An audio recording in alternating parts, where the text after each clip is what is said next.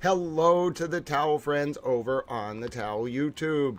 It is wonderful to see you today, dear friends. Yes, nope, too late, Allie 90211. I have already told the world that we are going to make you the president of the United States. Now, you might be saying, why is Allie 90211 being given this level of responsibility? They don't like responsibility. Well, ladies and gentlemen, that's what happens. Allie 90211 is now the president of the United States. Oh, I don't know about that, Allie 90211. Towel is not ready for that level of responsibility. I'm pulling an Allie 90211. I'm not ready. Ladies and gentlemen, good morning. It's day 31 of the John O'Keefe and Karen Reed retrial. My name is Grant Smith Ellis. I'm excited to be with you. I'm a little towel. We got a lot to catch up on. If you missed it, yesterday was day one of the Aidan Kearney trial in Dedham District Court. We got more testimony today in the Karen Reed trial. The Aidan Kearney trial will finish up, ladies and gentlemen, on Wednesday. I think Aidan Kearney made a huge mistake by going with a bench trial. He ended up with Judge Pomerol, of all people. I would not exactly say that Judge Pomerol is an ally to Aidan Kearney. I think Judge Pomerol was the judge who sent Kearney to jail on a bail revocation. So Kearney waived his right to a jury trial. That trial is halfway done. I'm going to have a full audio overview for you, not during the pre-show, but I'll get that up today. Sorry for bumping the mic. I am also a towel. Now, ladies and gentlemen, we also have something really fun to watch today. Hello, Ange. Hello. It's great to see you.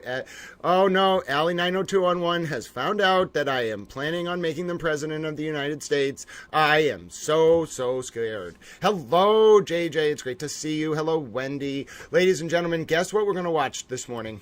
We're going to come right out of the gate with a special stabilized You Can Call Me Hank clip. But oh, ladies and gentlemen, that's not all. I have way more for you. We are also, in a very special moment, going to get to watch the full 53-minute compilation during the pre-show of Towel asking tough questions to Aidan Kearney, well, to Karen Reed, and also Aidan Kearney. Now, you might be saying, sir, I am very excited for this. Can you please tell me more? I would like to subscribe to your newsletter. Well, I don't really have a newsletter per se. I'm more of a towel. However, you could consider subscribing to my various news feeds. That would be wonderful, but I don't actually have a newsletter. I'm just a towel. I'm not really sure what any of that had to do with the introduction to the 53 minutes of Towel asking tough questions to Karen Reed, but you are going to love every minute of it, little towels. And then after we do that, my dear friends, we are going to get ready for session to come back into session at 9 a.m. We have an early morning motion hearing in the Karen Reed trial. The Karen Reed defense lost a mistrial motion yesterday, asked for a curative Hank Brennan asked for a curative instruction because he misidentified some holes in John O'Keefe's shirt as coming from the incident on January 29, 2022, around 12:32, when Karen allegedly backed her car into John while drunk with a BAC between 0.14 and 0.28 generously, which is 2 to 4 times the legal limit, up to 24.2 miles an hour, wherein John allegedly was struck by Karen's car, kind of around his arm, causing him to go to the ground, suffer a traumatic brain injury, and then Karen allegedly left John to die on that lawn over the next 5 hours in the snow, and John's pancreas had reddening, indicating hypothermia, contributed to John's cause of death. Ladies and gentlemen, I can't believe I just went on that incredibly important explication. And then as I was getting so into the details of the case, I completely forgot my position. Right. So the question became, were the sweatshirts in John's, holes in John's sweatshirt from the night in question or from the crime scene, one of the crime scene analysts? It turns out Hank Brennan had to stand up and correctly. There was no mistrial. The motion was denied by Judge Cannoni. That mistrial motion yesterday shows how desperate the defense is to get this jury, a decision out of the hands of this jury. I think the defense senses a conviction is incoming. That's compounded by the fact that yesterday Judge Cannoni said the jurors were ready for this case and they look fed up. Hello, Irene. Hello, Bunkerella. So, ladies and gentlemen, the Karen Reed defense loses their mistrial motion yesterday. And then Bob Alessi asked for a curative instruction, and Hank Brennan as well. Bob Alessi and Judge Cannoni do real-time drafting of the curative instruction. Bob Alessi makes suggestions to it. Judge Cannoni listens to them. Judge Cannoni gets frustrated because Bob Alessi stops listening to Judge Cannoni as she's trying to reread the instruction. Then Bob Alessi, at the end of the day, is like, we're going to bring this up again in a written motion overnight, Your Honor. I want to revisit the curative instruction. And Judge Cannoni was like, I literally gave you a chance in open court for 5 minutes to have a colloquy with me about the nature of the curative instruction. And then she was like, you can put this in writing. We're not taking up too much more of the jurors' time, and we'll deal with it in the morning. So we have like 30 minutes in the morning between 9 and 9:30 where the lawyers are going to argue some of these final motions in limine which are occurring. We need to deal with a little bit of Dr. Welcher's testimony, is our 3 new pages from his, Dr. Rentschler's testimony, our 3 new pages from his report, the last ARCA witness, going to be excised because of the Rule 14 violations, the late additions to the report from Dr. Rentschler, the nature and scope of the conclusions. Do they go to the issues before the jury in an inappropriate way? Are they beyond the scope of his knowledge? So we got to deal with that. Then we got to deal with this whatever Bob Alessi's going to bring up. It's going to be quickly dispatched, this revisiting of the curative instruction. And then we have to there's 2 witnesses left for the Reed defense, just so you understand the timeline of this week, ladies and gentlemen.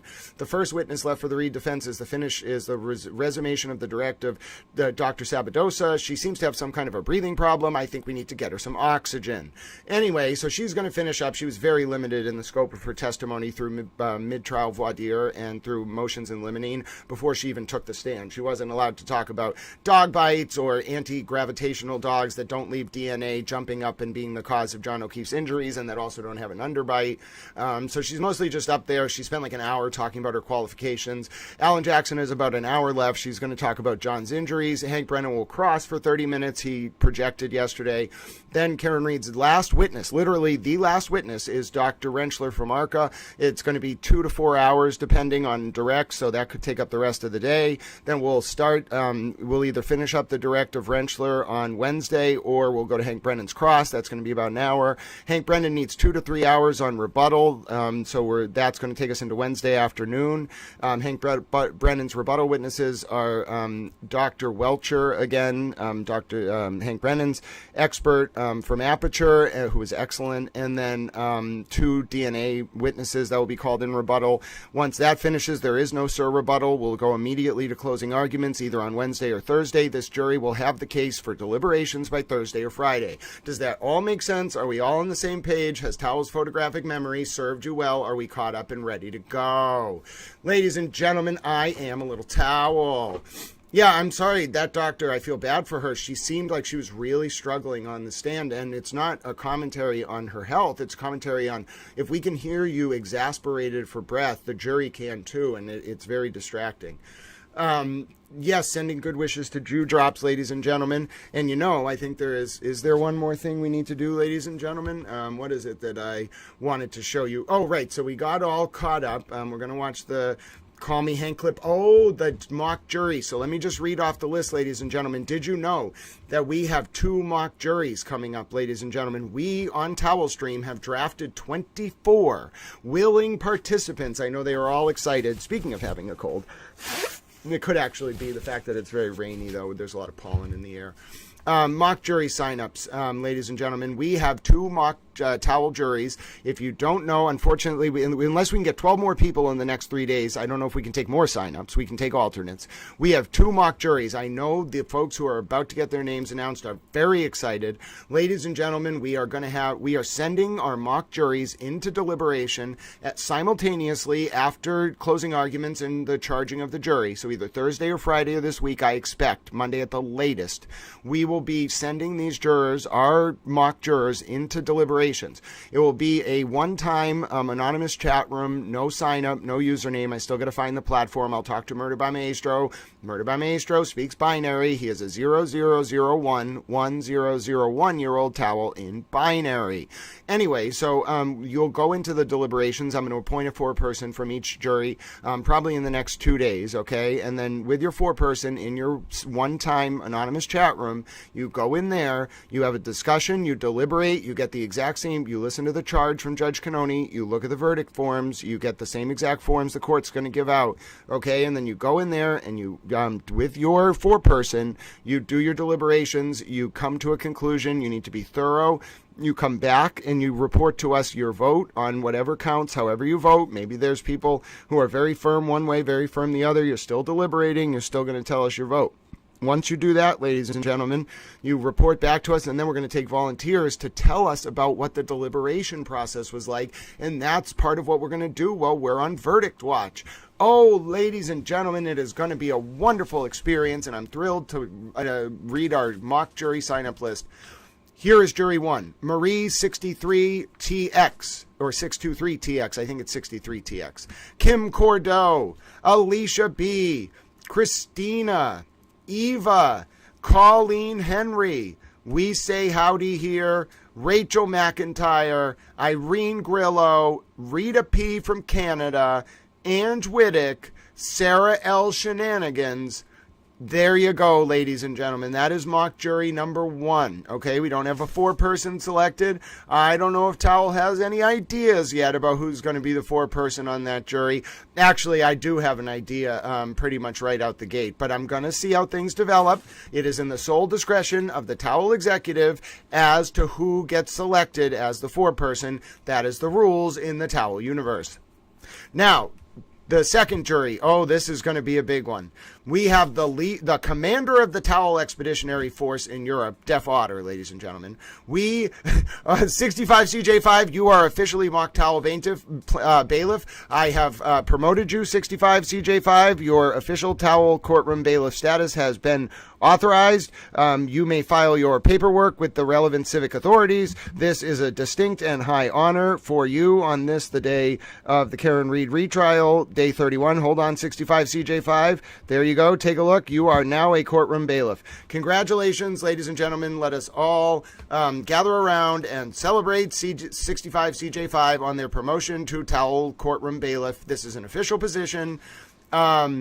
Oh, Diana Natale, I'm so sorry I missed you. Hold on. There is an option for you to be involved. We're going to list you as first alternate for either jury. So if anyone can't show up, so if Dewdrops, for example, is sick and not feeling well, you are the first alternate, Diana Natale, okay? And here's what we got for jury 2, noting that Dewdrops might be sick and that Diana Natale is standing by as an alternate. Def Otter, ladies and gentlemen, the commander of the Towel Expeditionary Force, Tiger Lily Girl, Chastity, Artworks 2 themselves, the Super Towel, Dewdrops, but if Dewdrops is sick, the first alternate is Diana Natale, Jack D65, who loves Super Towel emojis, Sun-Eyed Girl, one of the most wonderful Super Towels, the most lovely profile picture I've ever seen. There's a competition for that, though. Luisa Ramirez, the Super Towel themselves. Curly Girly, I love that username because I have curly hair.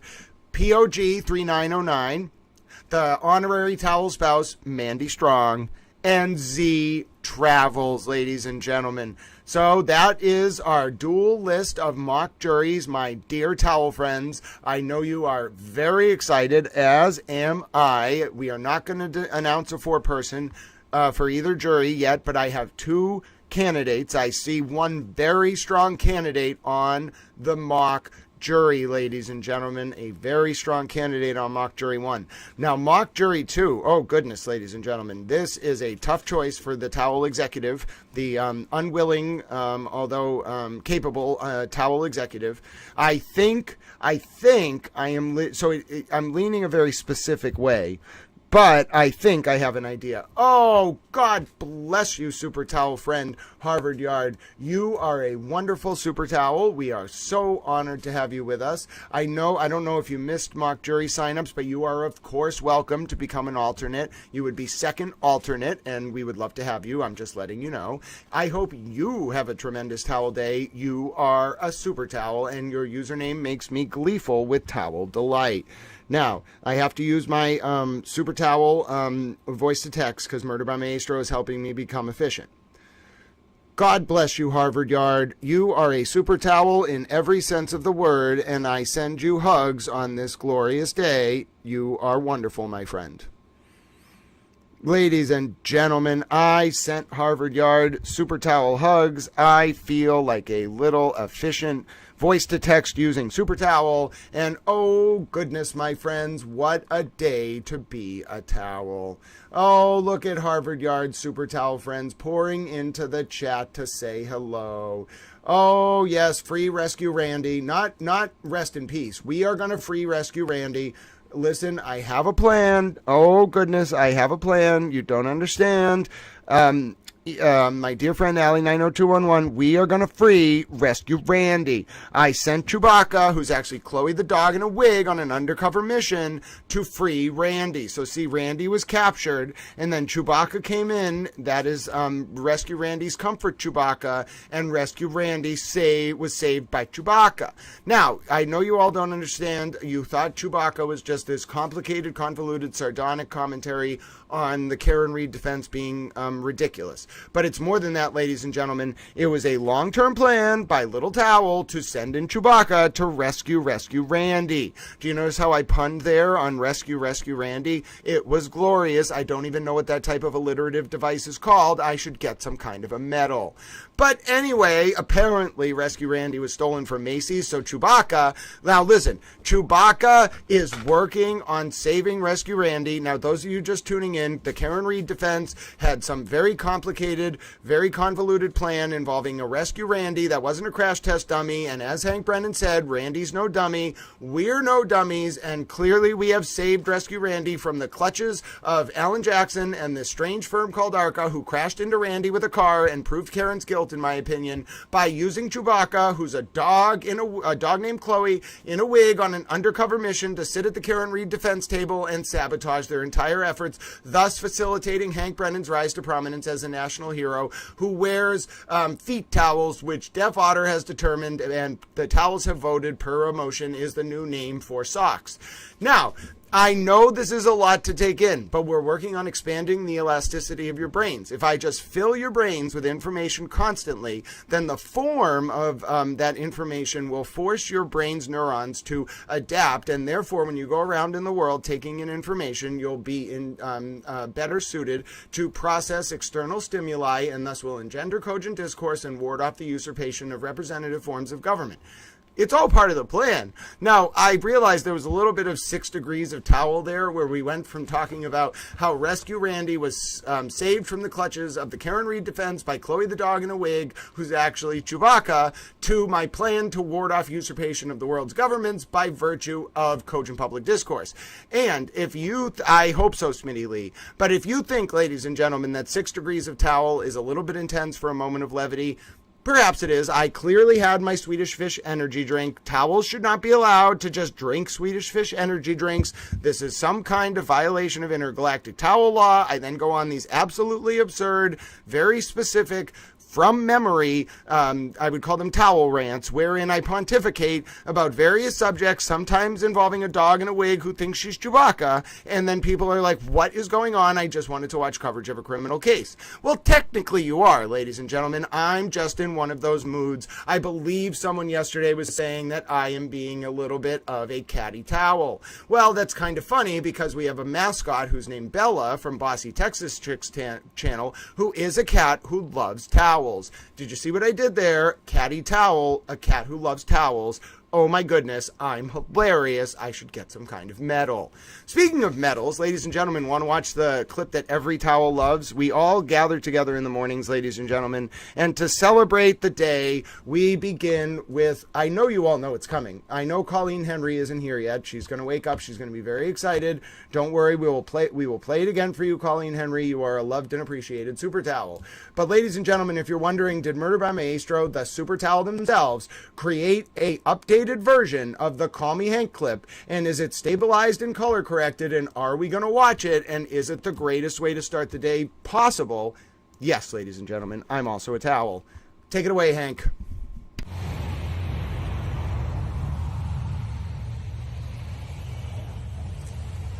Hold on, I must interrupt because apparently 65CJ5 also has a cat that's named Bella. Oh my goodness, 65CJ5, don't feel any obligation, but would you consider potentially allowing your wonderful cat Bella to become another mascot of Towel Channel? Now, I know the other Bella will welcome the other Bella. We'll have 2 Bellas. We'll be like, oh my goodness, it's Bella. And people will be like, which Bella? There are 2. And I will think that's hilarious. So please consider accepting my very wonderful offer.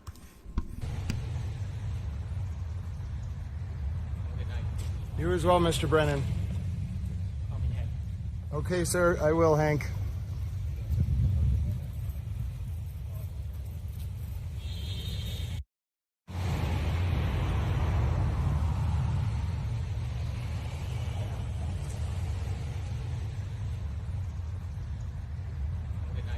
You as well, Mr. Brennan. Okay, sir, I will, Hank.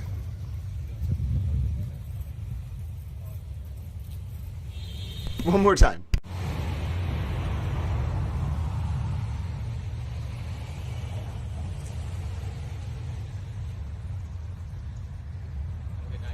You as well, Mr. Brennan. Okay, sir, I will, Hank.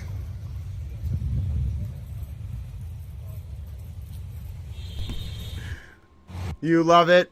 I love it. Allie 90211, you are fully entitled to that opinion. I am a towel. I don't understand. Listen, we just figured out for the first time the other day that towels have bones. Now you want to think about, like, now you want towels to think about, like, how towels look. I have towel dysmorphia. I don't understand. I barely know what my bones look like. When I found out that towels have bones, I was literally baffled. It was like the day I found out that afternoon literally refers to the period of the day, afternoon time. I was mind blown. I remember where I was. I was 11 years old. I was walking down a road in my town in front of the post office, and my friend said, "Grant, do you want to go meet up to play basketball afternoon?" And I said, "Oh, sure. What time in the afternoon?" And he said, "No, right afternoon time." And I said, "Oh my goodness, afternoon literally means afternoon." And he said, "Grant, you are completely oblivious, and that's ridiculous." And I started laughing like a little towel. That is like Superman saying, "Call me Clark." I agree, 65 CJ5. Hold on, 65 CJ5. I don't know how you do that, though. Do what? Oh, hold on. I didn't see the, remember everything from memory? Yes, please, Towel. I don't know what it is. Oh, yes, we're going to watch Towel asking questions of Karen Reed, and it is hilarious. And I don't think a disclaimer is warranted, but just know that I go into the belly of the beast. If you've ever, don't get worried about Little Towel. If you get scared, I think Ange Whittick is here. Just hold. Oh, it's discerning the truth. Discerning the truth. You used a word yesterday that meant like pensive or contemplative reflection, and you were talking about how you woke up thinking about something, and you used such a wonderful word. Would you be kind enough to refresh my recollection as to the nature of that word, because you expanded my lexicon and then I forgot the word, and I have it in my search history and I can go find it if I need it, but if you could just tell me, that would be wonderful. So discerning the truth, any person or book or anything that teaches Towel a new word gets an automatic start, some kind of special award. I'm going to have to create a Towel trophy. I will personally sign it and I will deliver it to you, and it will say, "I, discerning the truth, taught Towel a new word," and that is worthy of celebration. So God bless you, discerning the truth. Thank you as well for allowing me to go on a soliloquy about the importance of expanding my syntactical precision without a lexicon that allows for that type of didactic, incisive didactic insight. I don't think I would be Towel. And if I don't have new words constantly fed into my mind map, I get very frustrated. My mind rebels at stagnation. I like to think that I'm Sherlock Holmes in the 1984 BBC adaptation with Jeremy Brett of the novel A Scandal in Bohemia. Now, I realize that's a lot to take in. Don't worry, you can think about it later. Hold on, I'm going to figure out this word. Don't worry, I'm not going to make you search your brain cells. I can figure this out. Do you know how I can figure this out? We're not going to play. We can't play the clips now because I have to take a look at something. Give me 1 second, Little Towels. I have to figure out this word. It was a wonderful word. It was perhaps one of the greatest words I had heard in recent memory. And I don't know if you all appreciate, one, Towel's a little bit excitable today. Two, when I learn a new word, it is like Christmas, okay? If you teach Towel a new word, you have literally made my day. I cannot express to you how pleased I am if that type of thing happens. Was this the word? Hold on. Nope, that was not the word. It was a very specific word. It meant Elementary's a good show, Red Ford. I think if I had to rank them, I would say 1984 BBC adaptation with Jeremy Brett, absolute best you can get. It is the standard bearer. You will never see a better adaptation of the Sherlock Holmes novels than As Manifest in the Jeremy Brett adaptation done by the BBC in the 80s. Watch every episode, watch every one of the films. They're all worth it. It's wonderful. Now, I'd rank Benedict Cumberbatch's BBC adaptation in the 2011 or so as number 2 on the list. It's okay. It's a little bit, I'd call it like profane. I think that it kind of insults the underlying story gratuitously. And although it thinks very highly of itself in its machinations, like the Taxi Driver's plot is a really good example, it's not really... It's more of an homage and adaptation than it is a true reflection of Arthur Conan Doyle's brilliance. And then Elementary's like up there. I'd say it's like number 3. It doesn't like have the cinematic depth of Benedict Cumberbatch's version from the BBC. Even though Benedict Cumberbatch's version is like profane, it's profane in a British way. So like it has enough intellectual credibility where it can withstand scrutiny when you analyze it compared to the 80s version with Jeremy Brett. But like if you're a purist, you're going to hate it. Now, Elementary is even more of kind of what I'd call a branch. It was done by CBS. I think it was in the mid 2010s or so, maybe a little earlier. It's okay. The main character definitely embodies the Holmesian archetype by virtue of sort of how his personal struggles manifest. But first of all, it's absurd. The first scene of that series has Holmes like surrounded by women of the night. Would never happen. Just profane, like Americanized, just a disgrace to the original text. I'm sorry for going off on a rant about this, but you only have to say one thing, and I have a lot to say about this specific subseries of shows.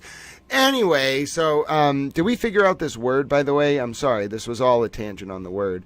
But anyway, I love the Sherlock Holmes series. Elementary is okay, but it's a bit profane in its adaptation, and I think like its anglicized or Americanized adaptation of an anglicized story reflects kind of a degradation of the storytelling or the beauty or the literary structure that Conan Doyle had. And you're so many degrees removed from Conan Doyle's source text when you're watching Elementary that it's basically like watching an entire new show. Like, it's okay if you know the underlying story, you'll get something out of Elementary, but Elementary is more of like an experience. It's a self-contained universe rather than existing in the Holmesian universe. And that's my same critique of the Benedict Cumberbatch version of the Sherlock Holmes stories. It's a self-contained universe. It's not a proper homage to the brilliance of what Conan Doyle created. So yes, hello. I know, Allie90211. I see one comment. I go completely off the rails. All I wanted to do was find that wonderful word that I learned yesterday, and I can't find it. It caused me to get frustrated and go on a rant about Sherlock Holmes. Now, we do need to watch something, though, which is something I know you're all going to enjoy. It's not just the Call Me Hank clip. We watched that earlier. It is my compendium of interviews.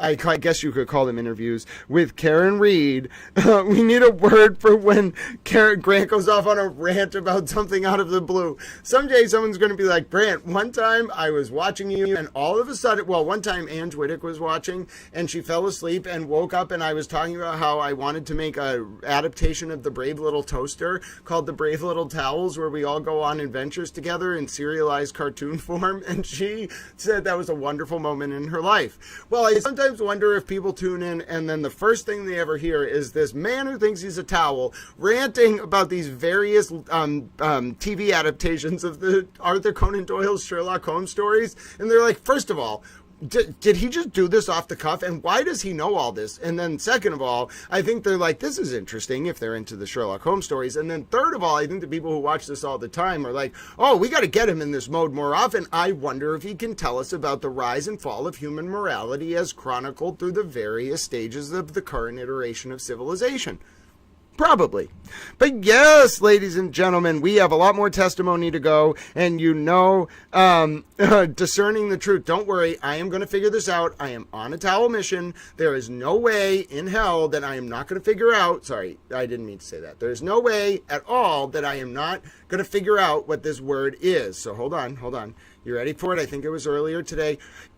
I found it. it was cogitations. Oh my goodness, ladies and gentlemen. Cogitations. Cogitations is the word of the day. Cogitations is cogitations. Cogitation. Cogitations is cogitation is the word of the day. Thank you, Super Towel Discerning Truth. Cogitation means, quote, the act of thinking deeply about something. Contemplation. Oh, this is wonderful, ladies and gentlemen. We have a word of the day thanks to Discerning Truth. You don't understand. I sometimes just watch the streams back when I want to relax, and I saw this comment from Discerning Truth, and I said to myself, that is the most wonderful word. I cannot wait to tell the towel friends about it. And now that we've gone off on wonderful tangents, it's time for the moment you've all been waiting for. As we wait for the 9 a.m. start of session in the John O'Keefe and Karen Reed retrial, my name is Grant Smith Ellis. It's just past 8 a.m. here in Boston on June 10th, 2025. It's a bit of a chilly day, 58 degrees Fahrenheit and cloudy. For those of you in Celsius, that's somewhere probably between 10 and 20 degrees Celsius, maybe like 15 to 17. It's a relatively balmy day, ladies and gentlemen, but I will say this right now. We're going to take a look at Towel's full compendium of, quote, interviews with Karen Reed. I had a lot of things to say. We're going to get ready for the 9 a.m. start of session. Paul Doherty says they can spell cat. Marie623TX says they love to cogitate. And I am a towel. It's a great day, ladies and gentlemen. I hope you're doing well, Dark Side of the Moon. Well, I just want to send you a super towel hello. Know that all your towel friends are there with you in spirit. Your work day is going to go by nice and quick, and you pop in anytime you want to say hi. You are loved. You're special because you are you, and we're excited to get into deliberations in the Karen Reed and John O'Keefe trial, perhaps by the end of the week. Hello. Oh, Val, it's great to see you, and get ready for this compilation. Ladies and gentlemen, the very first clip has Towel in 2024. We don't have dates on all of these, but most of them are 2024, asking Karen Reed if she went back to Fairview Road before going to pick up Kerry Roberts and Jen McCabe. And then the most glorious part is, as I'm asking Karen Reed if she helped hook Aidan Kearney up with the FBI in the spring of 2023, around April or May, Aidan Kearney is right next to Karen. Alan Jackson puts his arm around Karen and escorts Aidan away. This clip actually is from the hearing on 2/26/2024, ladies and gentlemen, just 3 days after Aidan Kearney got out of jail. I think you're going to enjoy the first clip. I think you're going to enjoy all the clips. Let's sit down. Let's watch them together. Let's get some popcorn. Let's be little towels. Let me know, is Towel a good on-the-ground interviewer? Does Towel ask the questions the rest of the media won't? Am I a towel? These are the existential questions of the most relevant order that we contemplate or cogitate on this morning, ladies and gentlemen. The wonderful new word added to Towel's lexicon, thanks to the wonderful Super Towel Discerning the Truth. So, ladies and gentlemen, as we cogitate like wonderful little towels, let us think about whether or not Towel asks the tough questions. Karen, why'd you go back to Fairview before going to Jen McCabe's? Karen, why'd you hook Aidan Kearney up with the FBI? Well, that was Mr. Yannetti, wasn't it, Karen? Don't poke me. Karen, keep going! Keep going! Oh, she took a different way. Oh, my dear God, he fell. Richie, are you okay?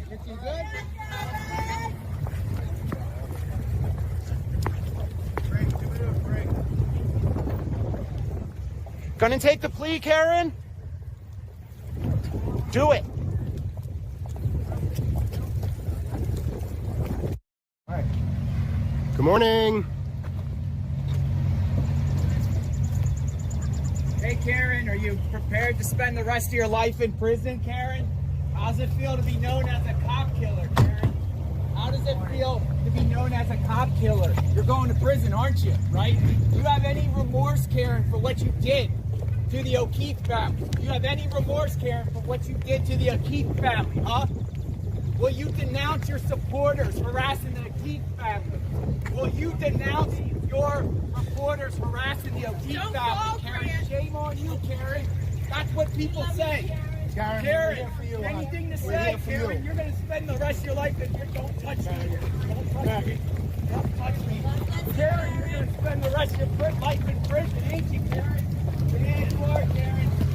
Karen, you are, aren't you? Watch out for Karen, you're going to spend the rest of your life in prison. Right, Karen? How's it feel to be known as a cop killer, Karen? How's it feel to be known as an asshole? How's it feel to be known as a cop killer, Karen? How does it feel to be known as a cop killer, Karen? How does it feel? How's it feel, Karen? How's it feel? Karen, how did you manage to walk into Josh Levy's office in November of 2022? Do you know him? Does your father?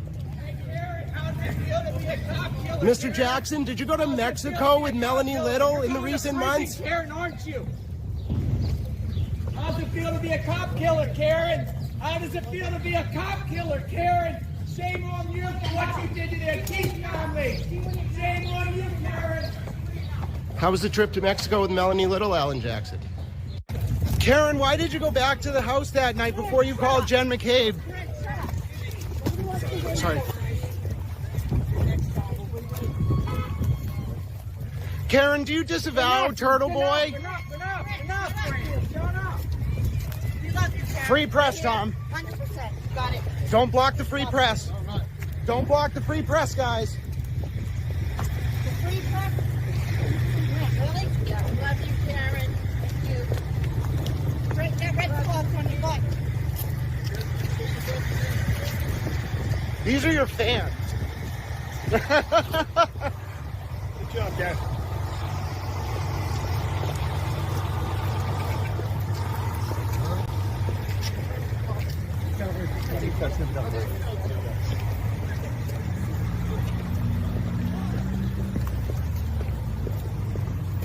Don't block the free press. I can walk with it right now. You're gonna get banned from court like Hampton Community TV. Please. Use your mommy's name to get away with what you get away with. That's her dad right there. Listen. Yeah, enough. Free press. You like to stand there? Free press. Doesn't give you the right Free to be press. jerked on. Yes, it does. Patriot Karen Reed. I thought you were a law student.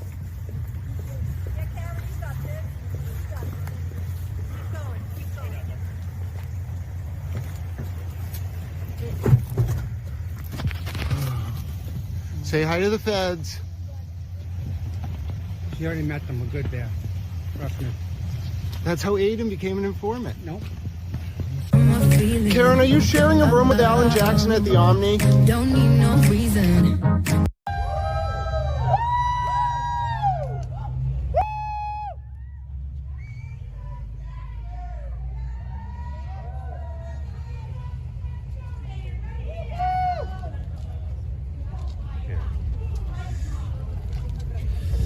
Come over this way. Here you go. Keep walking this way.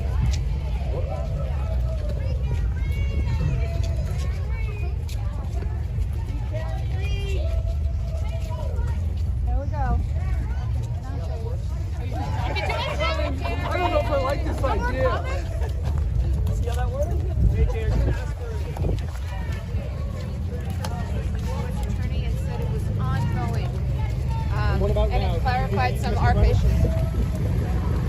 If I take him at his word, that would be a very dangerous endeavor of mine. But I've seen a letter from the U.S. Attorney's Office from 1 month ago, and it said it was ongoing. It was a 4-page service-based letter from Mary Marie on Leah Foley's letterhead. So you do believe it is ongoing? I don't know. That's just the actual data that I have. What do you think about a gag order against your attorneys and you are the only one who can talk? Would you like Guys, that? give her some room, please. Give her some room, please. I like talking. I like to reveal the truth.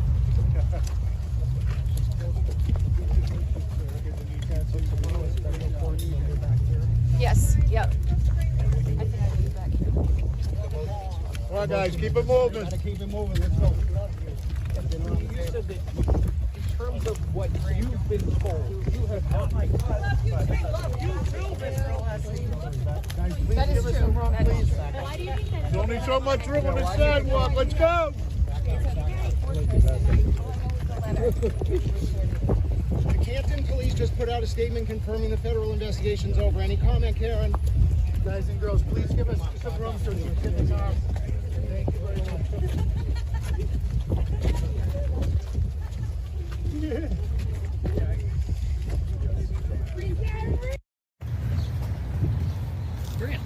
Hello, Trooper.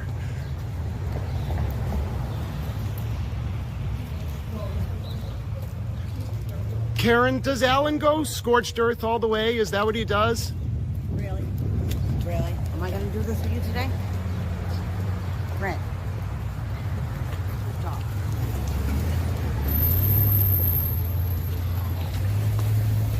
When I think you have half the price. There you go. Grant. Hey, it's not my fault you didn't become Grant. chief. Grant. Grant. I'm in a bad mood. All right, well, don't take it out on people that are going through worse than you. Fine. He attacked me. How was your day, Chrissy? My day is going good as long as you're One question. respect. I'm being respectful. People were mad at me for talking to you, Chrissy. I was like, Chrissy's nice. Yeah, I am nice as long as you respect Karen and her family. One question. I swear to God, if it's not on my question, I'm done. That was not out of line.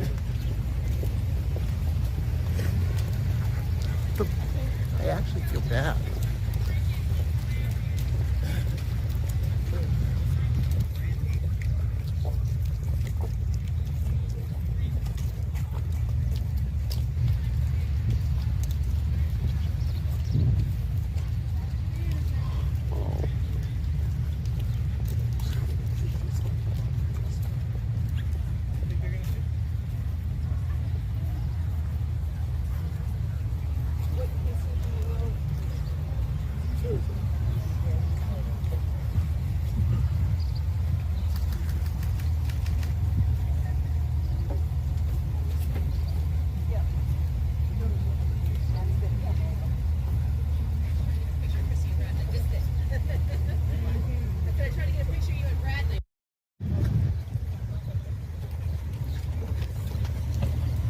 Good morning.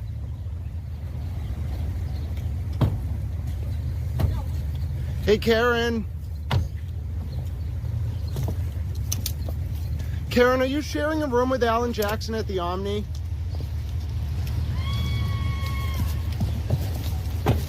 Sharon, how are you feeling today? Doing well.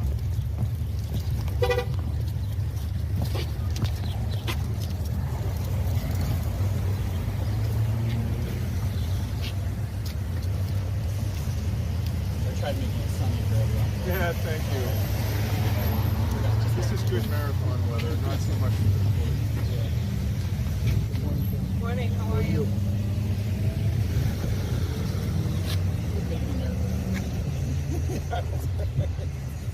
We're good guys. Sure, right?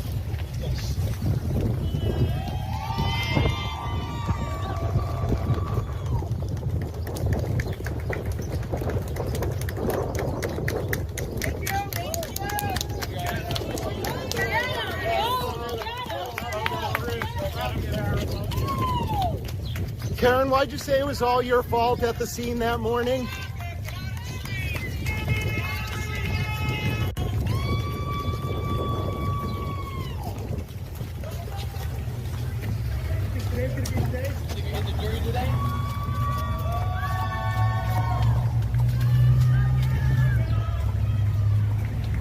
If you had to predict who's going to file lawsuits against you, Jen McCabe, Colin. Oh, actually, I do have a question for you. I have a question for you.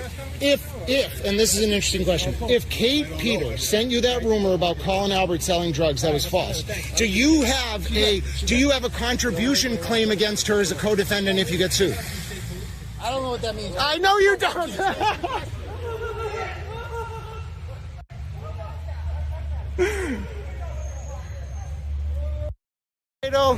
You misrepresent the status of that bar council complaint to the court yesterday? You play dangerous games sometimes, Mr. Bradle. It concerns me.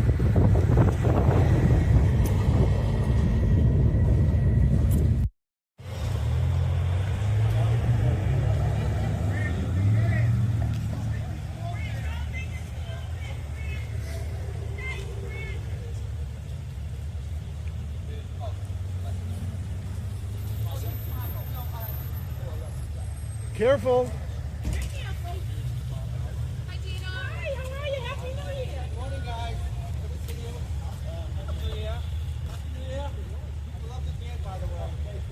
Good job.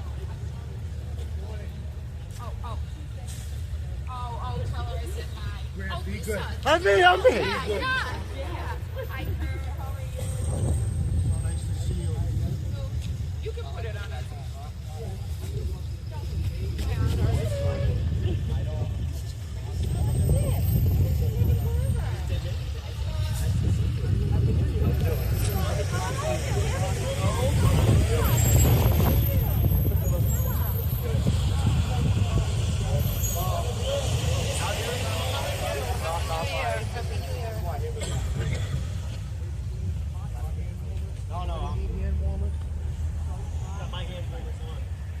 Those are my dad's clothes. Doesn't own it. Exactly.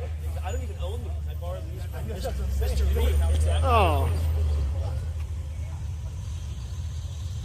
What's the quote supposed to use? 45, 42. It doesn't get anywhere near 30. There it is. There it is. I like it. I like it. Keep rocking it. Nice to see you. Happy New Morning, Year. how are you?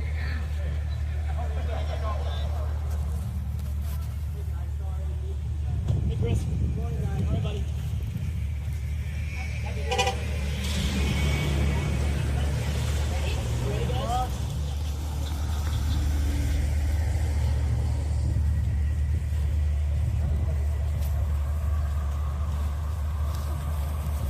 So cold.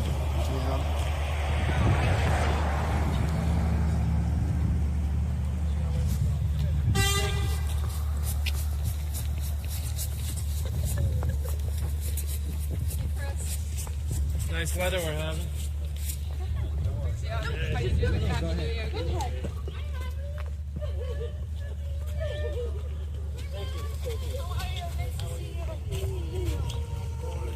Ain't coming on, Josh Levy. Moving on, Karen.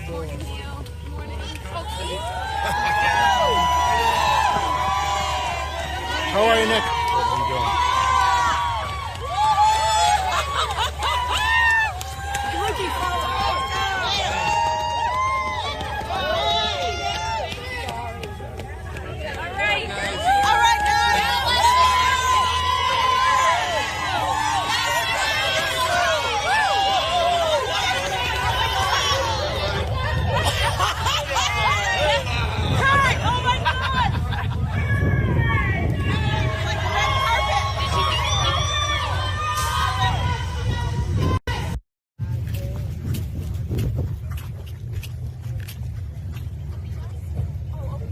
Good morning, boss.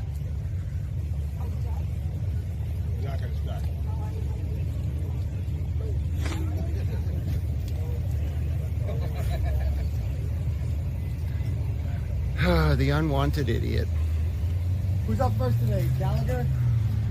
On the witness list, Gallagher? Okay, excellent. We're going to find out why Michael Lank responded at 9 o'clock when the state police are taking over the investigation today. We'll see. Do you speak to accused rapists this often? Is that a habit? Do you speak to accused rapists this often? Is that a habit, Mr. Jackson? Wow. Hey, don't insult Lindsay's credibility, Mr. Jackson.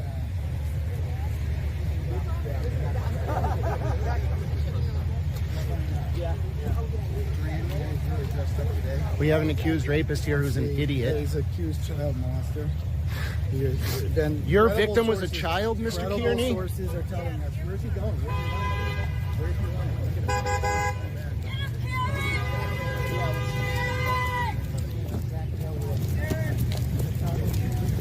Look at him.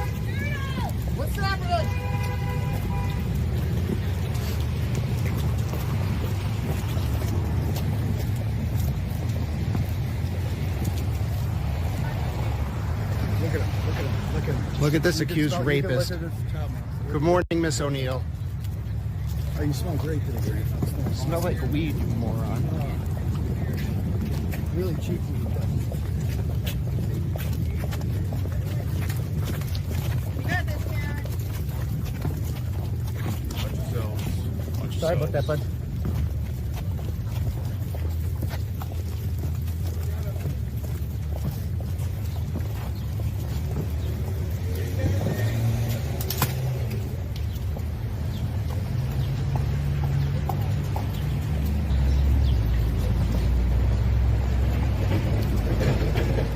Good morning.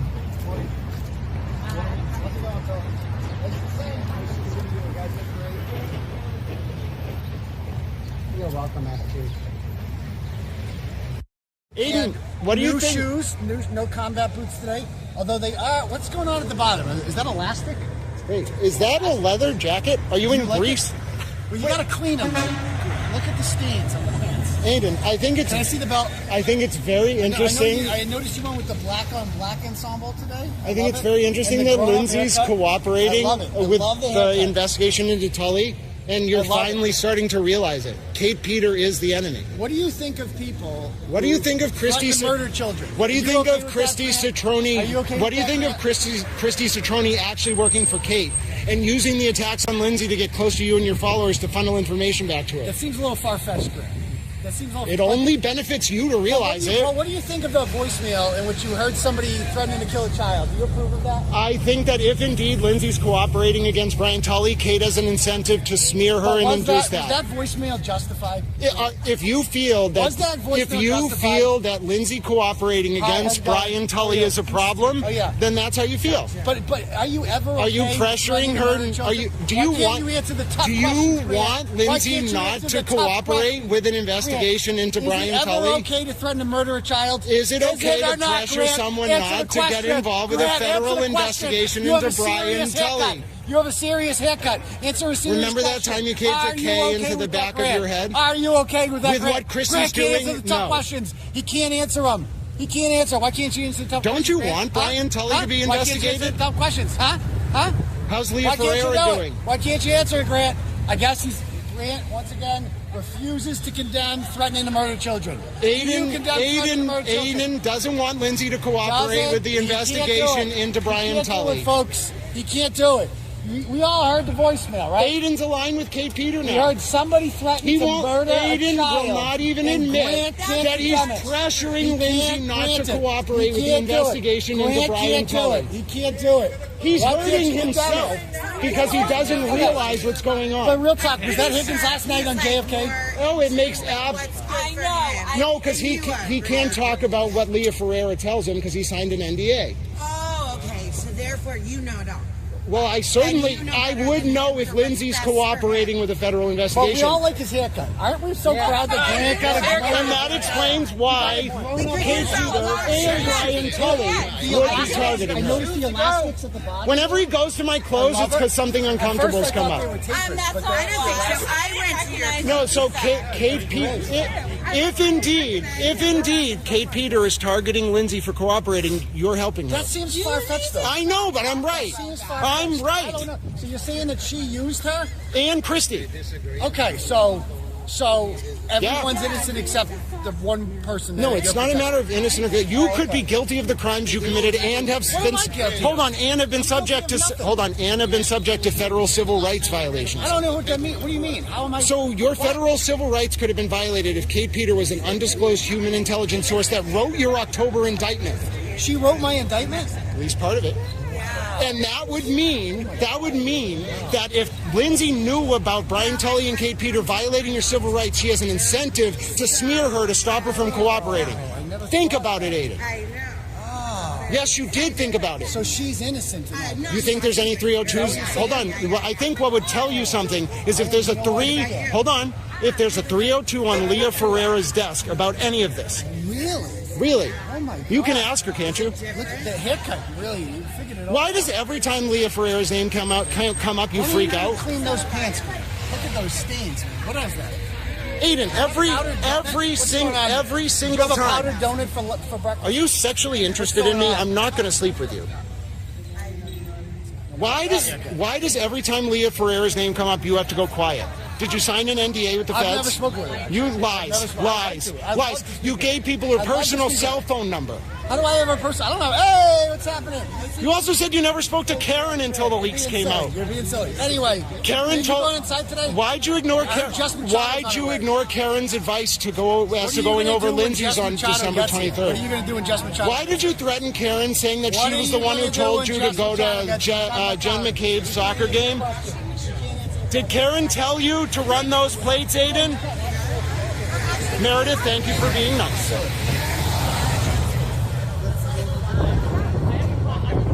Nice to see you. Do you have any comment on that leaked text from Sean indicating that you think Aiden Kearney is a threat and a liability, Karen? Are you and your family afraid of Aiden Kearney, Karen? I missed you. You only asked 2 questions. Being friendly? Oh, please. I saw you. I missed you all. Oh, please. That was a fair question. You read that text from Sean.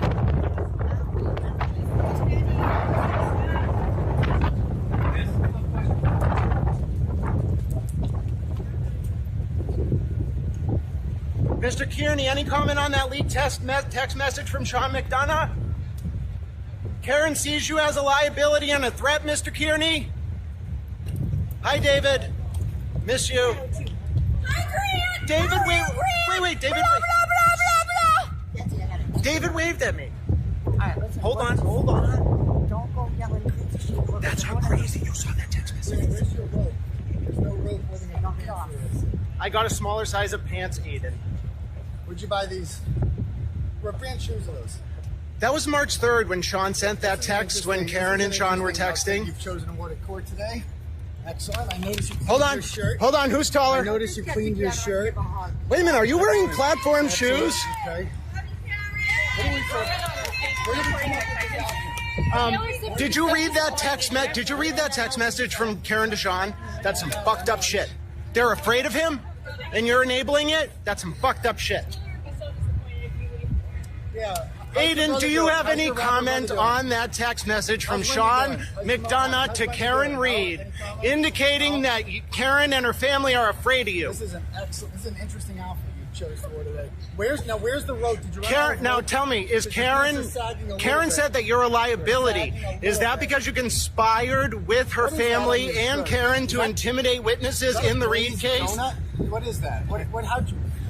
Did you clean yourself up today, Grant? That's a real text message, isn't it, Aiden? Okay. I'm still taller than you.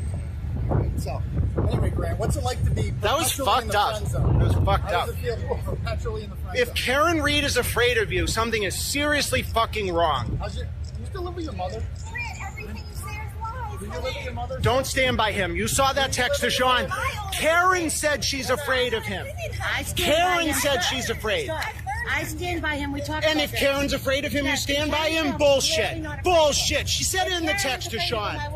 She said it in the text message. He's a liability because he has information on his phone that Karen ordered that parade at Jen's house. Jury voted 10-2. That's right. 9-3 guilty. 9-3 guilty, Aiden. So that's not the same. 9-3. Well, I can do You math. admit you were wrong. I was right that the jury voted 9-3 guilty. 9-3. That it was wrong. 9-3. Do you admit that text was real? Have a good day, Aiden. I'm taller than you. We're going to get you some more rope for those pants, okay? I'm beautiful, don't lie. Don't stand by him. I'm not saying I'm standing by him. But honey, you've been lying so much. That's not a lie.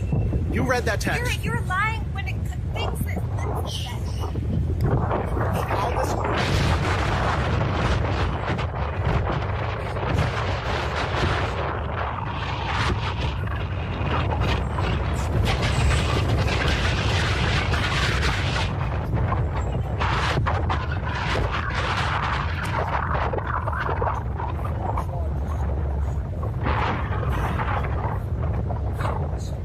That's the one question you heard from the justices that makes it they might Legal issues presented to them with those trial and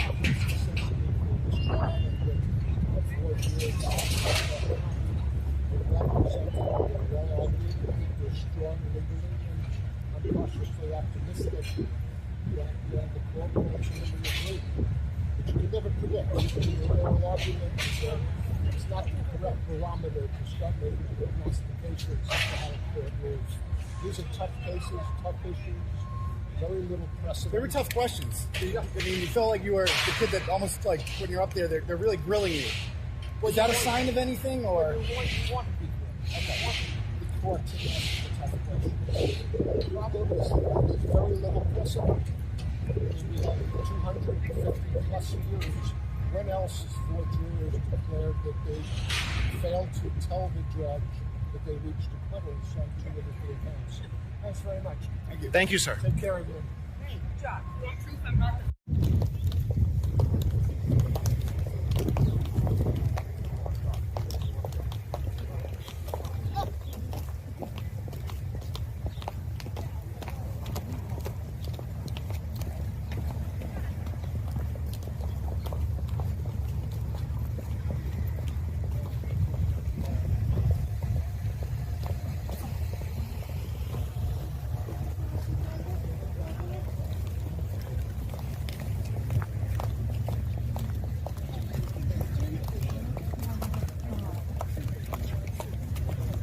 Do it.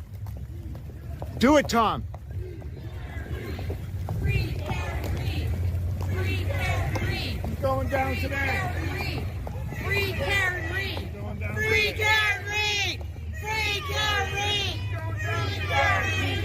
Free Karen Reed. Free Karen Reed. Free Karen Reed. Say something stupid. Come on, say something stupid. Free Karen No, no, no, look at me. Free Karen Reed. Free Karen Reed. Free Karen Reed. Free Karen Reed. What are you doing, moron? Get away from them. Focus on me. Free Karen Reed. Free Karen Reed.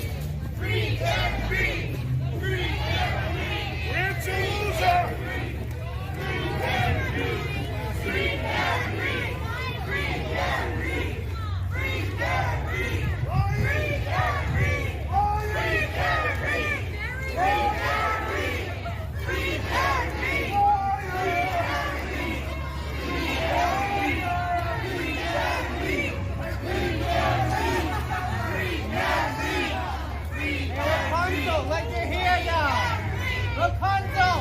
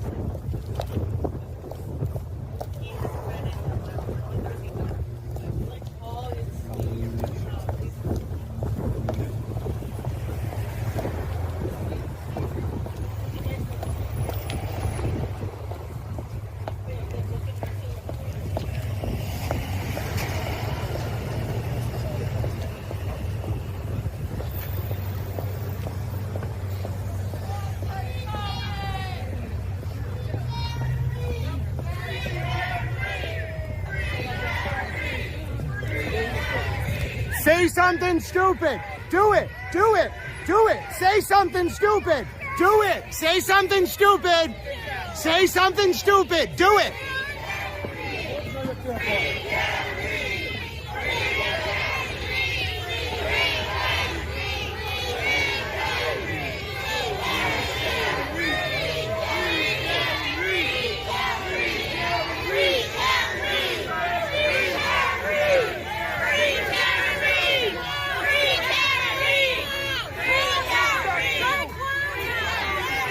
Keep moving, asshole. Keep moving, dickhead. Keep moving, dickweed. Hey, dickweed, keep moving.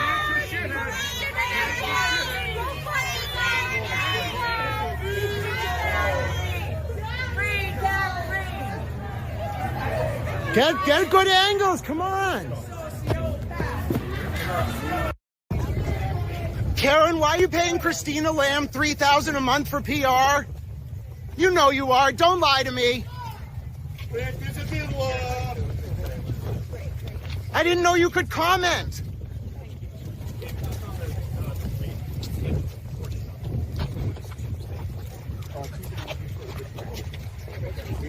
Karen, you worried about getting indicted on the WI?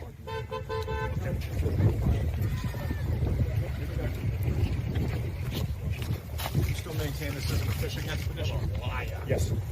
You worried about a bar complaint for breaking federal law? God bless America. Where's your belt? You look.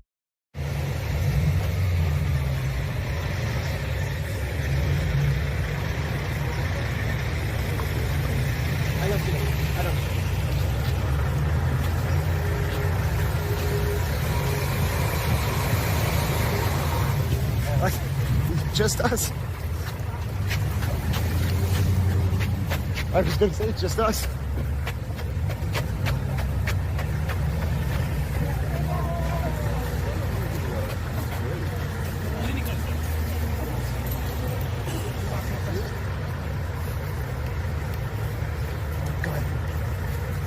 This is Brian, David Brian.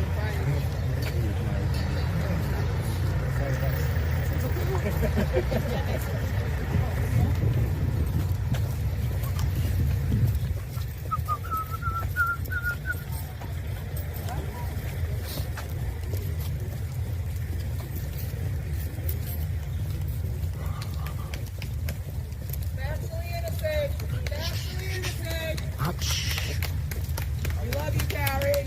We love you, Karen. You smiled and I missed it. I'll deal with the state of Massachusetts. I appreciate it. I got a smile from AJ the other day. No. I love the smile. Oh, he was smiling today. Rita, you look so fancy. Hi, Rita. There's somebody that can get DY.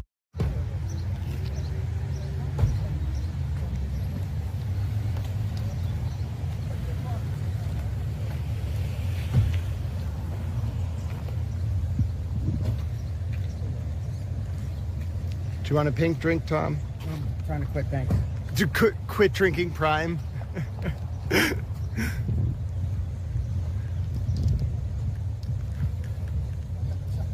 You do have to appreciate the pink, though, Tom. Pink drinks, right? Yeah, it's pink, right? I'm fitting in. There you go. That's because you know the truth. I didn't say that. I just said I'm fitting in.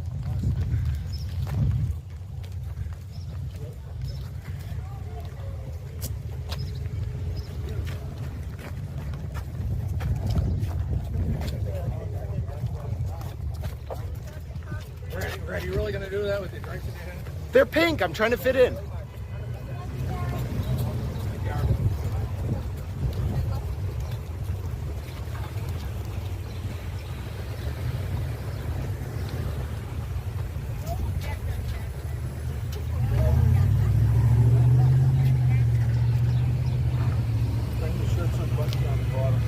Yeah, I'm working on it. I lost a button too. I just don't have the money for it, DY. I'm sorry. Just trying to be helpful. I appreciate it.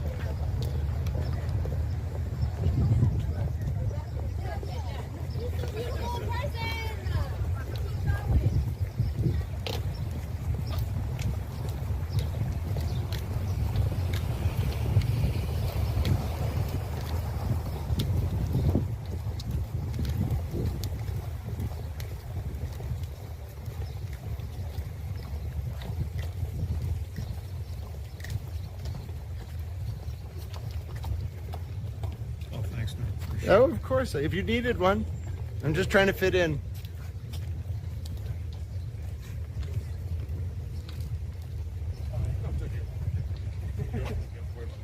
Go, mother.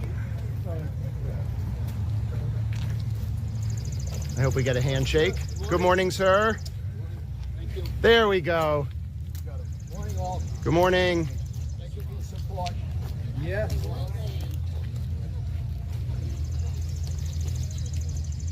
Anybody who shakes Dennis's hand is all right with me.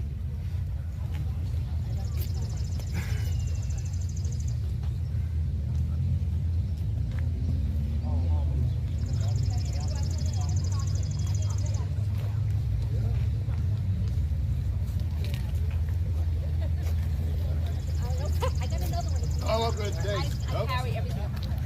That was so nice of you earlier. Thank you. Oh, I'm not a pair of pink glasses. Oh, good morning.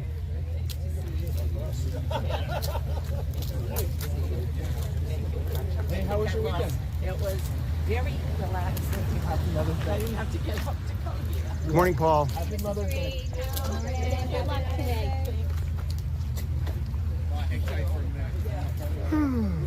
How's the morning going? Okay. Yeah, not bad. Mr. Reed gave Dennis a handshake, and I said, anyone that shakes Dennis's hand is okay with me. There you go. Good morning, Nick and Jenna.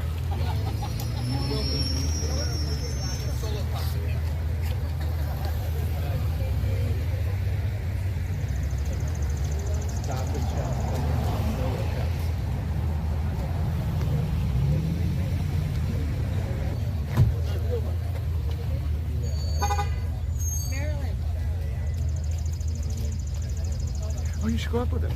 No, he wants a picture. Oh, I think we'll get one. Get one to read. Good. And I said, think I got that, and I got. and I said, well, I said, anyone who shakes Dennis's hand is good with me, and then he smiled at me. Yay! There you go. Go get him! Go get him! Oh, that's good. 18, right there. The 18, yeah.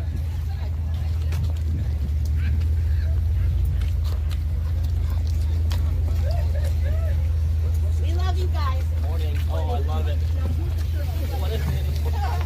Love you guys. Leave me up. Good morning, Rita.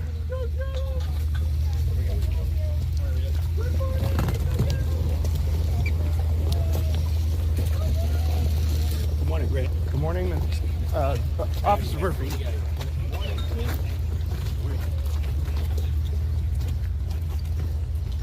Fellas, let him walk. Let him walk. Let him walk. Let him walk. Come on. Let him walk.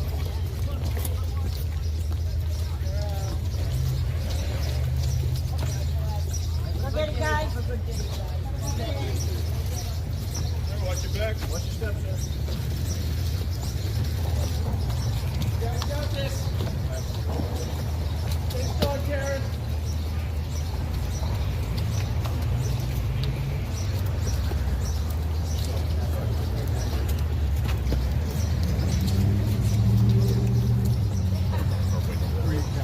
All right, thank you.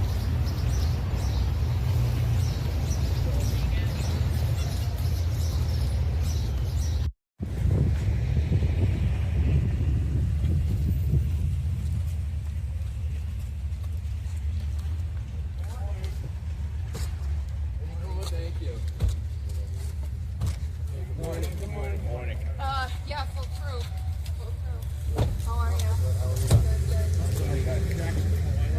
Good, good, good. Oh, your face. How are you? Yeah, no kidding. No, your face is cold. Jason, how are you? Good, good. Hi, Jack. How are you? Bob, how are you? Karen, that statement about glass in John's nose seems to undermine your entire case. Also, you said you're a control freak. Don't you think that goes to motive for why you tried to yell at John when your relationship was breaking down? It was kind of a telling interview, Karen. I liked it, though.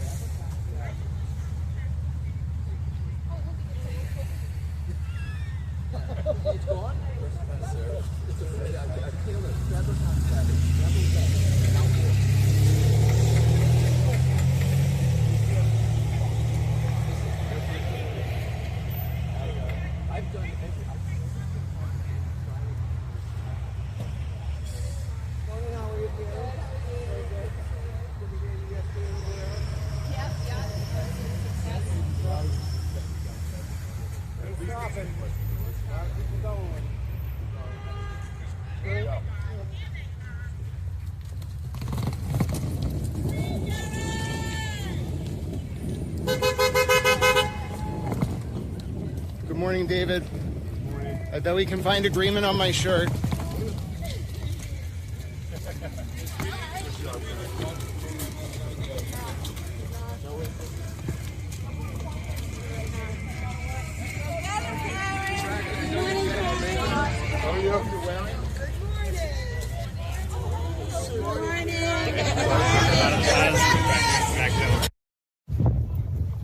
Any comment?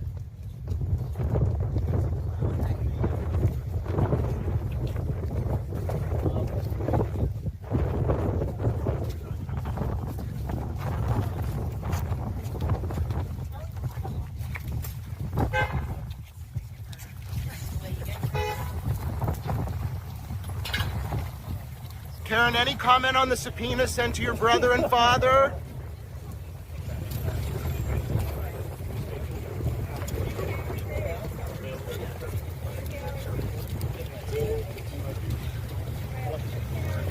I told Chrissy I would be nice.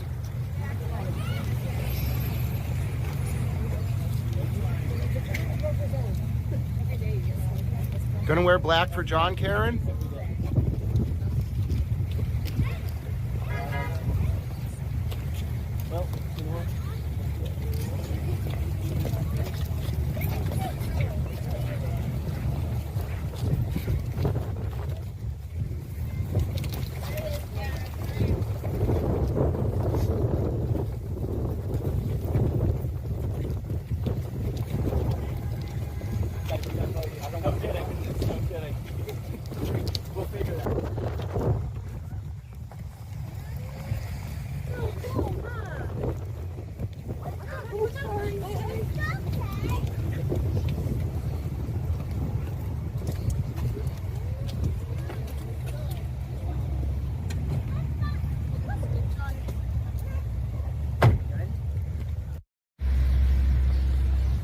Good job. Where's she going? Nice job, David. Good job. How was the first day of testimony? We're pleased and we're excited.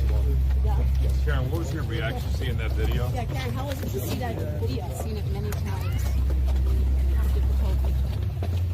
How are you feeling after today?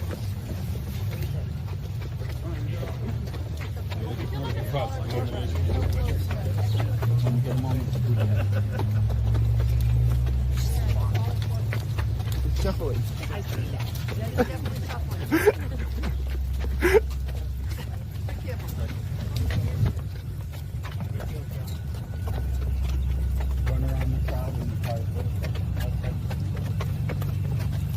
We're with you, Karen.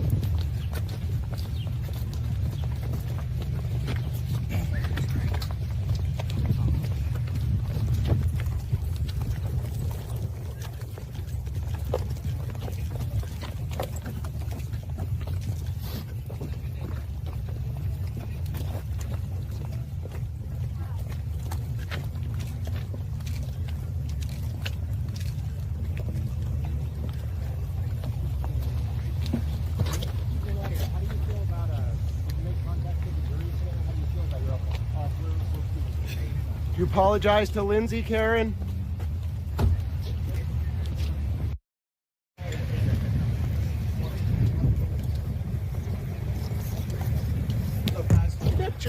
Don't assault me. Karen. Morning, Karen. Morning. Karen, why are you always smiling during these walks instead of mourning John?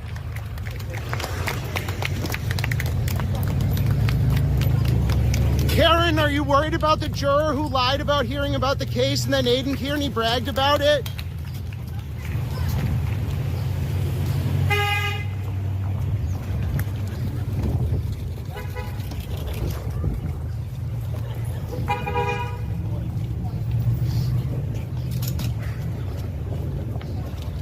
Karen, how'd you know when Jen McCabe was going to testify in front of the federal grand jury? That's not public.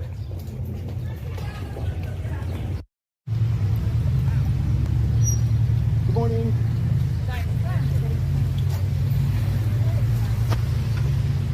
Good morning, everybody. Oh. Morning. Justice train. Woo-hoo. It's rolling. Good morning. Thank you. Morning. Morning.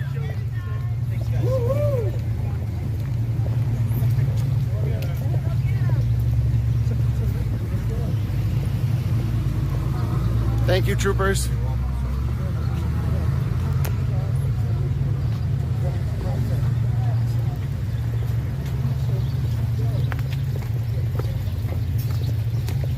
Good morning.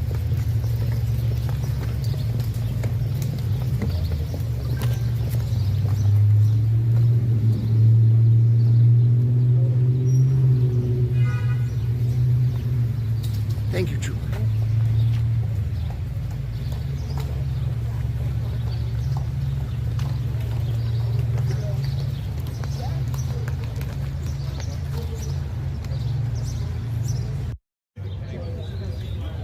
Give them the room down the stairs. No demonstrating.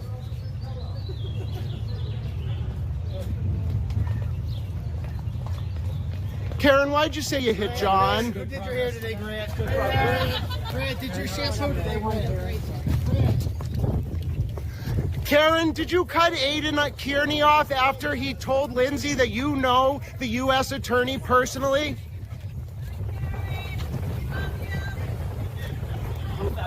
Why didn't you put Scanlon on your witness list?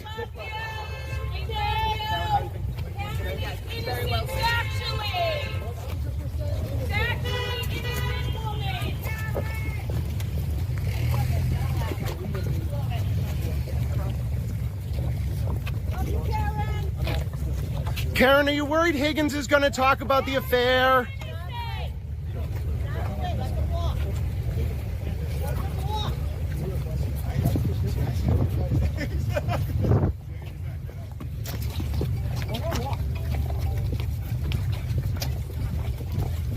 Don't push.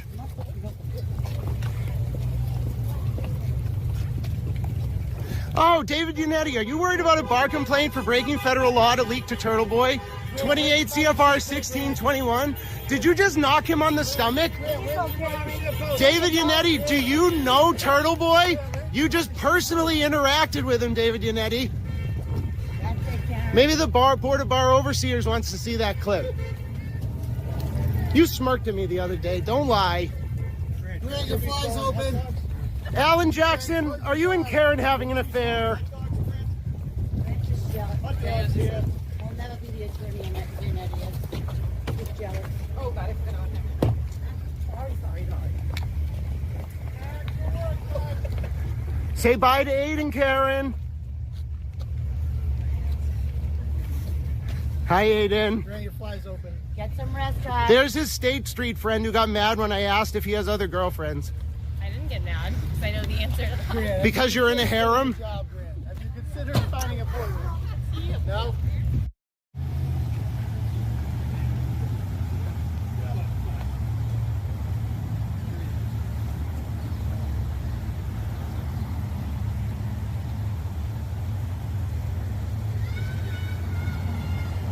You know, I want to ask you if you were an accessory after the fact, Mr. Nathan Reed.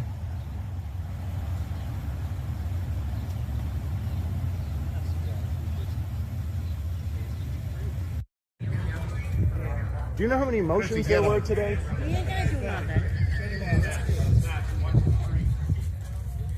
I just have to stay out of the street today. Erica, hit the front so we can block us. That's true. Scope is high. She might have something to say.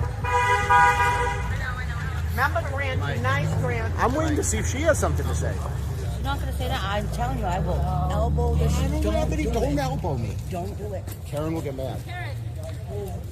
There's dynamite in there. Yes.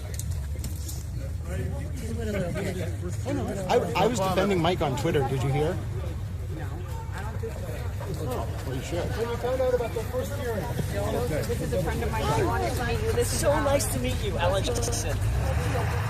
Oh, bless your heart. Bless your heart. I hope everything's okay. Oh, my goodness. Well, thank you. Thank you for all.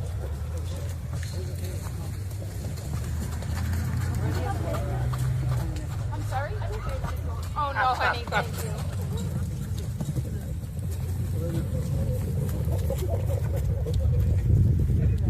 Anything strike you today, Karen, is particularly good, bad, different? No comment today. All I can ask you is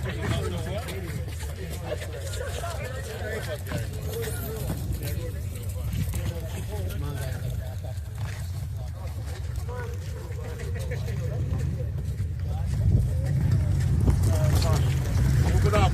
Keep going. Karen, what's the Lexus GPS data going to show? Hi. That was a fair question. Know who you can ask when he comes out? Who? That's true. Also, I got David yesterday to comment on my "The War on Drugs is the War on Us" shirt.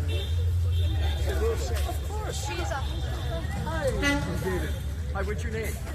Nice to meet you, Josie. Well, thank you. You do too. Oh, okay. Well, I taught my daughters to shake a hand like you do, so you've got good parents. You want to come right in the middle? Is it okay if we put our arms a little bit apart? It ends in about 1 minute. Thank you guys so much. Of course. Thank you for your support. That was nice. trying to get secrets. Yeah, that was a good question. Take care. Thank you very much, everybody. I'm going in the back. Hey. I'm going in the back. You need a break. Your legs need a break. I'll drop my phone here. That's a real reason. I want to see what you're. I want to really. I want to see what you're dropping. Shotgun for you today? Oh, you know what? Karen's taking over the sector. Directing traffic, Dina? Well, I could be yelling things and just getting a shot.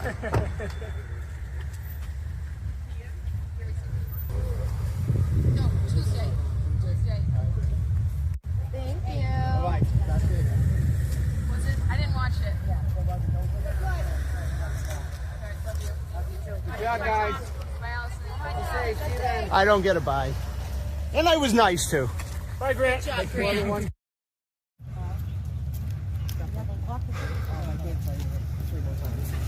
Oh, I didn't see it. Nice. I made it back. Made it back? Don't act like you haven't made it back. Any comment on this morning, Karen? No agitation. No agitation. You got it? Yep. No agitation. Okay. All right. Okay. All right. Let her go peace. They manhandled me. Ladies and gentlemen, I was manhandled. I was towel manhandled. Your little towel was taken and he was manhandled. We have since made up, but I was manhandled, ladies and gentlemen. I thus declare I was manhandled. Hello, Sergeant Hardman. I know. We're friendly now. But I was manhandled, ladies and gentlemen. I was taken like a little towel, and I was towel manhandled. All right, we got to get ready for court to come into session. Hold on here. I am a towel. Have you ever considered, ladies and gentlemen, that I am a towel? Now, I know some of you are going to say, yes, our little towel was manhandled. Oh, no, ladies and gentlemen, we must come to protect our little towel. Don't worry, I am okay. I was towel handled, ladies and gentlemen, by the state police, just for asking Karen how her morning went. Oh, ladies and gentlemen, you can't towel handle towel. I was so incredulous. I was very respectful, but I was like, I have been towel handled. I went into the courthouse basically in tears. They were like, all the staff were like, oh no, we were worried about you, Grant. Are you okay? I was like, I was manhandled. All I did was ask her how her day was, and they manhandled me. And then there must have been some kind of high-level meeting, because I made a post on Twitter that got 100,000 views about how I was manhandled and I was a sad towel. I can just imagine the MSP command being like, why is there a post on Twitter with 100,000 views where this man said he's lost his faith in the country because he was manhandled for asking Karen Reed how her morning went? Oh, I giggled like a little towel. I was like, well, you know, if the result of this was that the MSP command and control structure had to have a meeting about a guy who thinks he's a towel, who was upset and said his faith in his country was undermined because he got towel handled, I'm sure some one of them was like, wait a minute, why is he a towel? I think I even said in the post, I am a sad and extremely upset towel. We'll look at it during the break. It was a very funny moment in time. You don't understand, ladies and gentlemen. I was being a little towel. No, it is not wrong. Oh, goodness. I was being a little towel. You don't understand. It was hilarious. I'm hilarious. Goodness. Oh, ladies and gentlemen, the Karen cam's not yet up, but we got to get ready for court to come into session. Hold on here, little towels. You go right over here. Don't worry, you're going into the void. And Dwittick, make sure you hold out your towel hand. Your towel friends are going to get scared. Ladies and gentlemen, no, I want nobody to panic. Nobody panic. Everyone get their towel, buddy. I was towel barred. And by the MSP, I was towel handled.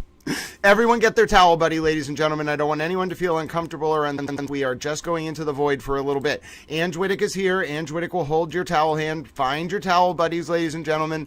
Nobody needs to feel unsafe. I'm getting into horse racing announcer towel mode. Everybody ready your towels. You don't understand. I am a towel. Now, you might be saying, sir, you are not actually a towel. You're just a man who thinks he's a towel. That makes you an anthropomorphic towel. Well, you know what? You're an anthropomorphic towel. Have you ever considered that, ladies and gentlemen, as we get ready for the Karen Reed and John O'Keefe trial to come into session? You are indeed an anthropomorphic towel. How dare you say, first of all, that was like when the Twitter bot said that I am quixotic.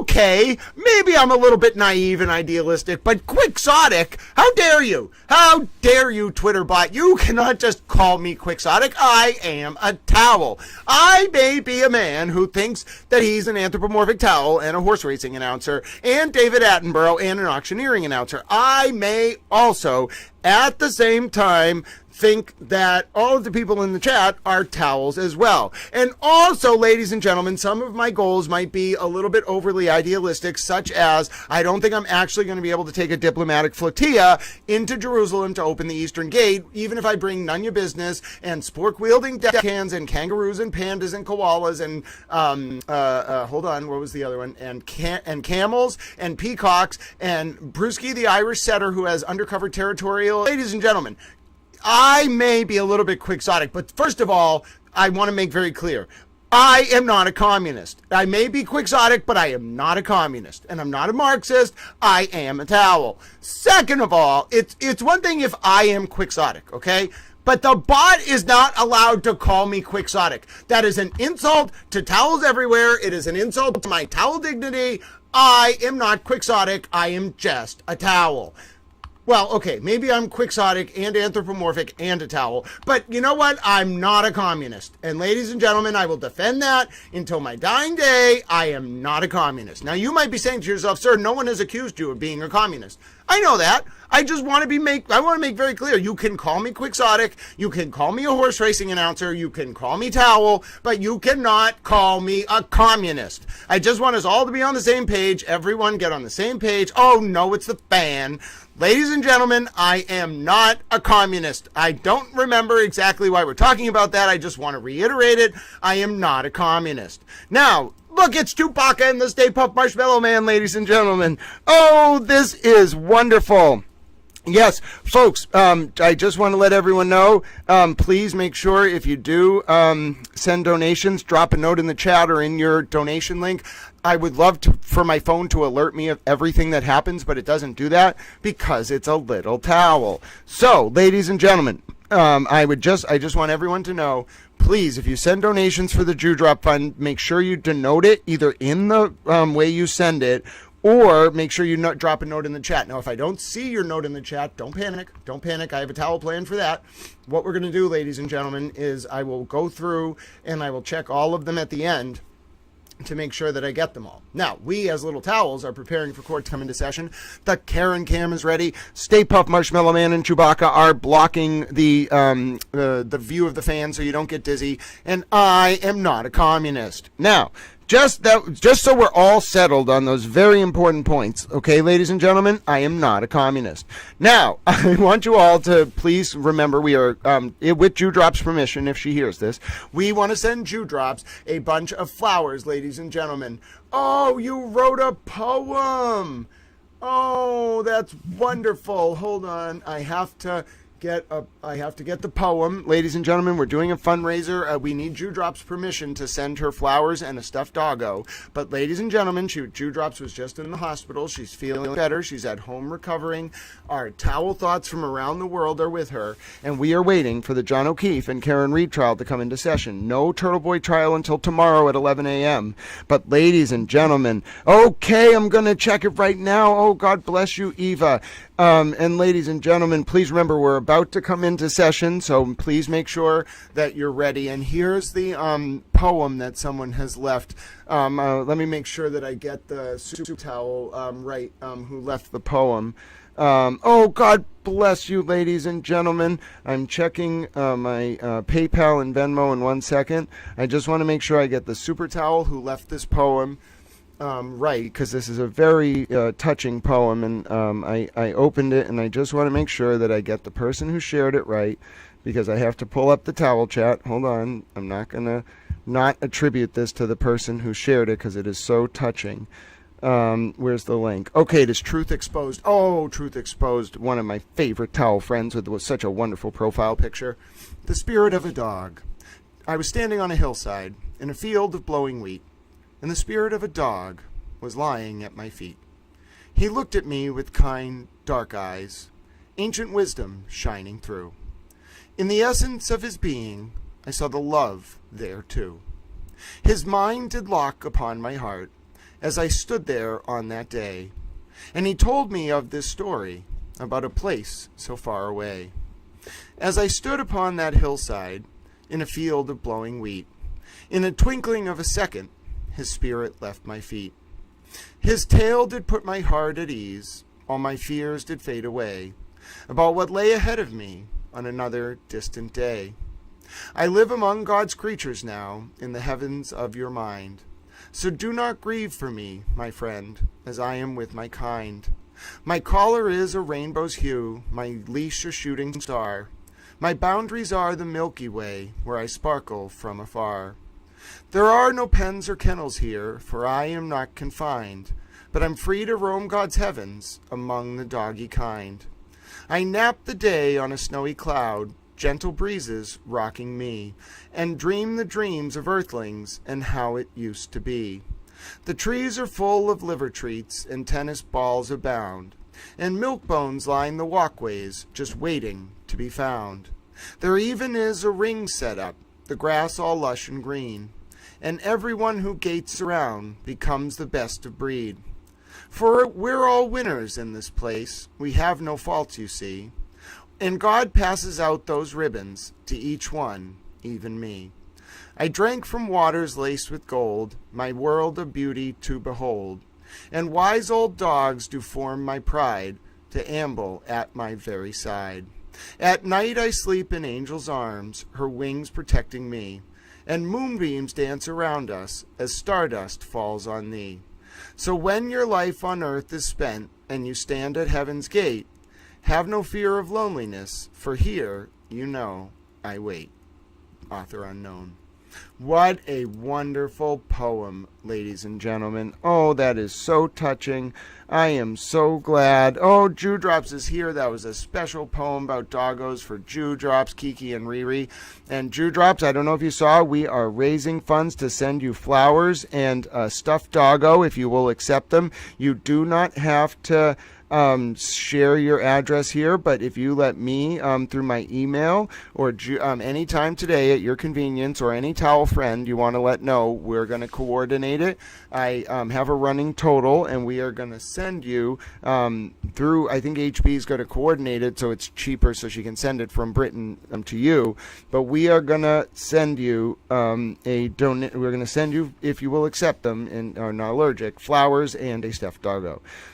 Ladies and gentlemen, so I'm keeping track of the donations coming in for Super Towel Dewdrops. It sometimes takes a second for them to load. Court is not yet in session, as you can see. We have the Karen Cam monitoring. We have the live feed as well, and you are not being subjected to the torment that is the spinning fan, my dear friends, because I was able to liberate you in the context of the Stay Puft Marshmallow Man and Chewbacca. And you might be saying, why are the Stay Puft Marshmallow Man and Chewbacca liberating us? Well, ladies and gentlemen, you do not have to watch the fan. Oh, ladies and gentlemen, we have 2 more donations that have come in. 3 more, actually. I think I see one on the PayPal. So let me put that one over there. We're going to put that from Eva. And then I have 2 on the Cash App. And then, so that's 10. And then I have another one on the Cash App from Kay. First name, you know who you are. You're going to get hearts as you hear this. And I can't actually leave a comment on the Cash App, but know that I saw them. And then that is that. Okay, so we have right now, ladies and gentlemen, 20, 30, 45, 75, 80, 90, 100, and $15, ladies and gentlemen, $115. I don't know who I'm going to send it to, but I just want to let you know, Super Towels, if Dewdrops, I didn't get to see all of it, and Dewdrops is resting, but our Super Towel at Dewdrops, we have raised 115 American dollars, and we are, if you will accept it, we are sending you flowers and a stuffed dog. I think I'm going to have to send this to HB. We're going to coordinate as Super Towels do. Don't worry, we have all day as court comes into session. But let me just tell you, Bella Marie, Thomas, Ed, HB, Mary Adams, Eva, and then S, one of the donations, first name, and K, one of the name donations. You are all wonderful. And yes, court could start anytime between 9 and 9:30, ladies and gentlemen, because we have a motion hearing before jurors get there at 9:30. So get ready for the start of the day. We're all hanging out. Yes, HB. Okay, I got it. All right, hold on. HB is British. I don't know how much these things cost. HB, I should issue a reminder. I have executive function disorders, and then also I don't understand very well how to manage administrative things, and I admit that. So HB, you were so kind. I don't want to put any burdens on you, but we will close the fundraiser. We have $115 US, and HB, who is British, knows more about flowers and stuffed doggos than me. So HB is going to coordinate this. Oh, this is so wonderful. Well, Dewdrops, listen, the donations have come in, and we are not going to force it on you, but if you will, we've closed it now, so we're not going to be gratuitous. If you would allow us the honor, and I would, Dewdrops, I know that it would stay with you forever, at least the stuffed doggo if you can. We would love, as long as you're not allergic, to be able to do this act for you. Now, if you don't want to accept it, don't worry. I think on every app, except for YouTube, we'll have to figure that out. I can just send the donations back. I'm not going to keep donations that were meant for you. But I hope you'll let us do this, because Super Towel at Dewdrops, even though you're recovering, please don't get overwhelmed. We appreciate your presence so much, and it is literally one of the smallest acts I think the Super Towel friends can do. It's your presence we enjoy, and while you're recovering, this would mean a lot to us. But we're not going to force it on you, and court's coming into session. We'll talk soon. We're now hoping you may be seated.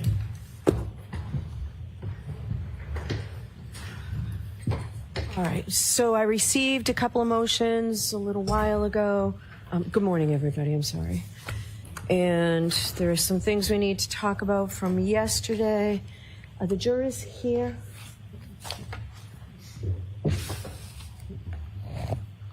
Okay, good. All right, so the order I'd like to do is Mr. Jackson, yesterday you were going to take a look at any photographs you intend to put in with Dr. La Posada? Yes, those have been presented to the Commonwealth. All right. Can I just, are you all in agreement, or are you just looking at them now, Mr. Brennan? I haven't heard specifically from Mr. Brennan, but the issues that he had, obviously we're not, at this juncture, until we're further, we're not going to bring in anything having to do with dog bites, Yep. claws, dog tissue, any of that information, but we are going to bring in exactly what we indicated yesterday. If there's an issue with, for instance, the ecchymosis, we've got a clean copy of the photograph without any of the narrative next to it, which is explanatory. The only one I think that does have narrative is the one with the Lewis machine, which Mr. Brennan indicated yesterday he did not have to issue. All right. Position would probably. So I need to know, just for instructions to the jury, I'm concerned about the photograph on page 5, figure 3. The brainstem? Yes. Yeah, that's going to be, we intend to show that. That shows the. So what I would like you to do, if you could, is just crop the center that shows what appears to be blood cells, or the red. I assume that that's the part you want to get into? Sure. If you can crop that, I'll let it in, and I still want to give an instruction, so I need to know what you're going to do with that. I was going to exclude it, but I understand. So if you can crop, yes, if you can do that, I think it takes away some of the sting on the gruesome photographs. All right, so you'll do just the brainstem on that, Mr. Jackson? All right. And so I'm concerned more about the ones that I think may cause the jurors some concern. So the photograph, figure 5, the Wisniewski spots, I thought that was in evidence. I don't know for sure if it's in evidence. We went back and forth yesterday, and I don't believe that it's actually in evidence. It is not. Okay, so it's not in evidence. Okay. Yesterday we all assumed it was. Yes. I'll put it in evidence as. All right, they've already seen it, so it's less likely to have an impact on them for purposes of the gruesome photographs. And then on page 8, figure 6, the stomach lining. Correct, that's already in evidence. Okay, that's what I thought, Tori, you told me yesterday, the number, right? So those are in. So are you using them again? I'm going to use them again comparatively and probably side by side. Okay. All right, I don't have a problem with that, just the Commonwealth? I don't. Okay. All right. Those are the ones I was concerned about for purposes of an instruction. If there's objections to hearsay or something, I'll give Mr. Brennan an opportunity to take a look at whatever he's got. Understood. Okay. All right. So with that, that's helpful. Thank you. So there is a new motion this morning suggesting that the Commonwealth open the door with their questioning of Dr. Russell to allow Dr. La Posada to talk about bite wounds. So I've read that. Correct. I'd like to be heard on that briefly. Okay, sure. Thank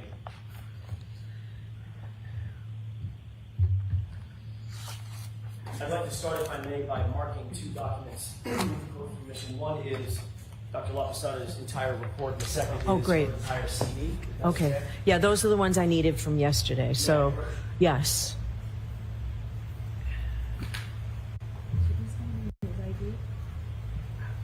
Yes.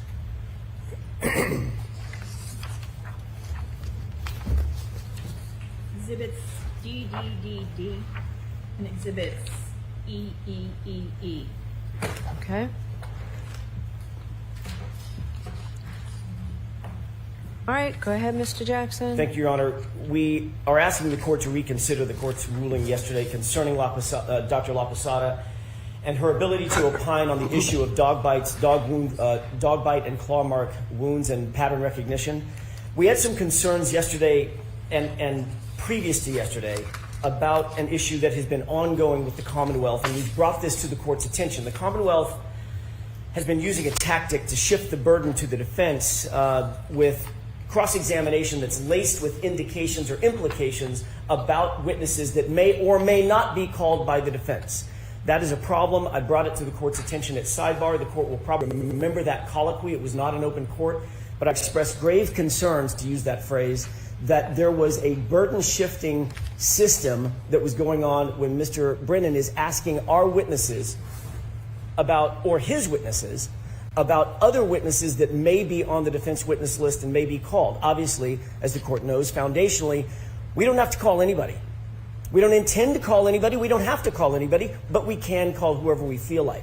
But we shouldn't be put in a position where our hand is forced to call witnesses because of questioning by the Commonwealth, which is improper. After I brought it to the court's attention, Mr. Brennan has continued along that same line. The Commonwealth has continued along that same line, and I want to bring something to the court's attention specifically. Last night, we pulled the tape. Dr. Russell was cross-examined by Mr. Brennan on the issue specifically of Dr. La Posada and her opinions regarding dog bites. He asked questions over and over and over again. The colloquy probably lasted more than 5, 6, 7 minutes with Dr. Russell, specifically on the issue of whether or not she had seen Dr. La Posada's reports, whether she was aware of Dr. La Posada's opinions, implying that Dr. La Posada had opinions about the dog bites. She was asked if she was familiar with Dr. La Posada's credentials. Dr. Russell said, yes, she was familiar with Dr. La Posada by name, that she thought she had impeccable credentials, and she very much wished she could have seen her reports as it relates to dog bites. It was an intellectual curiosity by Dr. Russell that was evoked and elicited by Mr. Brennan on cross-examination of Dr. Russell. She was then asked the seminal question: did the defense, Dr. Russell, give you any reports by Dr. La Posada related to dog bites? What page is that on here? On the transcript? Yes. No, my motion's back at the desk. Oh, I see it. Does the court have it? Yes. Okay.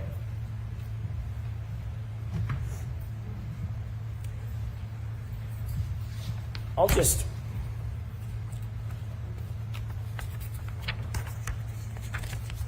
read it. Question by Mr. Brennan to Dr. Russell. And so you think of all those forensic pathologists, medical examiners, you think that qualification and experience itself is not enough to qualify someone to give an opinion on a photograph about the genesis of a wound related to dog bites? Answer: well, if a forensic pathologist autopsied 1 or 2 cases of dog bite wounds versus my experience with over 500 to 1,000 cases of dog bite wounds, I'm not sure that person would be a very good expert in that kind of case. Question by Mr. Brennan: have you ever heard of a doctor named La Posada? So are you going to read all 3 pages? No. So I've read it, Mr. Jackson. I'd like to read it into the record, Your Honor. It's in the record. I will put this transcript into the record. I'm not going to let you read 3 pages here. It's not 3 pages, Your Honor. It's about another 5 lines. It just goes to the top of the next page. The part that you brought to my attention is on page 15, not where you're reading.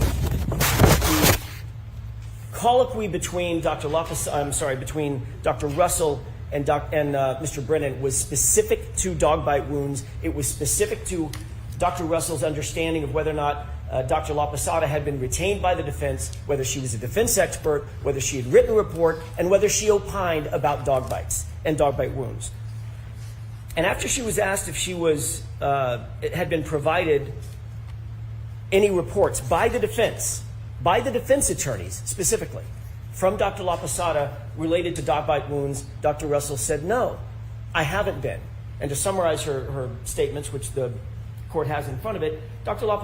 Russell went on and said, I really wanted to see what Dr. La Posada had to say about these dog bite wounds. I really wanted to read her report. But no, I was never provided her report or reports by the defense. And of course, Your Honor, as the court knows, that is standard operating procedure. I don't trade reports between and among experts.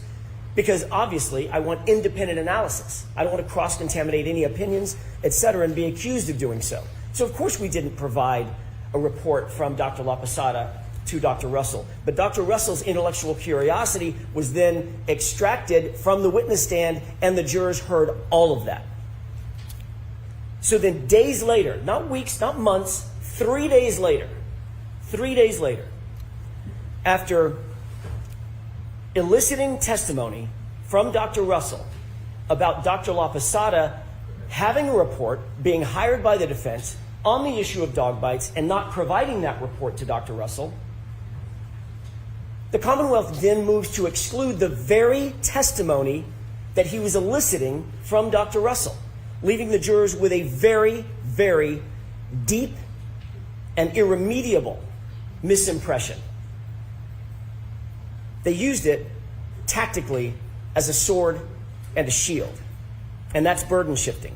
That leaves the jury with the impression that Dr. La Posada was consulted by the defense, number one, that she wrote a report, number two, that the report was about dog bites, number three, that she didn't provide that report to other experts, number four, and the reason she didn't, obviously, is because her opinion, Dr. La Posada's opinion, would be harmful to the defense. That's the only reasonable interpretation of those facts. And the Commonwealth has taken advantage of that. The Commonwealth's questioning of Dr. Russell about Dr. La Posada and her report and her opinions about dog bite wounds specifically was deliberate, and it left the jury with an open question. We know they consulted her. We know it was about dog bites. This is how the jurors are thinking about it now. We know they consulted her. We know it was about dog bites. They hid the report from Dr. Russell because they didn't want her to know about it. Ergo, must be harmful to defense. Now we've got Dr. La Posada on the stand. Her credentials are peerless, absolutely peerless. They've got possibly the most qualified medical examiner in the country, certainly on the Eastern Seaboard, right in front of them, about 6 feet away, and the defense is not going to ask a single question about her opinions concerning dog bites when she reviewed the entire autopsy. How is the jury going to conceive that? How is that going to land with them? The answer is they're going to think, they have no choice but to think, the only reasonable explanation is, if Dr. La Posada's opinion helped the defense, they would ask her. If they don't ask her, it's because whatever Dr. La Posada says about that right arm and those wounds, it's got to be harmful to the defense. They would absolutely ask the question. So the Commonwealth got to have it both ways. They got to ask Dr. Russell about Dr. La Posada and imply that Dr. La Posada had opinions about dog bite wounds. And then they have it the other way, which is, let's ask the court if she will exclude Dr. La Posada from testifying about the very issue that they brought up in front of Dr. Russell. That cannot stand. That ensures, it reasonably ensures that the jury will misrepresent or misunderstand the import of why we're not asking Dr. La Posada about her expert opinion, especially as it specifically pertains to dog bite wounds. I want to talk for just a second, and that has, by the way, that has constitutional implications.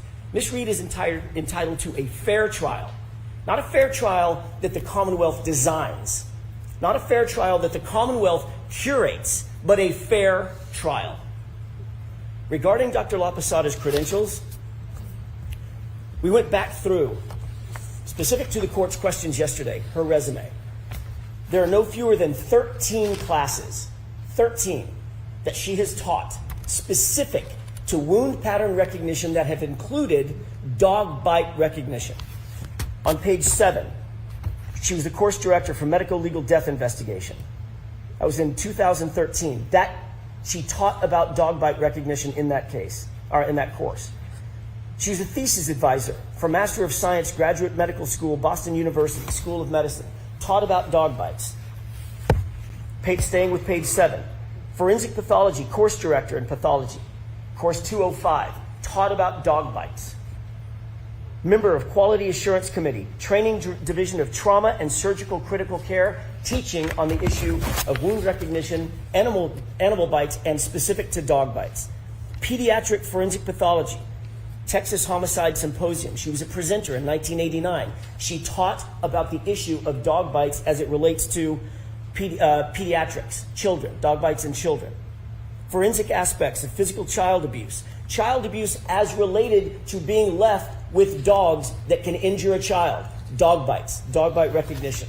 These are all classes taught by Dr. La Posada on the issue of dog bites to other medical professionals.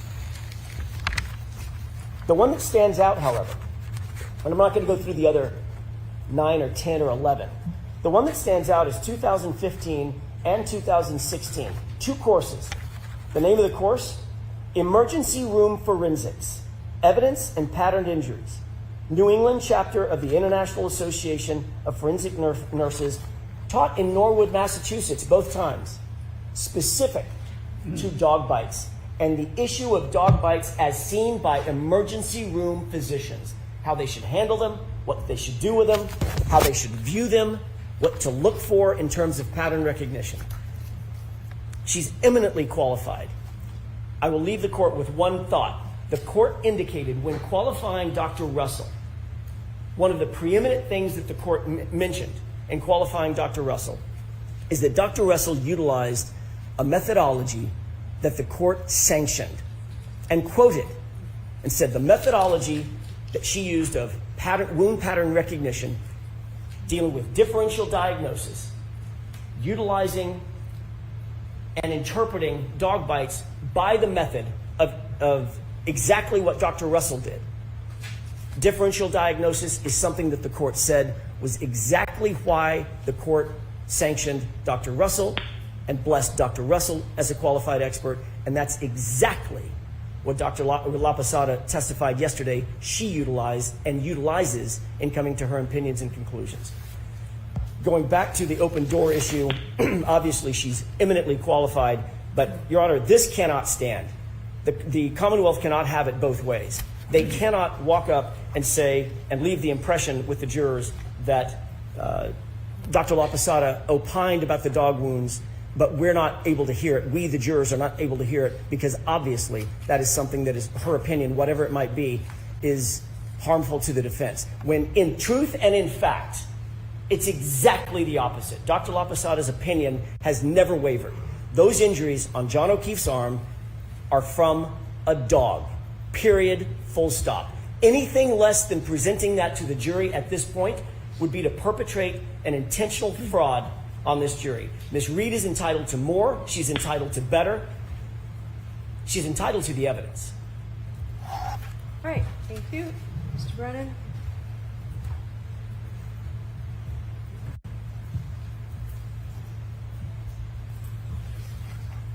The pattern of conduct that stands out is persistent, repetitive, contrary to court rulings and court orders, and deliberate. And that is, the defense uses their witnesses to vouch for their own credibility. They use their witnesses to introduce information they know is not admissible, and they use their witnesses to introduce otherwise inadmissible hearsay. Dr. Russell took the stand, and she was led into answers where she was vouching for her own credibility. Dr. Russell promoted herself not only as an expert, but through the defense's questions as virtually the only expert in America who has the expertise to give this type of opinion. It is the defendant's tactics that open these doors that they then want closed. The defense had Dr. Russell all but assure the jury that she uniquely was in the position to give any type of opinion regarding dog bites. Inevitably, when I asked Dr. Russell, and I began asking her about her credentials, whether she thought that she was exclusive, and I mentioned Dr. La Posada, she denied ever reading anything about Dr. La Posada. I did not specify whether she read an opinion about a dog bite. I asked if she had heard about Dr. La Posada. She denied it. And then she told us that she knew about Dr. Sheridan. Unsolicited, then added that Dr. Sheridan involved in a previous proceeding believed that the bites were consistent with dog bites. I don't know how she became aware of Dr. Sheridan's testimony, and since the defense doesn't speak to her about these things, she must have watched it on her own. But inevitably, she introduced inadmissible hearsay and inadmissible opinions. And so the sum zero here is that Dr. Russell has denied that she saw anything relative to Dr. La Posada, ensured that she was exclusively qualified, and introduced an improper opinion of Dr. Sheridan. Dr. La Posada was voir dired briefly. She did not provide qualifications that she has a history of education or training on pattern wound recognition analysis as it pertains to dog bites. We asked her questions about her specific experience. She did not provide a basis, and so her opinions regarding dog bites should not be permitted in this trial.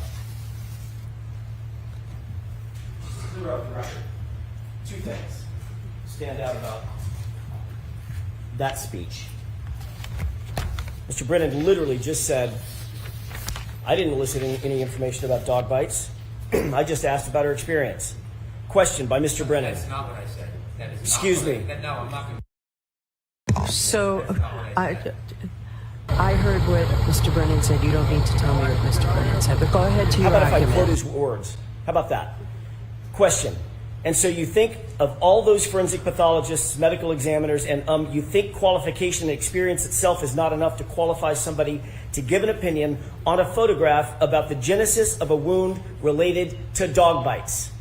The question was specific to dog bites. That's how he introduced the subject matter to Dr. Russell.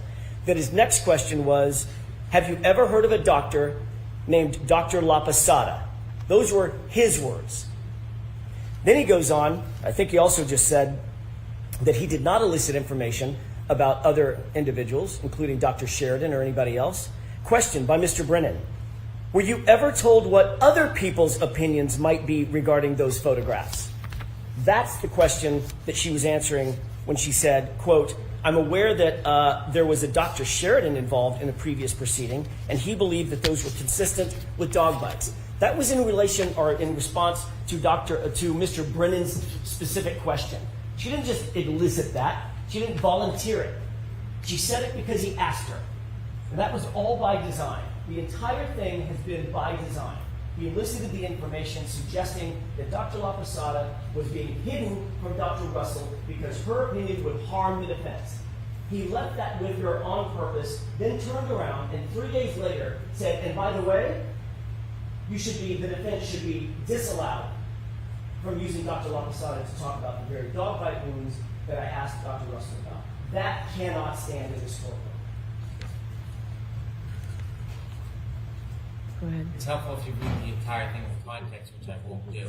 We always have a right to object to an inadmissible opinion. So the suggestion that somehow an ambush here is not only misplaced, it's strategic by the defense to try to create an error. It's improper. All right. I'll be out in 10 minutes on this, and we'll get started right away with Dr. La Posada. All right, oh my word. Oh my word, big moments here, ladies and gentlemen, big moments. Just 10 minutes until we get a decision from Judge Cannoni. Just a fiery exchange there between Alan Jackson and Hank Brennan. Wow, ladies and gentlemen, wow, goodness, moments, scenes. Judge Cannoni will have a decision in just 10 minutes. I'm going to be with you in 1 second. Judge Cannoni will have a decision in just 10 minutes, circa 9:50 a.m. Eastern, in the John O'Keefe and Karen Reed retrial as to whether Karen's defense expert will continue to be banned from maligning Chloe the dog about dog bites and non-existent dog DNA in the case. Oh, ladies and gentlemen, watch live now. Whoa, goodness, ladies and gentlemen, with just scenes, absolute scenes. Chloe the dog, oh my goodness, Chloe the dog is probably having doggy heart palpitations.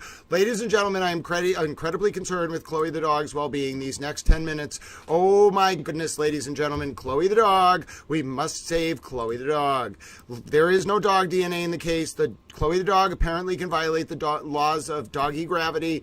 Ladies and gentlemen, we are very concerned. These are the moments of Chloe the dog's life. Oh my goodness. Ladies and gentlemen, is Chloe the dog going to be liberated? I think Chloe the dog is going to become free. Ladies and gentlemen, we know Chloe the dog is an innocent victim in all of this. Chloe the dog did nothing wrong. My name is Grant Smith Ellis. We are monitoring. That buzz you hear in the background is the feed from the court. The second we have a decision on Chloe the dog's future, I'm going to be here with you. Oh my God, ladies and gentlemen, these are the moments that define men's souls. I mean doggy souls. I don't know if I can contain myself.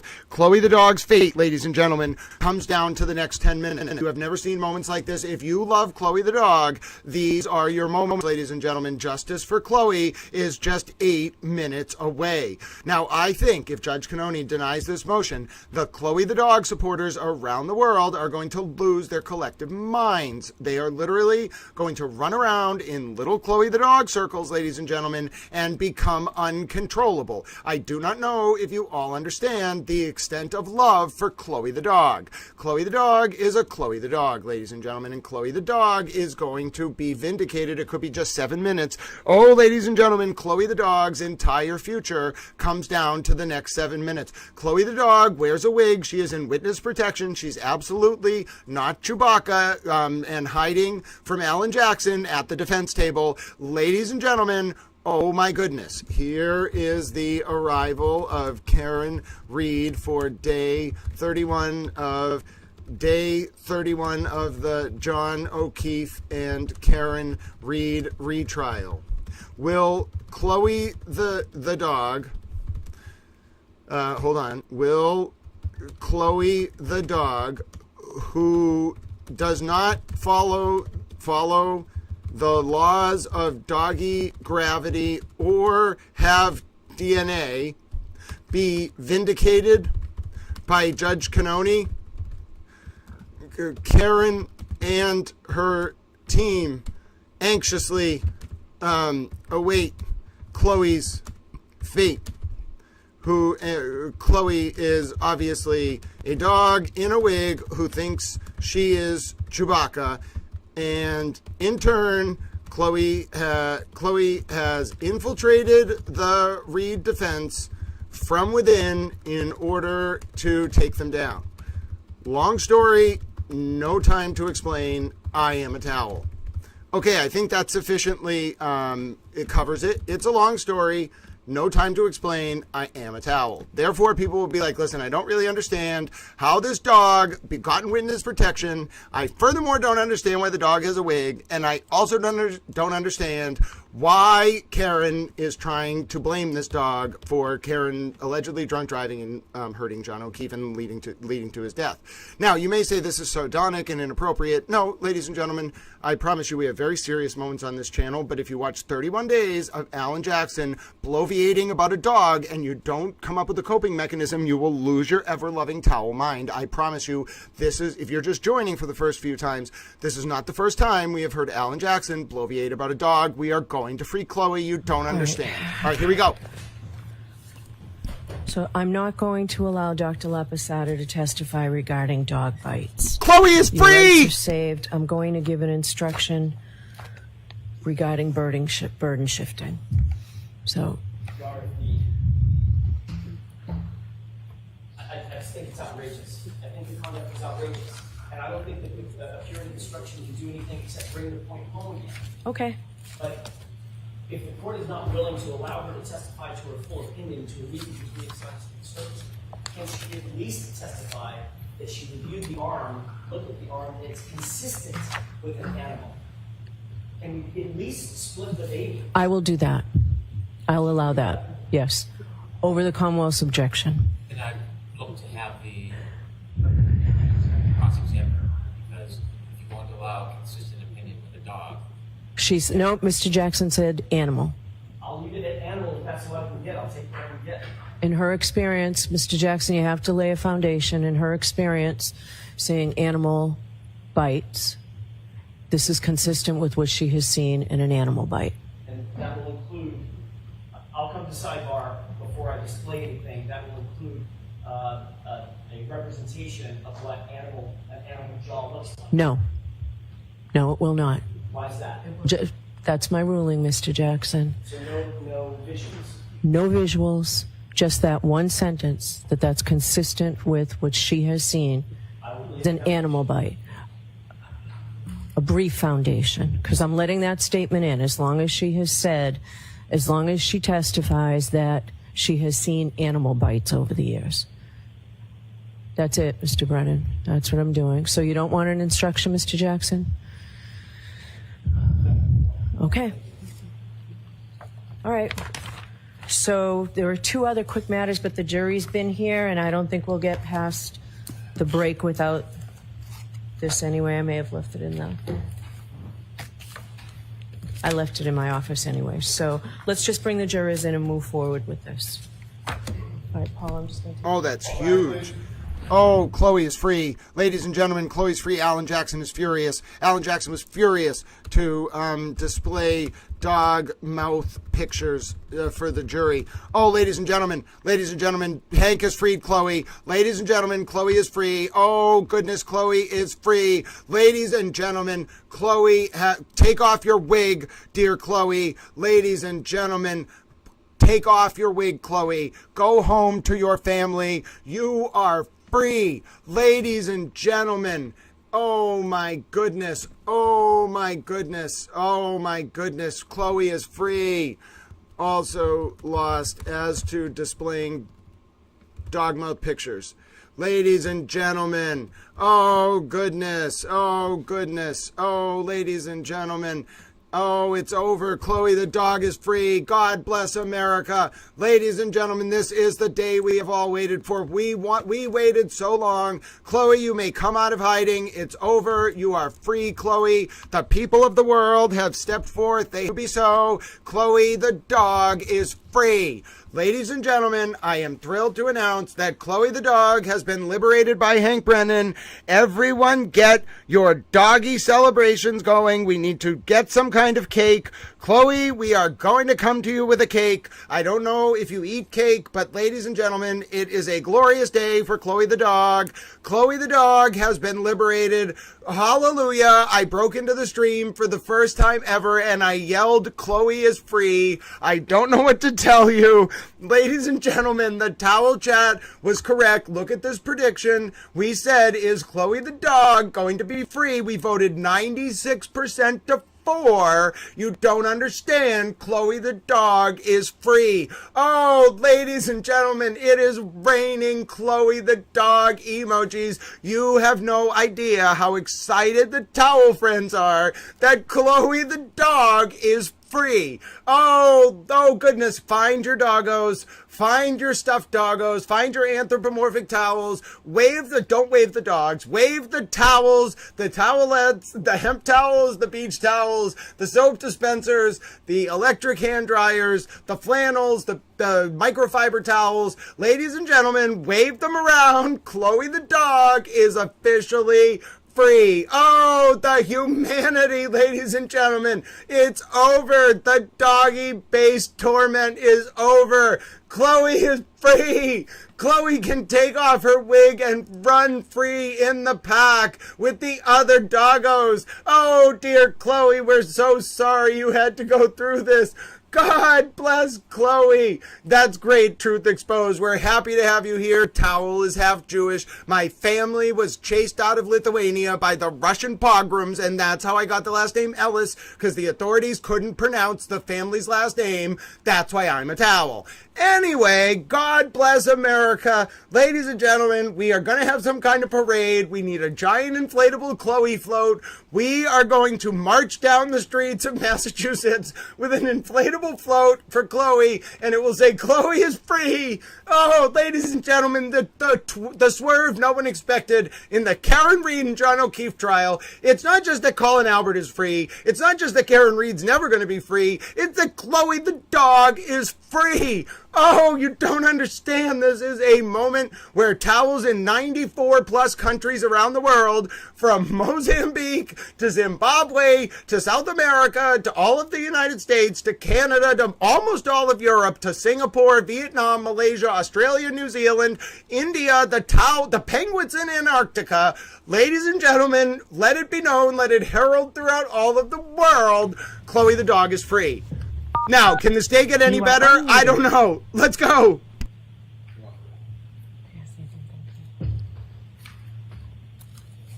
Prize for the jury.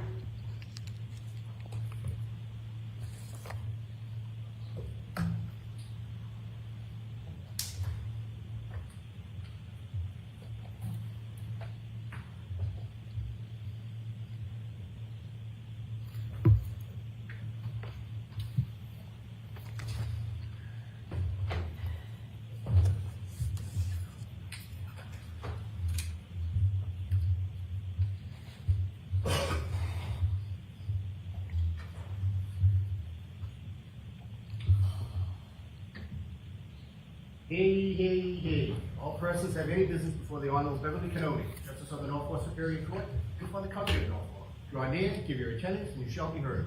I say the Commonwealth of Massachusetts. The court is now open. You may be seated.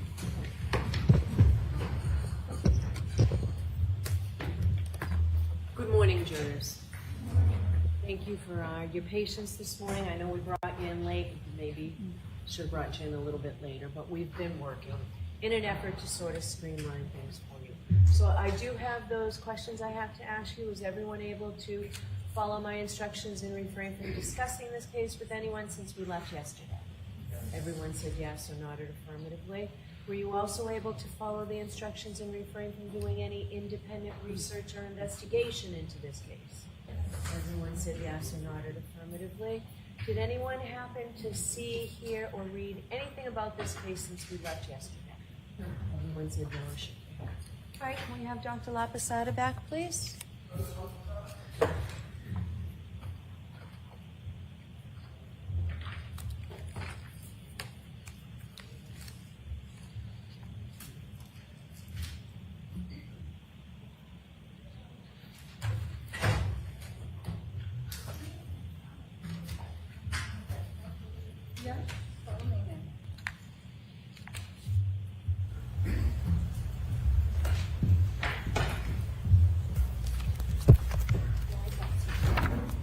Doctor, I'll remind you you're still under oath. Thank you. Thank you. I will.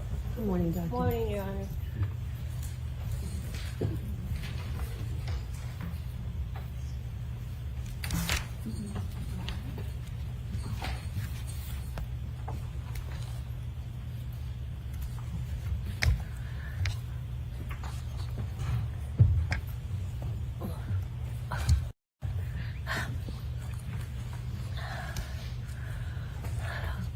All right, Mr. Jackson, go right ahead. Thank you, Your Honor. Good morning, Dr. Laposada. Nice to see you again. Good morning. Glad to be here. Yesterday, when we last left off, we were talking about a small injury to the upper eyelid of Mr. O'Keefe. Do you recall that? I do. Could we have Exhibit 165 with the court's permission, please? Okay. I'd like you to take a look at a specific area. Could. There we go. Right here on this exhibit. You see that area? Yes, I do. Tell us what that is. And that is a horizontal splitting of the skin, which was caused by application of force that overcame the tissue's resistance, so the tissue split. And behind that, we see the raccoonite discoloration of the eyelid from the basilar skull fractures. Can we have Exhibit 13, please?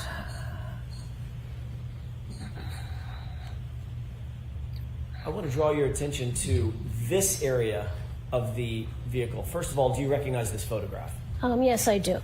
How do you recognize that photograph? I recognize it from looking at it in my materials reviewed, that it's the rear of Miss Reed's SUV. Taking a look at the area that I'm highlighting, right about there.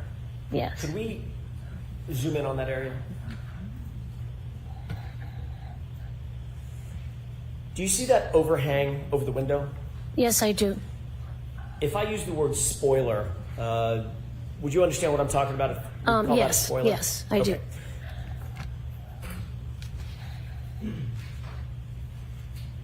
Is the laceration to Mr. O'Keefe's upper eyelid that we just looked at, is that consistent in your opinion with a strike from that area of the vehicle if that vehicle were traveling in reverse at, say, 20 plus miles per hour? No, that rounded, thick area would not cause that skin defect in his upper eyelid. If, in fact, a person were hit at, say, 20 plus miles an hour in the face with that rounded edge, what kind of what kind of injury would you expect to see on that person's face? I would expect to see a ribbon of bruise that would correspond to the height of that spoiler, and then it would go across the eyeball, it would hit the nose, so I would expect to see some horizontal ribbon of bruise. Did you see anything consistent with that, with Mr. O'Keefe's injuries? No, nothing. Thank you. We can take that down. We talked yesterday about this phenomenon known as coup contra coup injury to the brain, correct? Yes. What happens to the brain after a coup contra coup, a significant coup contra coup injury? Yes, this was quite a severe brain injury. Was injured on the back of the brain and also the front of the brain. The falling back and impacting the back of the head made the skull fracture radiate along the base of the brain on the right and left sides. It also radiated around on the side of the skull, and that indicates a tremendous transfer of force and energy to the skull and then to the brain, and the brain is rattled around, therefore within the cerebral spinal fluid in the skull. So what that does is that it breaks the connections between the neurons in the brain and causes small little hemorrhages, and it causes the brain to swell. So when you get an injury, like if you get an injury on your arm, it starts to swell. The same thing happens when that injury energy is applied to the brain. The brain starts to swell. And unfortunately, the brain, when it swells, it doesn't have anywhere to go because it's encased in the skull. So what happens is that the brain and the brain stem under the brain starts to go down the opening in the base of the skull where your spinal cord goes. And that is a harbinger of death, because that means that the brain stem is getting pushed down in this hole in the skull and compressing the areas in the brain stem which control the heartbeat and breathing, and that's called brain stem herniation, and that you just die after that. So that's what happened to Mr. O'Keefe's brain. I have a document that I'd like to approach with. Okay.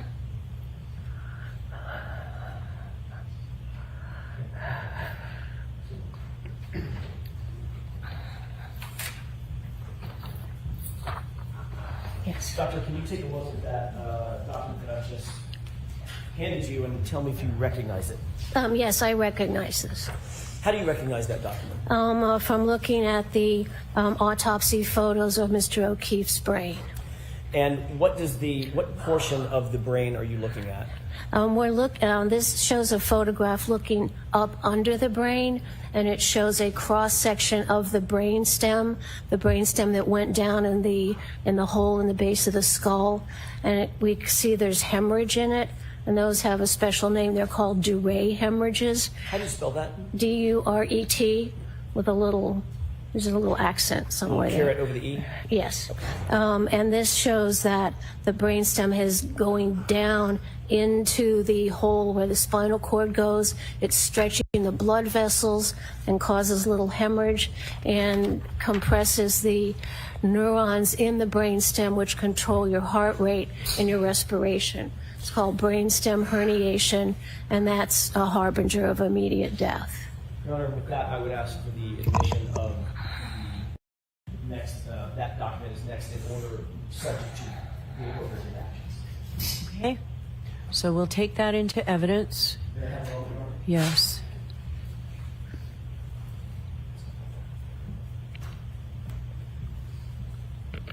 Your Honor, with the court's permission, with the redaction, may I present the... Not yet.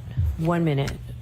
Jurors, I told you before that there were photographs that have been introduced into evidence that aren't pleasant. And you may find that these photographs are graphic. And I'm instructing you again that your verdict must not in any way be influenced by the fact that these photographs, you'll see some more today, I believe, that have already been introduced into evidence. So your verdict must not in any way be influenced by the fact that these photographs may be unpleasant or graphic. The defendant's entitled to a verdict based solely on the evidence and not one based on pity or sympathy for the deceased, which might be occasioned by the photographs.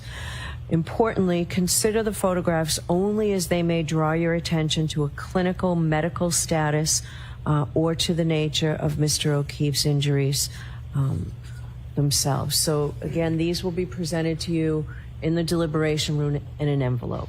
But today you'll see some on the screen, and I just wanted you to know that before you see it. So now you can display it. Your Honor, may I approach very briefly? Yes.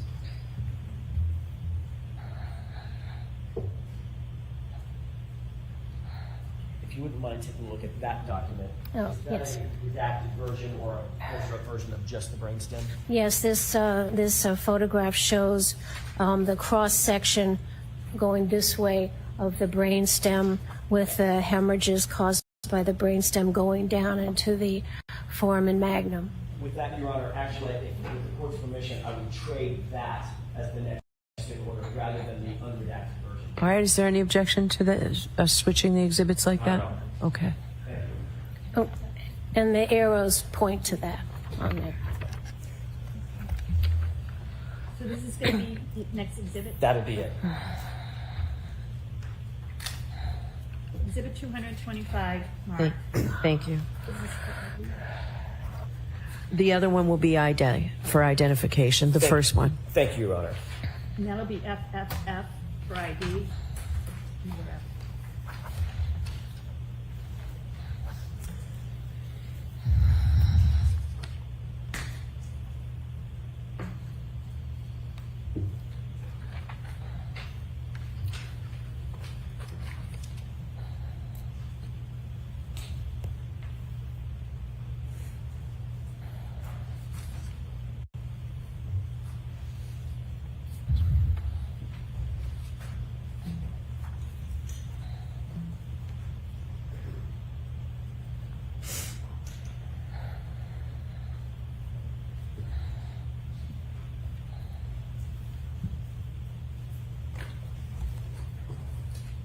Okay, you can display it now. Thank you, Your Honor. Mr. Walt? Do you see what's displayed on the screen above your head? Yes. What is that?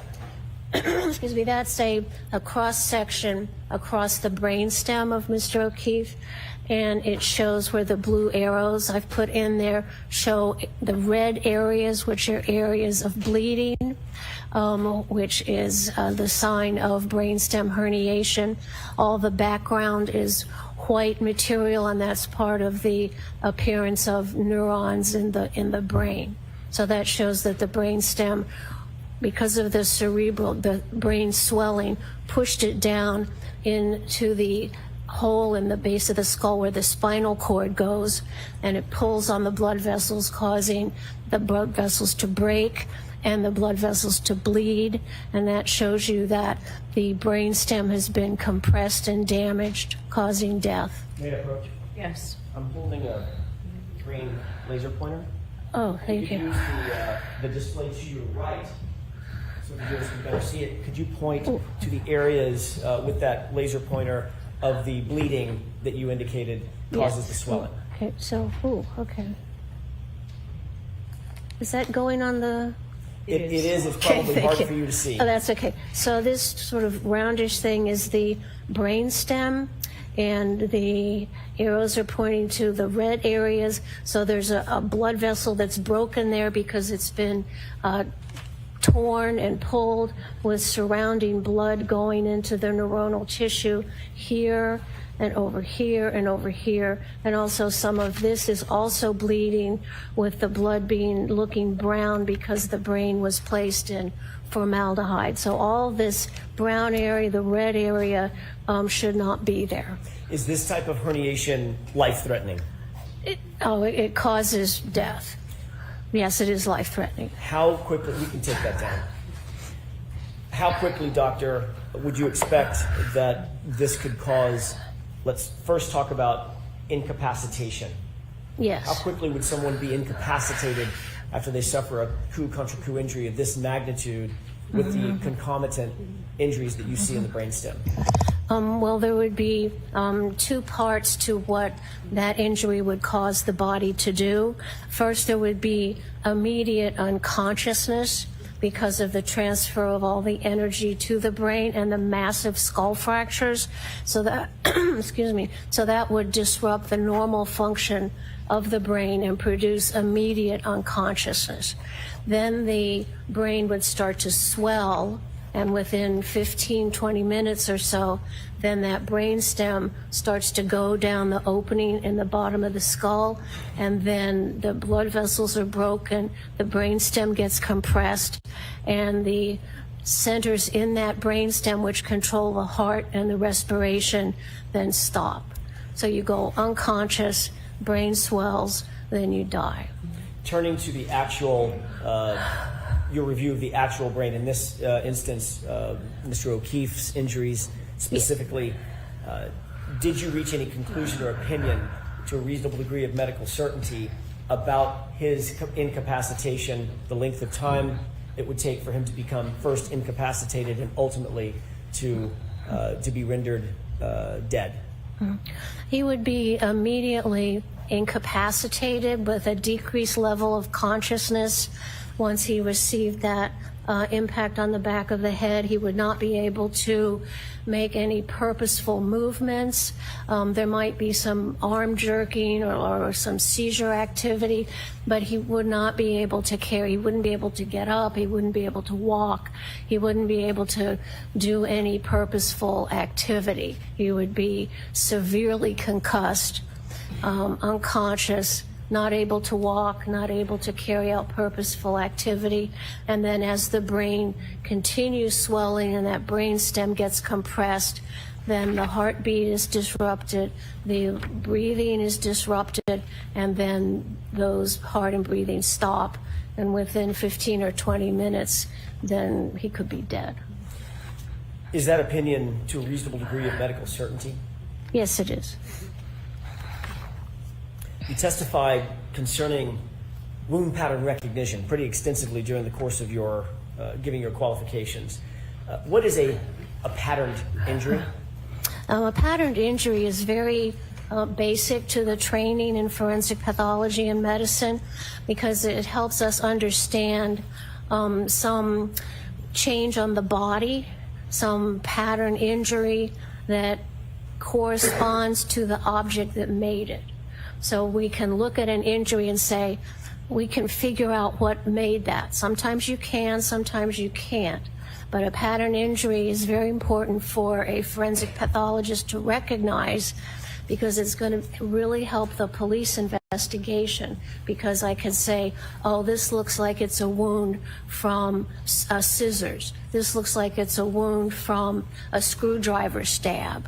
So by identifying the pattern that that object makes on the body, I can help the death investigation by helping the police say, you know, look for some screwdriver, look for some hammer. So looking at that identifying a pattern injury is really important to it's basic to the forensic pathologist's knowledge base, and then also very important to the investigation of the crime or incident. I'd like you to look at another photograph, an exhibit that's already been put into evidence. 160, please. With the court's permission.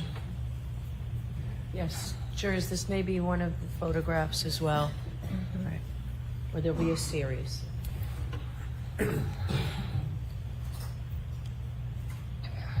Dr. LaPosada, I want to draw your attention to the center of this photograph. Yes. First of all, do you recognize what's depicted here? Yes, I do. How do you recognize? I recognize it from reviewing the autopsy photographs of Mr. O'Keefe. You reviewed it, informing your opinions and conclusions? Yes. Can you describe what's depicted in this photograph? What are we looking at? Yes. So we're looking at the back of Mr. O'Keefe's head and an injury caused by the angular acceleration going down and hitting his head in the back. And then this is also a patterned injury. So what we see is the horizontal tear of the scalp, and we can see it's undermined a little bit. So that means the direction is going from bottom to top. Also, we see these sort of vertical lines in here and down below.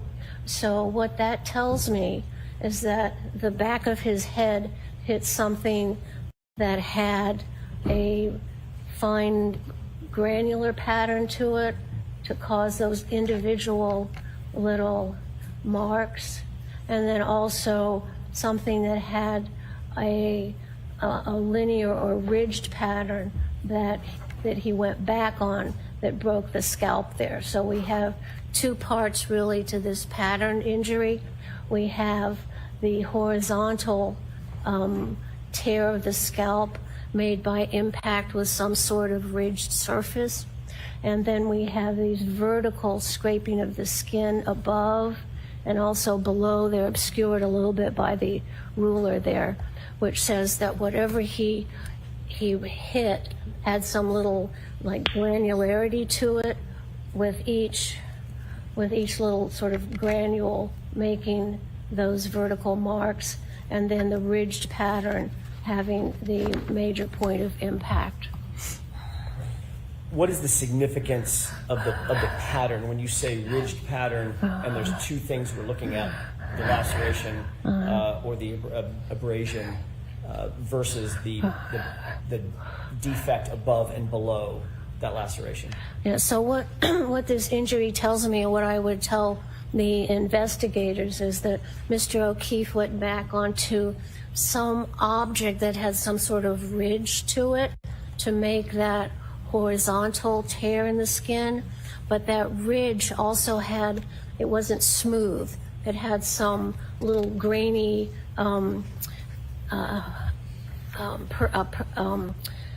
grainy things sticking up on it that would make it fit that pattern. We can take that down. Did you, in furtherance of your investigation, coming to your opinions and conclusions, look at the area of 34 Fairview? The outside, yes. Meaning photographs? Yes. Did you also see photographs of any significance to you related to the garage, the interior of the garage? Sustained.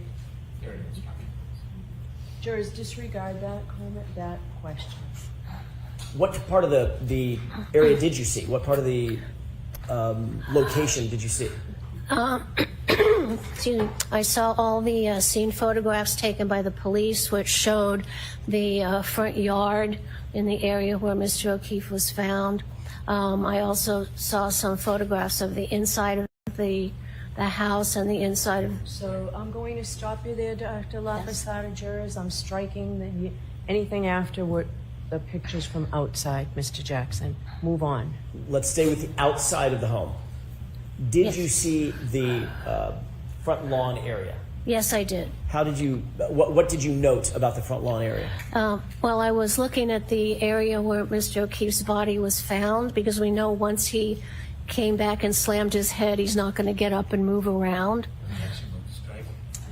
So Yes, I'm going to strike the second part of that. Just answer the question specifically. Okay, I'll try, Your Honor. Thank you. Why were you interested in the outside area where his body was found? Because then I could identify an object possibly there that would have caused the injury on the back of his head. Did you see any such object in any of the photos that you reviewed?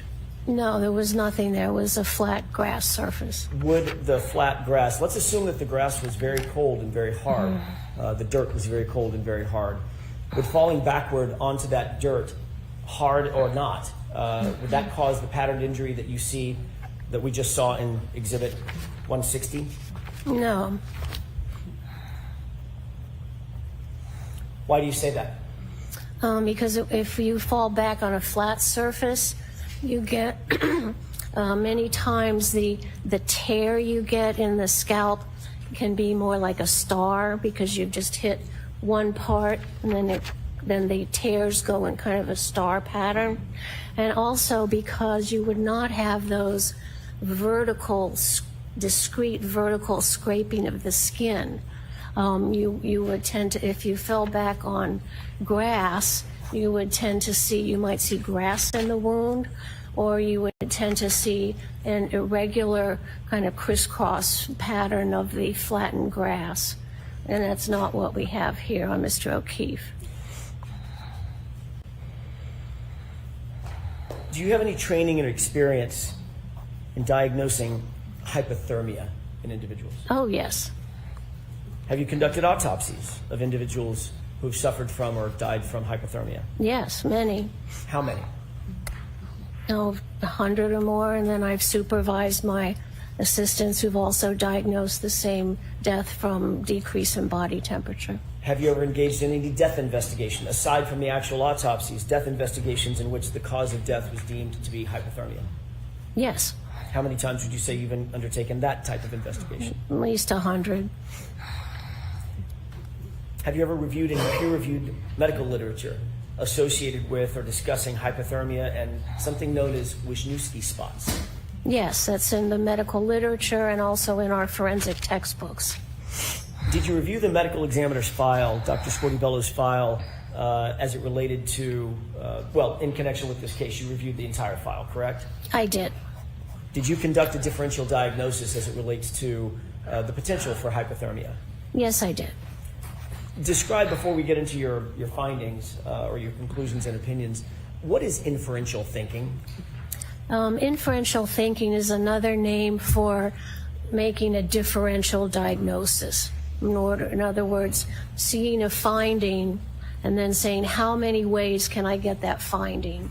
And then go and investigate each one of those ways and either rule them in or rule them out as being responsible to causing that finding. Did you note whether or not the medical examiner, Dr. Scortibello, mentioned hypothermia as a potential cause of death in this case? She did put that on the death certificate. Along with something else? Along with the blunt force head injury. Do you agree with or concur with the blunt force head injury as a cause of death? Yes, Mr. O'Keefe died from the blunt force head injury. Do you concur with the diagnosis of hypothermia? No, the body did not have any hypothermia. So I'm not. What led you to that conclusion? Mm-hmm. Well, when you have we know that normal body temperature is around 98, and we know that then at the hospital that Mr. O'Keefe's rectal temperature was around 80. So we know that his temperature went down. So there are two ways the body temperature can get down. It can get down while you're alive, or a dead body also cools when it's in a cold environment. So those are the two things you have to look at.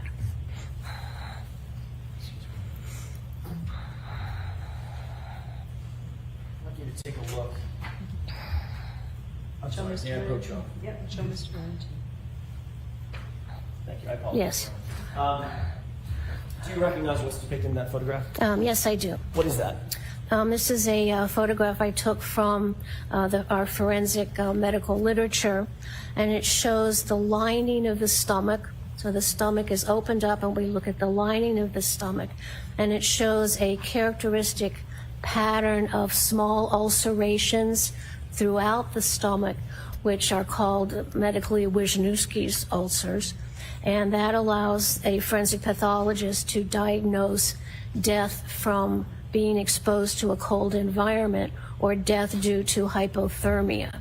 And they're caused by, as the body gets colder and colder when it's alive, the small blood vessels in the lining of the stomach, they start to break, and then they're in the acidic environment of the stomach, and you get tiny little ulcers, which then look like small dots. And that is how at post-mortem examination or autopsy, it's one of the findings I look for to see if a person died from hypothermia. Doctor, what is gastric mucosa as it relates to the stomach lining? The gastric mucosa, when you open up the stomach and you look at the inside, the first cells lining that inside is called the mucosa.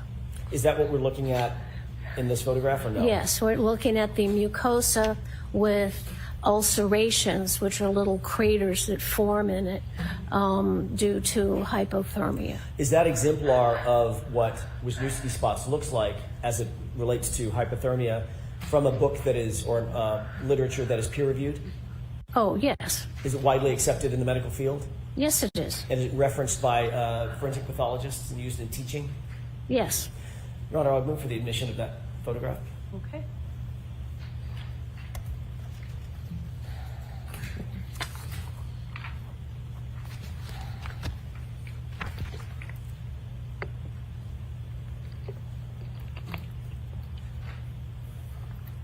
Exhibit 226.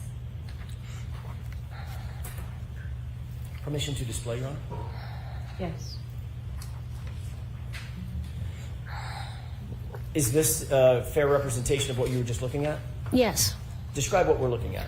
Okay, so this, I took this photograph from our forensic medical literature, and this was from a person who died due to exposure to a cold environment. And this is the stomach has been opened, and we're looking at the inside of the stomach. And the normal appearance is kind of pinky white. That's how it should look like. And what's abnormal here is all these black dots, which are the Wisniewski's ulcers, which are diagnostic of death due to exposure to the cold. So these areas are little tiny craters, and they fill up with blood. And we see that in over 90% of the cases of people who die from exposure to the cold.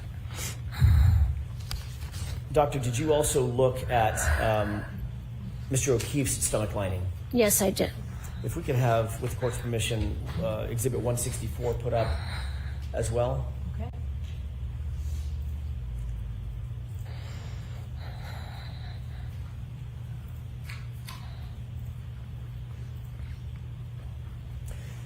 Do you see the photograph on the right? Yes. What is that of? This is the Mr. O'Keefe's stomach, which has been opened up when we're looking at the inside. We see that the mucosa is a little bit red, and there's a little bit of increased blood flow here, and this is the normal pattern of the inside of the stomach. It's kind of ridged. That's called rugae. That's the normal folds inside the stomach. But there's no ulcerations here. So the diagnosis of death due to hypothermia is not appropriate in his case. Did you see, or do you see, any classic Wisniewski spots in Mr. O'Keefe's stomach lining or gastric mucosa? No, no. Do you observe any ulcers specific to Mr. O'Keefe's stomach lining? No, there are no ulcers. It's a normal appearance of what we would call a gross specimen when you open the stomach. At autopsy, you can see some redness of the normal lining of the stomach. Did you, let me ask this first, do you have an opinion as to a reasonable degree of scientific certainty based on the totality of your review and examination of the autopsy and its associated file, an opinion as to whether or not Mr. O'Keefe died of hypothermia or complications related to hypothermia? I do have an opinion. And what is that opinion? He did not die of hypothermia. And is that opinion to a reasonable degree of medical certainty? Yes. Taking a look at the darker red areas in the stomach lining of Mr. O'Keefe on the photograph to the right. Yes. That's Exhibit 164. Can you describe what those are? What are those darker areas? Well, here we see a little bit of bleeding. The darker areas are the areas of the lining that are at the bottom of the normal rugae, because the inside surface of the stomach sort of looks like it's covered with little mountains. And so we can get the redness in between what the rugae in the stomach. And there's a little bit of increased redness here, but no ulceration. Do you have an opinion, or were you able to form an opinion as to what the increased redness might be or is associated with? Yes. Did you note anything of significance in the rest of your examination of the file, the autopsy file, the medical examiner's file, that was related to what you see in the photograph 164? Yes. All right, I'm going to see at Sidebar for just a minute here. We can take that down. Oh, ladies and gentlemen, you asked for it. I'm here to deliver it. We have a sidebar in the John O'Keefe and Karen Reed retrial. If you were wondering, is Towel going to say sidebar? Well, ladies and gentlemen, we have a sidebar for the ages. It is a sidebar. Chloe the dog is free. Ladies and gentlemen, let it ring forth throughout the world. I'm not going to stop talking about this until later today. Chloe the dog is free. Chloe the dog is free. John O'Keefe and Karen Reed retrial bombshell. Take it away.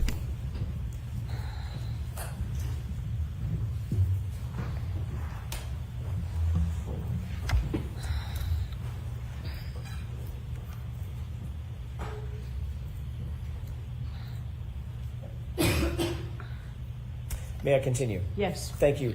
With regard to the,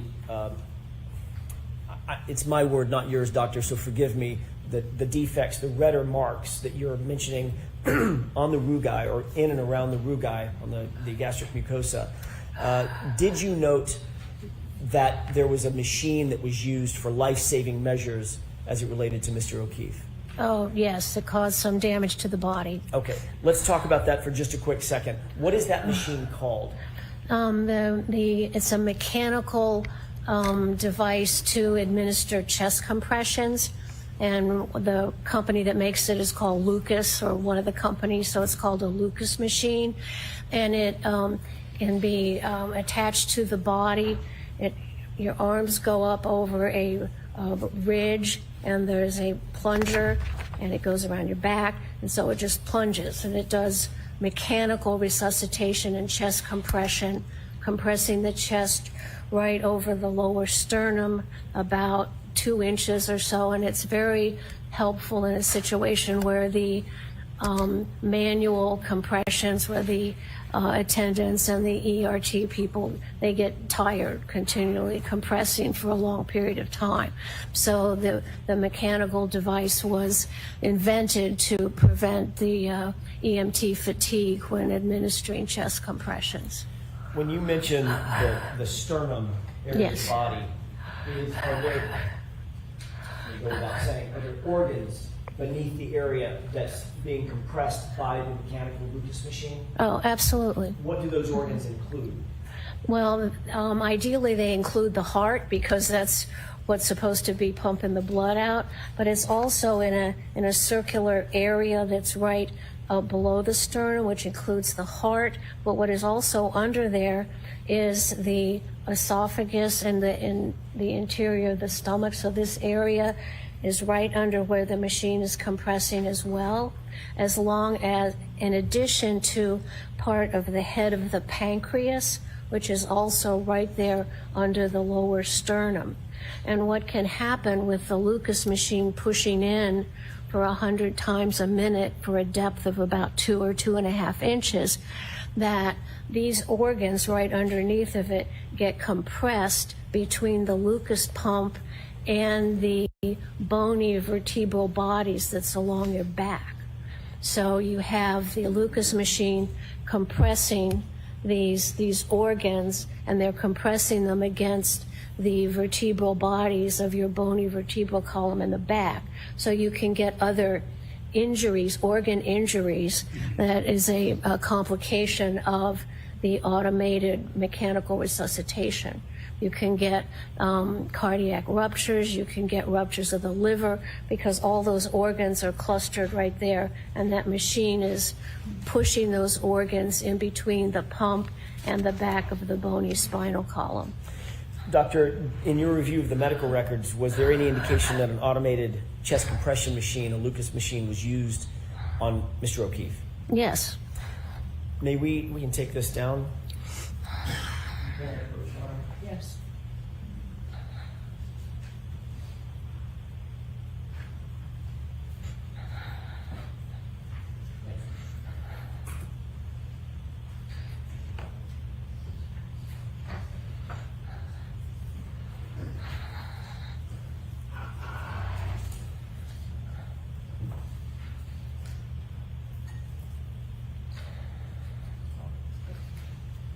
Two documents that I'd like to show you. First, Yes. that document, and then after you're finished, familiarizing yourself. First one and the second one.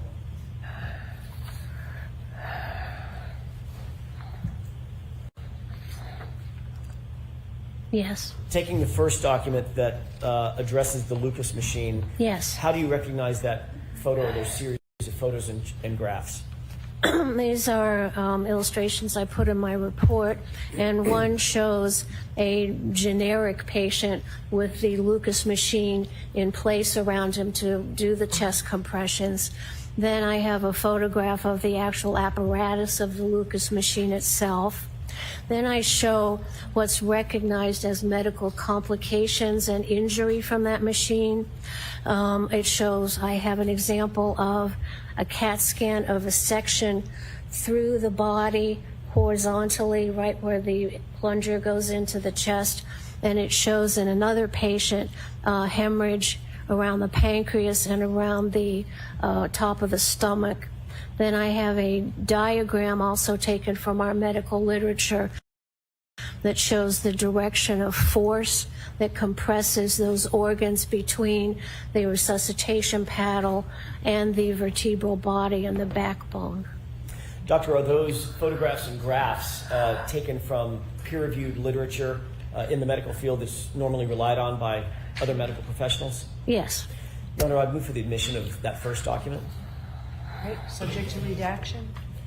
I don't think so. I think that that one is not objected to. Okay. All right, so would you hand that to... Sure, thank you. Exhibit 227.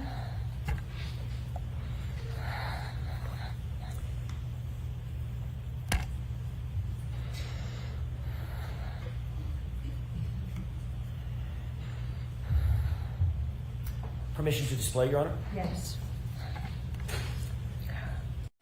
Doctor, I know that's a little bit small and far away. We'll enlarge it as you need. It's not an eye test. Can you tell me what we're looking at? Yeah, let's take the top half of the document. What is that to the left, and then what's the machine in the middle? Okay, so what you see on the left is a anonymous patient showing how the Lucas machine is placed onto the patient, where the arms are pulled up and clasped against these rigid mechanical bridges. And then here is the engine which puts the pump, and that's the pump which just goes up and down to do the chest compressions. And so that's how it's affixed to a patient. To be clear, Doctor, that is not Mr. O'Keefe. That is No, this is could be a model. an unknown person. Okay. And then what are we looking at in terms of the actual machine to the right? This shows the actual machine before it's put on a patient. You can see how it encircles the patient, and then there is this circular pump, which is the compressor pump. If we can look at what is that a picture of, the highlighted portion? That's the circular part that actually is projected down onto the body That makes contact with the chest? Correct, and it has a spring in there that the engine above it gives a certain number of compressions per minute. And you said on average the compressions per minute would be about what? They should be around 100. Okay. If we could go to the bottom half of the page, or the graphics on the bottom. What are we looking at in this photograph? Hey, we're looking at, on the left side, we're looking at a CAT scan, which scans a person who's had some injury from the Lucas compression machine, and it's a cross section.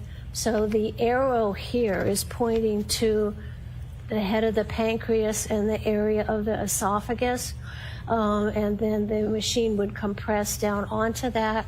And the important part is that I don't know if that's working on there.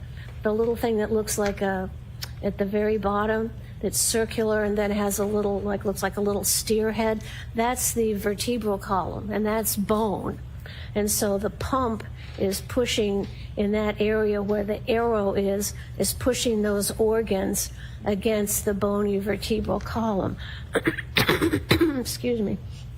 And that's an actual patient that had that. Then on the right, it shows the schematic of the blue arrows indicating the force coming down. Then we see the organs, and the red arrows show how the pancreas can get hemorrhage, and also some of the esophagus that goes into the top part of the stomach. And we see that's, I can't really see where that, I think it stopped. Oh. May I approach you? Yes.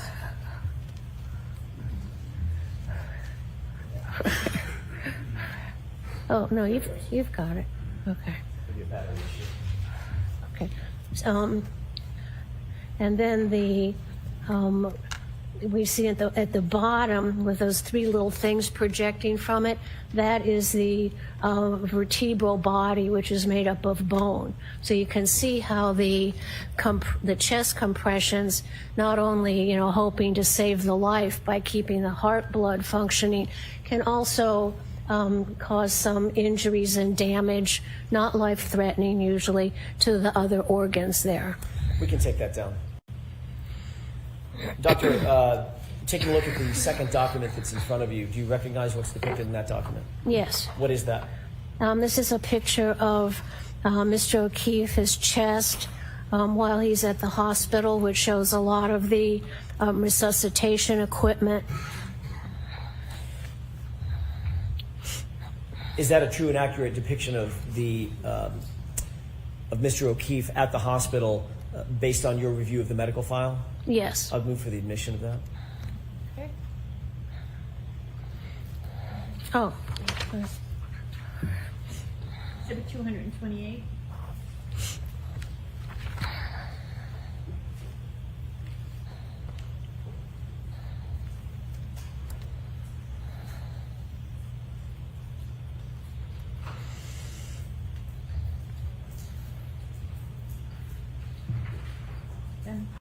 Permission to display briefly. Okay. Taking a look at the photographs to the left and to the right, do you see any indication on Mr. O'Keefe's body that is suggestive that the Lucas machine, where the Lucas machine was situated? Yes, as I pointed out here with the blue arrows, that big circular mark there is the mark on the skin where the compression pump compressed the chest of Mr. O'Keefe, and it caused some rib fractures, and it also caused those reddening of the stomach and some hemorrhage in the pancreas. We can take that down. Doctor, based on your review of the medical records, did you calculate the approximate number of compressions that Mr. O'Keefe would have been subject to based on that Lucas machine? Yes. What is that calculation? His body was found around 6 a.m, and he got to the hospital around 6:37, I think. So if they put the Lucas machine on him when they got him into the ambulance, and it's compressing at 100 times a minute, and that is from the time of the body being discovered to the time at the hospital, that's around 37 minutes. So if you multiply 37 minutes times 100 compressions a minute. That's around, over 30,000 compressions that would have been done to Mr. O'Keefe's body in the course of his resuscitation efforts. Doctor, do you have an opinion as to what caused the hemorrhaging that we saw on Mr. O'Keefe's stomach lining? Yes. What is that opinion? It was from the blunt compression of the Lucas machine. Is that opinion to a reasonable degree of scientific certainty? Yes.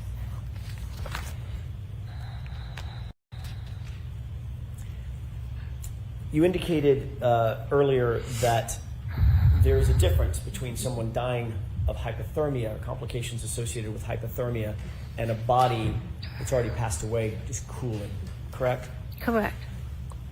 Do you have an opinion as to a reasonable degree of medical certainty as to whether Mr. O'Keefe suffered from hypothermia? I do have an opinion. What is that opinion? He did not experience hypothermia. Did you observe any signs of frostbite? No. Did that have any weight concerning your opinion, overall opinion, as to whether or not Mr. O'Keefe died with complications associated with hypothermia? Well, if someone dies due to exposure to low temperatures, you expect to see not only the Wisniewski's ulcers, but you expect to see some frostbite changes in the extremities. Based on your overall review of the medical records associated with Mr. O'Keefe, were you able to reach an opinion and conclusion as to the cause of death of Mr. O'Keefe? Yes.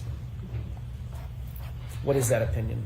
He died of brain injuries and skull fractures due to blunt force trauma of the head. Do you hold that opinion for Mr. O'Keefe's cause of death to a reasonable degree of medical certainty? Yes. I want to shift gears for a minute, Dr. La Posada, and talk about patterned injuries elsewhere on Mr. O'Keefe's body. You've obviously talked about your training and experience as it relates to recognition of patterned wounds, correct? Correct. That's something that you were trained in when you were training, correct? Yes, it's very basic to the discipline of forensic pathology. And have you also trained others during the course of your 40-year career on the issue of wound pattern recognition? Yes. You've taught courses and given lectures, is that right? Yes, I have.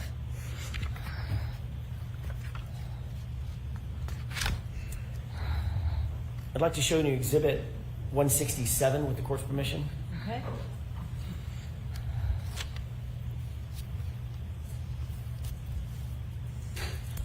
Do you recognize what's depicted in this photograph? Yes. How do you recognize it? Is a photograph of the right arm of Mr. O'Keefe. Did you review and consider this photograph and others in coming or forming your opinions, coming to your conclusions and opinions in this case? Yes.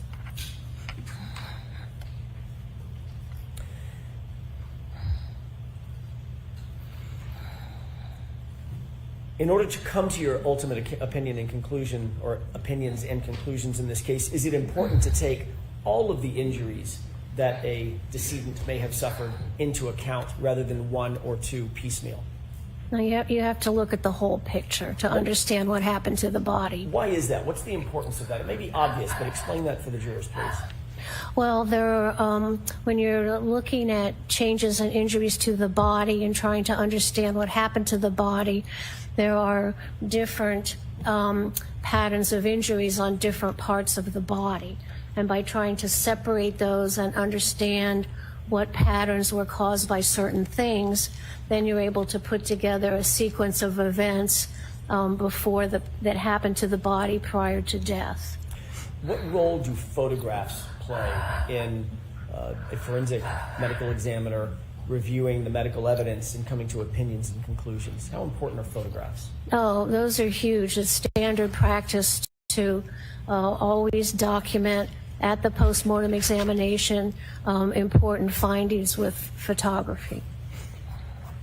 Were the photos in Mr. O'Keefe's case useful in coming to opinions and conclusions concerning his injuries altogether? Yes. What about the injuries to his right arm? Yes, those photographs are very important to understand those injuries. Do you believe that there is a patterned injury on Mr. O'Keefe's right arm? Yes, there is a pattern injury there.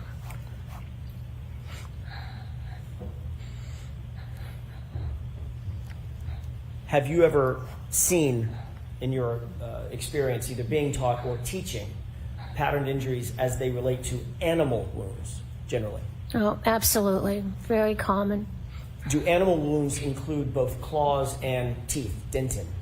Yes. So bite marks and claw marks might be two different types of patterned wounds that you may see in your evaluation, just Correct. in general? Correct, because when an animal approaches the body, there may be damage from the claws and also from the mouth. Do you expect to see punctate wounds as well as linear abrasions? Yes. Do you expect to see certain bite patterns as well? Yes.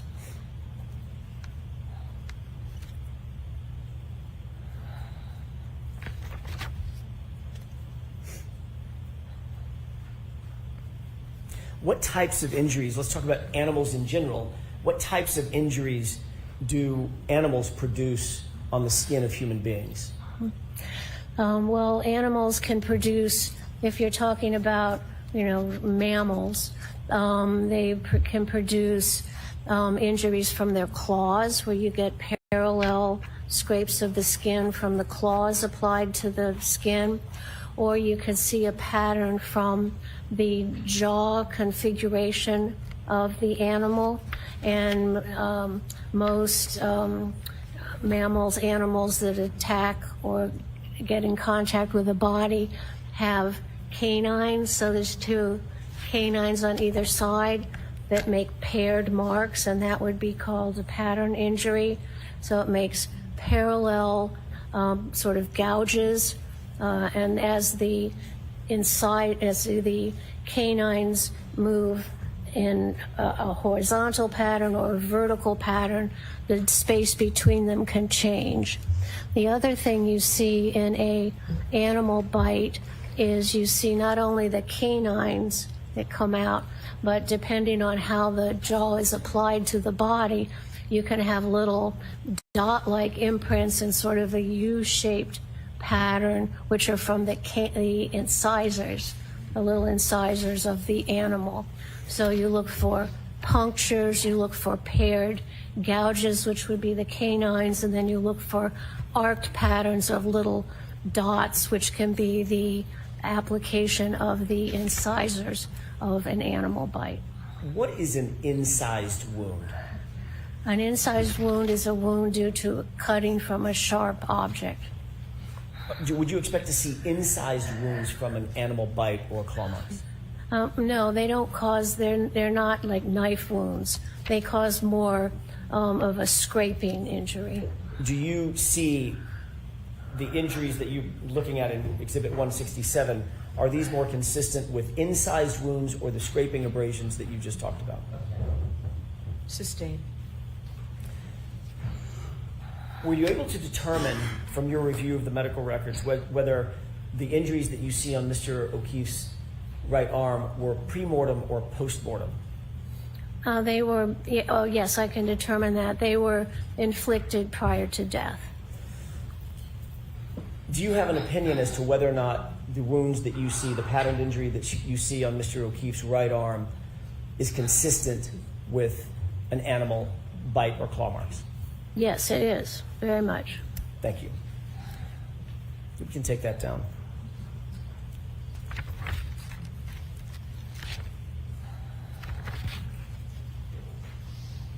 May I have just a moment, Your Honor? Actually, Your Honor, may we approach very briefly? Okay.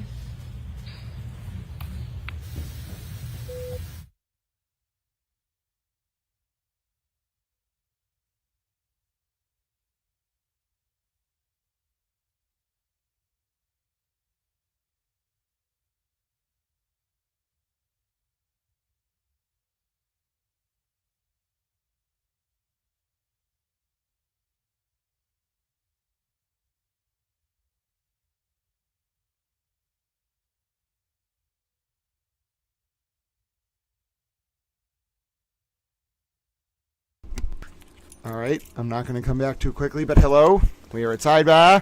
I am a towel. I have returned. Hello. I got my towel snacks. That was not good. That was not good, towel friends. I got to the towel store, and then I tried. Oh goodness, no, that was not good for towel. Oh goodness. All right, we got to all take a little towel breath. I have somehow screwed up again because I'm a moron. But yes, little towels. Everybody breathe. We're at Sidebar. I'm with you. I'm here. Sidebar should be ending any second now. Hold on one second. Hold on. Sidebar should be ending in just 20 seconds. Hold on, little towels. Take it away, AJ. Do you have towel things to tell us? Or am I a towel?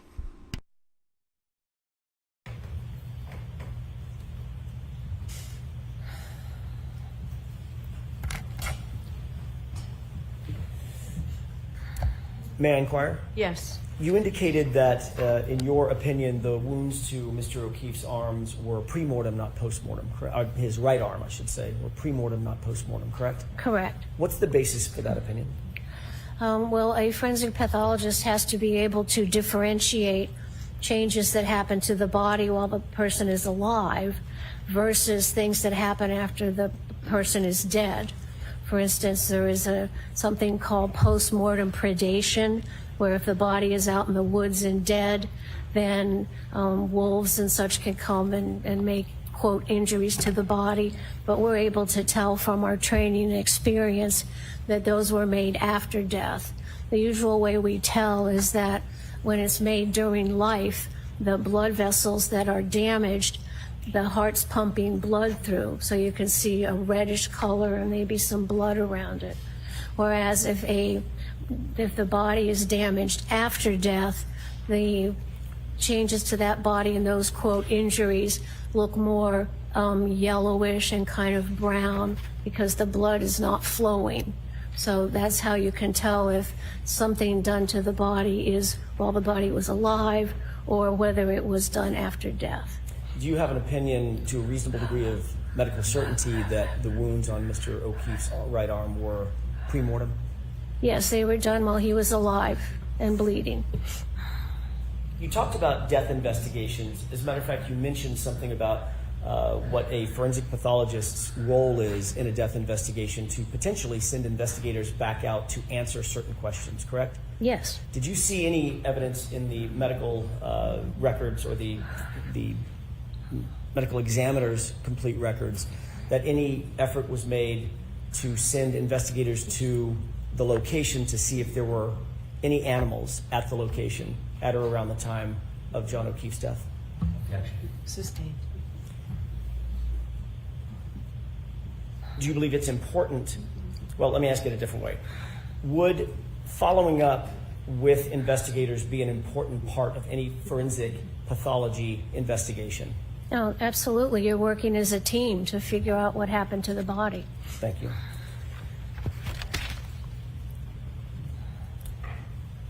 We talked about the theme and theory of differential diagnosis, correct? Yes. How does engaging in the process of differential diagnoses avoid bias in an investigation? By after you have your findings and you sit back and think, well, how many ways could I get this finding? And so bias sometimes means, oh, I think it's this, and then you just stop. So that's a sort of a bias where you make a decision too quickly and you don't then stop to consider what other things could cause this same finding. So you have to consider not only what immediately comes to mind, but then you think, how else could we get this pattern of injuries? Did you engage in a differential diagnosis as it relates to this case? Yes. Did you consider whether the injuries could have been caused by a motor vehicle accident? I did consider that. Did you consider whether Mr. O'Keefe's right arm injuries specifically could have been caused by being hit by a motor vehicle? Yes, I did think about that. Were you able to rule that out? Absolutely. Not. So the objection sustained, jurors strike that answer. Tell me about, well, let me ask it this way. Did you come to an opinion or conclusion as to whether or not Mr. O'Keefe's injuries as a whole were produced by a motor vehicle pedestrian incident? Sustained. You indicated that you've done thousands of autopsies yourself, correct? Yes. You've supervised many times more that. Correct. How many of those autopsies that you've performed or supervised have involved motor vehicle incidents? Hundreds. How many of those hundreds have involved motor vehicle pedestrian incidents? Almost as many. Have you performed autopsies specifically on individuals known to be hit by vehicles? Yes. Have you performed autopsies on individuals believed to be hit by vehicles? Yes. Have you engaged in differential diagnosis and inferential thinking in terms of developing an opinion or conclusion to a medical certainty about whether or not the injuries that you see on a decedent are consistent or inconsistent with a motor vehicle pedestrian incident? Yes, that's part of what we figure out as a forensic pathologist. Did you do that in this case? Yes, I. Sustained. What are some of the injuries that you would expect generally to exist if a pedestrian is hit by a motor vehicle at speed? Not 1-2 miles an hour, let's say 20 plus miles an hour. Yes, one of the things you see is a pedestrian is, standing upright and is impacted by this blunt object of a automobile or a van or a SUV. And what you see first most is the tissue is crushed where the projections of the vehicle impact the tissue. And when you crush the tissue, that gives you a bruise. So that's the first part of the pattern of impact. It crushes the tissue, it gives you a bruise because it breaks the blood vessels underneath the skin. And then depending on how much more force is applied, the skin can break. So I'm going to strike that. Next question, Mr. Jackson. In addition to bruising, what else might you expect to find in an individual who's been struck by a vehicle at speed? So let's come over to sidebar. Sidebar.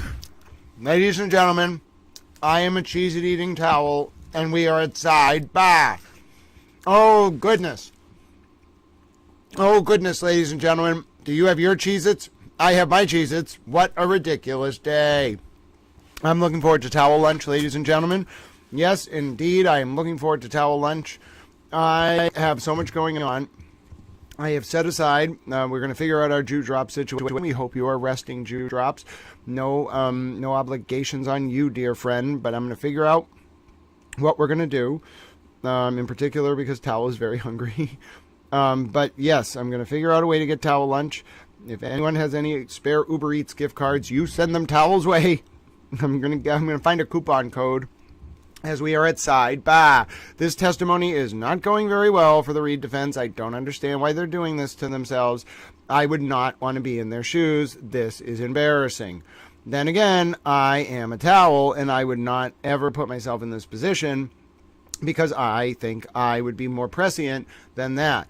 However, ladies and gentlemen, I love toasty Cheez-Its, right? Oh my goodness. No, I'm eating original Cheez-Its, but I love the toasty Cheez-Its. Nope. Hold on, ladies and gentlemen. We may not have a problem with towel lunch. I think I have a solution. Yes, ladies and gentlemen, I have found a solution for towel lunch. I've thought about this so many times, ladies and gentlemen. I have to stop eating cheeseburgers, so I am going to get chicken. Now, you may be saying to yourself, Grant, how does it seem to be that you just always are struggling? Well, it's because I refuse to sell out, ladies and gentlemen. Yes, this is a public information service, and I will not take sponsorship offers. I refuse to take advertisers. YouTube can run ads, but I, ladies and gentlemen, and also I have to wait. Long time for the YouTube to process things, but I, ladies and gentlemen, am intent on creating a public information service that values each and every single person who contributes by way of their comments, or by way of their questions, or by way of their support for each other. I am here for you, towel friends. That's why I continue to persevere, and we will make it through, my towel friends. Yes, with the strength of the towel friends together, we will make it through. Now, in other news, ladies and gentlemen, I will be continuing to monitor for Hank Brennan's cross, because Hank Brennan's going to set up this witness to talk about the reddening of the pancreas. This witness is going to get absolutely humiliated. John O'Keefe's pancreas has had reddening in it, ladies and gentlemen, which is a very clear indication of hypothermia. I don't know why Hank Brennan, I don't know why Alan Jackson opened the door to this. Hank Brennan's going to absolutely tear Alan Jackson apart on this. It was a very strange decision, in my opinion, for Hank Brennan to go, for Alan Jackson to go this way, because Hank Brennan on cross is going to, yes, ladies and gentlemen, Jew Drops is sick at home. She's out of the hospital. She let it, her towel friends know, the super towelette Jew Drops, that she is out of the hospital and okay, she's recovering, and we are keeping her in our towel mind, ladies and gentlemen. We always keep super towelette Jew Drops in our towel mind. And why do we do that, my friends?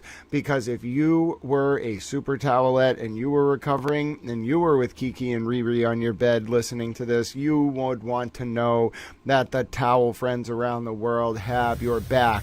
And we're back from the sidebar.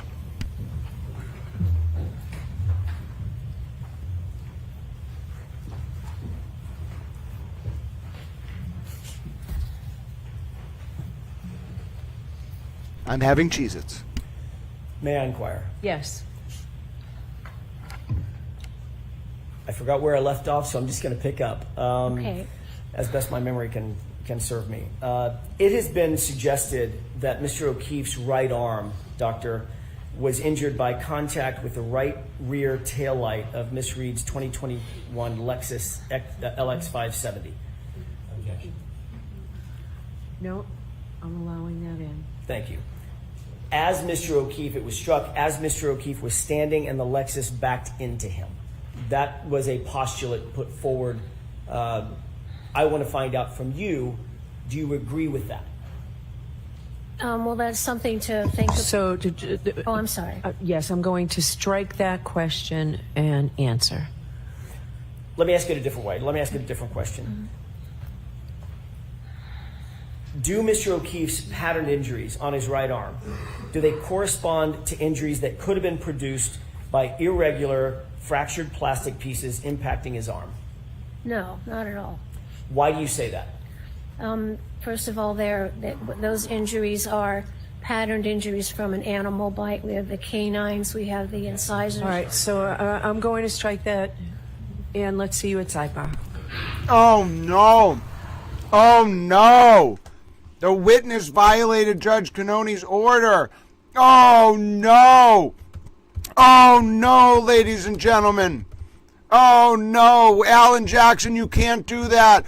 Alan Jackson has just allowed a defense witness in the John O'Keefe. We're going to need a curative instruction. And Karen Reed retrial to violate Judge Cannoni's morning order as to the witness being banned from mentioning dog bites. Oh, no. Curative instruction incoming, ladies and gentlemen. Incoming as punishment for the defense. Oh, Alan Jackson, you cannot do that. You cannot do that, ladies and gentlemen. You don't understand. It's one thing when a judge hasn't made a ruling, like within the past few hours. You can't do that, Alan Jackson. You must know better than that. That is absolutely unacceptable. That the judge is going to absolutely run her. Oh my goodness. She is going to be furious. You cannot do that. Alan Jackson, the judge just ruled that you are not to do that. How can you do that? How can you do that to the court? I know that you were pissed. Oh, goodness. But you can't do that. Oh, no. She's going to be furious. Judge Cannoni is going to rip him in half. Curative instruction incoming for the defense. Watch this, ladies and gentlemen. I know a curative instruction is incoming. You can't do that. You can't. You can do a lot of things during trial. You cannot do that. Not when there was just a ruling right before the witness took the stand. You are a lawyer. You know better than that, Alan Jackson. He walked right into it. The only way to deal with this is a curative instruction. And it's harm. You can't do that. It's such a bad position to put your client in. If you're Alan freaking Jackson, you open the door to a curative instruction. Oh no, ladies and gentlemen, that was just such a terrible idea to do that. I know he wanted it. That's Judge Cannoni's going to know. She's going to rip him in half. I don't exactly know how she's going to remedy this. It is an egregious, and the thing is, I think it was intentional. It was egregious by the defense. Not as necessarily a tactical thing. If they had won their motion, whatever, they lost the motion, or if they never brought up the motion and the witness had just walked into it. But no, Judge Cannoni had just ruled. It was the most important ruling of the day, and Alan Jackson was like, "Screw it. What do I care?" Oh no, you can't do that. I know, but Judge Cannoni told him not. When you are a lawyer and Judge Cannoni issues that, you have to be so careful with your witness, because if that witness really does that, I mean, you're not going to get a mistrial, because the prosecution doesn't really get a mistrial normally, especially here. They won't want it. What the prosecution will get is a very bad, punishing curative instruction. Way worse than what happened yesterday. I mean, maybe Judge Cannoni lets it slide with her own curative instruction, like she'll draft it. But right now, I would guess she's screaming at Alan Jackson. It's so offensive to the court. It's so offensive to her ruling. It's just, no, there will be consequences. We may not actually hear them because they're at Sidebar. But ladies and gentlemen, I promise you, no, she's going to scream at him. She may contain herself because the jury's there, but she is, in lawyer parlance, she's going to be furious with him. I know we're back, so we'll see. I don't know if she's going to do an instruction. We're going to find out, but they're going to come back in about 10 seconds. She could just let it pass, make it seem like not a big deal, or the other option is to do an instruction. She may well have to. Hank Brennan probably asked for it. We're going to find out in about 10 seconds. It's a tough call. If you give an instruction, you highlight it. If you don't give an instruction, Alan Jackson gets away with it. But she probably scolded him at Sidebar.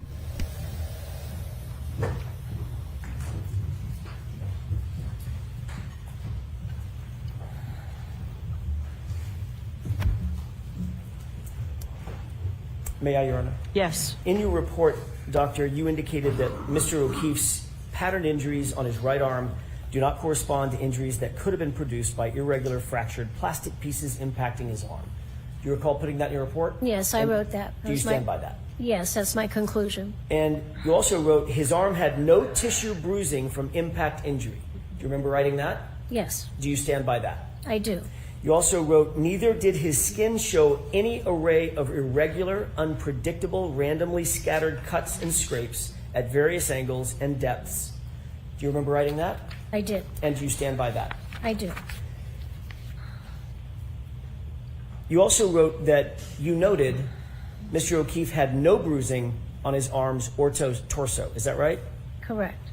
And you also wrote, in particular, Mr. O'Keefe did not have bruises on his legs. Correct? Yes, correct.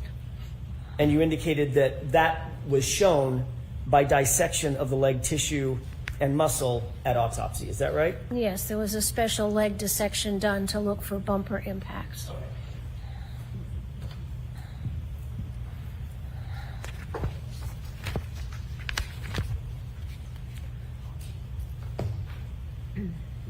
You reviewed the entirety of the medical records associated with the autopsy? Yes. Including photographs? Taken at the hospital, yes. Okay. And autopsy photographs? Yes. And other data and documentation, correct? Yes. Are x-rays an important part of an autopsy generally? Oh, yes. Usually there are x-rays taken of the body prior to the examination. What do x-rays show? Why are those important? They're important because they show foreign material in the body, like a bullet. They also image the skeleton, so we can look for fractures of the bones.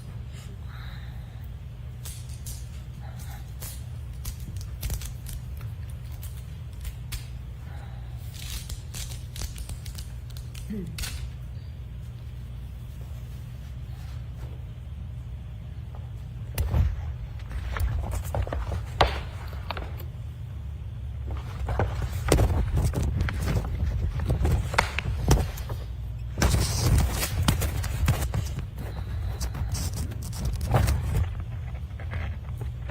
may have just a moment, Your Honor.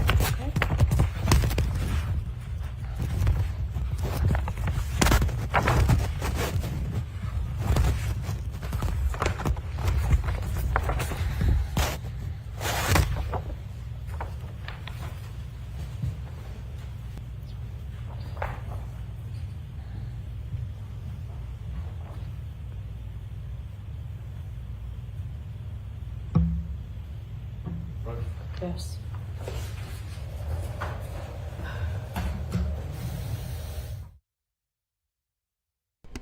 Another sidebar, ladies and gentlemen, another sidebar. We're going to go to morning recess at this point. Alan Jackson is intent on trying to frustrate Judge Cannoni. You can sense it in your bones. Yes, I would get, well, it is a big deal when you get a tongue lashing in front of the jury. They can't hear it, but I guarantee they saw it. And as a defense lawyer, it humiliates you. So, but yes, we got a lot going on, Little Towels. I'm going to be here with you for morning recess, as always. You know that. Chloe the dog was liberated, but then Alan Jackson was like, nope, I'm going to ignore Judge Cannoni's ruling. Now, it didn't actually implicate Chloe the dog, but as you can see, we now need to put a float of Alan Jackson in the towel parade behind Chloe the dog, chasing after Chloe the dog with these ridiculous, some kind of ridiculous parody where Alan is like, but wait, the dog bites. Yeah, it's ridiculous. It is ridiculous, ladies and gentlemen. I, though, am a towel. And you might be saying to yourself, yep, Grant, we're watching this. The defense knows it's bad. They literally seem to be trying to cause a mistrial at this point. Are you concerned for the future of America? No, but I am concerned that we're going to sidebar. Yes, ladies and gentlemen, I, Little Towel, will stay with you. I will not give up on you, Little Towels. Yes, if we have to go to sidebar, then that's exactly what Little Towel will do. We'll go from sidebar to morning recess, and I will stick with you. I know. Listen, ladies and gentlemen, Chloe never got to take the stand. I'm sorry I forgot to put Chloe's picture. There she is, ladies and gentlemen. Oh, my goodness. Recess. Recess. Rise for the jury. Here we go, ladies and gentlemen. It is morning recess in the John O'Keefe and Karen Reed retrial. My name is Grant Smith Ellis. I'm with you. You're with me. We're all being Little Towels. We look like we're going to be in recess till about 11:30. Now, if you missed it, ladies and gentlemen, Chloe the dog is officially liberated. Oh, yes. Oh, we're back. Looks like we're going to have a voir dire or some kind of motion argument. We're not going to recess at all. It was just to trick the jury. Oh, maybe we are. Hold on. Maybe we're back. Stay here. May be seated. Dr. Lapasada, you can step out, okay? All right, I did receive another motion this morning for a curative instruction. I'm not going to even consider this today. We can consider this at the charge conference. So that's where we're at with that. All right, work it out. If you can't work it out, let me know. I'll come out before the jury. All rise for the court, please. All right. You heard it. Bob Alessi gets no action. No action, ladies and gentlemen, on his motion. All right, now, here we are, friends. I don't know how it's happened. Hey, thank you so much for watching the Karen Reed trial with us, but I wanted to tell you guys about something No, real I don't quick. want. We talk a lot about... Oh, okay, so that's what I was going to point out. Some days, Little Towel... So, Eva Towel's always like, Grant, you shouldn't always take help through YouTube because it takes so long and they take a cut. And I was like, no, we must support YouTube. Towel, you... Oh, ladies and gentlemen, wait a minute. I have an update. Hold on. I want to do this before we help Towel get lunch. Oh, ladies and gentlemen, I think it is official. We have officially overtaken Boston 25, ladies and gentlemen. I have news for you. Ted, pink down to his underwear Daniels. Oh, yes, ladies and gentlemen. I think we're going to be able to see it right here. Hold on one second. Nope, that's not it. I'm going to find it. Hold on. Ladies and gentlemen, Ted pink down to his underwear Daniels may very well have just been beaten out by Little Towel. Now, let's take a look at it, ladies and gentlemen. You may see it right there on your screen.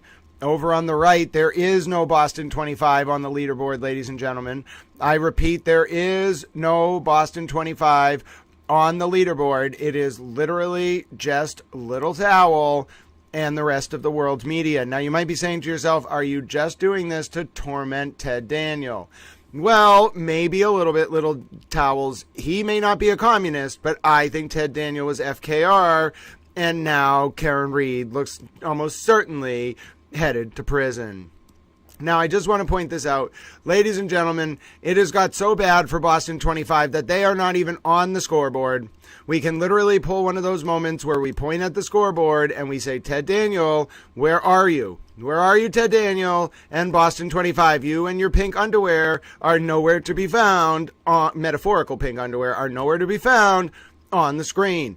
Eat your heart out, Ted Daniel. It's early in the day. I may not be as big as Reuters or Al Jazeera, but Towel Stream is strong. Also, sorry, I made your comments freeze. Let me just fix that for you, little ladies and gentlemen. Well, goodness, that was not a good morning for the Karen Reed defense. It was a good morning for Towel, though, and for Chloe. Ladies and gentlemen, I would just like to announce that Chloe the dog is free. And you might be saying to yourself, I just heard Alan Jackson act like an Alan Jackson and try to undermine Judge Cannoni's ruling. Are you sure Chloe the dog is actually free? Well, yes, ladies and gentlemen, I am certain Chloe the dog is free. I will play you the clip. I just want to talk about how Ted Daniel is pink down to his underwear. Now, this is an homage to the Richard Nixon election in the 50s and 60s, where he called his opponent pink down to her underwear. Now, I am not saying that Ted Daniel is a communist. I don't think he's a communist. I just want to let you know that Ted Daniel is pink down to his underwear. Oh, goodness, Luisa Ramirez, I don't know where you can do that. Oh, Chloe is a goddess, ladies and gentlemen. All right, now listen, I just want to let you know, all your towel friends help. This is a public information service. We are bigger than Ted Daniel. However, even with all your towel friends' help, I got a lot of things squared away.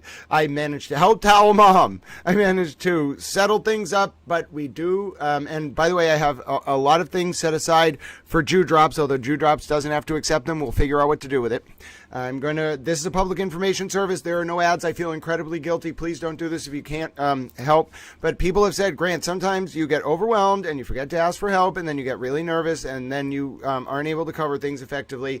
I am an idiot. I did everything I had to do. I took care of my responsibilities. I have low executive functioning, and I need help sometimes. So you don't need to support this stream. I want to let you know that your comments, your questions, your likes, all of your subscriptions, I think we are at close to 2,000 Towel friends. Ladies and gentlemen, 1.85 thousand subscribers on the Towel YouTube. But this is one of those days, and please, I just want to let you know I have put aside and sequestered what was raised for Jew Drops. It is not being touched. I have just left it in the apps that they came in case Jew Drops doesn't want it or we have to send it back.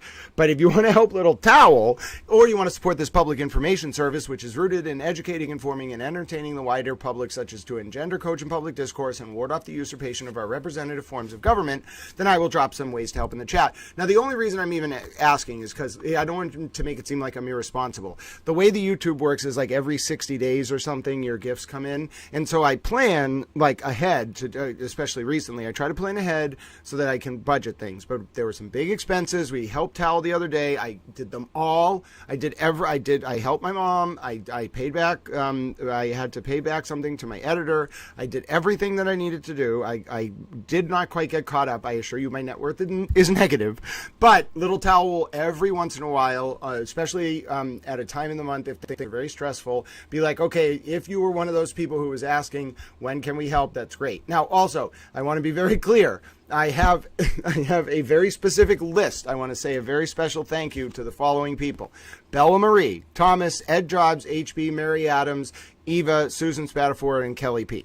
Every single thing that came in, I tracked. I set it aside. It will not be touched. In fact, the Super Towel HB themselves will probably help out depending on what we end up doing there. But as to Little Towel, and please do not send too much. Yes, I am a moron, and I screwed up again, and you can tell I feel very guilty, but at least I helped Towel Mom, so... Yes, I went down to the towel store, and let's just say I'm glad I had a $20 bill in my pocket, because I would not have been able to afford my snacks, and it was very embarrassing. But listen, that is not a bad thing. I feel like we're in this world that is so defined by the rat race, where people, like the people who need it most sometimes, and I don't want to seem ungrateful, I just am not good at balancing. I don't really, I'm very grateful for my family, but I don't really have, someone who ever taught me, okay, here's how you manage having executive dysfunction, and here's how you not run into issues this time. Anyway, I'm a towel. I appreciate you all. I'm doing my absolute very best. If we can get to June 21st or something, I will be fine. Don't take this as Towel being bad at his life. I just get overwhelmed. I sit in this chair for 12 hours a day to the exclusion of everything else. And then I wake up the next day and I'm like, oh no, I have an existence and I have failed. So anyway, but yes, you all keep chatting away about Alan Jackson to support Towel stream here. I'm going to go back to our recap, but what is there to recap? How do I recap Alan Jackson being just a ridiculous human being and violating Judge Cannoni's order? If you missed it this morning, ladies and gentlemen, now that I'm over my spiel about being, oh goodness, all right, nobody send anything else. We are okay. I have enough for lunch. I am so excited. Oh, you have no idea. Little towels. Just what? And listen, I feel like this is a failure of me as a human. I should not be so bad at managing my day-to-day life that I get to the point where I get nervous because I run out of resources to feed myself 11 days into the month. I can't let this happen. I have to do way better. I'm going to get help. I think Colleen Henry said she might help as some kind of assistant, but I don't want to make her volunteer. I have to figure out a way to do this. I'm overwhelmed. My editor, Chris, is out there. If you're listening, Chris, we need to fix this. We're working on it. Oh, I have an update, ladies and gentlemen. We're not going to do it during the trial. I talked to my editor, Chris, okay? Chris is responsible for helping, in some ways, keep Little Towel alive. If not for Chris, I never would have gotten through school. I cannot tell you the amount of times where I didn't have money for parking, and Chris would be like, okay, we're going to figure this out. I am not letting you miss class because you don't have money for parking. Anyway, Chris is a wonderful man. I love him dearly. Chris has helped Little Towels for so long, and I asked Chris, could you help me figure out after the trial ends, or maybe once deliberations go on, the towel friends want to support me, and we need to figure out a way that they can get towels. So Chris right now is working on setting up drop shipping. He's going to figure out a way for you to get custom towels. We're going to have some of towels, copyrighted images that you can buy because I took the pictures, so of Hank and stuff like that. I own the copyright, so we're going to do those. And then I have some images of Towel that were, I think Christina Towel sent them. So I want to give Christina Towel a cut, but she has to talk to Chris. Because I'm not going to be involved. They can figure it out. But I want Christina Towel to get a cut because Christina Towel came up with some of the towel emojis. I may have come up with some of them. I don't remember. I just don't want to make anyone feel excluded. And then we're going to put them on towels. He found a drop shipper that apparently does towels, okay? So there's lots of towel options. I'm very excited. And I just want to say thank you all. It's not a personal failure that I get overwhelmed. I just have very high analytical intelligence. I can operate this streaming software solo. I can do the different streams. I can broadcast the court feed. I can analyze it. But that doesn't, it's not that I'm compensating. It's that my analytical intelligence is so high and my memory is so good, because areas where maybe you all might be stronger, like emotional intelligence, and not everyone's the same, obviously, emotional intelligence or executive functioning, maybe you are really, really good at those things. I'm not. I just want to let you know I am a human being. I am very bad at some areas of life. I put that over my head. It is not on purpose. It is literally a byproduct of me just kind of being very good at one thing to the exclusion of everything else. And I know it. Like, I cause so much unnecessary and unintentional heartache sometimes because people who I'm involved with on a personal level will be like, well, how can you be so dumb emotionally? And I'm like, well, it's not on purpose. I'm just really focused on what I'm doing, and I want to help people to almost to the exclusion of everything else, including my own well-being, and I don't care. But then well-meaning people in my life will be like, but Grant, if you just collapse, like because you don't eat, or just from the stress, if you just collapse, you are useless. You are not actually helping anyone. You're in fact being counterproductive and taking away yourself as a resource from people. So I have to balance that all the time. I also want to point out, and I'm being very authentic here, for 5 years in a row, I refuse to accept Christmas gifts. Literally, I might accept them this year because I'm feeling better socially, and I think being around you all and seeing you all make connections has made me feel better. But I couldn't accept them. I felt so guilty that I couldn't get gifts for my family that I was like, do not get me gifts. It makes me feel guilty. So I also have this like complex that I'm going to have to get over. But I love you all very much. Thank you for letting me rant on. All I wanted to do was show the moment Chloe the dog was liberated. I ended up talking about how I sometimes don't have the greatest emotional skill set, but I feel better talking to you all. I feel better expressing it to you all. And I didn't mean to go on a rant there. I just want to just extend you all a super towel hug. I agree, Courtney Myers, every single one of us, dear friends, is on our own unique path. And I heard it said to me once by a very wise man in Creve Coeur, Missouri, which I later came to know was the French word for heartbreak, or broken heart. I should have known dating a girl from Creve Coeur was not the best idea if I had only known. She was wonderful, though. Wherever you are, you know who you are. If you're a random girl who used to live in Creve Coeur, Missouri, and you knew a person named Grant who now calls himself a towel, I'm talking to you. That time we went to get Indian food and went to a hookah bar was a very good memory. But anyway, I was with a very smart man in Creve Coeur, Missouri. I'll never forget it. I was my then partner's father. He took us to dinner at a restaurant, and I was eating pork chop back then with prosciutto and cheese on it. It was the most delicious meal I've ever had. And the man looked over to me, and I think he got it. I think he got it because he looked at me and his daughter, and then he was like, I like him, looking at me. And this was a very old school man who he had done some amazing things. He went from I'm not going to say his country of residence, but he went from a very difficult country to the Sorbonne in Paris, and then he became a doctor in America. Very impressive human being. And he looked and he was like, he's okay. I like him. But then he said, and he looked at me too. So I was like, oh goodness. And then he was like, both of you, it was told to me once, in life, there are three things in life that one must choose from: looks, intelligence, mental stability. And you will always be able to pick two. And he said it a little more direct than that. But I was like, oh, I didn't, I got it, but I was like, oh, wow. And now for me, it's not really like that. It's more like analytical intelligence, emotional intelligence, executive function. Like, pick one. Anyway, Towel friends, I'm feeling better, and please don't take this as a sign of Towel not being responsible. Towel's being extra responsible this month, and I'm helping my family with some things as they do. My sister's really the one taking it all on, but anytime I can step up and help, I'm going to do it. So we're going to do it, Towel friends, and we should be back from Sidebar any minute. But I've teased you long enough. I didn't even look at your comments. I'm not going to lie. That was one of the first times I didn't look at your comments because I was legitimately embarrassed for myself. I was like, how did I fail the Towel friend? I didn't really fail. I could have made it to the next few. We could have figured it out. But I was like, how did I get myself? I'm a mess sometimes personally, but I'm good at relaying information to you all, ladies and gentlemen, and that's what we're going to do. Chloe the dog was liberated, ladies and gentlemen. We're in a morning recess in the John O'Keefe and Karen Reed retrial. Yes, I have a proclivity towards talking a lot when I get nervous, and you can tell that I get nervous when I fail you all because I feel like I'm going to let myself down and not feed myself. But anyway, let's stop. That's enough of that. I even feel guilty about talking about it because I'm like, by talking about this, am I being authentic in the fact that I'm doing my work to the exclusion of everything else, or am I literally being irresponsible and depending on people who could be helping others, and is that help being given to me depriving the world of help that other people in the world of help that they may need?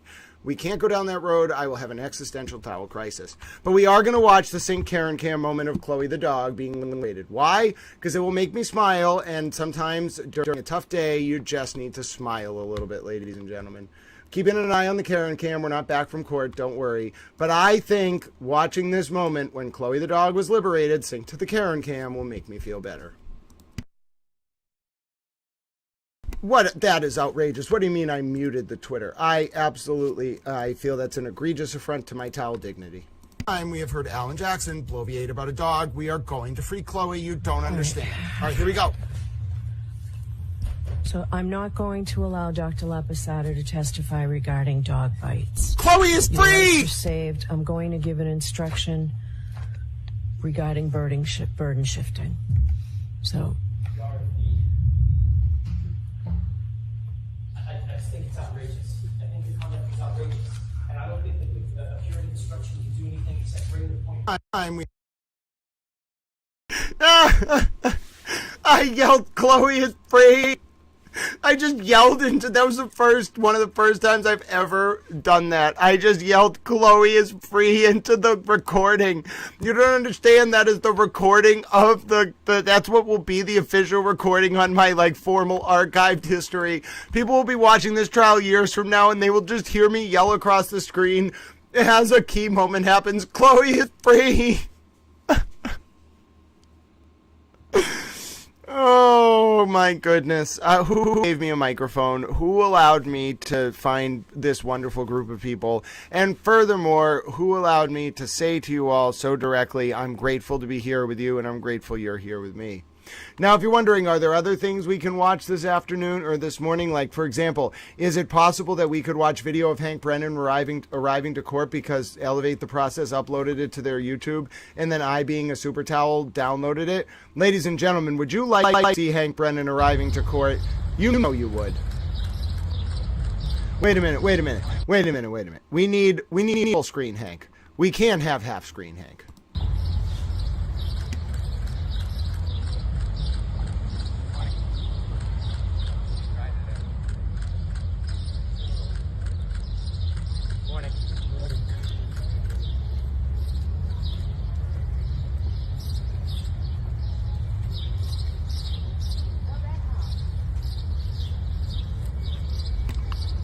The man, the myth, the legend, Hank, you can call me Hank, Brennan.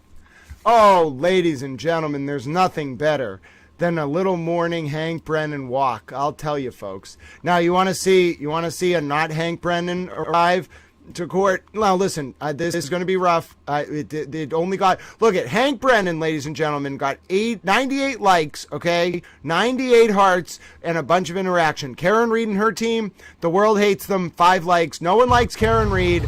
She's not a towel. You're not a towel, Karen. Shut up, Karen. Hi, David. Boo, Karen Reed is not a towel. Boo, that woman. Boo, Karen Reed. Boo, you are not a towel. Oh, ladies and gentlemen. Yes, exactly, Mystic Rose. We love your username, dear friend. And what happened with Hank earlier with Chloe is that Hank won his motion so that Karen Reed's expert, who doesn't, I don't know if the expert knows about, I don't know if the expert knows about dog bites or wanted to talk about dog bites, got banned from talking about dog bites, and then tried to mention them anyway. Oh, ladies and gentlemen, it is an absolutely wonderful towel day. We are, and by the way, I've been in the courtroom, folks. I've seen the jurors. They do not like Karen, do not believe any of the spin from Sue Pink down to her underwear, O'Connell, or Ted Pink down to his underwear, Daniel. I don't believe it for a second. I was in that courtroom. I saw the jurors react. They loathe Karen. One juror gasped when she saw Karen clips, ladies and gentlemen. I'm telling you, folks, I foresee a conviction incoming. My name is Grant Smith Ellis. We're just waiting for court to come back into session from the morning recess. But you know what we're going to do? We had to watch Karen. I know. I'm so sorry. I didn't mean to do that to you. I hate to have done that to you. It breaks my little towel heart. But now, ladies and gentlemen, your faith has been rewarded. You get to see, and Colleen Henry's going to love it, a special, stabilized, super Call Me Hank clip.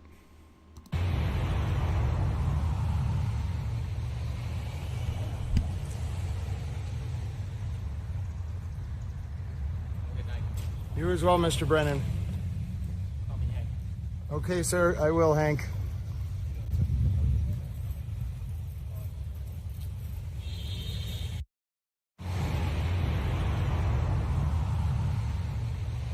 One more time.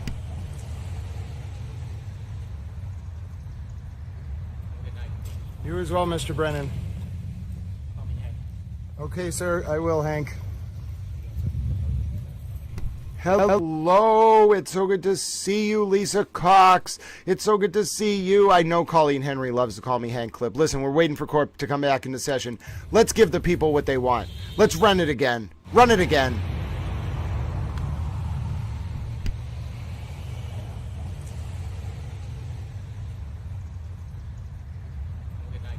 You as well, Mr. Brennan.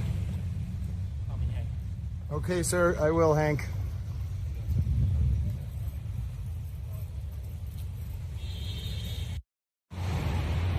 One more time.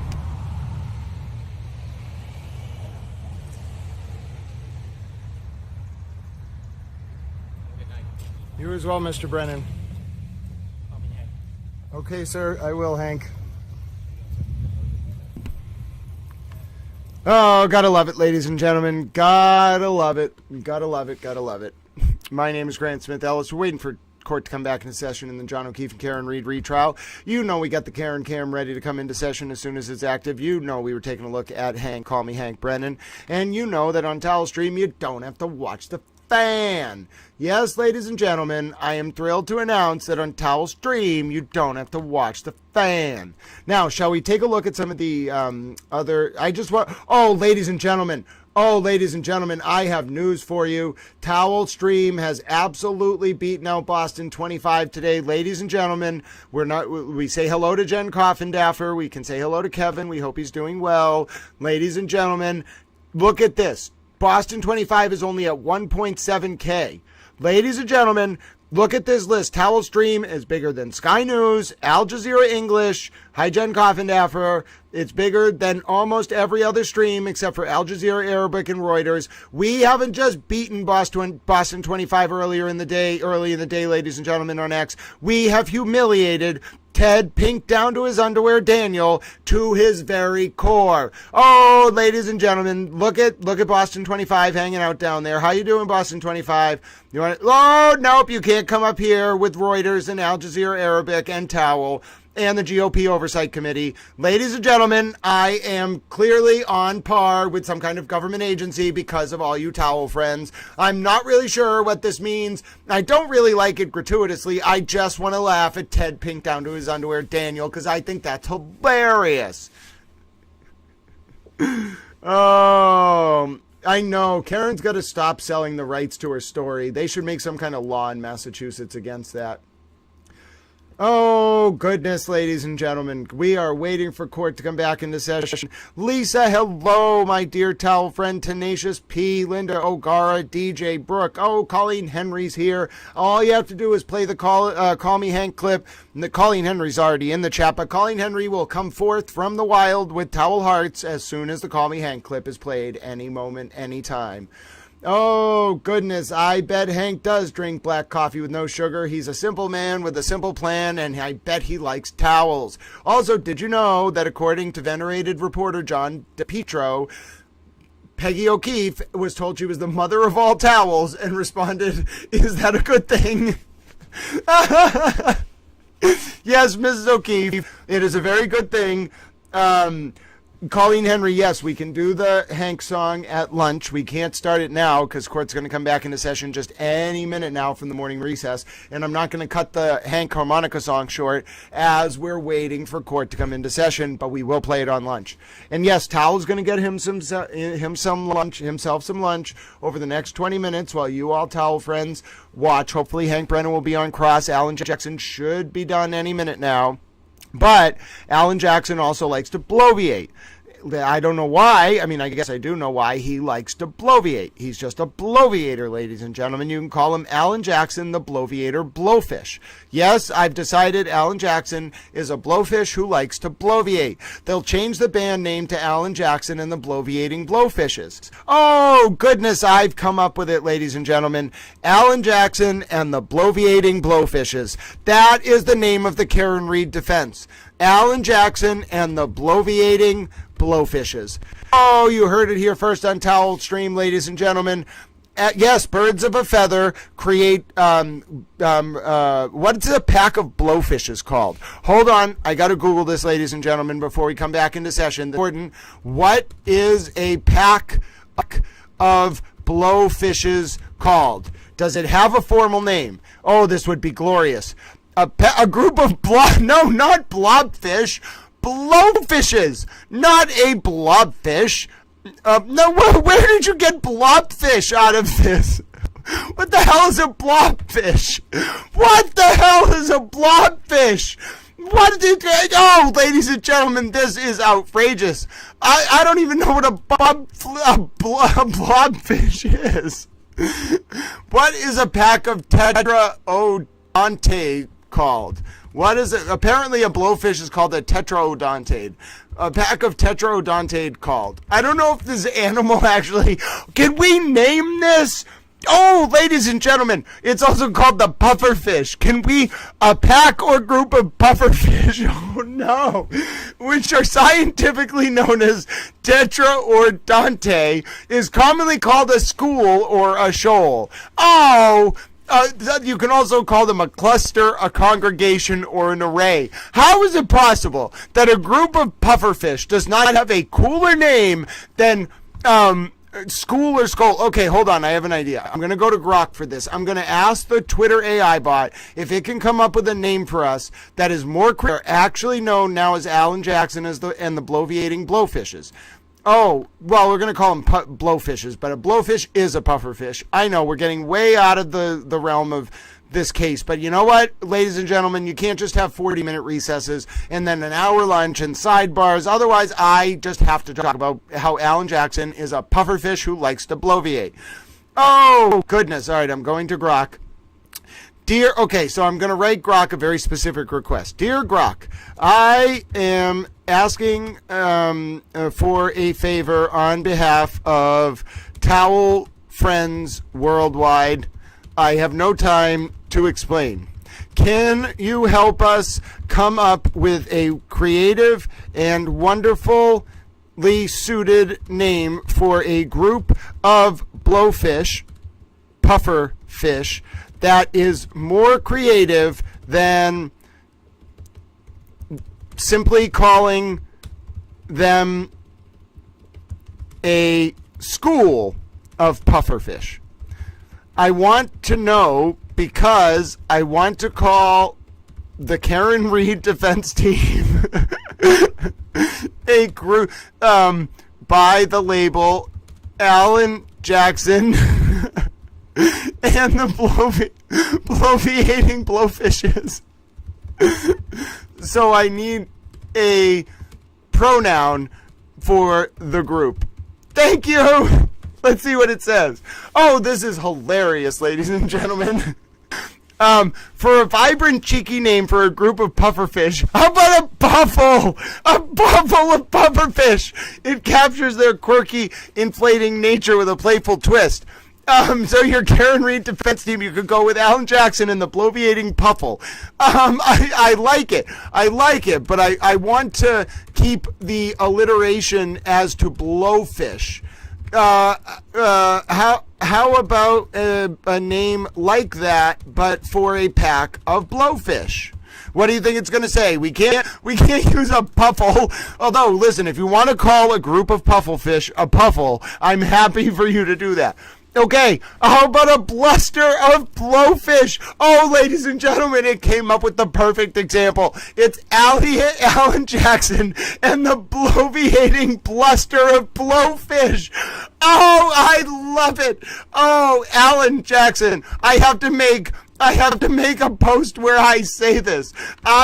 Ladies and gentlemen, with the help of Grok, who gave me a microphone, I am thrilled to announce we have come up with a nickname for the Karen Reed defense. Hold on. I'm going to get ready for us to come back into session. Hold on. I'll work on this on my own time. Hold on. We're getting ready to come back into session. Hold on. The camera is focusing on Aiden Kearney looking like a bloviating pufferfish. Oh, get ready, ladies and gentlemen. We should be back into session any moment here. And for the record, I think Aiden Kearney is a bloviating pufferfish. I think Miss O'Keefe is a wonderful human. Yep, we're back. Don't worry, we're watching. Jill D, don't worry, we are live as live can be. I have confirmed. It's not actually that they're back. It's just that the court camera wanted to film the sidebar, so that's what we're doing.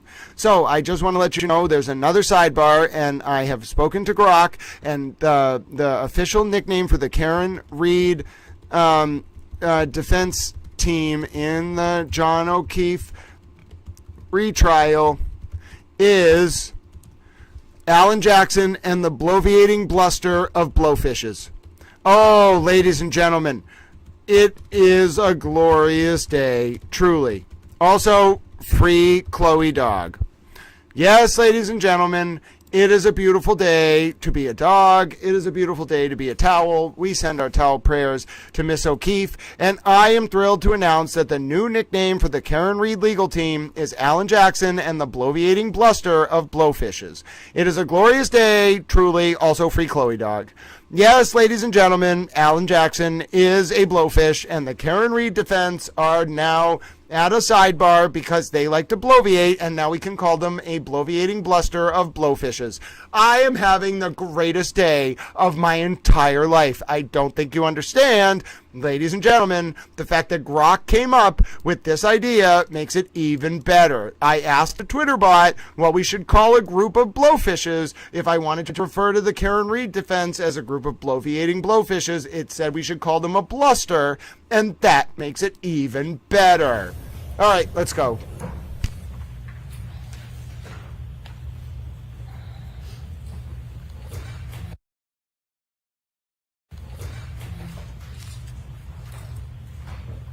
Donna, may I approach?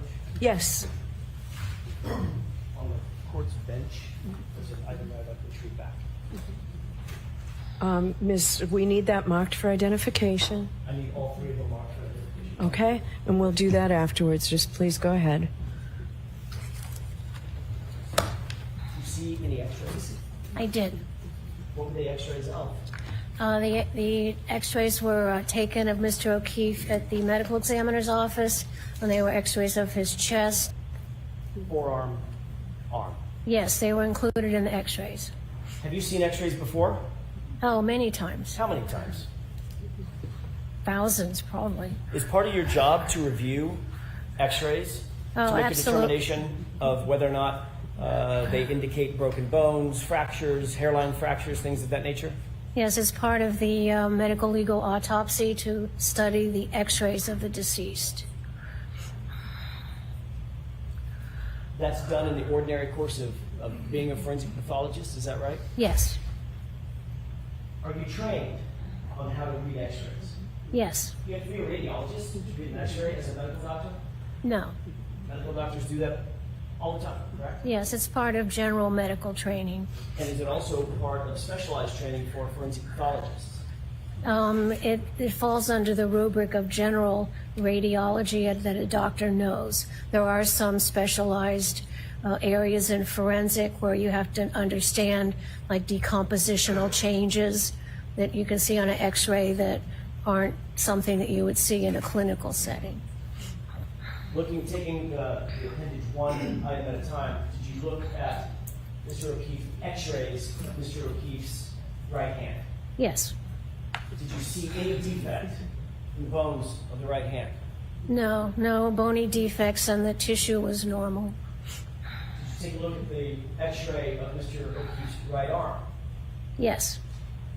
Did you notice any defects at all in the bones in the right arm? No, the bones in the right arm were intact. No breaks? Correct, no breaks. Fractures, hairline fractures? No, Did you look at the upper arm x-ray of Mr. O'Keefe? yes. Did you note any defects in the bony structure of Mr. O'Keefe's upper arm? No, the bones were 100% intact. No breaks, fractures, hairline fractures? Correct, none of those. Was there any indication in your mind, based on your review of those 3 x-rays, the hand, forearm, the arm, that arm had suffered any kind of bone trauma at all? Sustained. Was there any indication, based on your review and your expert opinion, that his arm had been broken, fractured? No, the bones were intact. No breakage, no fractures. Thank you. That's all I have. Okay, thank you. Examination. Thank you.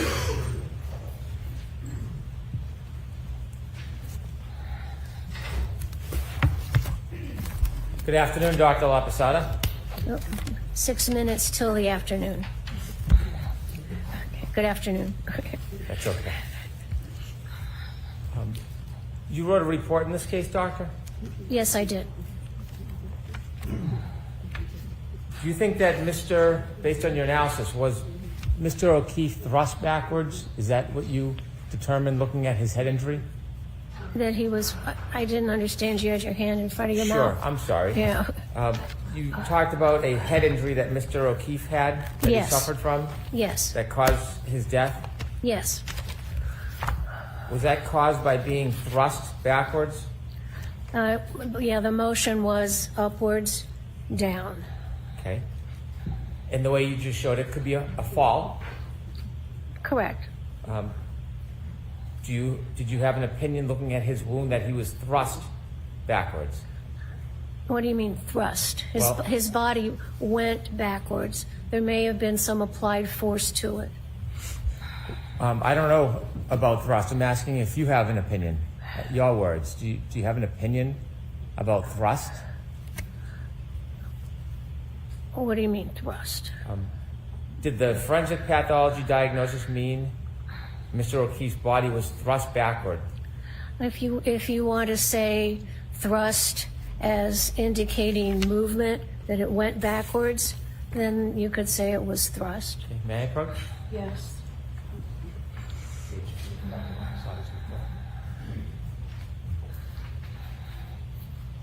I'm showing you page 2 of your report, Dr. La Posada. Yes. I'm just going to ask you to read it, not out loud, and then I can ask you the question after we take it. But I want to Yes. take a look. Yes. Are you familiar with that? No, absolutely.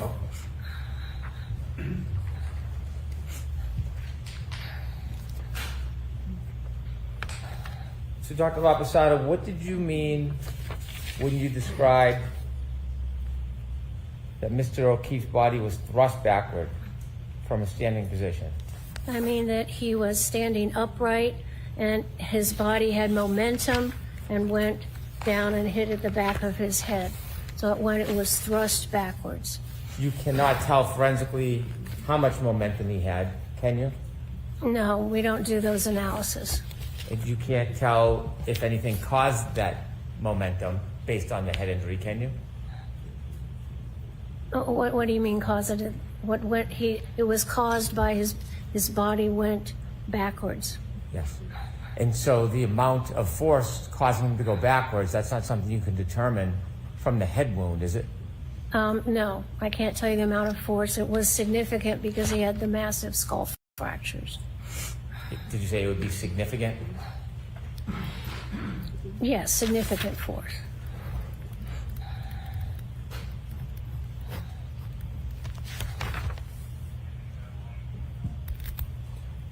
In modern medicine, there are a number of different machines that can help us see the brain, like a CAT scan, perhaps?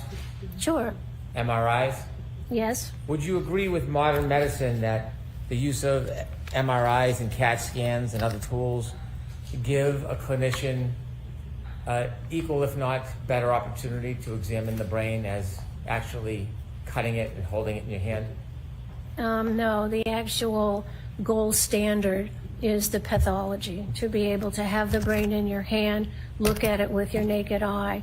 And we have conferences in the hospital where we meet with radiologists and say what we find at autopsy and see if their radiology was correct. Can CAT scans and MRIs show contusions on the brain? They might. Subdermal hemorrhages? Subdural hemorrhages. Yes, they Herniations? can. They can. Do you have any doubt about the modern medicine and the use of MRIs and CAT scans? Do you think they're inadequate in any way? Well, I'm not a clinician, so I don't use those to diagnose diseases in living patients. Dr. LaPosada, have you ever had any experience studying the brain in real time, clinically, going and opening somebody's skull and treating the injury before the person dies? No, I'm not a neurosurgeon. You don't have any neurological expertise, do you? I'm not a neurologist. I'm not a neurosurgeon. I'm a forensic pathologist. Do you have any clinical experience at all where there's an acute head injury and you're making an effort to observe it and analyze the injury as it progresses in an attempt to save the person's life? I don't treat or diagnose living patients. I understand, but as far as your background, have you ever had any experience, clinical experience, showing the progress of an actual brain injury and trying to treat it? I understand the physiology of what happens to the brain when it is impacted by something, whether it be a bullet, a boulder, a fall. So I know what happens to the body to cause the changes from that trauma. I don't treat people for those injuries. In observing a brain that's in trauma and making determinations of how long it's viable or whether the person will expire, do you know the process that a neurosurgeon would go through in order to fight to preserve the person or save the person? Do you know the step-by-step process that they would undertake? To do what? To try to operate or save somebody from a head injury, from a brain injury. I'm going to allow it because of prior testimony. Well, it depends on what the brain injury is. If you have head injury and you have bleeding on the brain that's pushing the brain one way or the other, it would be a subdural. Then a neurosurgeon would come in and try to take that blood away so it doesn't compress the brain. So that's something that neurosurgeons do to treat head trauma. They can also put in drains into the ventricle of the brain, and that can relieve pressure in the brain, because that brain swelling is a bad thing. So those are some of the things neurosurgeons do to treat brain injuries. And can they remove part of the skull to relieve pressure? Oh, yes, they can do that. It's called a craniotomy. They can take out part of the skull if they need to. So there are a number of different steps that a neurosurgeon can take when someone suffers acute brain trauma to try to save the person, isn't there? Well, the job of any doctor is to try to save the human life if you treat living patients. So certainly a neurosurgeon would evaluate the patient and decide if there's any treatment needed that could improve the patient. When you've had cases in the past as a medical examiner where there have been issues regarding brain injury, wouldn't you agree that you have sought outside consultation with people who have a higher degree of specialty in brain injury than you? Sometimes what we do is when we're examining the brain, we can call in for a conference and have a neuropathologist come in and review the brain with us. And back when you were a medical examiner, you did that on a number of occasions, didn't you? Yes, that's routine. The reason why is because there are different specialties in medicine, and some are different and separate than your specialty, correct? Of course. And a neurosurgeon or a brain surgeon, it would be a different specialty than yours. Yes. And they're focused on the brain, yes? A neurosurgeon does brain surgery. And so, how many times in your career do you think that you've assisted the help of neurosurgeons to take a look at brain study to help you? I've never needed to speak with a neurosurgeon to look at a brain. Sometimes we call in neuropathologists and we have a forensic neuropathology conference where we look at brains with the interns and residents. How often would you call a neuropathologist? Maybe once a month we would have a routine conference. And again, the neuropathologist, that's dealing with a person's brain after they're already died. Correct. So it's not a clinical setting or a clinical experience of actually watching the brain at work and seeing the injury as it progresses. We don't do neuropathology like that on living people. The person is deceased. You had an opinion to the jury today, and you said that you believe that Mr. O'Keefe died within 15 minutes? Yes, I think that process would start within 15 or 20 minutes. Is that to a reasonable degree of medical certainty, that opinion? Yes, based on the severity of the injury and the brain swelling. You're aware that there are numerous level 1 trauma centers around the country that deal with brain injury, right? Sure. And the idea is that people suffer all types of brain injury, and if they are given medical attention in a reasonable amount of time, there's a chance they can be saved, yes? Well, it's possible, but many are so severe that they cause death no matter how fast they can get medical attention. In fact, every day when people get the right attention or proper attention, they're brought to level 1 trauma centers around this country to try to help them or save them. Isn't that fair to say? I would hope so. Do you think? Sure. When you looked at Mr. O'Keefe's brain, obviously it's after he already expired, correct? Obviously, yes. And so you didn't have any clinical observation of the progress of his injury that night, did you? I was not observing him. I did not observe how he got his injury. When you gave an estimate or you give an opinion about how long he was alive for, are you aware that there's certain tests that are done by neurosurgeons when people are suffering brain injuries but there's an attempt to save them? Sure. Have you ever heard of a Guzman coma score? Glasgow, you mean? No, but there's Glasgow, but you've heard of Guzman? It's called Glasgow coma score. Have you ever seen the assessment that a level 1 trauma center goes through when they're trying to save somebody with a brain injury? I'm generally familiar with the emergency procedures to save somebody's life. Have you ever read any statistical studies attempting to correlate the brain injury with the time somebody would live for? I am aware of that, and I see that in my practice of people who have survived brain injuries and die of something else. Then I can look at the brain and understand how the brain can heal or react to injuries. And many people who suffer coup contre coup will go into a brain surgeon center, and many of them pass after time, don't they? Now, every case is different. Right. Some might live for an hour, hours, weeks, months, or survive the injury. Isn't that fair to say? It depends on the case.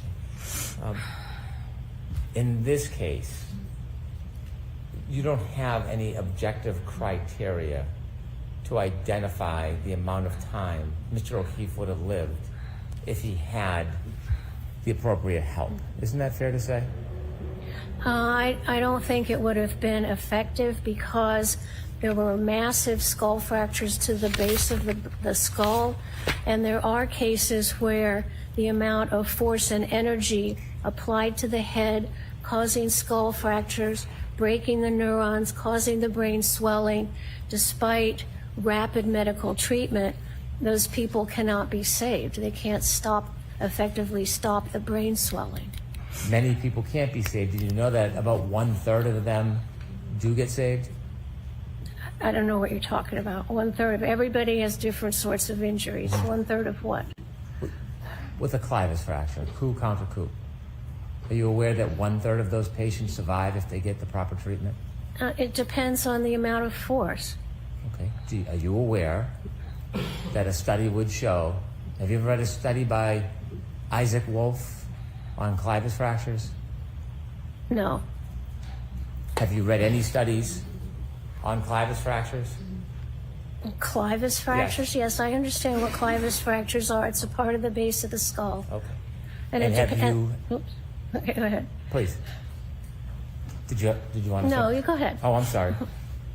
Have you read any studies that tell you with the proper treatment, despite these potentially catastrophic injuries, that 1/3 of patients can survive? No, but that's not the case we have here. And so in this case, I asked if you had any objective criteria. You don't have any objective criteria about the progress of Mr. O'Keefe's wound that can be a basis for you to conclude that he would have died in 15 minutes. Isn't that fair to say? No, I understand what happens to the brain when it gets that sort of injury. I understand the time course and the physiology. I've seen hundreds of individuals who've had brain injuries. Some survive for a longer period, some die earlier, and it depends on the amount of force and the amount of brain swelling. And in Mr. O'Keefe's case, we had the massive skull fractures of the base of the brain and immediate swelling and subarachnoid and subdural. So he had a large force applied to his head, which caused the brain swelling and the and the progression of the brain stem down through the foramen magnum that stopped the brain. It was a very forceful impact. You examined his brain after you looked at photographs.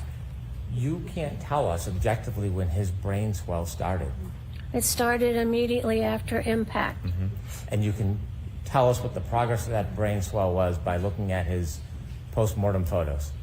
By looking at the post-mortem photos and the post-mortem examination, I can tell the degree of force from the extensive skull fractures that were present. What was the degree of force?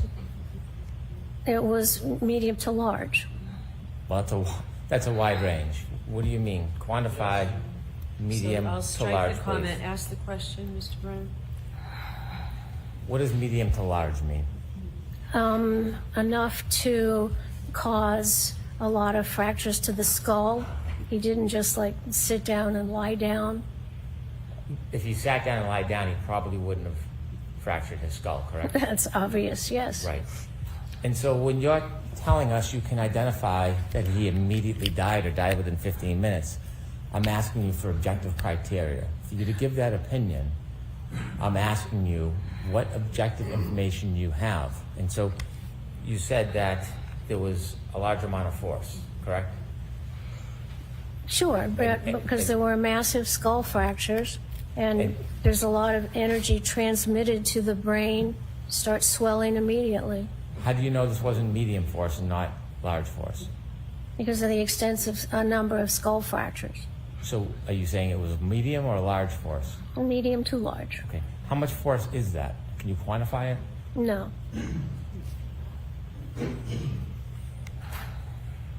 What other objective criteria do you have to support your opinion that Mr. O'Keefe died within 15 minutes? My training and experience of seeing thousands of deceased people from head injuries and knowing some of their clinical course when they get immediate medical treatment, they don't survive. But you would agree many do. Depends on the case. And in this case, you didn't have any opportunity to observe the progress of Mr. O'Keefe's injury that night, correct? Objection, Your Honor. I'm going to allow that. I wasn't there. The body told me what happened to it. You have no assessment of the development of his brain injury and how much time it took that night, do you?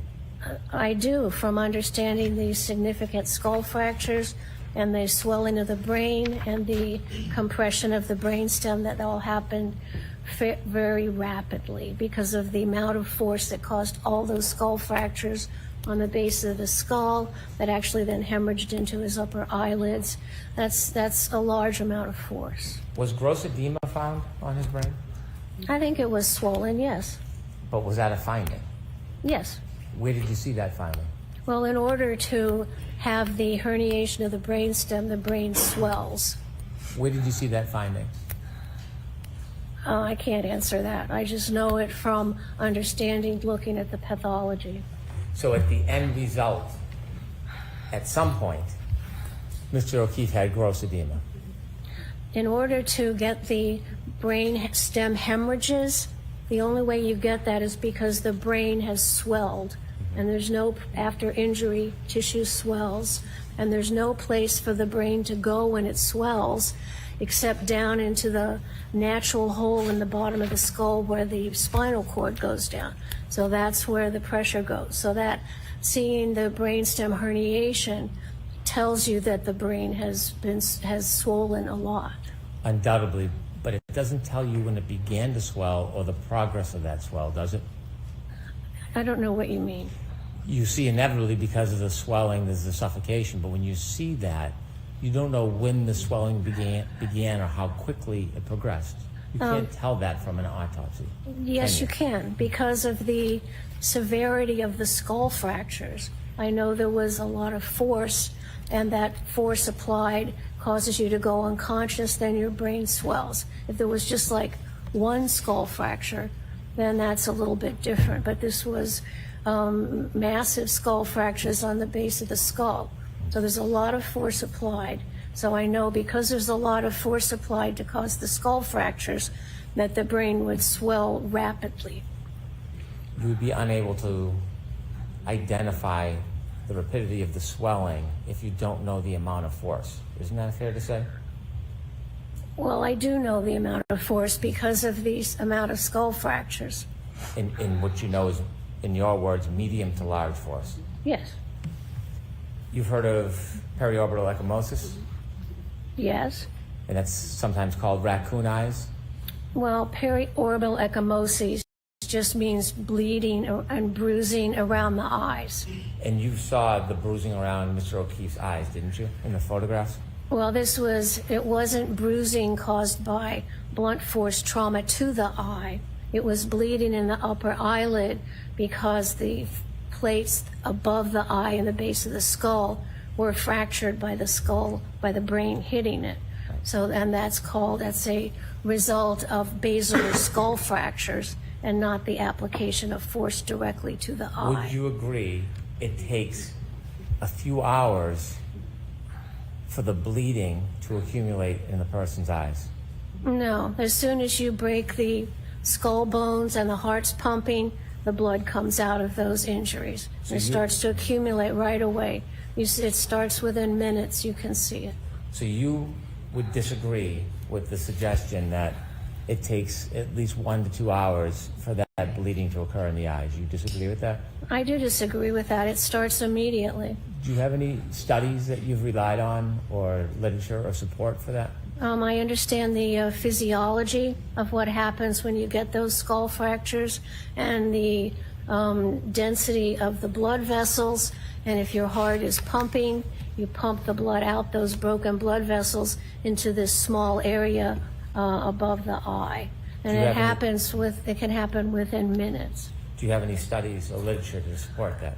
That's my training experience. I can't cite you a particular article at this time. I could certainly go look it up and bring it to you. Okay.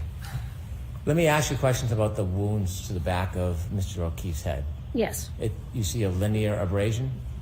Yes, vertical lines, yes. Now, would you characterize this as a classic wound caused by falling backwards and landing on your head?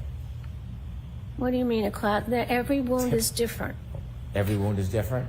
Sure. Every person's different. Every way you get injured is different. And so if somebody falls backward on their head and suffers the basal fracture, the wound from your perspective can look different. It depends on the impacting surface. Wounds on the same surface, say two people fell on the same surface, could they have different wounds on the back of the head if they suffered the same injury?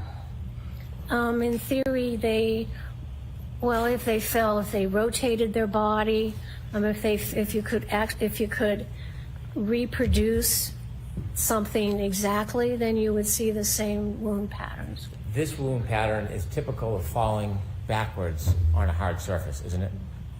We know it's from falling backwards and striking something hard. Can the frozen ground be hard?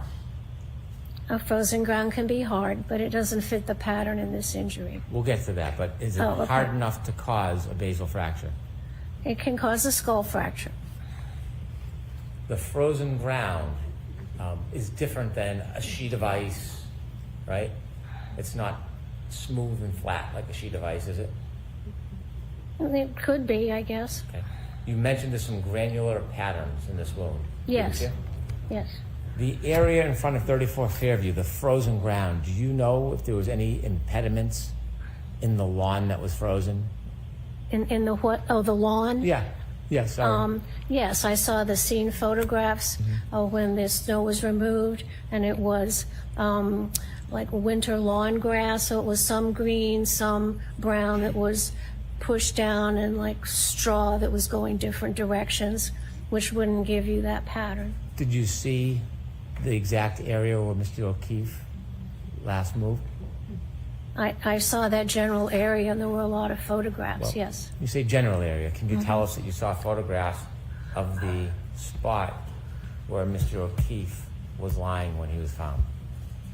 Yes, that general area. Could you see the ground where his head was? Can you identify that? Yes, with the scene investigation, they shoveled the snow off of that area. And you had never had a chance to go out to that scene yourself, did you? No, I just looked at all the photographs. You cannot see what's under the grass and the dirt, can you? Well, dirt's under the grass. Well, do you know if there's any rocks or impediments or bumps? It was a smooth surface covered with grass. It was a smooth the front lawn was a smooth surface? It was a flat surface. Flat. Covered with grass. Okay, and do you know what was under the grass, whether there was any pebbles, rocks, debris? I didn't see any. From the photo? Correct. Yeah. But you don't have any first-hand knowledge that exact area where he ended, what the turf was like, do you? I saw photographs of that lawn where they removed his body from. So you're relying solely on the photographs, is that fair to say? Correct. Do you know if Mr. O'Keefe was wearing anything that could cause abrasions when he landed to cause that scraping pattern in addition to the linear abrasion? He did have a baseball hat on, but that would not cause that pattern. The area of the abrasions, is that in the area of the level of where a baseball hat would be on the back of somebody's head? It could be. Could be. If somebody hits the ground and falls backwards, can they slide? And if they're on an incline, What if they're thrust? well, if you fall backwards and you fall backwards on an incline, your body might move. Well, what if you fall backwards on flat ground? Does the body, can it move after it falls? Not really, maybe a little. If from the momentum of the impact, it might move slightly, but not really. So when a person falls backwards and lands, you don't think the head has any room for movement? Not significant. Well, not significantly, maybe just a quarter inch, half inch. No, it's possible. Okay. And did you see the scrapes around the wound of Mr. O'Keefe's head? Of course I saw them, yes. Okay. And they're all within, what, about an inch? What are you describing? What part? Are you describing the tearing, the laceration of the scalp, or the vertical abrasions? The vertical abrasions. There were maybe an inch and a half. Inch and a half? Do you think that if someone fell backwards and landed on their head, they could move an inch and a half? Well, he landed on something that had a ridge on it to cause the laceration in the scalp. And then with a little bit of movement, those vertical scratches were caused by some kind of like pebbly-like surface. You mentioned that the orbital bones were broken and you had opined that it was caused by the brain. Do you agree that a brain is very soft, consistent with, for example, tofu? Oh, gross. No. What do you mean? It is soft. Is it that soft? Is that the texture of it? Well, it depends on what kind of tofu you have. Okay. Do you think that the orbital could have broken when the break on the back of the head split the skull and then would cause the orbital break instead of the brain? The orbital plate fractures, if you look at the base of the skull after you take the brain out, you can see the fractures go up from the back to the front into the orbital plate. Sometimes when you fall backwards, the brain can also slap those orbital plates and cause some damage, but I could trace the fractures from the point of impact along the base of the skull to the part of the skull over the eyes. Do you think the base of the skull break, when it separates, could have caused those orbital fractures? I don't understand your question. Okay. When Mr. O'Keefe incurred that head injury, yes, the basal fracture, do you think that the pressure, the damage from that basal fracture, the separation, could have caused the orbital breaks in his eyes? Well, the fracture of the plates above the eye, when the blood is still pumping, there's a space there where the blood can come down into the upper eyelid. So you described the brain as causing that break. I'm asking you, could it have been from the basal fracture, from the skull fracture? Yes, the fracture that was caused by the impact to the back of the head, radiating to the front of the base of the skull. So when you told us on direct it was from the brain that caused those fractures, was that just a summary, or is that to a reasonable degree of medical certainty? Well, sometimes the brain can also, in a fall, flap and hit those, but in this case, I could also see that the skull fracture started at the back and came to the front, but it could also be contributed to by the brain hitting those delicate bones. I guess my question is, when you've provided the opinions generally of what you believe and what you've seen, are these general opinions or are they actually specific opinions based on the facts of this case? They are opinions based on my examination of this case, but all that's based on my 40 years of training and experience. Well, when you told us about the brain causing those orbital fractures, you would agree with me, at least now anyways, that it very likely could have been the basal fracture that caused those breaks. Yeah, both. It could have been both? Sure. Okay, could it have been just the basal fracture? That's possible. When you offered the opinion to a reasonable degree of medical certainty, had you considered the basal fracture as the source of those breaks? Of course. Is there a reason you didn't share that with us and you just said it was the brain? I had no reason not to share it. Okay. Was there any depressed fracture to Mr. O'Keefe's skull? No. Can you tell us a little bit about a depressed fracture? Depressed fracture is different than what we saw with Mr. O'Keefe, isn't it? A depressed fracture is when something fractures the skull and then pushes the skull and moves the skull inward. This just had a fracture, but it didn't move the skull inward. And you've seen depressed fractures in your practice over 40 years, did you say? Of course. In those 40 years, depressed fractures can happen from sharp objects? Sure. Pointed objects? Sure. If someone hit a person in the back of the head with enough force, with like a hammer, for example, that could leave a depressed skull fracture, couldn't it? Certainly. You can hit somebody on the head with a hammer and cause the fracture, and then the continued force will move that fracture into the brain. There was no depressed skull fracture in this case, was there? Correct.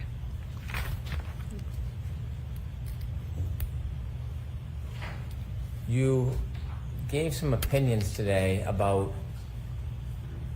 you gave some opinions about wounds on Mr. O'Keefe's arm. I'd like to talk to you a little bit about that. Sure. Could we have that photo brought up, please?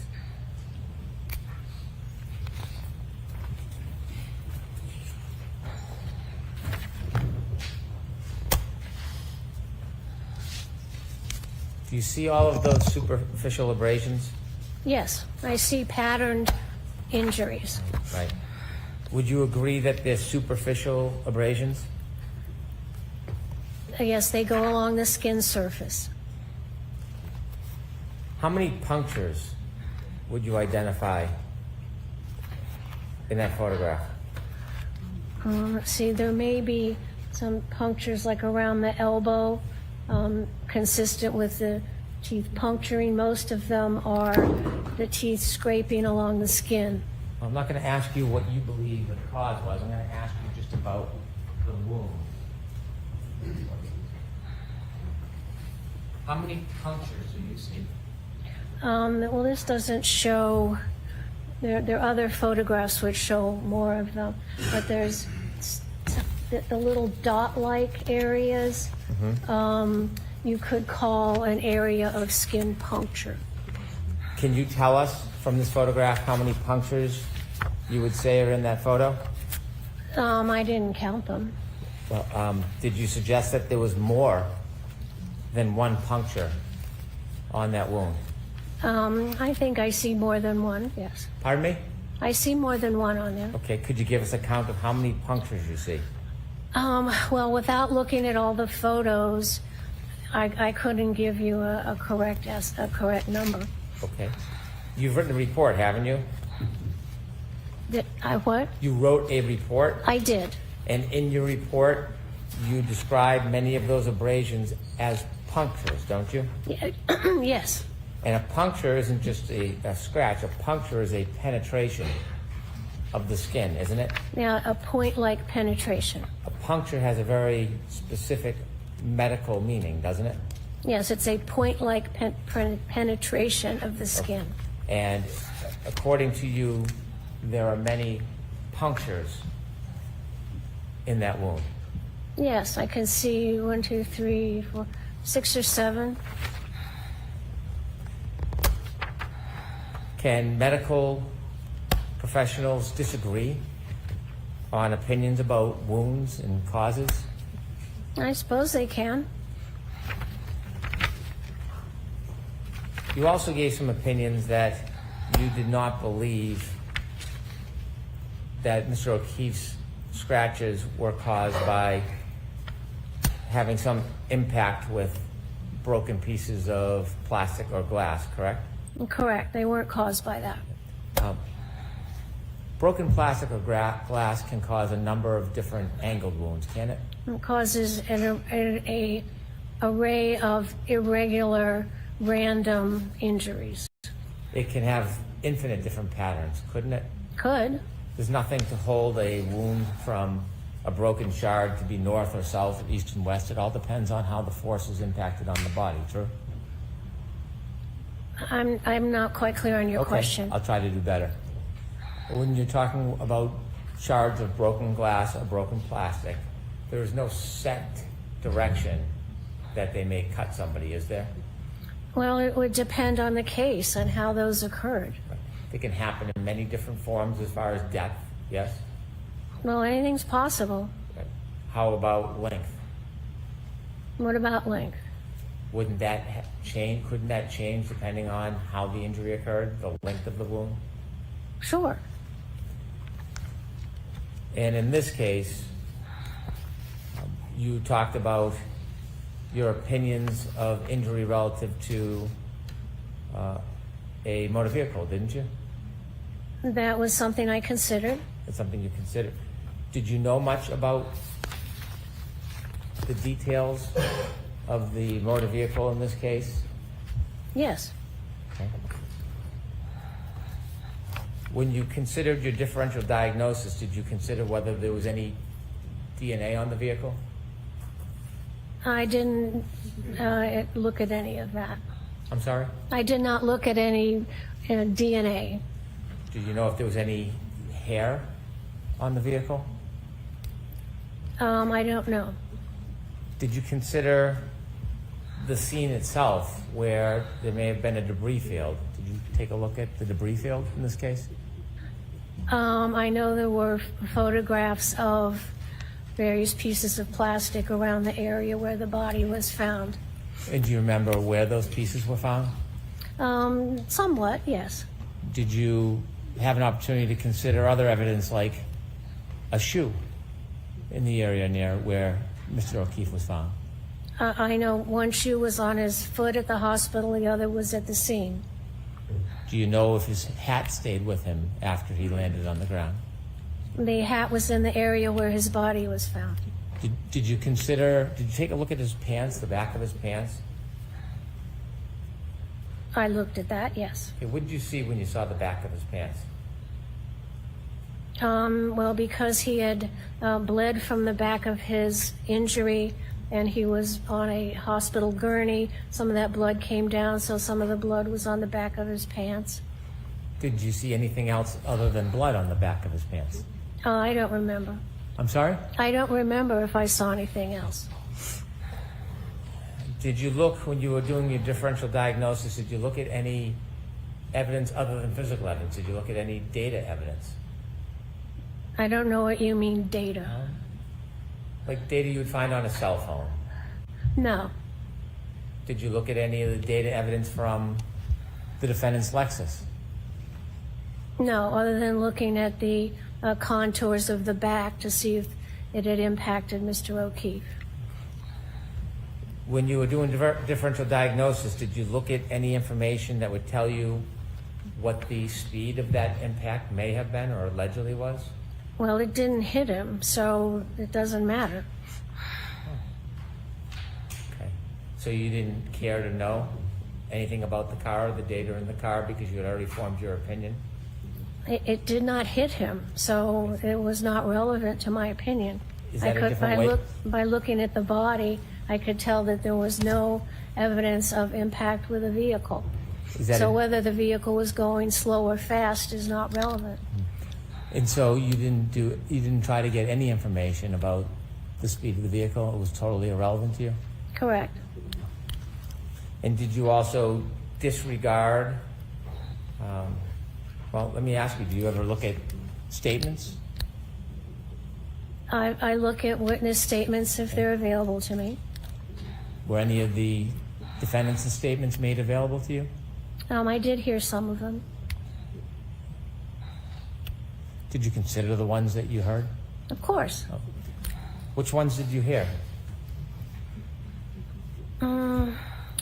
I really can't answer that. I don't know what you'd have to give me an example. You said that when Mr. O'Keefe first incurred his injury, you think that he was unconscious?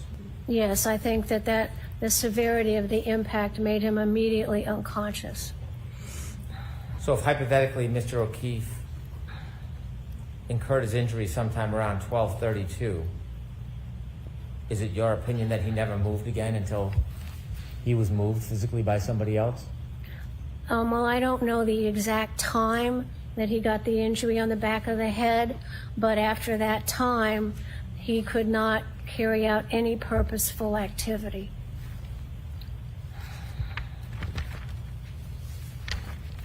May I approach Sidebar, Your Honor? Okay. Oh my word, ladies and gentlemen. Folks were wondering, where's Hank going with this? Where is Hank Brennan going with this? Ladies and gentlemen, she reviewed none of the data in the case. That was me opening my towel Red Bull. Did you know I got a towel chicken sandwich? Could you tell Towel's anxiety went down? I'm sorry, I don't always do the best job, but ladies and gentlemen, you know what I do a good job of doing? That was a good sentence. Covering trials and speaking into a microphone for 12 hours a day, as long as I can sit down so I don't collapse. Ladies and gentlemen, from Towel to you, we are monitoring moments as Hank Brennan just crescendoed his cross of the penultimate Karen Reed and John O'Keefe defense witness to the point where first of all, Hank Brennan was about to introduce Karen's own statements and ask the doctor about them. The doctor almost opened the door, but smartly was like, I don't remember actually what Karen said. Oh, yeah? Hold on. Oh, yeah, you don't remember, Doctor? I think folks remember. Oh, ladies and gentlemen, the witness did not even review the data from Karen's Lexus. Oh, goodness, ladies and gentlemen. I can't believe that just happened. I cannot believe the witness admitted to it. She didn't even review the data from the Lexus. She has absolutely just compromised herself in front of the jury. Good job, Hank Brennan. I can't believe the witness walked into that. There's no way to get out of that. If Hank Brennan has you cornered and you didn't even, all you have to do is say, yeah, I at least reviewed it. Now you just told the jury that you didn't even review, ladies and gentlemen.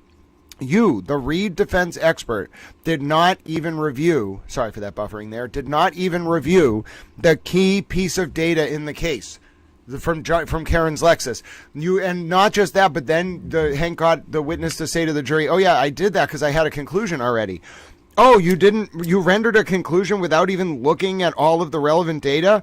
Oh, what about witness statements? Oh, yeah, I look at those when they're provided to me. And did you have some of the defendant's statements? Oh, yeah, I did. What were they? I don't remember. You'd have to give me an example. Yeah, she's done. She was done. I mean, folks were like, come on, Hank, what's going on? What are you building towards? Hank was kind of like being a little catty. She was being a little catty. That was what Hank was building towards. She didn't review the data in the case. Absolutely, sis. Hank Brennan got her. Absolutely, Shargio. Hank Brennan got her, ladies and gentlemen. Now, I apologize for the slight buffering here. Give towel a second. I have a plan. I have a towel plan, ladies and gentlemen. I am the towel with the plan. Hold on. Oh, what do you mean we're not going to be able to do this now? Oh, that's frustrating. All right, little towels. All right, hold on. There we go. It's fixed, ladies and gentlemen. Sorry for the buffering. I upset Little Towel. I didn't upset Little Towel Computer. I wanted to upload the Aidan Kearney hearing. I will just do it a different way in a second, Little Towels. That buffering should be getting over itself in just about 10 seconds. We are at a sidebar, as it were, ladies and gentlemen, a sidebar in the John O'Keefe and Karen Reed retrial, so don't worry, you haven't missed anything. Nothing has actually happened. I just had, I was trying to upload the Aidan Kearney hearing from yesterday, and I upset Towel Stream. Don't worry, we are back, ladies and gentlemen. There are no monsters chasing us. Everything is okay. But yes, wow, Hank Brennan has just decimated this witness, fellow towels. We are still at sidebar.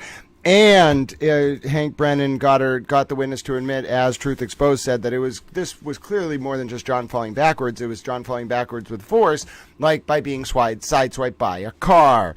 Oh, ladies and gentlemen, that's what I'm saying. This witness hurt Karen terribly. Ladies and gentlemen, we know that Chloe the dog is also free. That was one of the biggest moments of the day. But listen, how bad has this gone for the Reed defense? Every witness that they put on the stand turned into a witness for Hank. You can call me Hank Brennan. Ladies and gentlemen, it is glorious. If you've been watching this trial and you've been wondering how could this be any more glorious, well, now you have your answer. Hank Brennan, the penultimate witness, the witness that Karen Reed thought might have some chance of saving her, comes through. Oh, yes, Deaf Otter. Did you know that I was talking to an AI bot one time about towels because I wanted to see if it could figure out the towel reference?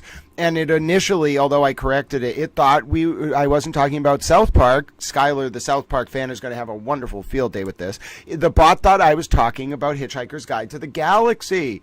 So yes, towels are a multi-purpose, multifaceted instrument, and we are about to come back from sidebar. Ladies and gentlemen, Hank Brennan is the man with the plan in charge of that courtroom. It looks like we might be heading to an early lunch. Hold on, let's see. Maybe we have some kind of motion hearing. Stay with Little Towel. I'm monitoring with you. I'm being a good little towel. And you might be saying, sir, are you absolutely positive that you are a towel? Yes, I am 100% positive. I don't know if we're going to... Hold on. All right, so jurors, rather than keep you here while we do things, I'm going to excuse you for lunch. Lunch will be about 50 minutes or an hour, and when you come back, we'll go straight through the afternoon. We're going to do everything we need to do now. Oh, this is great. Folks, we're having a working lunch. Folks, we might be having a working lunch. This is amazing. Get ready. We're going to be in session throughout lunch, ladies and gentlemen. Let me just double check. Are we going to take a working lunch? Hold on. Stay with little towel. Stay with little towel. Yeah, we're going to take a working lunch. All right, you stay and watch Judge Cannoni.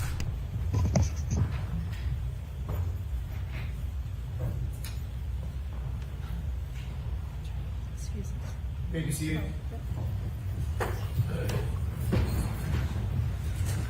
All right, so Mr. Brennan, if you can briefly tell me what it is you want to introduce through this witness. To remind the court, on direct examination, the defense promoted Dr. Lapasada's credentials, including specifying her successes with the station nightclub fire and her running of her office. We have an audit from 2005, State Department of Rhode Island, Department of Health. In that audit, it paints a very different picture than was presented on direct examination. In that audit, they investigated the chief medical examiner, and they compiled a history of statistics for the medical examiner, which was Dr. Lapasada. There were no reports, incomplete reports, and unsigned reports of over 1,500 individuals between June 30th, 2000 to June 30th, 2005. So in that 5-year period, there was an extraordinary number of individuals that weren't properly attended to, showing negligence, if not malfeasance. It was recommended that the standards, policies, and practices of Dr. Lapasada's office would need to change because of the extraordinary backlog of cases regarding autopsies. In addition, it was noted that the incomplete reports confirmed that there was significant concerns with the historical management practices of the medical examiner's office shortly after Dr. Lapasada resigned. In addition, it was promoted that in the station nightclub fire, Dr. Lapasada had a heroic effort, and in her testimony, she also noted that there was a failure, or implied there was a failure because the medical examiner or somebody did not go to the scene to look at the turf in front of 34 Fairview Road.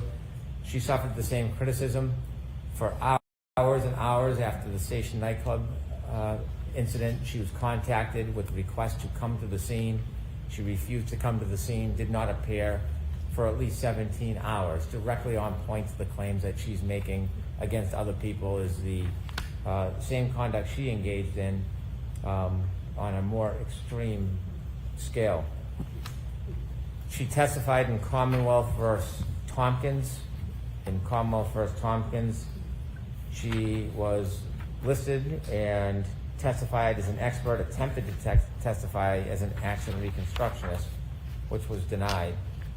Inevitably, the court made conclusions. Actually, in that case, her efforts to be an accident reconstructionist were denied. Then she testified in a case called Patino. And in Patino, after testifying, she received great scrutiny and criticism from the court. The court noted on page 1025 of the transcript, when Dr. Lapasada gave the testimony, she knew the boy wasn't like this because he fell off a bed. She knew the mother was lying. She read the text messages and knew the defendant had beat the boy. The only reason I conclude that she offered such testimony was to distance the defendant from causing those bruises, setting up an argument against malice, but instead destroyed her credibility.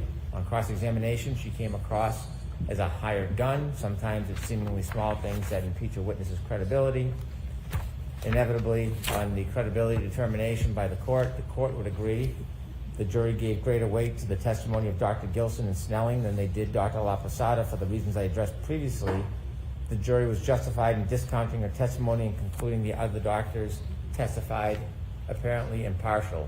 While she appeared as a paid advocate, at least on this occasion, without impugning the witness's integrity, because that witness is known to the court, but in this case, when she testified, she was not credible. And that's a direct credibility determination by another tribunal about her testimony. So I would like to, and that's why I came sidebar rather than ambush, to give the court notice that I'd like to get into the criticisms regarding her run as medical director that led to resignment after she was audited and left 1,500 bodies unattended or incomplete, also get into the criticism she received for her handling or lack of handling of the station nightclub fire, and finally get into the adverse credibility determination in the Patino case. So I'm not familiar with the Patino case. So I'll need a copy of that. Yes. All right, Mr. Jackson, I'll hear you. Thank you, Your Honor. First of all, Mr. Brennan said that the audit established that, as the chief medical examiner, the audit revealed that she left 1,500 bodies unattended, was his quote. Bodies unattended. That's absolutely not what happened in that situation. It was a political situation. The medical director for Rhode Island came in and took over. He began to change protocols and cut quality control. He said he did not want a second set of eyes on any of the reports, not the autopsies. There was never a suggestion, ever, that an autopsy was not performed efficiently and timely. Never. The reports that were attendant to the autopsies it was a two-tiered set of criteria that Dr. LaPosada put in place to establish quality control and quality assurance. First, the medical examiner conducts the autopsy and writes a report. Then the doctor herself, the chief medical examiner, because she is a perfectionist, determined that she was going to establish a protocol in which she would put eyes on every single report. Hundreds and hundreds of reports per year. In doing so, she had to prioritize which reports were going to take a priority, which ones were being subject to litigation, which ones were going to be subject to criminal cases, and which ones were never going to be subject to any review at all. For instance, if somebody was found, let's say somebody that was without family, etc., found and unidentified, there's no litigation attendant to that report, she would put that report aside and get to that report after she dealt with the reports that were on sort of on the front burner, if you will. After, by the way, none of the reports were ever not done. They were all completed. There were a small fraction of reports, according to the audit and according to Dr. LaPosada herself, that had to take a back seat. When the medical director came in 2005, by the way, this is 25 years ago, right? These are autopsies that were performed, and the audit was performed for autopsies and reports dealing with the year 2000. It's 2025. This is 25 years ago.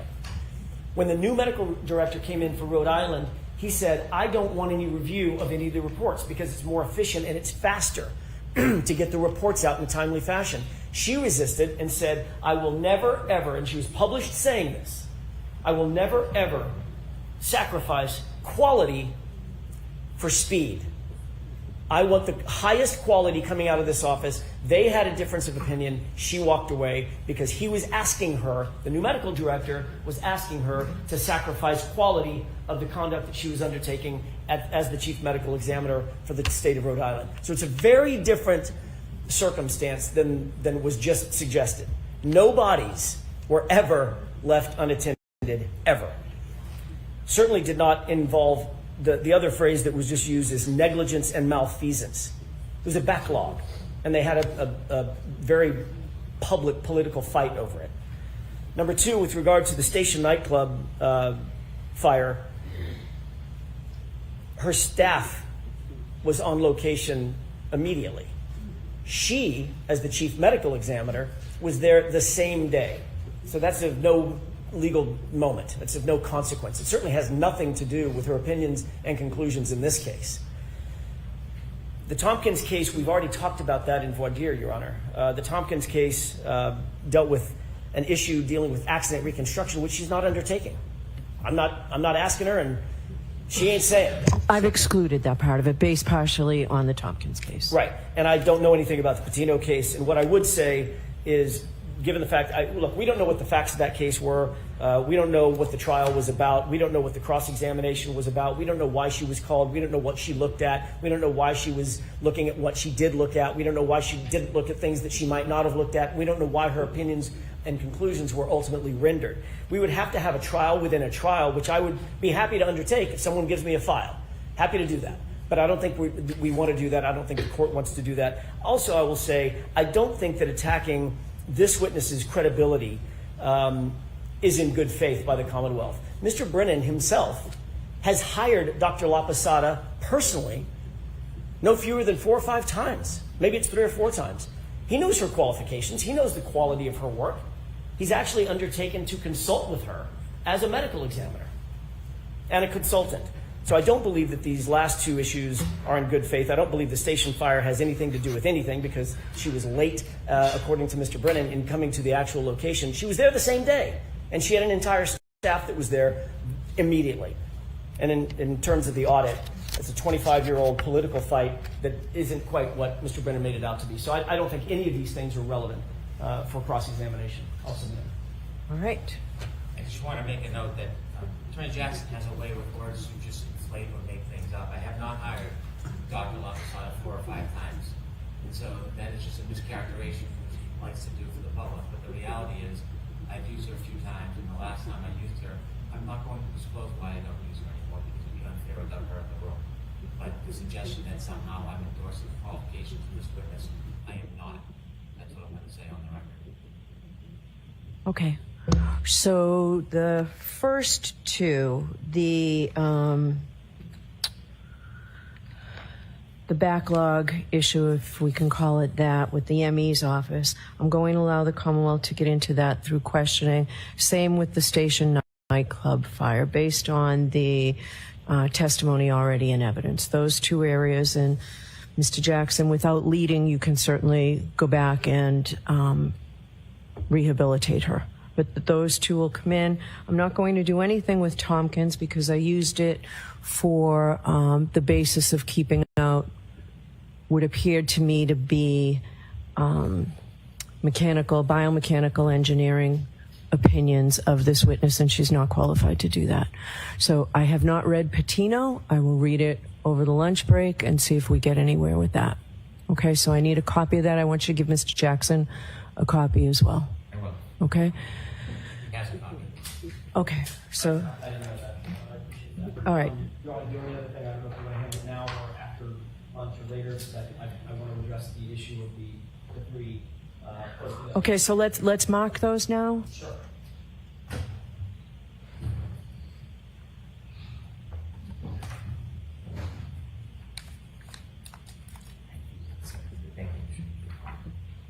Can we mark them all as 1 A, B, C? I have no preference one way or the other. It's just 3. They're all Mr. Jackson, if you can I just see it over here? Of course. Oh, 2 huge wins for Hank.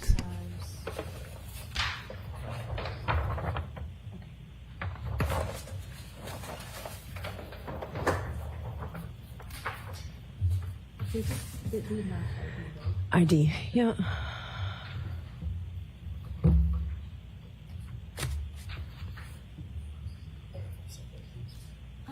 Yeah, it would be, yeah. Just to mark.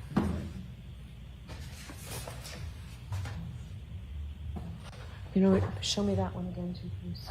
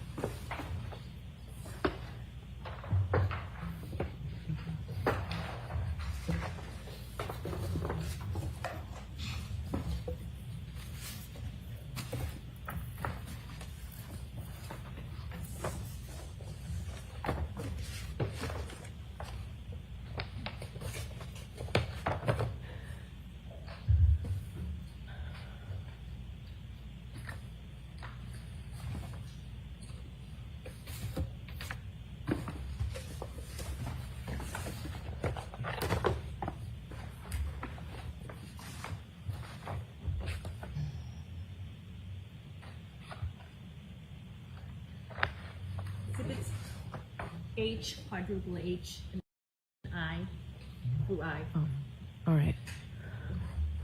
All right. Mr. Brennan, there's no objection to these coming in through another witness, so you agree that they'll be coming into evidence? I'll stipulate. All right. And what's the objection to them coming in through Dr. LaPosada? It's not part of her report or opinion. And she's gone beyond her report, talking about the fact that she's studied x-rays and given an opinion. I think that suffices. really, I think it's beyond the scope of her testimony to begin with. I'd be gracious with it. Stipulate to these, I'm sure Dr. Rentschler would utilize them if stipulated. So you'll stipulate to them prior to Dr. Rentschler? I will. So you can use them with Dr. Rentschler? I expected that I could because he certainly used them in his analysis and opinion. But I shouldn't be subject to the entry of evidence in the defense case in chief. I understand I can use them in Dr. Rentschler's testimony, but I want to use them with Dr. Lafasada. She's a medical doctor. Would you consider them for purposes of her opinion? I cannot understand. So what do you want to ask her about them? Are these the X-rays that you reviewed? Yes, that's it. That's Okay. it. Okay. So go ahead. That's all I was going to ask. I won't have a problem.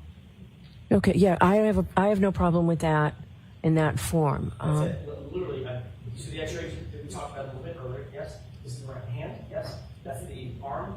The forearm. Yes. That's the upper arm. All right. So they're cumulative, but if they're coming in anyway, I will let you put them in. Thank you. All right. So the last thing is Dr. Rentschler. I need to hear argument from both sides. I have a new PowerPoint. So I'll hear both of you. Mr. Brennan, I'll hear you on your motion.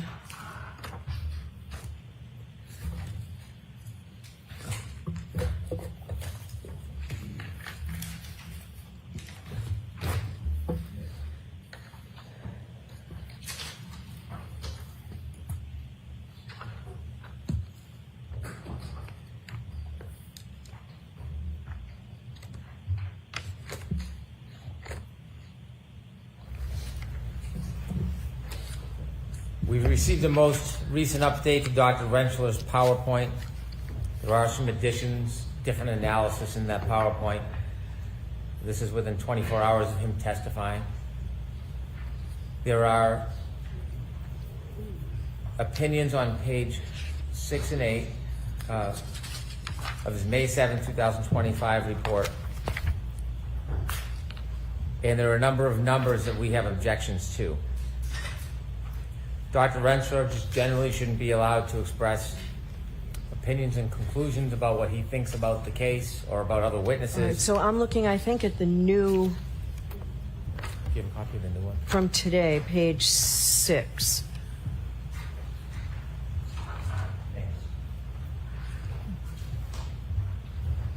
So what I have are just photos with measurements, so I don't know what the testimony that corresponds with those. I've read, obviously, the report of Dr. Rentschler from May 7th.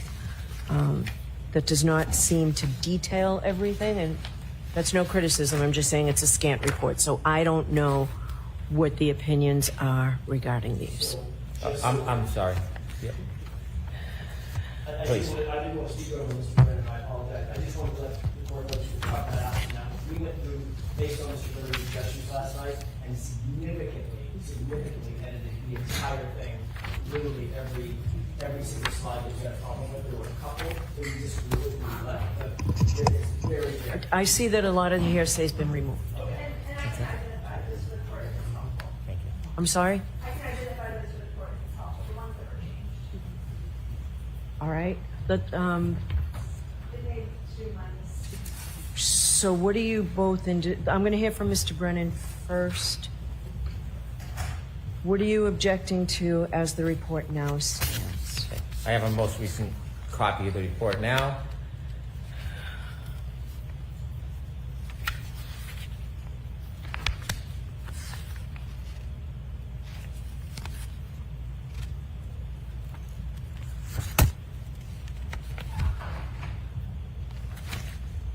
So 9 through 27.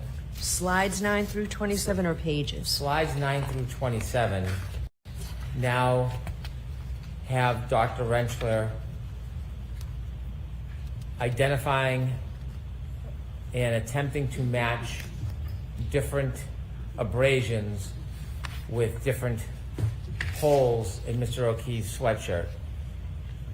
And so basically what he is trying to do is to suggest that there are a different amount of abrasions relative to the amount of holes, or perhaps he might want to testify about that the holes in the sweatshirt were in a different place on Mr. O'Keefe's arms than the abrasions. The reason why this is concerning is because there is no background for him regarding fabrics. This is a different and new opinion that we have not prepared or obtained an expert for. We probably have very little time to get somebody to rebut this analysis regarding fabrics. I don't see anything in his CV or his history that allows him to equate the number of holes in fabric with the number of abrasions on somebody's arm. It does not consider or account that there could be multiple wounds from one hole, or there could be holes that don't create wounds. So whatever the implication is going to be by Dr. Rentschler, we're not very sure, but it obviously would require some type of expertise, which I do not think that Dr. Rentschler has a foundation for. So those are 9 through 27 generally, and then specifically, I can run through quickly the individual objections I have.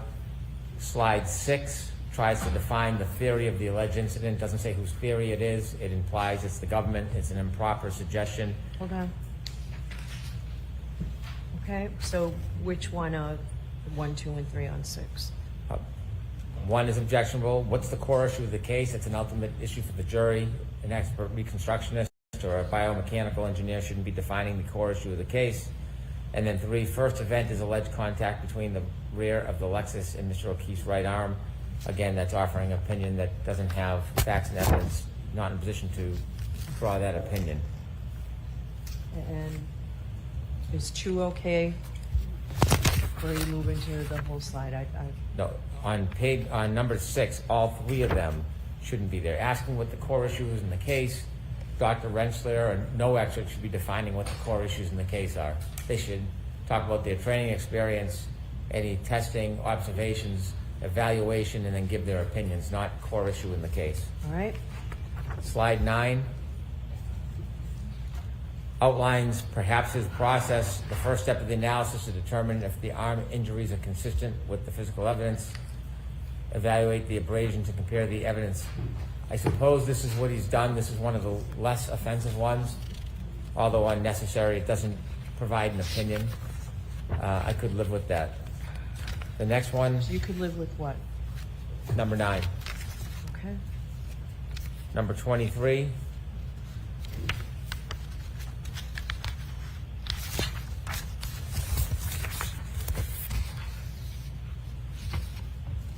Again, this gets into that new core opinion about trying to identify or, I think, compare the abrasions to the different wounds.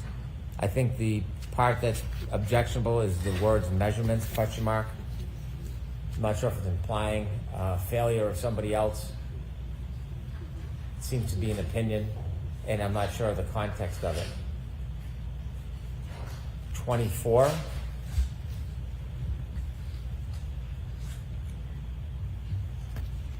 The expert is trying to define what Dr. Welcher had done.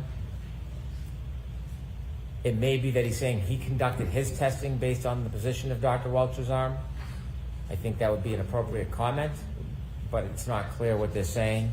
The pain transfer test, number 2, is the only test noted with respect to the arm. So without the text, are you objecting to this No. slide? No.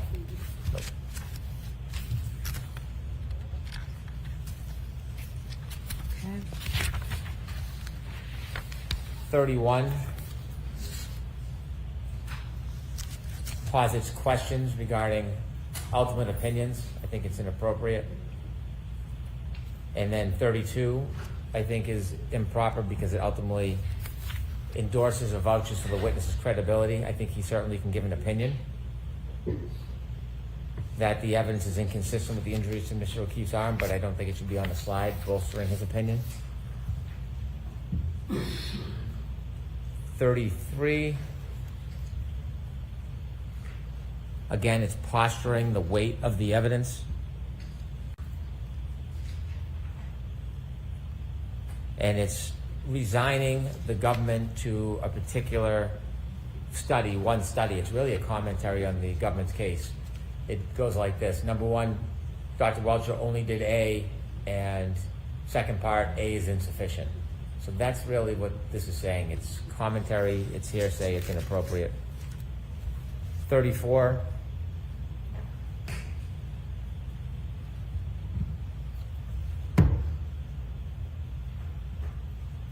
I think if one said that that's what he did, I, Dr. Rentschler, took a step to determine the kinematics of Mr. O'Keefe's arm during the alleged incident and asked how would this arm move. I think that would be appropriate. But he shouldn't be giving a opinion on what steps should have been taken by Dr. Welcher. Number 2 on slide 34.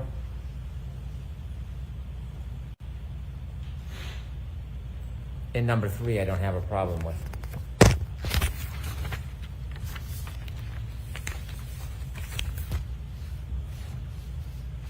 The next one is 46.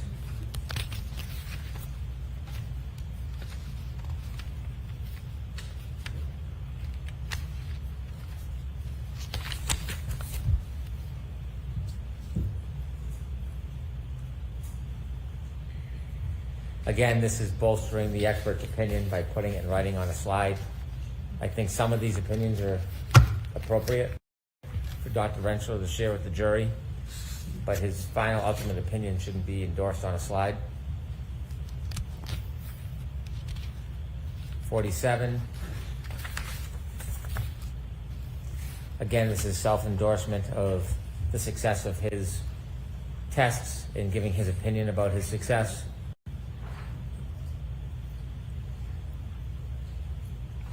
Number 1 and 2, I think are inappropriate. Number 3 has really no context standing alone. And number 4, if he notes that's his next step, I wouldn't have a problem with number 4. Page, slide 54.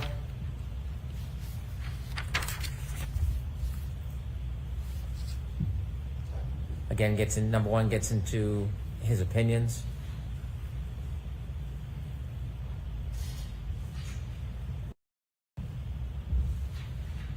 Number 2, he gives an opinion about a different expert, a medical opinion. And number 3, it's again self-endorsement on his own opinions. So all these are opinions either bolstering himself or somebody else's work. I don't think it should be in a slide. 55.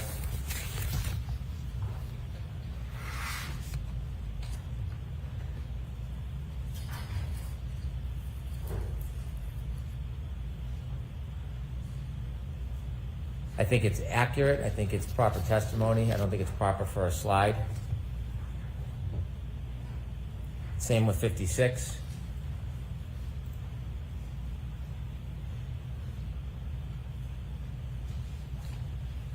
I don't know that he has the basis for number 1. Number 2, I don't have a problem with on slide 56. And number 3, again, it's bolstering his opinion. So I think 1 and 3 are improper, 2 not. Slide 58.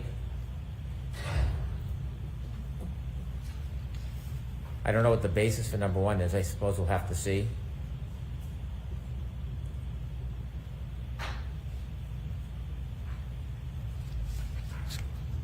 If these are Dr. Rentschler's views, I don't know how they're relevant to the Commonwealth's case, but certainly I think he has the experience to make these conclusions, but it shouldn't be in a PowerPoint. He shouldn't be commenting on the reports of another expert in a PowerPoint. Number 3, that he's self-endorsing. 66.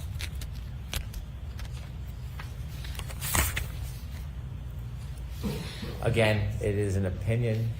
I don't think it's an admissible opinion, and it shouldn't be in a slide. He's trying to draw a conclusion on what the jury should conclude based on the Commonwealth's evidence. He's not in a position to do that. 67.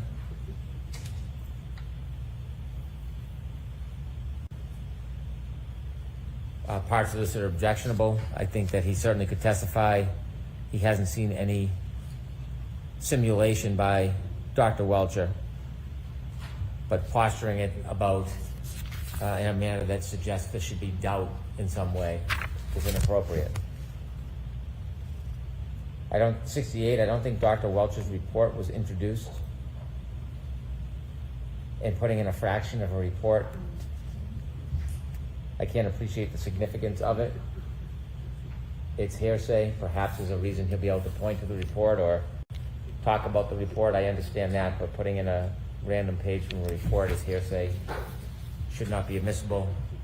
I don't know if there's going to be a conversation about trying to introduce the entire report, but one page will take it out of context. 72.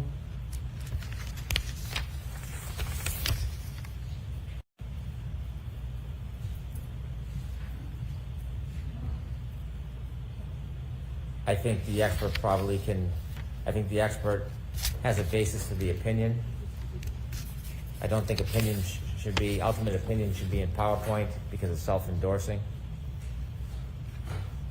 74, again, it's a conclusory opinion, it's bolstering. Some of these can be said but shouldn't be in PowerPoints. Same thing with 75 and 76. They're ultimate conclusions. And so I'm not in agreement with all of the conclusions that the expert may try to introduce, but testifying about an ultimate opinion and putting it on a board to self-endorse shouldn't be permitted. And those are my objections. Okay. Ms. Little? Thank you, Your Honor. First of all, tell me if I stand here only because I'd like to be able to reference the PowerPoint. Yeah, that's fine. Thank you, I appreciate that. First of all, there were no additions, just to be clear, to the PowerPoint. The only changes that we made were directly in response to the objections that were filed by the Commonwealth.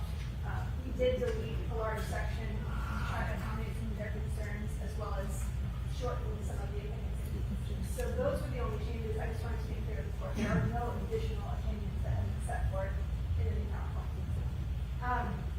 With regards to slides 9 through 27, that was not one of the issues that was identified in the Commonwealth's motion. They objected to slide 9. There's half of those slides are not referenced. I do agree. It's a new objection. I just don't know when there's an objection raised how a biomechanical engineer is qualified to testify to tears and clothing. So this is a direct test. His testimony is going to be based on his knowledge of forces and forces applied to certain objects and how that results in injuries. And I understand that, but some of the specifics that he says, I'm just saying I had a concern, so I understand it's new. I think that we'll be able to satisfy the court's concerns by laying the proper foundation. All right, so we can come back to the fabric argument or whether it's beyond his scope of expertise. But actually, Ms. Little, if I can just ask you, and I can hear you later, as I assume everybody wants lunch and we're coming back in at about 20 of, quarter of at the latest. Can you just explain to me why these slides, if Dr. Rentschler is permitted to express these opinions, why we also need them on slides? That's the problem I have. I think that's a great question, Your Honor. And the reason we didn't put these on slides is because we objected to Dr. Wilkins coming in on his PowerPoint. So I looked at that yesterday. A copy of the specific opinion that was placed up on the screen with regard to his opinions and conclusions. That was done over the defense's objection. So which one? Because I did look last night at that and did not see it. It's slide 136, Your Honor. The totality of the evidence. Hold on one second. Is it a conclusion page? I don't know. I just Hold on. but it's page 136. It's entitled Evidence Brief Lexis Icon, and it states the totality of the evidence is consistent with the right rear corner of the big 2021 Lexus in front of the gun, and this rear key striking the rear posterior aspect of his head on the frozen ground. Okay. So if he's allowed to do that, So that is different than what I said he could be asked on his ultimate question, right? But it still came in? Was there... I'm sorry? yes, that came in over the defense.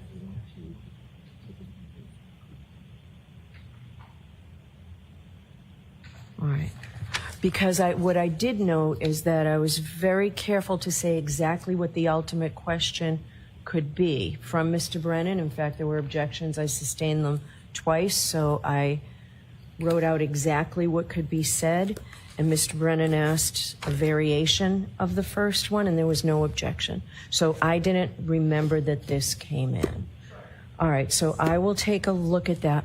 What I would like to do in the interest of time, so maybe we can talk about that in the conclusion page, but where he outlines everything else, there's so many pages with text that I may not have a problem with testimony regarding this, but why do we need testimony and text so much here? This is to assist the jury. It's what? This is to assist the jury. There is a significant amount of information that needs to be relayed. Okay. It's an 80-page PowerPoint. This is solely to make sure that this goes efficiently and effectively. I think it's helpful for these. We've narrowed down the text on the slide significantly. It's important to see those PowerPoints. Okay. Just to the major issues. I think we've streamlined this a lot, but I think having the PowerPoint will allow us to make this go smoothly and quickly. All right, so I will look at these. What I'll try and do is if there are any changes in the first 15, I'll try and get those done during lunch, and then we can have this argument afterwards. Thank you, I appreciate that. All right. All right, we'll see everybody no later than 4:15. You heard it, folks. 29-minute lunch break. My name is Grant Smith Towell Ellis.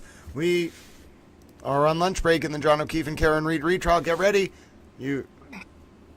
I know you're excited. You get to see Towel, ladies and gentlemen. Get ready. It's a short lunch break because of the motion arguments. Ladies and gentlemen, can we get some Chloe's in the chat? Chloe is free, ladies and gentlemen. Hank Brennan is about to, if you thought that cross was building up to something, oh my goodness. After lunch, Hank Brennan's going to go back into that cross and rip Dr. La Posada's soul from her body in a benevolent Hank Brennan-like style and do it while also endearing himself to the jury. Ladies and gentlemen, oh yes, we see it, ladies and gentlemen. I did eat. I had a wonderful chicken sandwich. It was healthy. It was a chicken sandwich. I did go to Burger King, but only because I'm trying to be economical. I'm an economical towel, ladies and gentlemen. Now, I'm going to be popping up on your screen here in just a second. Give Little Towel a little minute here. We got a lot of things going on, Little Towels. We got a lot of things going on. Hank Brennan is on the towel path, ladies and gentlemen. Hank Brennan, Deafwater, try to contain yourself. Hank Brennan has his feet towels on, ladies and gentlemen, and he is a man with a plan. All right, Hank Brennan says, "Oh, it's me. I'm a towel." Ladies and gentlemen, oh, that sounds so delicious. Z Travels, it might not be the same chain, but if you have that, I will come down there to visit you. We can eat chicken fingers and Mama Goose and honey mustard, and then you can come up to Boston. We can go to Cambridge, and you can try the honey mustard here. It will be a honey mustard-based adventure. Maybe we can bring Lindsay. I can't talk to her till later this week because of the sequester order. That's fine. Ladies and gentlemen, I'm absolutely thrilled with the opportunity to eat honey mustard with Z Travels. You don't understand. Oh, ladies and gentlemen, Hank should adopt Chloe. Oh, I won't give up cheeseburgers. I just wanted to have some grilled chicken today, ladies and gentlemen. I hope you're all thrilled for Little Towel. Now, listen, I got a lot going on here. I think I realized part of what has upset Little Towel's computer is that I am running an unnecessarily large number of processes on the computer. And what I mean by that is I keep adding windows to, adding display windows to my back-end streaming software, and I don't think I should do that. I think I should just remove the ones that I'm not showing on the screen, because it will take a lot of stress off the Little Towel computer's memory, and hopefully that will make everything better. Now, the reason I know that Towel computer gets overloaded is, ladies and gentlemen, your comments stop loading on the screen and I get all Towel frustrated. But don't worry, I am the man with the Towel plan, and we don't have to watch the fan because I am the man with the plan, ladies and gentlemen. Yes, you don't understand. I have thought long and hard about how I am a towel and I have a plan. Now, you might be saying, sir, I'm not actually convinced that you have a plan. Well, my first plan is to get the comments to load up, and I don't necessarily know if I'm going to be able to, like, will that to happen, but I have a plan, ladies and gentlemen, and if I just sit here, and sometimes if I just kind of will them to, we need to get it, I'm going to work on it, and it's not going to happen now, I'm going to do it in the next few months as we prepare for our next few cases. Ladies and gentlemen, I'm going to make your comments load faster. As you can see, poor little towel computer has been forced to take on so much. Yes, Lindsay, I'll tell Lindsay that in a few days that there is a place in Florida with honey mustard. You don't understand. If you listen, I shouldn't tell people this. They'll figure out how to put a honey mustard kind of trap out, and they'll figure out how to, I don't know, Lindsay will be on some adventure where she'll be lured by honey mustard. Ladies and gentlemen, honey mustard is wonderful, and there is nothing that's more of a clarion call for me personally as a towel than honey mustard. Now, if you are out there and you're thinking to yourself, oh my goodness, I love McDonald's and I love eating McDonald's chicken nuggets with honey mustard, I am speaking to you. I'm not just speaking to Z Travels, I'm speaking to you and our shared love of honey mustard. I know, I'm hilarious. What are you going to do about it? There's nothing you can do about it. LA Connection says, I am the man with the plan. I am a towel plan. I didn't actually know that I am the plan, but listen, ladies and gentlemen, if we want to make Little Towel himself the plan, I'm totally down with that. I'm still kind of frustrated, though, because I have failed to get your towel comments to load up as I wanted them to do. I got some of them to load up, little towels, but not all of them. So now we have to make a little decision about what we're going to do here, towel friends. I think we only have about 19 minutes left, less than that, actually. We have 14 minutes. No, excuse me. Oh, my goodness, I'm forgetting how to do math. 21, 31, 41. We have, she said quarter of, so we have 24 minutes, ladies and gentlemen. 24 minutes until court comes back into session. What should we be doing? Oh, hello, Alma Carpenter. Welcome to the Honorary Towel Fold. Would you, ladies and gentlemen, would you like to do, let's see, I think we can make Colleen Henry happy, okay? There's nothing that I live to do, ladies and gentlemen, more than make Colleen Henry happy. So we're going to do two things. One, oh, ladies and gentlemen, it is another glorious day. I'm thrilled to announce, I've just looked over at the other screen. I know my poor computer is struggling. Ladies and gentlemen, we have taken over Boston 25 easily, ladies and gentlemen, simply easily. It is not even a fight anymore. Boston 25 is not even on the screen, ladies and gentlemen. Al Jazeera Arabic, 27,000.4. Little Towel Stream, 13.9, almost 14,000. GOP Oversight Committee, 5K. And it goes from there. Ladies and gentlemen, Towel Stream has arrived. And I just want to say, Ted Daniel, eat your little pink underwear heart out. I am a towel, and your network is not even on the scoreboard, Ted Daniel. How do you like that? Oh, ladies and gentlemen, this is a wonderful day to be a towel. You are all towels. I am a towel. I'm a little frustrated that your comments won't load up, but you know what? Out of all the things that could be going on in the world, hello, holistic psychology. Holistic psychology. Oh my goodness, you're not going to believe it. I have wonderful news for you. Chloe is free. Oh my goodness, holistic psychology. I don't know. Yes, eat my shorts, Ted Daniel. I don't know, says Courtney Meyer. I don't know if we can prepare ourselves for this holistic psychology. I have a video to show you. I want to let you know that Chloe is free. Okay, Hank Brennan won the motion, and Chloe was liberated. Now, you might be saying, I don't think that Chloe was some kind of occupied territory. She is a dog in a wig. Well, yes, I understand, but listen, ladies and gentlemen. Chloe the dog is free. Okay, you can spread it around the world. We are going to have some kind of towel parade. Chloe the dog is free, and I have the proof, ladies and gentlemen. Hank Brennan freed Chloe the dog. Now, listen, I know some of you are going to be thinking this is impossible.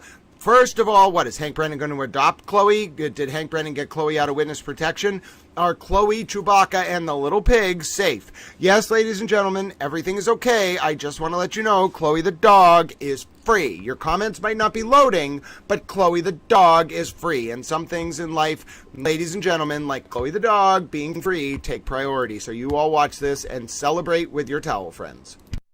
We have heard Alan Jackson bloviate about a dog. We are going to free Chloe. You don't understand. All right, here we go.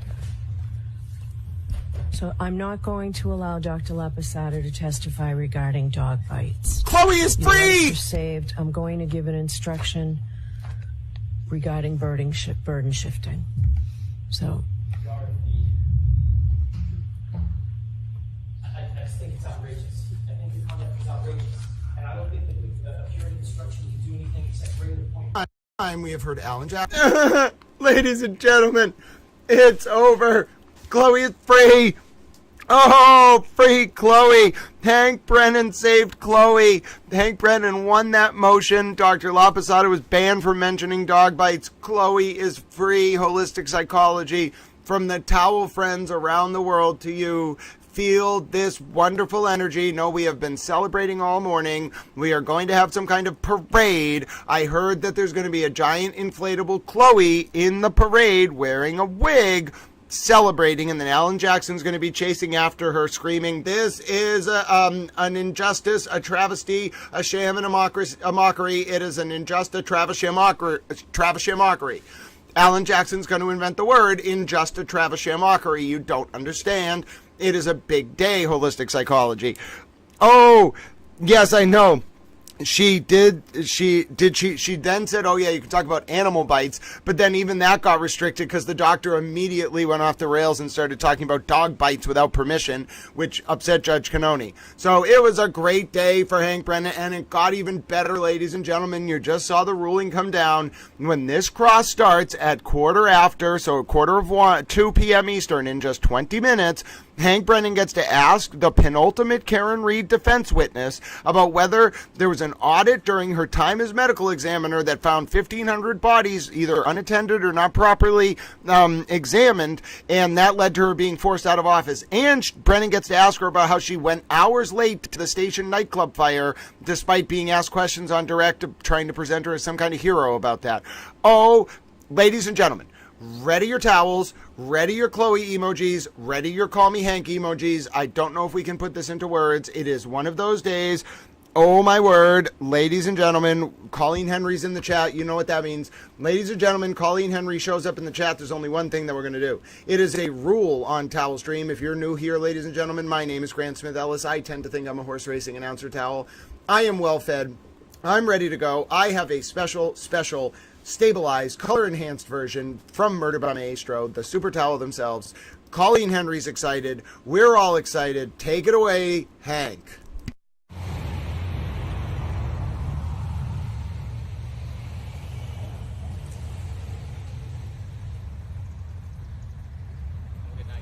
You as well, Mr. Brennan. Okay, sir. I will, Hank.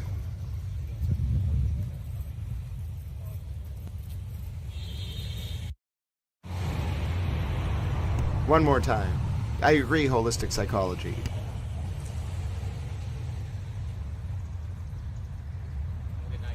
You as well, Mr. Brennan. Okay, sir. I will, Hank. Oh, glorious, ladies and gentlemen. Just glorious. Hello, Tabery. One more time for Colleen Henry.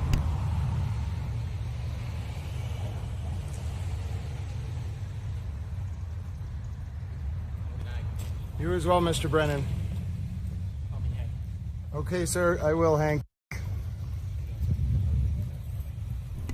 Oh, glorious. And ladies and gentlemen, we've had a special motion. We've had a special motion on the floor to create a Hank Brennan fan club. Yes, ladies and gentlemen, Napa Valley German Shepherd Rescue. Oh, hold on.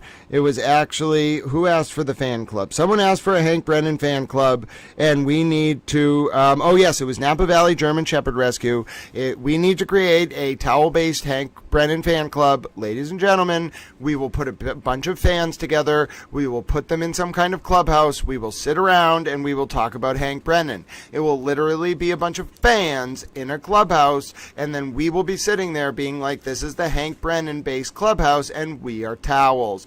You don't understand. It will be hilarious, ladies and gentlemen. What more fun could you have than sitting around in a clubhouse with a bunch of fans talking about Hank Brennan? Do you see what I mean? It's a Hank Brennan fan club based around towels. Literally with fans in a clubhouse. It would be amazing because then we could pun on the fact that we are a Hank Brennan club centered around appreciation for fans that also, indeed, ladies and gentlemen, has a bunch of towels involved. I think the media would have a field day. They'd be like, they're not just fans of Hank Brennan. They hang out in a clubhouse that has a bunch of fans in it, and that's why they call it a fan club. You don't understand? That is hilarious. I am hilarious. I am a towel. Now, I'm trying to put into context how wonderful this cross is going to be, ladies and gentlemen. I don't know if I can put it into context. We've had some great Hank Brennan crosses, but Hank Brennan rarely stops a cross to motion for permission so he doesn't ambush the witness. Oh my word, ladies and gentlemen, that witness is, remember we talked about how Dr. Welcher was going to get a little flayed? This witness used to know Hank Brennan. They clearly had a falling out at a certain point. You heard it there in Hank's argument right before lunch. Ladies and gentlemen, Hank no longer uses this witness, and he wouldn't tell the court why out of respect for the witness. But ladies and gentlemen, Hank Brennan, I don't know if the defense didn't do their research or whatever, but they walked right into Hank Brennan's trap. This was glorious, magisterial, the Lionel Messi of the courtroom. Ladies and gentlemen, this is like the 2011 Champions League final when Fernando Torres got the ball in his own half and he couldn't be offsides because you can't be offsides in your own half, and he took it against Barcelona and then scored that goal. It was the greatest moment I've ever seen. This is like Hank Brennan doing that. You can't be on offsides in your own half. If the Reed defense opens the door and Hank Brennan happens to have an intimate knowledge of this witness because he used her in the past before they stopped working together, you, ladies and gentlemen, have just given Hank Brennan a wide open path to the net, and there's only 14 minutes until we get to see his closing flourish for this witness. This is, of course, the penultimate witness in the John O'Keefe and Karen Reed retrial. My name is Grant Smith Ellis. We only have 2 witnesses left for the defense, and then Hank Brennan's rebuttal witnesses. Ladies and gentlemen, how much longer is there to go? It could be 1 to 2 days, depending on how long this cross goes and how long Alan Jackson's redirect goes and how long the recross goes. Dr. Rentschler, the longest he's going to take is maybe tomorrow, ladies and gentlemen. That leaves 2 to 3 hours for Hank Brennan, which means Friday, the latest Monday. If everything goes really slow, Monday, ladies and gentlemen, the jury's going to get charged and deliberations will begin. That is at the absolute latest, my towel friend. The absolute latest. And absolutely, ladies and gentlemen, I finally got your towel comments caught up. Look at that. I am thrilled to announce that Little Towel got your towel comments all caught up. It was not an easy endeavor, ladies and gentlemen. I had to be a Little Towel. I had to get the towel stream working. But we are caught up. We're ready. We got to see the Call Me Hank clip multiple times. What should we watch? We have about 15 minutes, ladies and gentlemen. We saw Chloe the dog get liberated. It was a glorious moment for all towels. We talked about how Towel Stream is ascending, ladies and gentlemen. Let's take one more moment. Can we just take one more moment, as much as we want to appreciate Hank Brennan? Can we just take a moment, ladies and gentlemen, and just say how wonderful that it is. On the day that Chloe the dog was liberated, Chloe's going to take center stage here, ladies and gentlemen. But can we just take a moment and appreciate, do you know how hard it was, ladies and gentlemen, to quite literally become one of the largest networks around the world? We are almost as big as the country of Qatar's Arabic language broadcast. Ladies and gentlemen, 14.2 thousand. I don't even think Boston 25 is on the list anymore, ladies and gentlemen. Ted, pink down to his underwear Daniel, can eat his little heart out. Oh, goodness, ladies and gentlemen, look at this. And listen, I don't even see Boston 25 on the list. Ladies and gentlemen, we have set about our goal and we have truly come to fruition. We have taken our place. We have ascended, ladies and gentlemen, and we are now Little Towels. Oh, goodness, ladies and gentlemen, it is an honor. It is a privilege. The ascendancy, if we could just beat out Al Jazeera Arabic, ladies and gentlemen, then I could walk around saying that I am bigger than the country of Qatar, and it's all thanks to the towel, friends. It has nothing to do with me. I just want to go talk to a sheik and say it all started because Ted Daniel is pink down to his underwear, in my opinion. And as a result, I set out to beat Boston 25 just so I could say, Ted Daniel, eat your heart out. And then for some reason, now we're half the size of the country of Qatar's national state broadcaster in Arabic. Oh, ladies and gentlemen, it is a glorious day to be Chloe. It is a glorious day to be a gravity-defying, non-DNA-based dog entity. It is a glorious day to be a towel.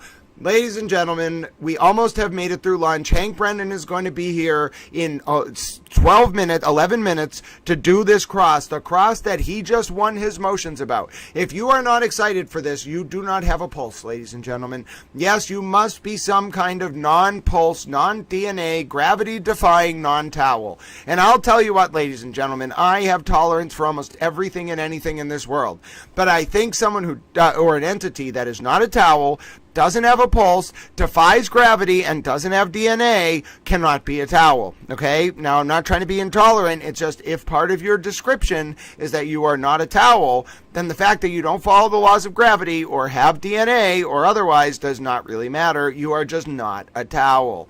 So, all of that said, I'm very excited for quarter of. This is going to be a ridiculous moment, ladies and gentlemen. I cannot believe it. That this is going to be absolutely glorious every single day. And we didn't even know. We knew this cross was going to be good. But as some of us were watching it, we were like, well, what's going to happen? You know, how can Hank take this to the next level? What is he planning here, ladies and gentlemen? Well, we know what he was planning. He was going to expose this doctor as not having looked at all the data in the case. And then Hank was going to pull a Hank Brennan. You can call him Hank. You can call me Towel. And Hank Brennan stopped the cross right before lunch, timed it perfectly. Lunch motion hearing, won his motions about the doctor getting audited and being forced out as the medical examiner due to 1,500 unattended or inappropriately examined or not timely examined bodies during her time as a medical examiner. And then he won his motion, Hank, related to asking the doctor more questions when lunch ends about her responding hours late to the station nightclub fire. Ladies and gentlemen, it is a glorious day. It is a glorious day. Oh, goodness. Yes. Oh, hold on. Dr. Colleen Henry, I'm having trouble bringing up links right now. Is that the video where the woman falls over the... Is that the video where the woman falls over the rope? I mean, well, I guess we did technically watch the video earlier where, what was it? One of the Karen Reed folks, Richie, fell over a railing, and I said, "Oh my God, he fell." But yeah, all right, we'll take a look at it. But yes, this one is a little bit more embarrassing for the poor woman that fell. I don't know why. If this is what I think it is, I have to give it a second to load up. Yeah, it's a little bit embarrassing. We're going to watch it, though. Colleen Henry shared it. Thank you, Super Towel Colleen Henry. I got the link loading up right now. We've got a lot going on Towel Stream, ladies and gentlemen. We're waiting for court to come back into session, and we don't have any. It's so funny because we used to celebrate taking over Ted Daniel, and now Ted Daniel's not on the list anymore. So I'm like, well, this isn't. I literally was thinking to myself, well, this isn't nearly as fun right now. Like, the only reason I was having so much fun with that was because I like to say Ted Daniel pink down to his underwear Ted pink down to his underwear, Daniel can eat his heart out. And if I can't say that, it's just, I'm sorry, it's just not as fun. Hold on. Hello.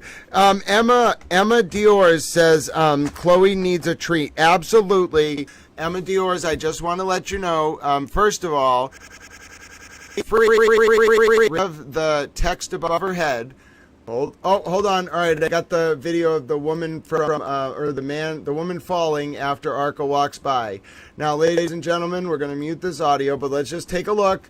We're not laughing at this woman. We're just saying sometimes when you're free Karen Reed, you stumble and trip over your own feet, and the best laid plans of mice, turtles, gravity-defying non-DNA based having dogs or otherwise fall to the ground like Alan Icarus Jackson with his wings singed by the sun of the light of Hank Brennan's brilliant explication of the Reed Defense's PR apparatus. And then furthermore, ladies and gentlemen, when you run into a cable. Oh, and also, Karen Reed is Sisyphus in this analogy because she keeps pushing a boulder up a hill and it keeps rolling back down on her. Nope, that's why we don't play. So heads up, folks, please, if you're going to send any clips that have music in them, please say that. Colleen, not your fault, but no, please don't ask for clips to be played that have music in them because I have to screen them. But this is the woman from Arca. The woman chasing after the Arca guy. She go, oh no, little doggy. Oh no, and down she goes. Oh no, she's down, ladies and gentlemen. She's down. Oh no, oh goodness. I hope this woman is okay. I just want to review in slow mo. I just want to make sure she's okay. So the doggy seems okay. The woman's foot comes up. Now she gets her foot out, but it looks like she tries to overcompensate here. Oh goodness. And so, I see. No, the leash gets stuck in the tongue of her sandal or shoe or whatever that is. Oh no, and the doggy's simply stronger than her. Oh no, I hope this, oh no, oh goodness, oh ladies and gentlemen, oh goodness, I'm so sorry to see that this there was, that person bounced off that sidewalk. Oh, well, the doggy is very concerned. The doggo, no. Look at the doggo showing compassion. Look at the slow motion doggo. He's coming in. He knows he caused a little accident. He's going to try to, he's going to run away. Realizes the big humans got it. Oh, you go. Oh, no, I hope she is okay, ladies and gentlemen. Listen, I just want to kick this up to the replay booth. I just want to make sure that there was no foul by the doggo. Okay, ladies and gentlemen, I just want to make sure there was no foul. Now, it seems like the doggo was just going along. My name is referee Grant Smith Ellis here. I'm trying to adjudicate whether or not there was intentional doggo interference during this Arca walk into court yesterday. Now you can see one of the Karen Reed fans tries to go follow after Dr. Wolf from Arca, but it seems like there's a little bit of doggo interference. You can see there's a doggo on the leash, and the doggo, look it, so the doggo comes to the left, right? Now the doggo is clearly not trying to impede, ladies and gentlemen. If you're watching this very closely, and I think we all are, you can see here, okay, and you can see it with my mouse here. You see the doggo coming up the left-hand side? The doggo is trying to go around the woman, okay, so that he can let her go. Now, she spooks him a little bit, right? So you can give the dog, but that's not his fault. That's simply incidental contact. The doggo has a right to go to unwrap the leash, all right? So the doggo was not trying to obstruct or interfere. I don't see any doggo interference. So now it becomes a question of, should the woman have stopped? Did the woman take a football move, ladies and gentlemen, or in this case, a doggo football move in a way that resulted in her going to the ground? Now, you can see here, it was at this moment, ladies and gentlemen, she didn't need to kick her foot up.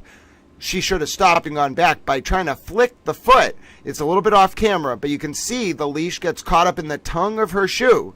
That's what happened, ladies and gentlemen. And that, as a result, oh, goodness, you can see she can't quite fully get that foot flat. Her leg goes fully outstretched. Oh, ladies and gentlemen, this is a very classic doggo takedown move. There was no doggo interference, though, so I'm calling this a clean play. Now, we hope that the woman is okay after the fall, but goodness, she had a little bit of a bag on that looked like it break, but she was parallel to the ground. Ladies and gentlemen, if you get parallel to the ground after a play like that and there's no doggo interference, it's fair game, but you got to protect yourself. So it looks like she tries to brace for impact. Thankfully, her purse, hopefully it had some kind of cushioning in it, lands on the ground, and then she seems to land on the purse. So it looks like a majority of the force was dispersed through the purse. Oh, but she does land a little bit there on her left hip, and her glasses do go flying. Oh, goodness. Now, as you can also see, ladies and gentlemen, very good sign of good doggo sportsmanship. The doggo comes right on in there. All right, he's going to come in. He's going to check on his the opposing player. She seems to be okay. The Arca man doesn't even turn around, and then we get some other bystanders coming in to render medical aid. I think that was one of the sports medicine interns for the Karen Reed team. Ladies and gentlemen, quite a moment. I am going to formally declare, though, that there was no doggo interference. All right, so there is no penalty here. This doggo is okay. He did nothing wrong. He attempted to get out of the zone. The doggo has a right to unwrap the leash. This is part of the rules of doggo sidewalk Arca football. ladies and gentlemen, or soccer, or whatever we're playing, I have done my full analysis as a towel referee. You may call me Grant Smith, referee Towel Ellis, and I can tell you that this was a clean play. We hope that the injured player down on the sidewalk is okay, but this, ladies and gentlemen, we'll watch it just one more time. This is a clean play. It was simply inadvertent tripping after incidental doggo contact, and that falling to the ground was not the result of the dog. No flag issued, ladies and gentlemen. No flag issued. Everything is okay. I am thrilled to tell you that the doggo will not be penalized or fined, but he can write a note of apology if he's so inclined. Oh, my word, ladies and gentlemen. You can see we have done so much effort. Oh, I know, ladies and gentlemen, listen, we analyzed that clip. We wanted to make sure that the woman falling to the ground was not the victim of a doggo-based penalty. I was going to ex post facto impose a penalty on the doggo if he engaged in doggo interference. There was no doggo interference, ladies and gentlemen. No one lose their mind. Chloe is still free. I declare a touchdown.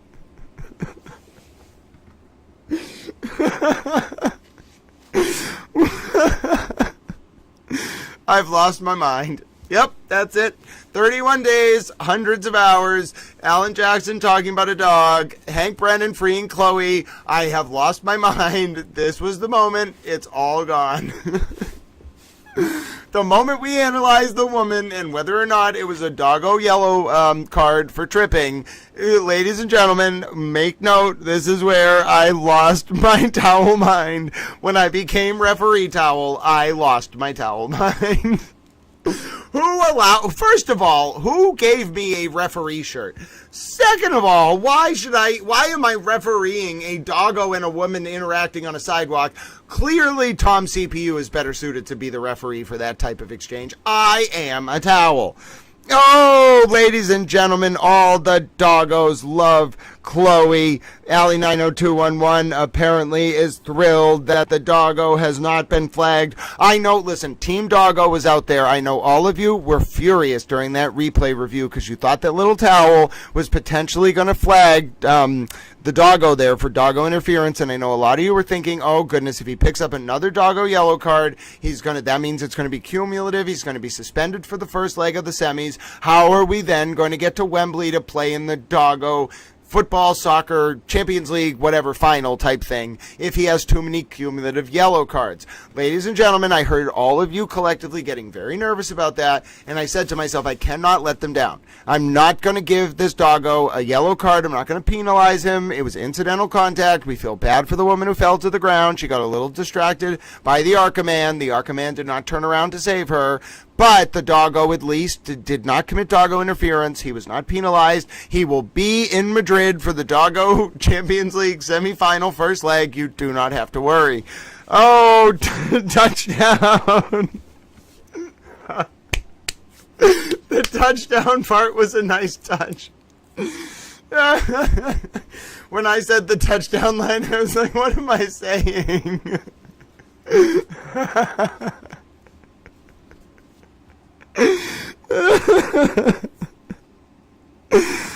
Oh, Paul Doherty, you are wonderful. Oh, goodness, ladies and gentlemen, I love seeing Towel friends chatting away, making friends. We're waiting for court to come back into session. Should be just a few minutes now.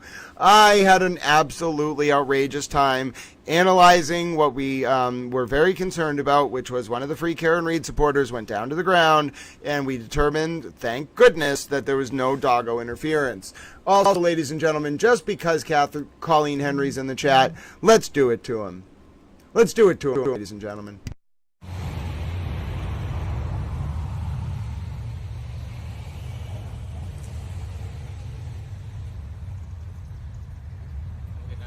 You as well, Mr. Brennan.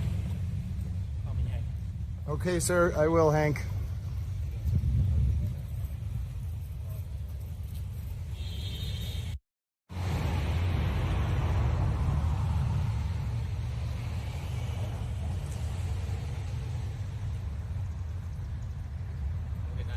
You as well, Mr. Brennan. Okay, sir, I will, Hank.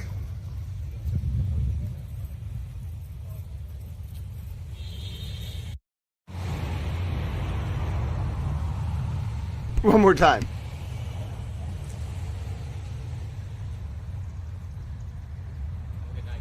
You as well, Mr. Brennan. Okay, sir, I will, Hank.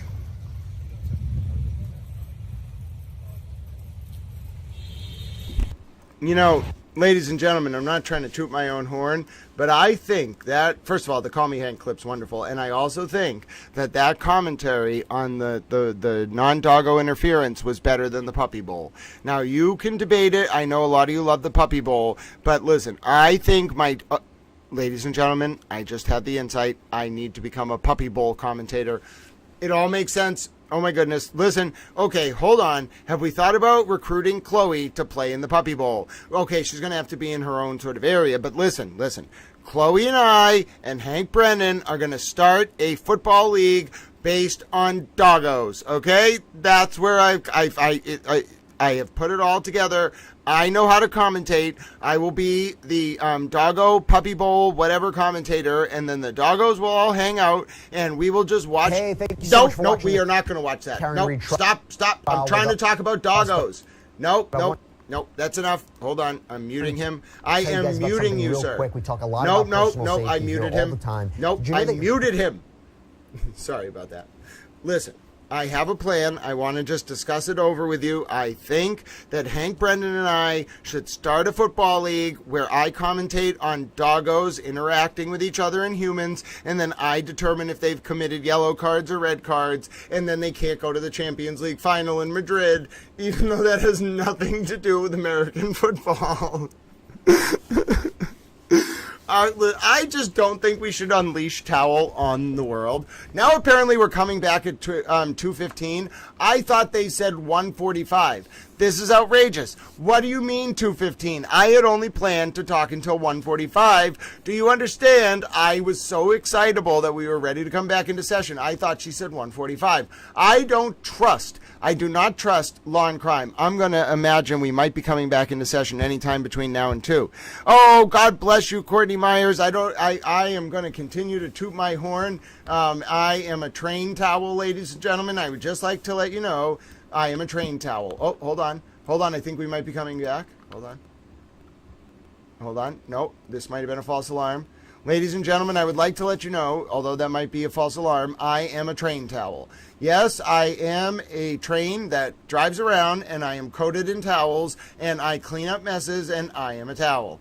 Oh, goodness, I found my calling. Thank you, Courtney Myers. I've always wanted to toot my own horn, so now, therefore, I am a train towel. Oh, Colleen, yeah, we can play it quickly. I do love the song. I know people are submitting a lot of requests. It's not your fault. Oh, nope, the Karen Cam's coming back. I'm so sorry. Colleen, I wanted to. I knew Law and Crime was wrong, ladies and gentlemen. I knew it. I'm a towel. I'm a prescient little towel. Court was coming back at 1:45, not 2:15. You got to speak Northeast New Englander. Here we go. Here we go, ladies and gentlemen. That's why you watch Towel Stream, because I am attentive and a super towel. Get ready. We're in horse racing announcer towel mode, and we're ready to go. Back to session. You may be seated. All right, the jury is coming over. I just wanted to tell you what I was able to do during the lunch break. So, Mr. Brennan, you argued for 4 points of admission regarding this witness. I'll allow in 1 and 2. I've had a chance to look at 4. I think I already told you I would not allow in 3 because I've already considered it. I've now looked at the 4th one, the case. I'm not going to let you get into that during cross-examination. If the door is open and you think you can get into it after redirect, please come to Sidebar. Thank you. All right, and also I had a chance to look at the actual exhibit regarding what came into evidence from Dr. Welcher and Ms. Little. Contrary to what you said and what Mr. Alessi was nodding to, page 136 did not come into evidence. It's a blank page. So that PowerPoint did not come in. I had a chance to look at Dr. Rentschler's PowerPoint, and at least for now, maybe you can persuade me otherwise, any text that has hearsay on it that you say will help assist the jury What I want to say is I think we have to give the jury some credit here, okay? They have been listening to this case intently for weeks. I don't find that anything that you've recommended here comes in to assist the jury is necessary to assist the jury. So before Dr. Rentschler testifies, those slides that were objected to that have text are out. Can I have a moment just to examine the Dr. Locke PowerPoint? No, not right now. You can look at it, yes. You can look at it while we're bringing the jury in. Okay, because we have 4 copies of the PowerPoint, and I know that I'd like to be able to. 137 is the report. Mr. Alessi, please.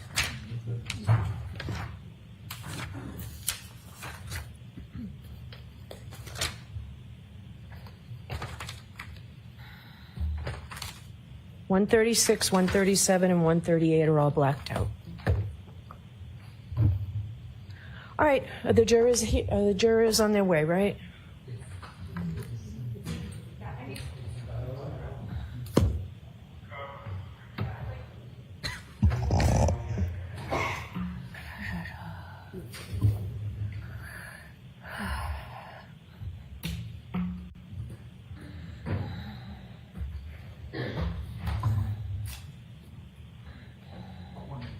Okay.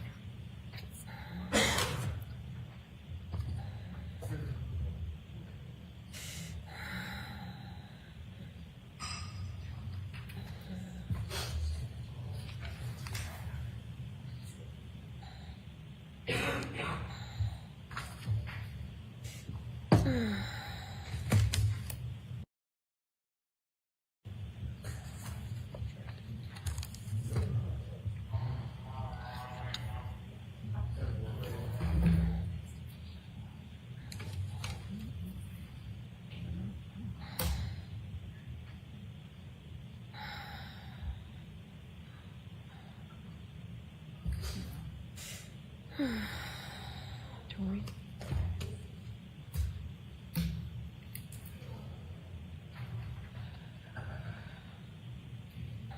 Please rise for the jury.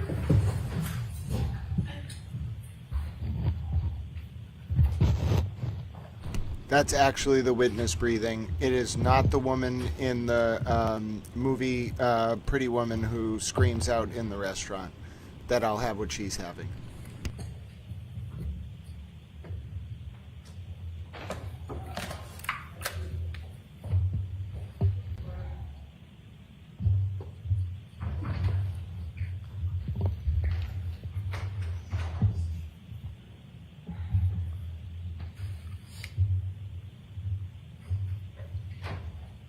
Go to the session, please be seated. All right, Mr. Brennan, whenever, I'm sorry. Thank you.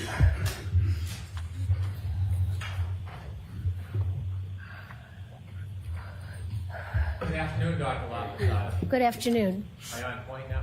You are.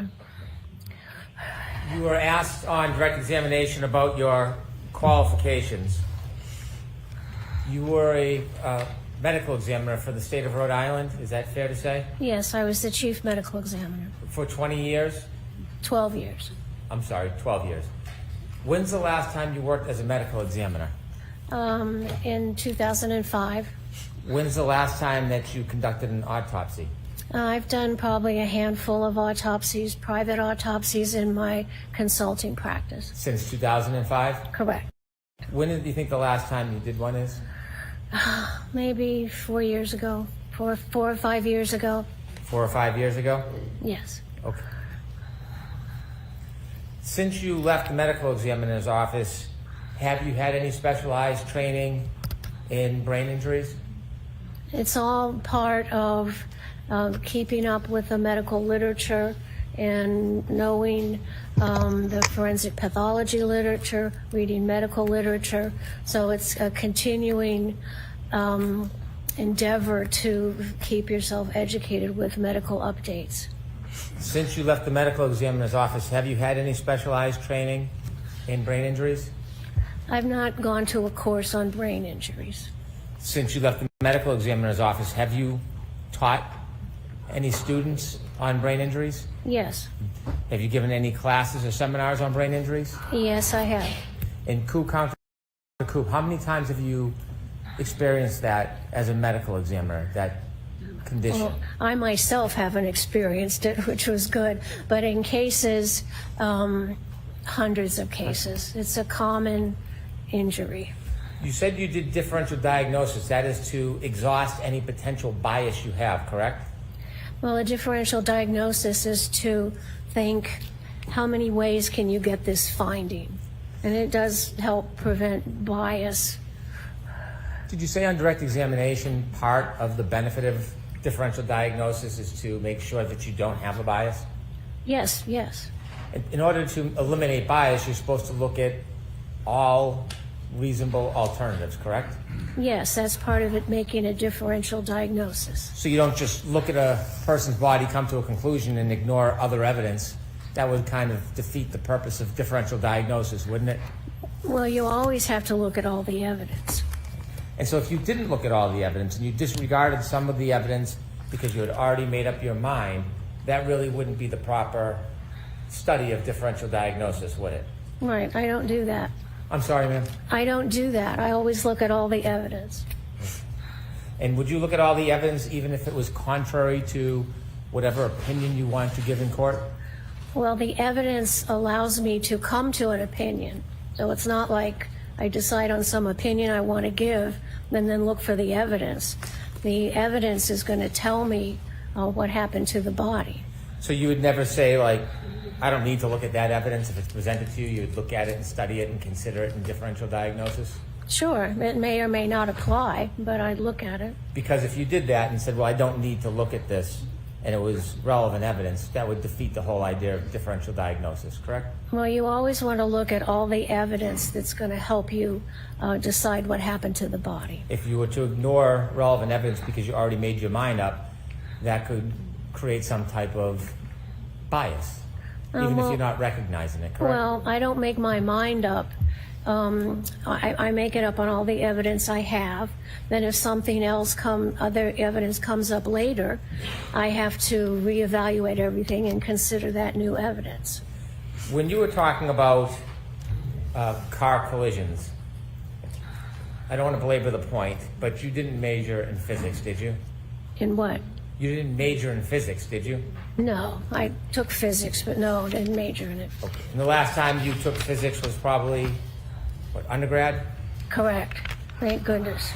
You have no study in biomechanical engineering? No, I'm not a biomechanical engineer. Understood. You never taught courses in accident reconstruction, have you? Only in terms of looking at the injuries on the body and showing how that they could or could not have occurred from impact with a motor vehicle. Have you taught classes in accident reconstruction? Only as far as it would affect the findings on the body. Do you know what I mean by when I say accident reconstruction?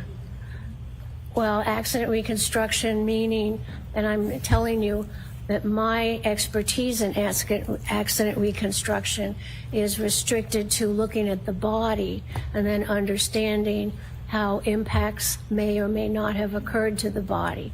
I don't take a car and look at mileage and such like that. You don't do any studies of the actual vehicles, you're focused on the body? I'm focused on the body, but I also look at the vehicles to look at the points of impact that might be possible. You do not have any advanced study in biomechanics, do you? No. Okay. Now, you had mentioned that when you were in the medical examiner's office, you had a number of higher profile cases. Well, every case is important because somebody's dead. You pointed out some pretty specific ones on direct examination. Were those more important, the ones that were highlighted, or is that the same as every other case? I don't know what you're talking about. Well, you had mentioned the Egypt airline crash, station nightclub fire. Those were highlighted or pronounced on direct examination. Are they equally important as every other case? Oh, absolutely. Every person is my patient. You talked about some of your commendations. The station nightclub fire, You received quite a bit of criticism on that, didn't you? Well, there was a flurry of negative press without any basis. You had mentioned that a doctor, a medical examiner, should have gone out to the scene to look at the area where John O'Keefe was found to make observations. Did you suggest that in any way on direct examination? You have to know what the scene looks like, and usually that is documented in police reports and in police photographs who document the scene.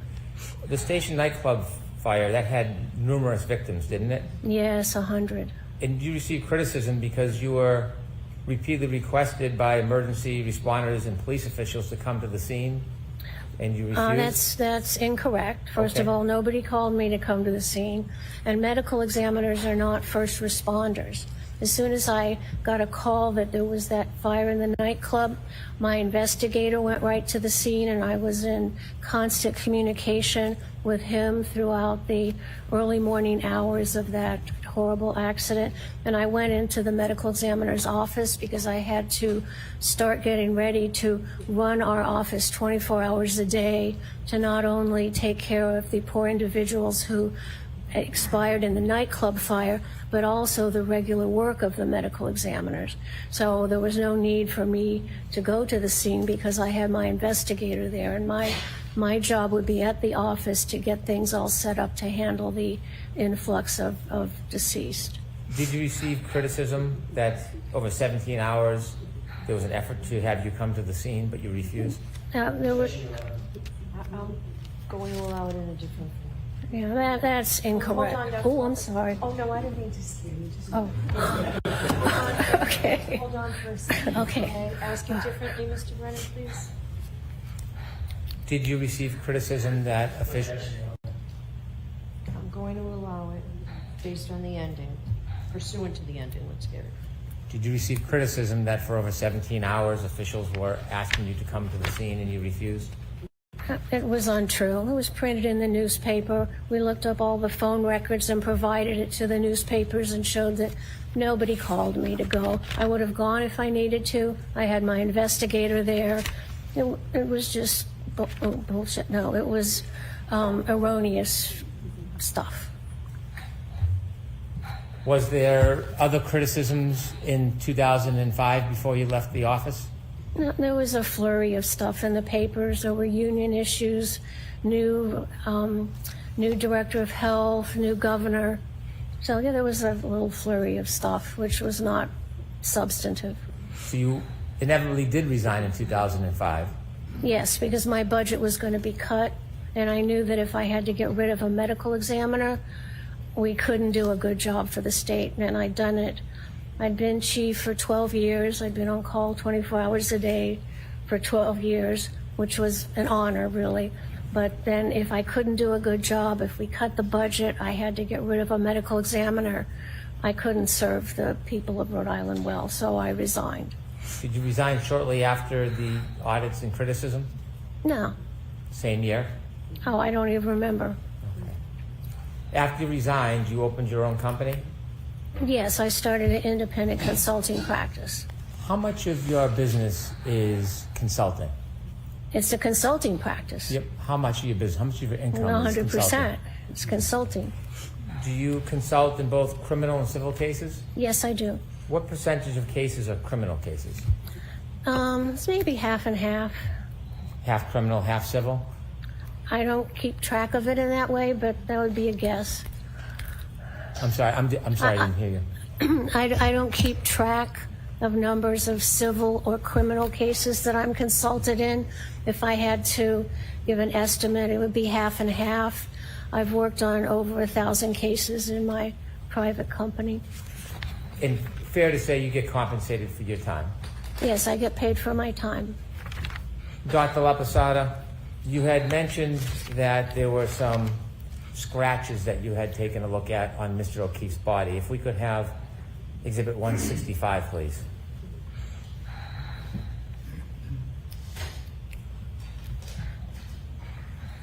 Now, would it be fair to say, Dr. LaPosada, you do not know the genesis of that cut on Mr. O'Keefe's right eye?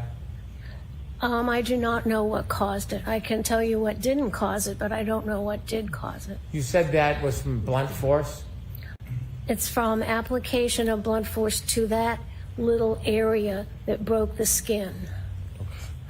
When you were asked a question about whether that was consistent with a punch, you opined that it was consistent with a punch, yes?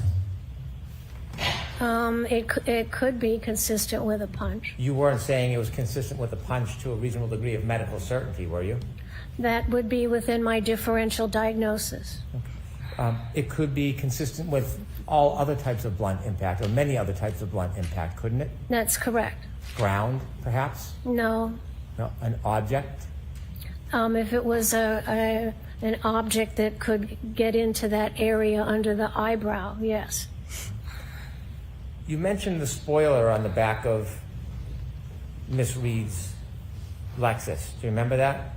I remember that. Do you know how tall John O'Keefe was? He's around 7 foot, 5'11", I think, 7'2", something around in there. No, he's more closer to 6'1". Does that make sense? Sure. Okay.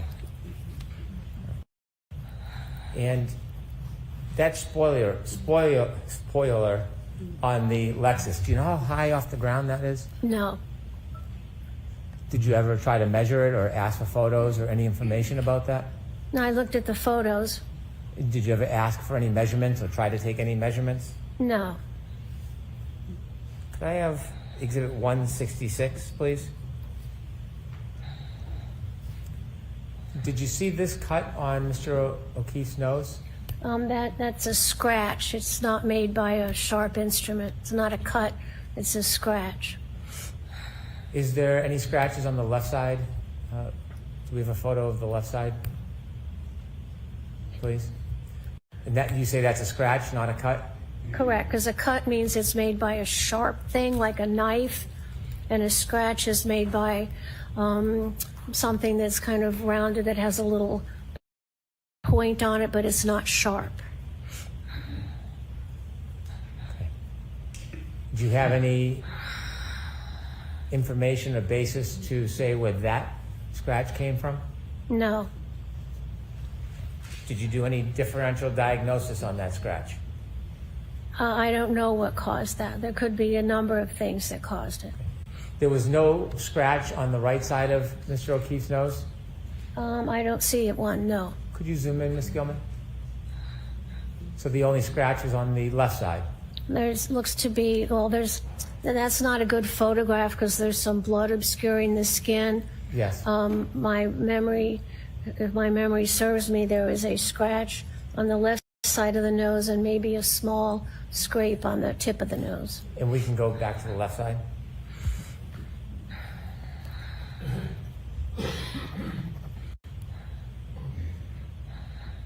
And you said that could not have been caused by a sharp object? Correct. It's not an incised wound. Incised wound means a bladed sharp cut.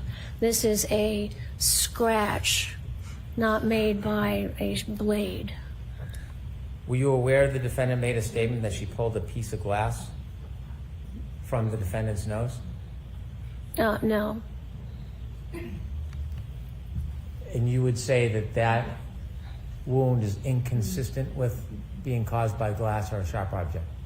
It would not be caused by a blade. It could be caused by a piece of glass that was thick.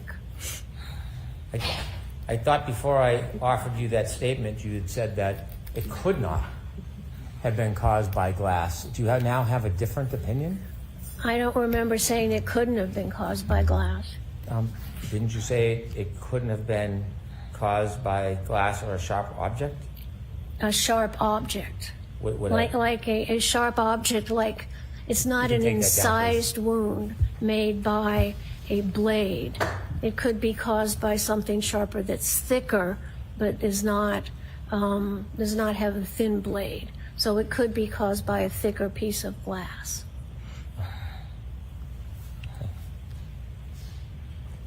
If somebody is deceased, does any blood pressure from their heart still move in their body?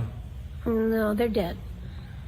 If somebody removed a sharp object like glass from somebody's face, would they spurt blood if they've died? If you're dead, there's no blood pressure.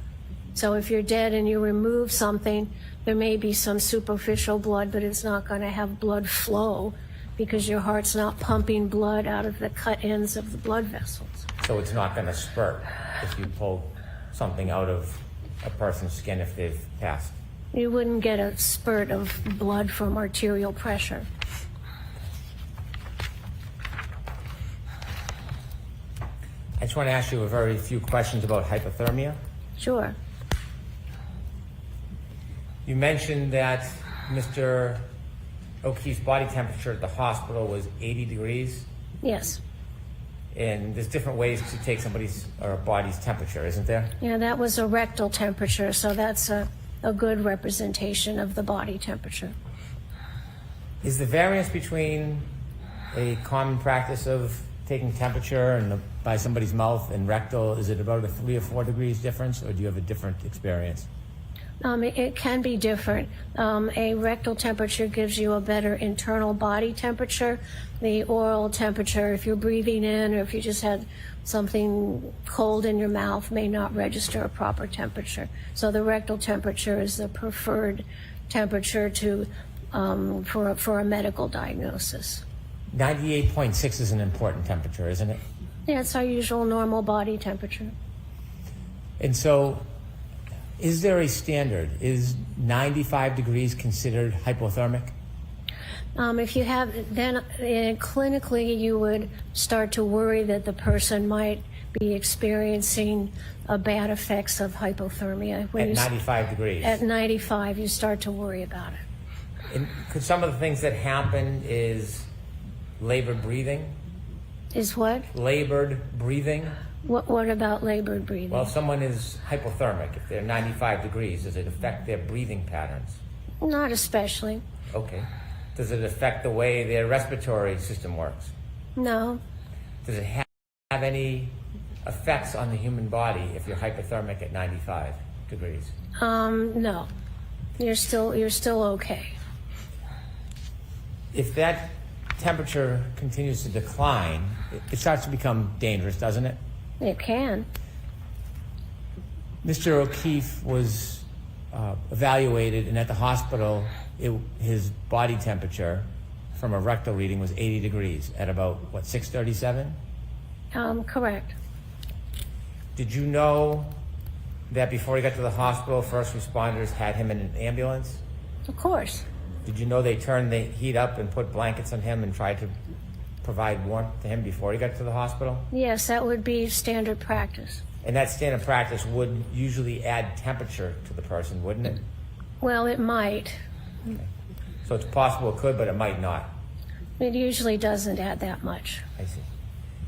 And so inevitably, at 6:37, Mr. O'Keefe's body was 80 degrees? Yes, when he got to the hospital, his rectal temperature was 80 degrees. And so that is a drop from the standard, or what's expected, of 98.6 degrees. That's a drop of at least 18.6 degrees? Yes. You mentioned that Mr. O'Keefe, after suffering his head injury, would not have moved other than twitching. Correct. No purposeful movement. Were you aware that he had an iPhone with healthcare data on it? No. If there's no movement, assume for a second there's no movement of Mr. O'Keefe after 12/32/16, and he's found a little after 6 a.m. in the morning. That's about 5 hours, or 5.5 hours, correct? About.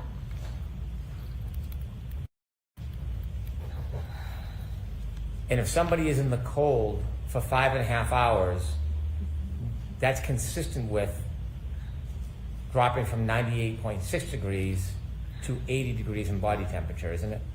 If the person is dead, yes. If a person is outside in the cold and still alive, will their body temperature decrease? If they can, people can die of hypothermia, but that's not the case here. Well, not the ultimate death, but if somebody's outside and they're alive and they're lying in the snow and it's below freezing, will they lose body temperature? They will, especially if they're not bundled up well. And body temperature can drop from 2.5 to 4 degrees an hour?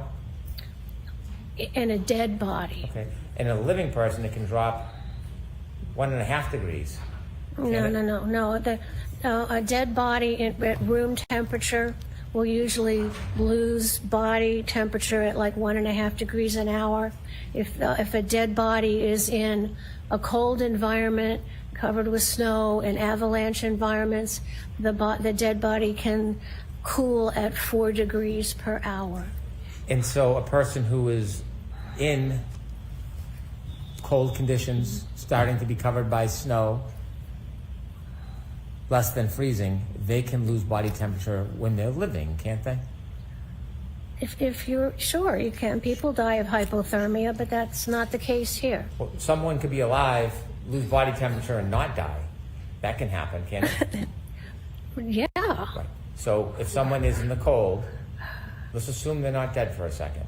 They're in the snow, below freezing, not moving. Can that person lose body temperature if they're still alive? Sure. They just lie there. They can become hypothermic and die. Even before they become hypothermic, can they lose body temperature? Well, losing body temperature makes you hypothermic. Thermic is temperature and hypo means below. So your temperature goes down and you're hypothermic because it's going down. And people can survive from being hypothermic if they get the right care. Sure.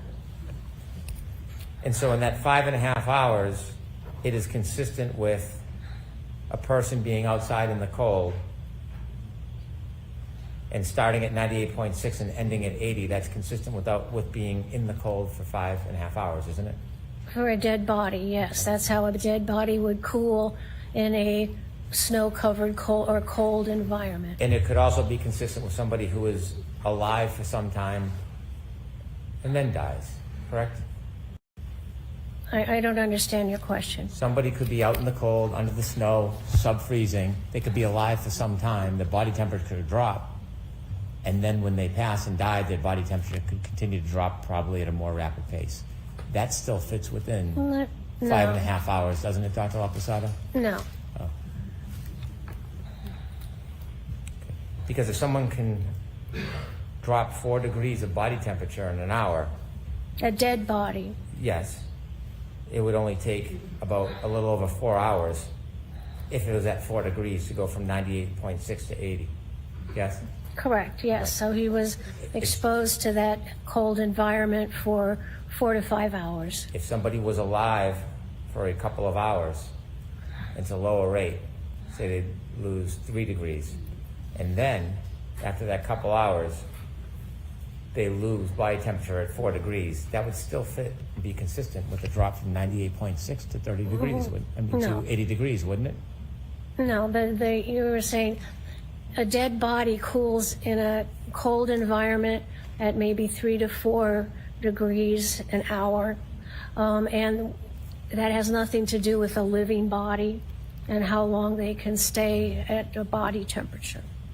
Do you disagree that somebody could be alive, lose body temperature out in the cold, freezing temperature below 32?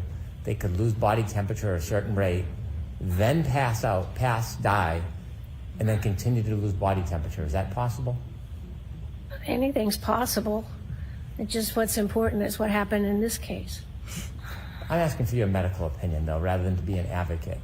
As far as your medical opinion... So sustained, and I'll strike that. As far as Dr. your... Laposado, Yes. could you listen to the question, please? Of course. Thank you, Your Honor.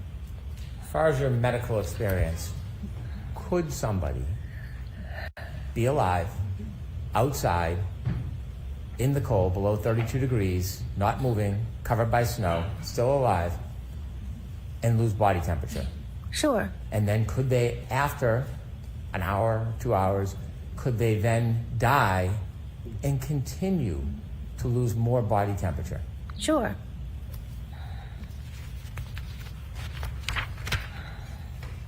You mentioned your opinion about injury on Mr. O'Keefe.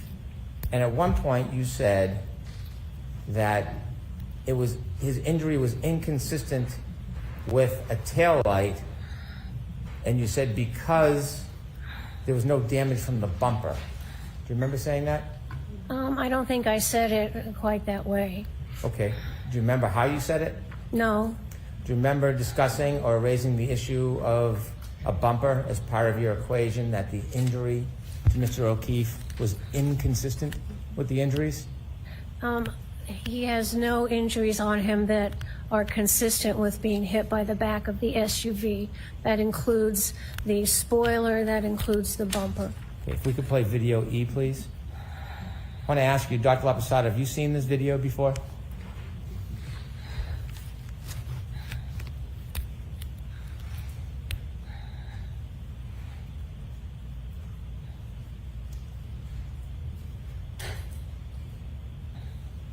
No.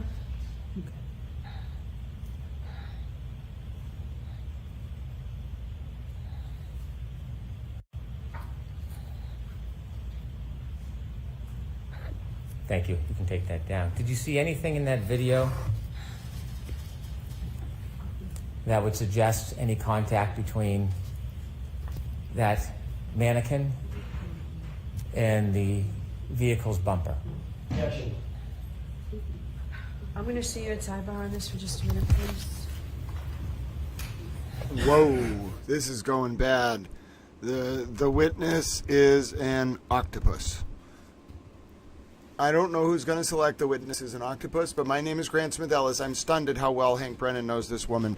Hank Brennan used to work with this woman as an expert. I don't know if the defense didn't know it. She just got dominated by Hank Brennan, eviscerated. She didn't know John O'Keefe's height. She didn't look at the data from the Lexus. I mean, ladies and gentlemen, let me just sum up this witness, okay?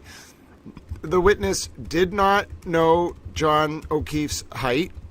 The witness did not look at any data from Karen's Lexus. The witness was forced out of office as medical examiner in Rhode Island for after an audit and negative media attention. Oh my goodness. And ladies and gentlemen, this is just horrifying. And the witness used to work with Hank Brennan, which allowed Brennan to quite literally decimate the witness's credibility in front of jurors, to the point where the witness said that media coverage of her time as medical examiner was bull S in front of the jury. Yes, ladies and gentlemen, Karen Reed's professional expert doctor witness said a curse word on the stand because Hank Brennan is such a boss at Cross. Ladies and gentlemen, that was glorious. I don't think you understand how amazing Hank Brennan just did on that cross. There was a lot to it, but the fact that he got that woman to curse, oh, ladies and gentlemen, she has just decimated her credibility with that jury. There's no doubt about it. Oh, the curse moment was epic. Little Towels, just absolutely epic. I've never seen anything like it. I cannot believe she literally cursed. She said the word BS about media coverage of her getting forced out of office as the medical examiner. Hank Brennan had her so flustered. It was glorious. This professional witness, whose 100% of her revenue comes from consulting, just got dominated. Professional witness, more like professional Hank Brennan appetizer before he goes home for a nice meal with his family. Ladies and gentlemen, what a beautiful day. Chloe is free. I repeat, Chloe the dog is free, ladies and gentlemen. Hank Brennan just wins over and over and over again, not in a cliched way like quoting a fun song. Ladies and gentlemen, Hank Brennan is just an absolute boss. Every question he asked, this witness, it crescendoed up. He kind of creeped up on the witness. But when Hank Brennan went for gusto, oh, ladies and gentlemen, oh my lordy, ladies and gentlemen, it was a moment. It may as well have been an old-timey baseball flying out of Fenway Park, ladies and gentlemen, over that green monster, landing on to I-90, ladies and gentlemen. Yes, Hank Brennan hit the ball onto the Mass Pike, and we all stood in awe as if it were Mark McGwire during the 1999 Home Run Derby. And you may be saying to me, sir, what are you talking about? Oh, ladies and gentlemen, let me just tell you that that moment right there, ladies and gentlemen, was one of the greatest things I've ever seen in my entire life. Oh, lordy, ladies and gentlemen, that was intense. I cannot believe the woman said the word BS in front of the jury, ladies and gentlemen. And yes, oh goodness, I'm going to have to watch that over and over and over and over again, my friends. But it was a moment. It was everything you could have wanted, ladies and gentlemen. It was everything you could have imagined, and it crescendoed into this sidebar, and now we are at sidebar. So I will tell you, as I continue to be a little towel, and you continue to be little towels, oh goodness, ladies and gentlemen, it was truly glorious, just absolutely glorious in every sense of the term. Hank Brennan is magisterial. We should be back into session any second now, and my name is Grant Smith Ellis. I am a towel. Let's go, Hank Brennan. We are all thrilled that you exist. All right, so jurors, I am going to strike the last bit of questioning of this witness and the video as it goes to this witness. All right.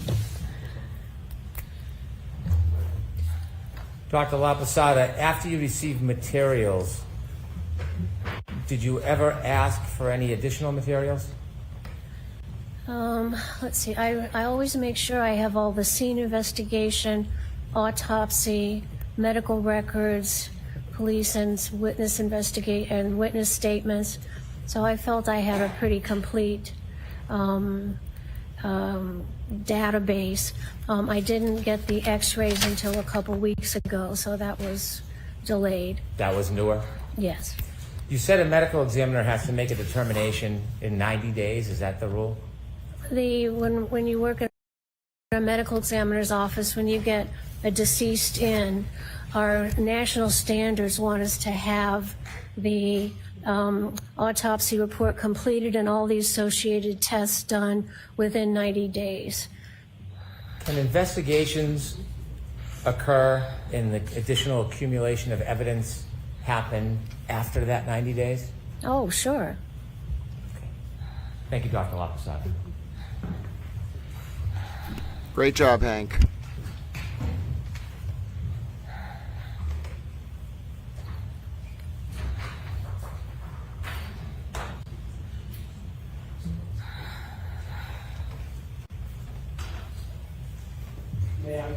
Yes. I'm so sorry. It's okay. Dr. Okay, LaPosada. hold on one second.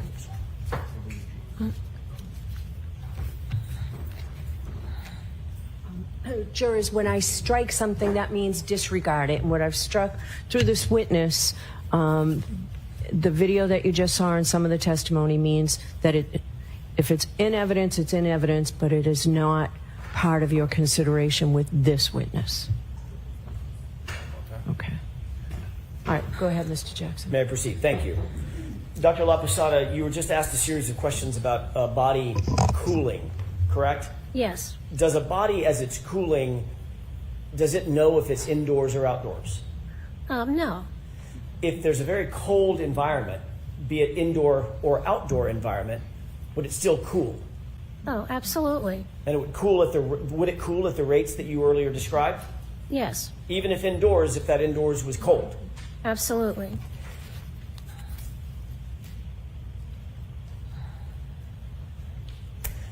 Your Honor, may we approach along with the Commonwealth very briefly? Oh, you keep bothering the jury, Alan, with these sidebars. I don't know why you do it to yourself. Alan Jackson is not winning himself over here. This witness just got embarrassed. You're going to do the redirect, do it quick, do it easy. He did not.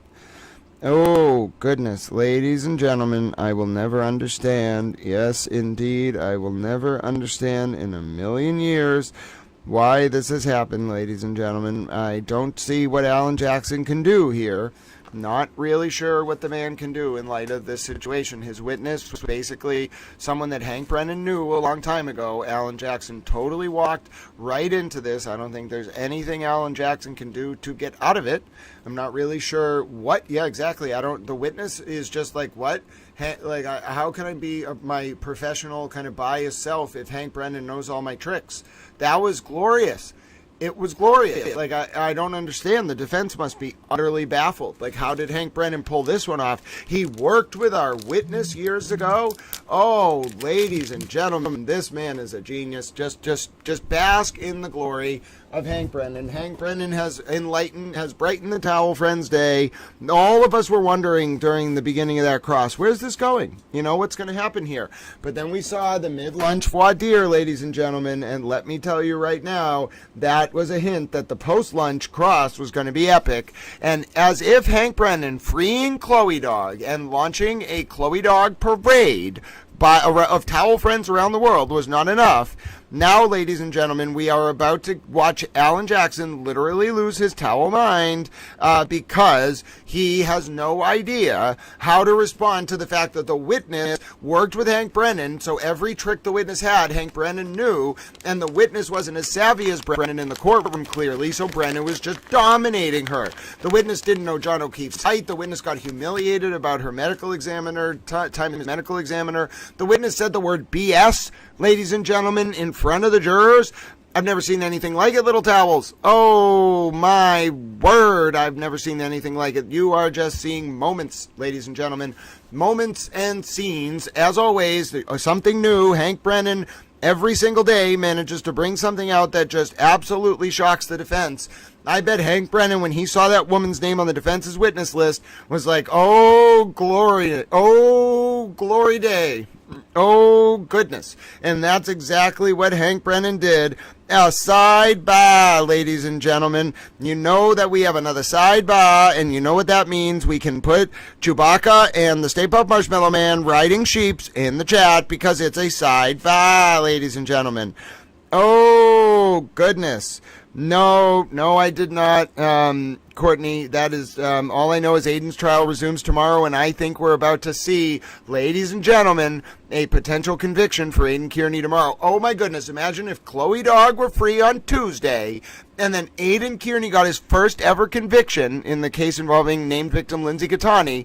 Oh, my word, ladies and gentlemen, Mike is in the chat, dropping towels. I see Red Sky in the chat, Joe O'Keefe, Linda O'Gara, Just Being Nosy, Artem J, Ange Whittick, Sis, oh my goodness, it is a towel parade. I'm sorry your comments froze earlier. I've clearly fixed them.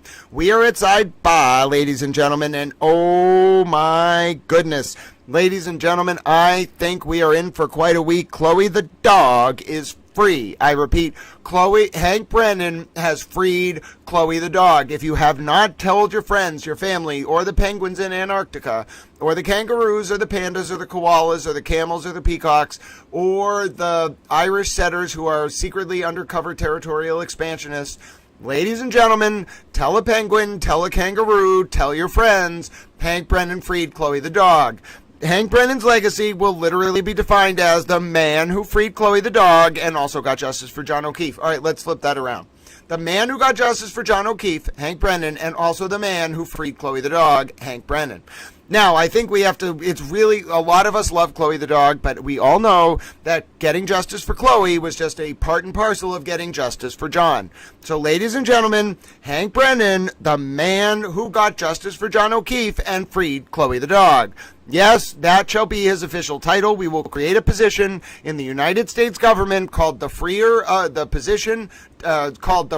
Chloe the dog, and Hank Brennan shall thus be appointed. The position shall just be honorary. an honorary position, and his only job will be to walk around in America, throughout the United States and the world, extolling the virtues of the liberated Chloe the dog. Yes, Hank Brennan will get to adopt Chloe, go around the country and the world with Chloe, and then have Chloe the dog in the wig talk about her harrowing experience in dog language. Now, since Chloe the dog doesn't follow the laws of gravity and doesn't have DNA, maybe Chloe can speak English. I don't know. I've never talked to her. She's probably sequestered. I don't want to risk violating a court order. Now, ladies and gentlemen, Allie 90211 is 100% right. This is about justice for John O'Keefe, and I am a towel. Now, justice for John O'Keefe is central to Karen Reed's conviction, I believe, ladies and gentlemen, and I think we are moving in a direction whereupon such things are going to happen. And yes, ladies and gentlemen, as a little towel, I would just like to note that I fully believe that Chloe the dog has been liberated, that Northern France is going to be renamed Normantown, and that Karen Reed is going to be convicted for causing the death of John O'Keefe. Now, you may be thinking that those things are not per se 100% necessarily related to each other. Well, you know, ladies and gentlemen, I would just like to try to say to you that yes, they actually are. If you understood the nature of being a towel, then you would thus understand that they are indeed connected, and our plan for world domination in the furtherance of a better world is centered around Hank Brennan and Chloe the dog in the wig going around proclaiming how Hank Brennan made this case, which was complex and KNOTTY naughty, a simple presentation for the jury and also for Chloe the dog. Now, I don't know why these sidebars... Imagine if we are now talking about Chloe the dog to the point where I'm pretty sure people are wondering why this is happening. Imagine how the jurors feel. You know what I'm saying? If we have gotten to the point where there's so many sidebars, the defense is only alienating the jury here. You see what I'm saying, ladies and gentlemen? It is just bad. It is just simply bad, ladies and gentlemen. It is so bad that the only option is for Alan Jackson to assume his true form, become the Red and Stay Puft Marshmallow Man, and start yelling. Yes, ladies and gentlemen, I figured it out. I think Alan Jackson only has one strategy left. The Chewbacca defense is out the window. He needs to go with Red and Stay Puft Marshmallow Man screaming because it's hilarious defense. Now, I don't think that's going to work for Karen, but we will all get vicarious enjoyment. It'll be like Miss Havisham, Pip, and Stella. Oh, goodness. What is going on? I don't know why this is happening, ladies and gentlemen. Yet another sidebar, an extended, protracted sidebar in the John O'Keefe and Karen Reed trial. The one thing Judge Canoni said that the jurors were starting to get upset with, well, you know, Alan Action Jackson, he's anti-Action Jackson these days, ladies and gentlemen. He doesn't like the action. He wants to run from the cameras, ladies and gentlemen. He wants to go over to sidebar, alienate the jurors. He just wants to delay this, buy Karen Reed a few more precious minutes of freedom, ladies and gentlemen. Each minute, the cost per minute of Karen's freedom, ladies and gentlemen, is measured in sidebars. Yes, ladies and gentlemen, not metal bars, as will soon be Karen's reality out in Framingham, but sidebars, ladies and gentlemen, just sidebars. Those are Karen's prison for now. And I am Grant Smith Ellis, and imagine, as I mentioned, if this is how we feel, how the jury must feel that the defense has gone to another protracted sidebar. I think Alan Jackson is sabotaging his own client. Maybe they fell out of love. I don't know. I'm not a towel mind reader. I am just a towel. But all I can tell you, ladies and gentlemen, is that I am not a communist. Yes, you may hear a lot of things on Towel Stream and a lot of things in the world, but one thing you will never hear is that one thing you will always hear is that Towel's not a communist. Even though that has nothing to do with this sidebar, I am just incredibly confused as to why Alan Jackson is doing this to the jury. Yes, ladies and gentlemen, maybe he is a communist. I don't know. We don't necessarily have an issue with communist people on Towel Stream. It's more communist governments, ladies and gentlemen. Yes, I am a patriotic, towel-waving American who is not a communist. Now, communist countries, maybe some of the people there are wonderful. I'm sure they are. We might even have some people listening right now from those countries. We love you. But Towel is from America, and your governments, some of your governments are communist, and Towel is not a communist. Now, that doesn't mean you reflect your governments. Don't worry. I don't pass judgment on you. But I do think I've talked through the sidebar. And again, I am not a communist, although I am a towel. We are all towels. Hello, Bailey. That's very true. Now let's see how badly Alan Jackson lost at the sidebar. And we should hopefully be coming into session in the next 5 seconds.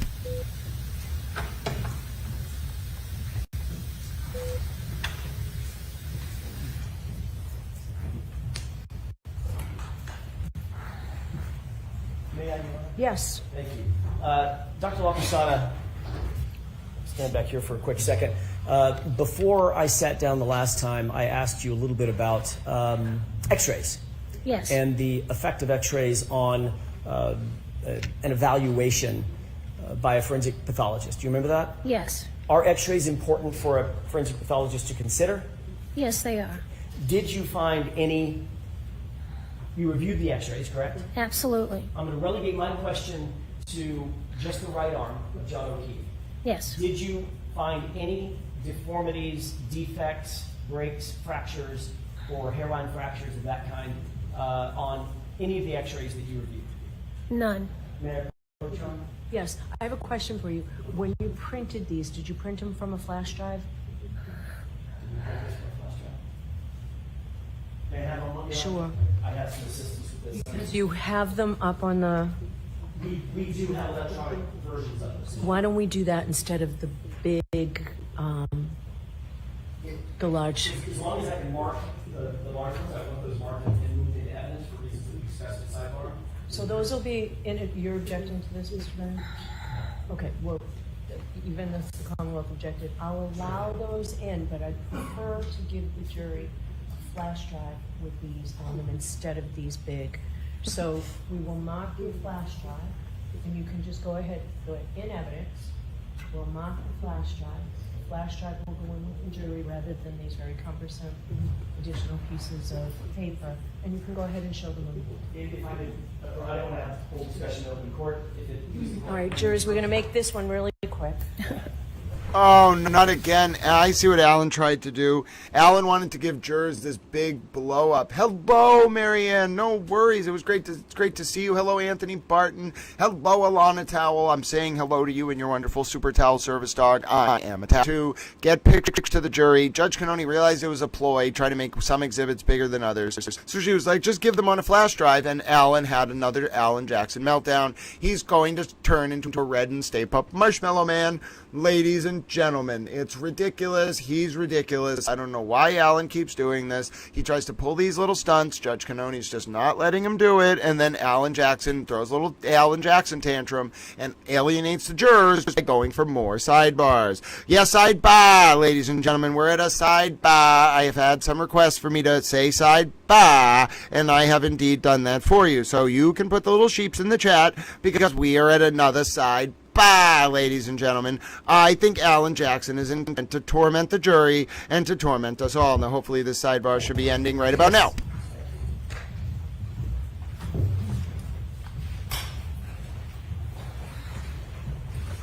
Thank you so much.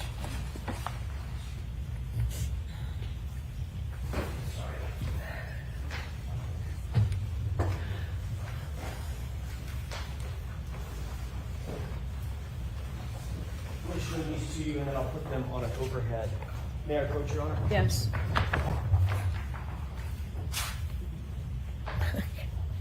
Do you recognize this document?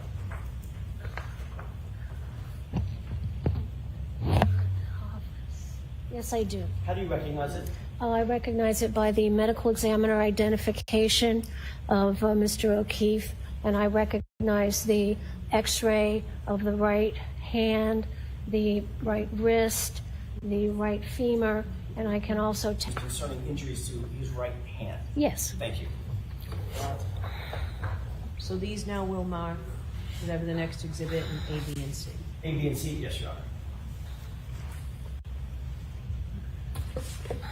HHH is now 229A.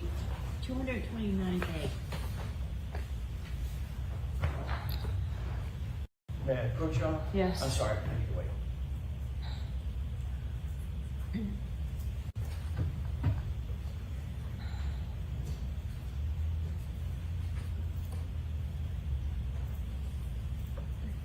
May I approach? Yes. Dr. Hughes, Sister Sure. Do you recognize this document? Yes, this is a X-ray of the body of Mr. O'Keefe from the medical examiner's office. The R indicates the right side, and we see here the two bones of the arm. There's no injury to them. We see the pelvis bone. There's no injury to that bone. They're perfectly normal, and there's no abnormal soft tissue swelling. It's a normal right arm. Thank you. I mean, it's marked as next to order. That may obviate the need to put it up, right? It could.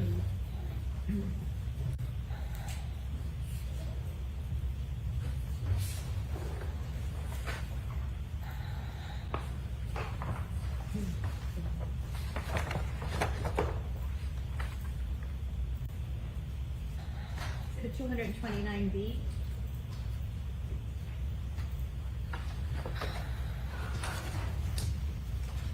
May I? Yes. Thank you.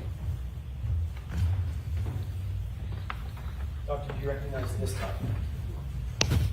Yes, this is another X-ray at the medical examiner's office of Mr. O'Keefe. And again, it shows the right side. We see some of the ribs there. We see the shoulder and the humerus, the upper arm bone, and the upper arm. Thank you, Doctor.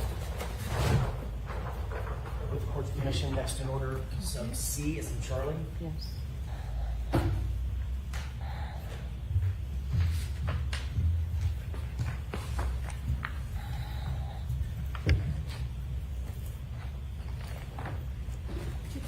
C.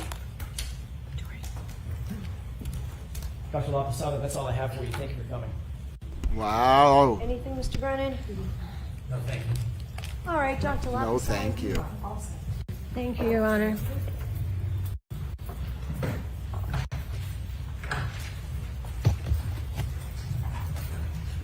We might be at the last witness.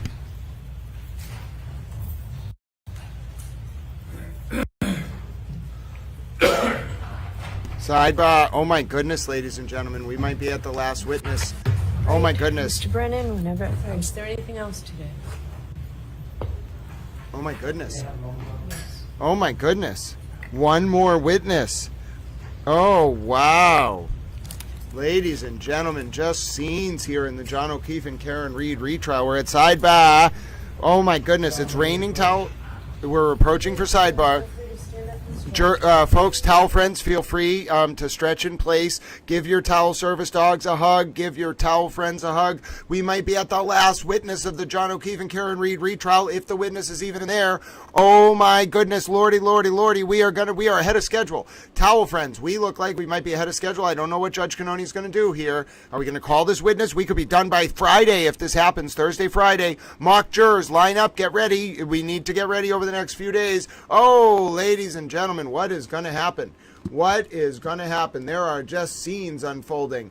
Oh, goodness. The Karen Reed team sitting back down. We're waiting for court to come back into session. My name is Grant Smith Towel Ellis, and I am just an excitable towel. It's almost over. Ladies and gentlemen, I had a Red Bull today. I had an energy drink. I had a Gatorade. I am going to be with you. Let's take it away.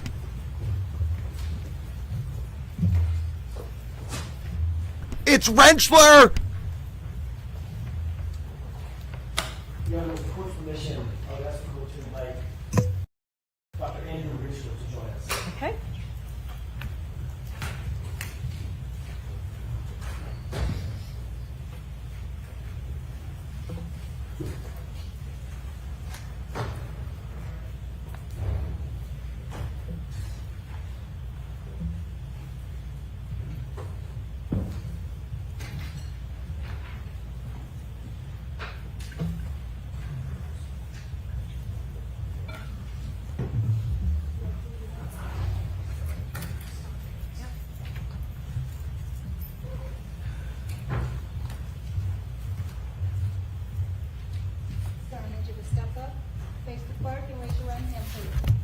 You solemnly swear the evidence given to the court and jury in the case now hearing for the truth, the whole truth, and nothing but the truth, so help you God. I do. Good afternoon. Oh, Your Honor. It's fine. It's fine. Feels good. All right, Mr. Jackson, whenever you're ready. Thank you, Your Honor. Sir, could you please, pull that to you. You're a little on the tall side. Pull that to you right up under your chin if you can. And in a nice, clear voice, tell the jurors your name and spell your last name for us, please. Dr. Andrew John Rentschler, Rentschler. Sir, what do you do for a living? I'm a biomechanist, a biomechanical engineer, and an accident reconstructionist. Where do you work? I work for a company called ARCA LLC. Tell us a little bit about ARCA. What is ARCA? ARCA is an engineering consulting firm. So we do litigation type work, both civil and criminal, where we look at, for instance, I do biomechanics. So I look at injury causation in different types of events, motor vehicle accidents, pedestrian, automobile incidents, sports related injuries, industrial accidents. We also do accident reconstruction, as well as all types of really forensic type engineering. And we also do R&D, research and development, for private and governmental entities. What's your current title? I'm a vice president and director of biomechanics for the Midwest Division. The director position that you hold, that's the official position at ARCA? That's correct, yes, sir. How are you ARCA's senior biomechanist? I'm one of them, yes. And how long have you held the position of director of biomechanics and human factors? It's been at least 5 years. I don't recall exactly how long. What exactly does is it biomechanist or biomechanist? Biomechanist, yeah. All right, I'll get it right by the time we're finished. What is a biomechanist? What do you do? So a biomechanist really looks at the human body, and we look at the response of the human body to forces and accelerations. We apply traditional engineering, but to the human body. So a mechanical engineer, for instance, might look at a piece of steel, and you know the dimensions and size of the steel. If you apply a force in a certain direction with a certain magnitude, that steel will bend and eventually it'll break. Was a biomechanist or biomechanical engineer, I do the same thing, but I look at the human body. How much force has to be applied in what direction to get a specific type of injury, whether it's a fracture of your humerus, a concussion. Ultimately, our hope is to actually help prevent and mitigate accidents. You know, motor vehicle incidents, we look at the design of airbags and seatbelts, sporting equipment, how can we reduce concussions and injuries associated with that. So ultimately, we try to figure out how to make the environment and the world safer for people in whatever type of interaction you might have. Is that sometimes called injury causation analysis? It is. That's one aspect of it. Injury causation analysis is looking at how an injury occurs. So if someone sustains an injury, as a biomechanist, I can look at the events surrounding that incident and determine how the injury occurred. Now, how someone was positioned, how much force had to have been applied to certain parts of their body to actually produce a given injury. Why is injury causation analysis important in the broader field of biomechanics? Why do you want to know the causation of certain injuries? Well, like I just said, our main goal and interest is to really mitigate and prevent injuries from occurring. So in order to do that, you have to know how they occur. You have to know, for instance, hockey, we do a lot of work with the NHL, how certain injuries occur, cervical injuries, concussions, shoulder injuries. So if your intent is to prevent injuries in certain settings and situations, you have to study how the body reacts, how those injuries are created, and then you can determine or attempt to determine how to prevent them from occurring in different events and situations. What sort of contracts or commissions does ARCA routinely engage in? You know, we have a number of different contracts. We've worked in the past with the United States military. I helped design what we call the energy absorbing seat for the MRAP vehicles. Hold on 1 second, Dr. Sure. Okay. For the MRAP, which are the mine-resistant, ambush-protected, armor-plated vehicles that they had over in Iraq and Afghanistan. And the issue there is that when they go over an IED, an improvised explosive device, it would blow the vehicle up off the ground. So we were seeing very severe accelerations and forces going through the vehicle, through the seat, into the soldiers' spines. And we're seeing severe spinal and head injuries as a result of that. So we worked with the military to design what we call an energy absorbing seat design.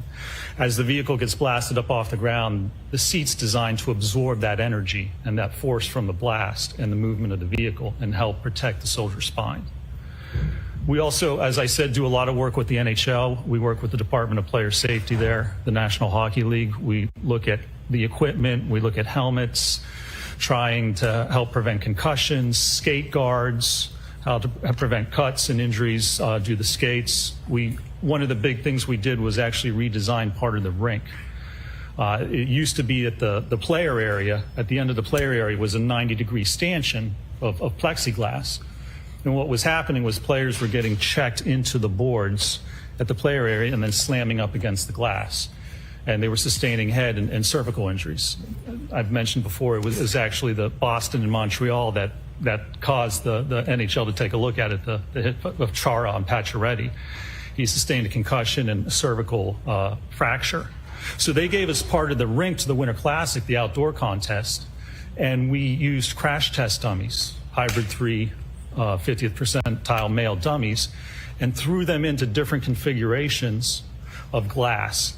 And ultimately, the new design that we developed is a curved piece of spring-loaded Lexan or plexiglass. So now when the players get checked into the boards, it absorbs that impact and they glance off of it. And it's helped prevent and pretty much mitigate any type of head or neck injuries as a result of player interaction at that part of the rink. Dummy and ATD to do your work in furtherance of the NHL contractor commission, correct? That's correct. Did you need to use a hybrid 3 that was the same size as these big, tall, 6'4", 230-pound hockey players? No, not at all. Why not? Standard for crash test dummies. And you're probably most familiar with it if you see automotive manufacturers and the ads on TV where they put the crash test dummy in the car and run them into walls and flip them over. Well, they use the 50th percentile for all of those tests. And then they scale the actual injury assessment reference values to different size people. So they record the force off of that, and they might say, well, for the 50th percentile average person, you can sustain 180 Gs of acceleration to the head before you see a severe injury. And then they'll scale that and say, well, the hybrid 3 has to record, say, 300 Gs before someone twice that size gets hurt. So you just use one size dummy and then you scale that to whatever size person you're looking at or you want to actually investigate. Is that undertaking of mathematical scaling, is that an industry standard in biomechanics? Absolutely. And I mean, it's set forth in NHTSA, the National Highway Traffic and Safety Administration. They set, well, the government sets the Federal Motor Vehicle Safety Standards, and that's all the crash tests that vehicles have to go through. And during those tests, they have to ensure that the values on the dummy, on the head, on the neck, on the spine, on the arms, are below certain values to ensure that they're safe at specific speeds. And they scale, they have a certain papers, a lot of papers actually, which talk about scaling the values for different size people. Is that an accepted methodology in the scientific community? Oh, it certainly is, yes, sir. Dr. Rentschler, do you specialize in any particular research and analysis at ARCA to evaluate the relationships between crash injuries and crash forces? I do, yes. What about kinematics? Kinematics is one of the specialties, yes, sir. Fancy word, probably nobody knows. I didn't know it before I met some of the folks involved in this case. What does kinematics mean? Kinematics is just motion of the human body. So it's looking at how the body moves in different situations. Whether you're in a vehicle and it hits a wall, how does your body move? It moves forward. Will it load into the seatbelt? Does the airbag deploy? Or if you're a pedestrian and you're struck by a car, how does the body move as a result of that interaction? That allows us to look at the loading to the body. Forces are exerted on someone's body because their body's loaded by different objects or different forces. So kinematics is one of the first steps. If you're going to look at injury causation, you have to determine the kinematics of an event. What are human tolerances? Human tolerance is really just looking at how much force it takes to cause an injury. So there's been generations of testing to look at different forces. For instance, the humerus, the upper bone in your upper arm. How much force does it take to cause that fracture? They've tested the cadaver bones. There's a lot of research for decades out there looking at different parts of the body, the ulna, the radius, the two bones in your forearm, skull fractures. Almost any type of injury, again, has an injury mechanism. Injury occur. Doctor, how long have you worked at ARCA? I've been with ARCA now for about 17 and a half years. How many cases have you been a part of in terms of investigating or conducting crash injury analysis? Over my whole career, probably thousands of cases. I've been doing this since 2004, so for about 21 years total. Dr. Rinchler, are you able to estimate how many of those cases that you just talked about, those potentially thousands of cases, have involved motor vehicle pedestrian circumstances? Oh, I'm sure over the year there's been hundreds of cases. A lot of them are motor vehicle accidents, but certainly a large percent's automobile pedestrian type impacts. What education, training, and background qualifies you to perform the duties that you just told us about as the Director of Biomechanics and Human Factors at ARCA? Well, I got my BS in mechanical engineering with a minor in biomedical engineering from Carnegie Mellon University in 1995. I then went on to get my master's in bioengineering and biomechanics from the University of Pittsburgh in 2002. And then I got my PhD in bioengineering and biomechanics from the University of Pittsburgh.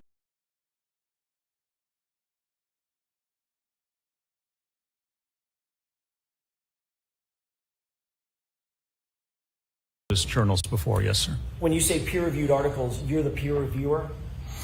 That's right. If you want to submit a scientific article to a journal, you'll write that manuscript and then submit it to the journal, and then they'll send it out to other experts or peers in that same field, probably 3 others normally, and then they'll review that transcript, send it back with any suggested revisions, and then usually the author will make changes, send it out again, and that's how it gets accepted. Usually it goes through several different iterations before a paper is actually published. Have you received any additional training following your PhD, formal training or otherwise, in the field of biomechanics? I have, yes. Describe some of that for us, please.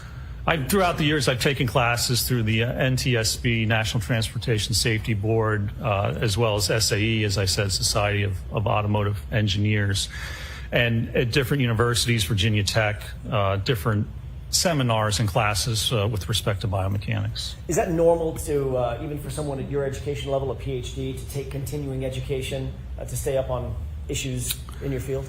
It is. You take continuing education and then also just working with your peers. And when you work in a certain company, for instance, at ARCA, we don't do just litigation. We do the research and development. We have an epic sports branch at ARCA where we look at sports performance of athletes, how to help them perform better, whether you're a baseball player or volleyball player. So it's really the experience and the work that you do that also helps keep you up to date with technology and the different aspects of that field.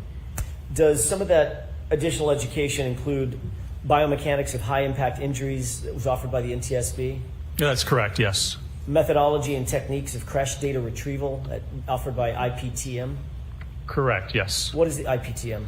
That's the Institute for Police Technology and Management. It's actually a school down in Jacksonville, Florida, that offers basically vehicle crash reconstruction and biomechanical classes. What about human factors in traffic crash reconstruction, also offered by the same outfit? Yes.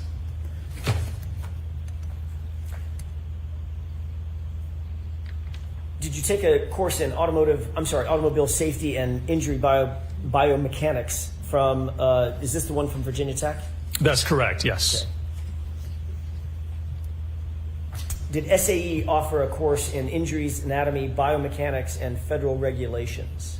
Yes, that was in Detroit, I think, where SAE is based. And you took that seminar as well? Yes. What about vehicle accident reconstruction methods offered by the SAE? I've taken that class before, yes. Linear momentum analysis offered by CAARS? That was, yes, in a class out in California. Motor vehicle accident reconstruction offered by SAE? I've taken that class as well, yes. Advanced collision investigations out of California law enforcement? Yeah, I believe that was a 2-week class I took. That's the introductory class that they give to the sheriff's department and police officers out in California. And what about the post-collision passenger vehicle inspection and seatbelt analysis offered by CARS, CAARS? I've taken that as well, yes, sir. Have you published in peer-reviewed articles and book chapters? You said you were a reviewer. Have you actually published yourself along with you and your colleagues?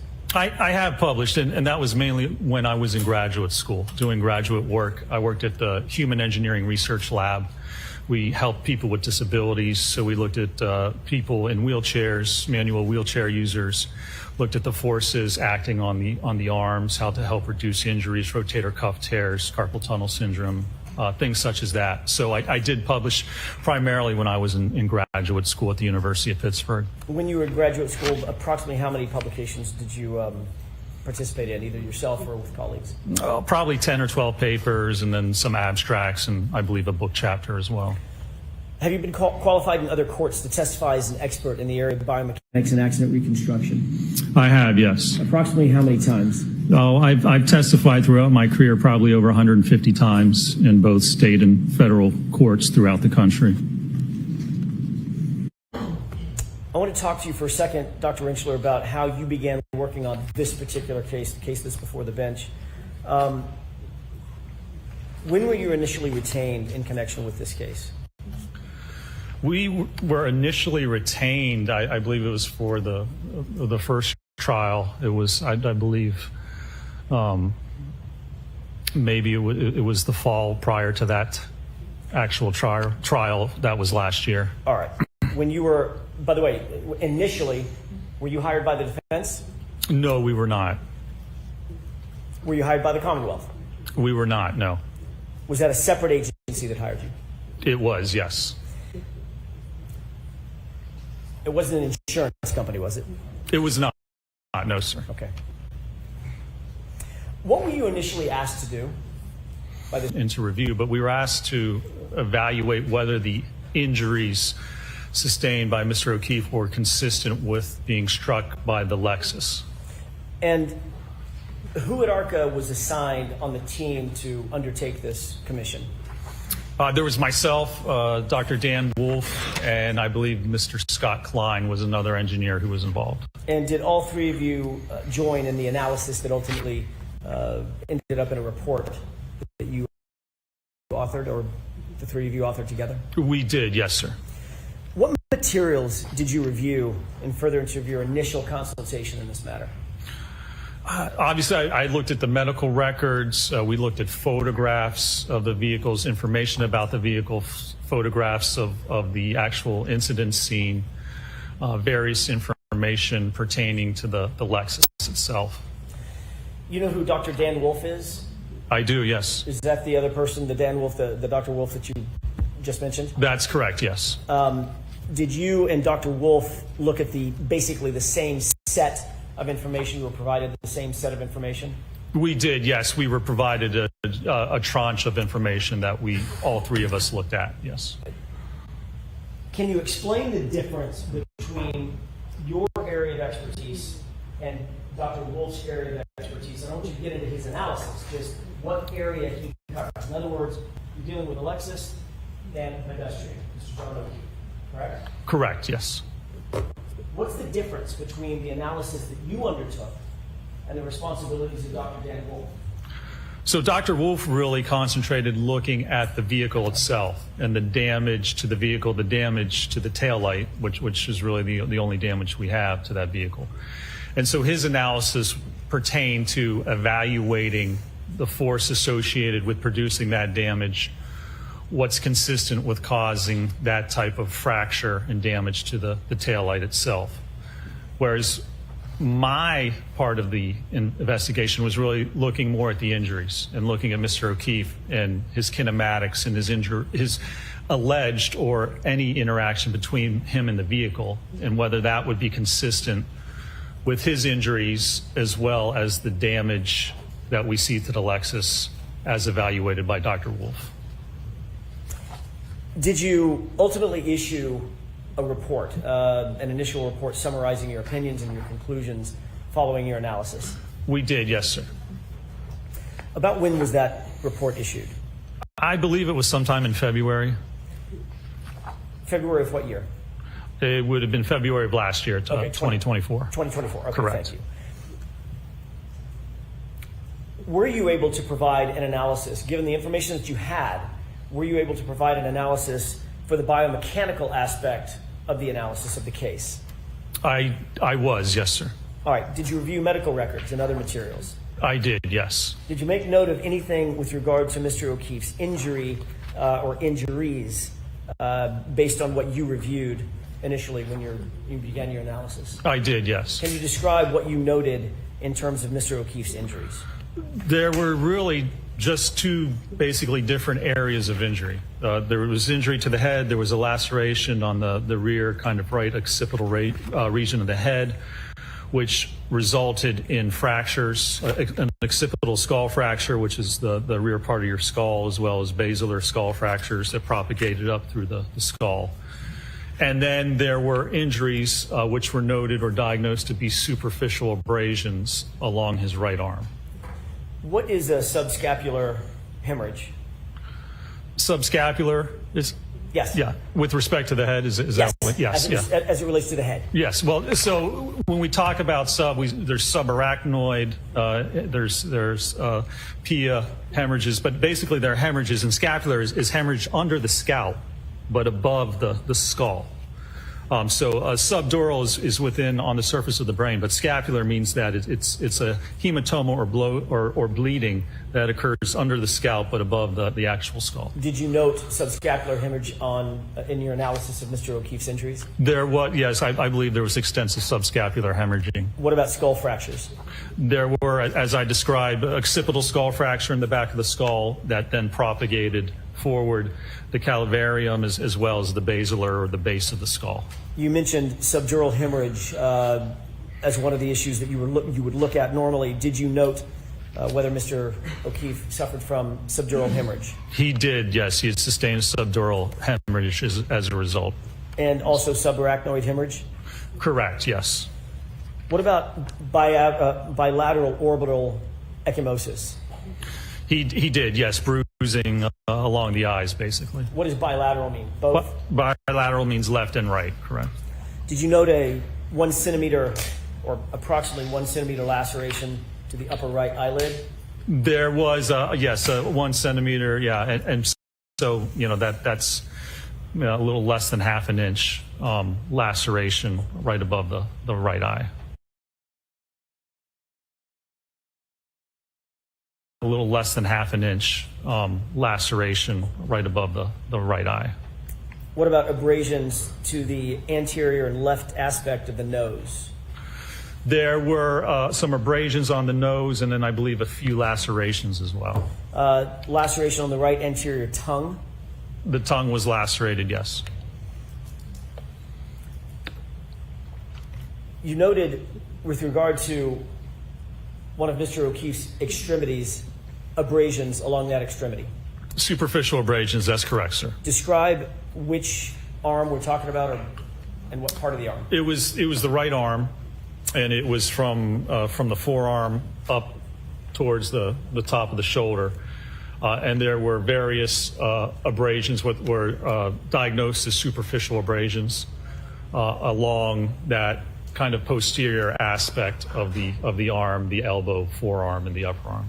When you undertake an analysis, do you use biomechanics and kinematics both to try to evaluate whether or not a specific set of injuries are consistent or inconsistent with a proposed set of facts? Or I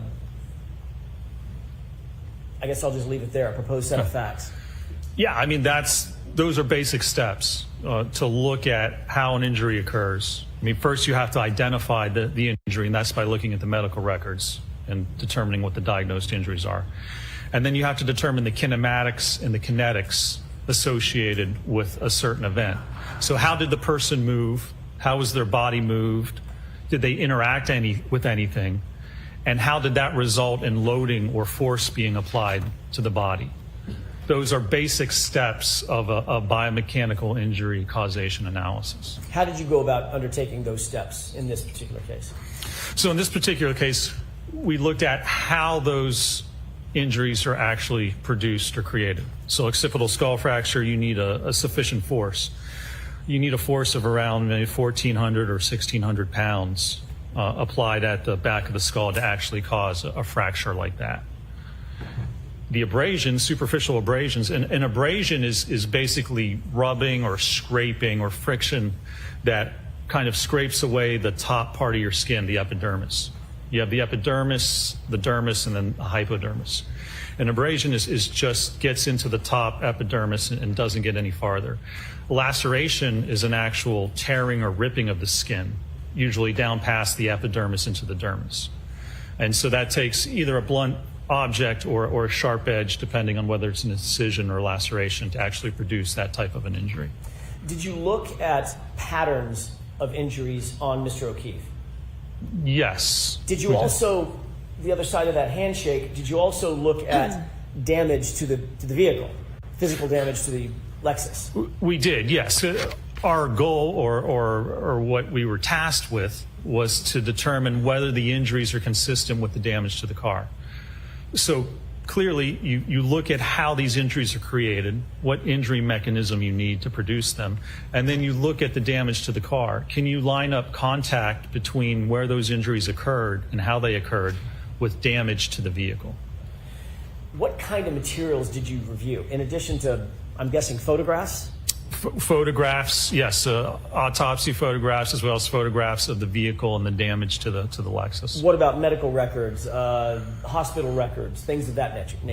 Absolutely. That's the first step, looking at the injuries to find what the injuries are, what are the diagnosed injuries, as well as it's important to determine what injuries don't exist, because that's also helpful in determining whether certain impacts may or may not have actually occurred. Did you receive a full file from the medical examiner's office in this case? I did, yes, sir. Did you also receive police reports, follow-up reports, witness statements, things of that nature in this case? We did, yes. Did you receive any data concerning the vehicle itself, contained either in police reports or follow-up reports or expert reports? We did, yes. Mr. Jackson, I'm just going to ask you to slow down the cadence of your voice a little bit.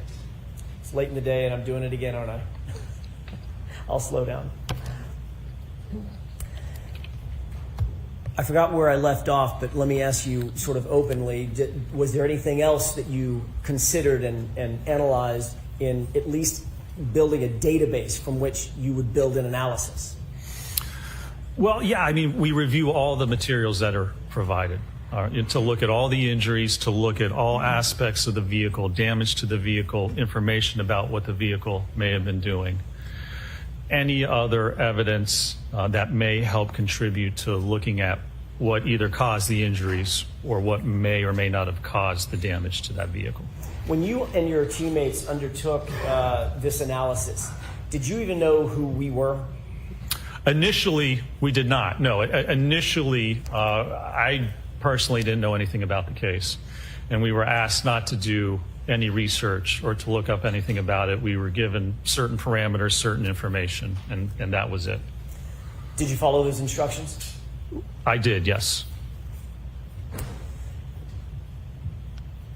The undertaking, the analysis that you did, was it in keeping with the accepted methodology or methodologies in your field of engineering? It was, yes.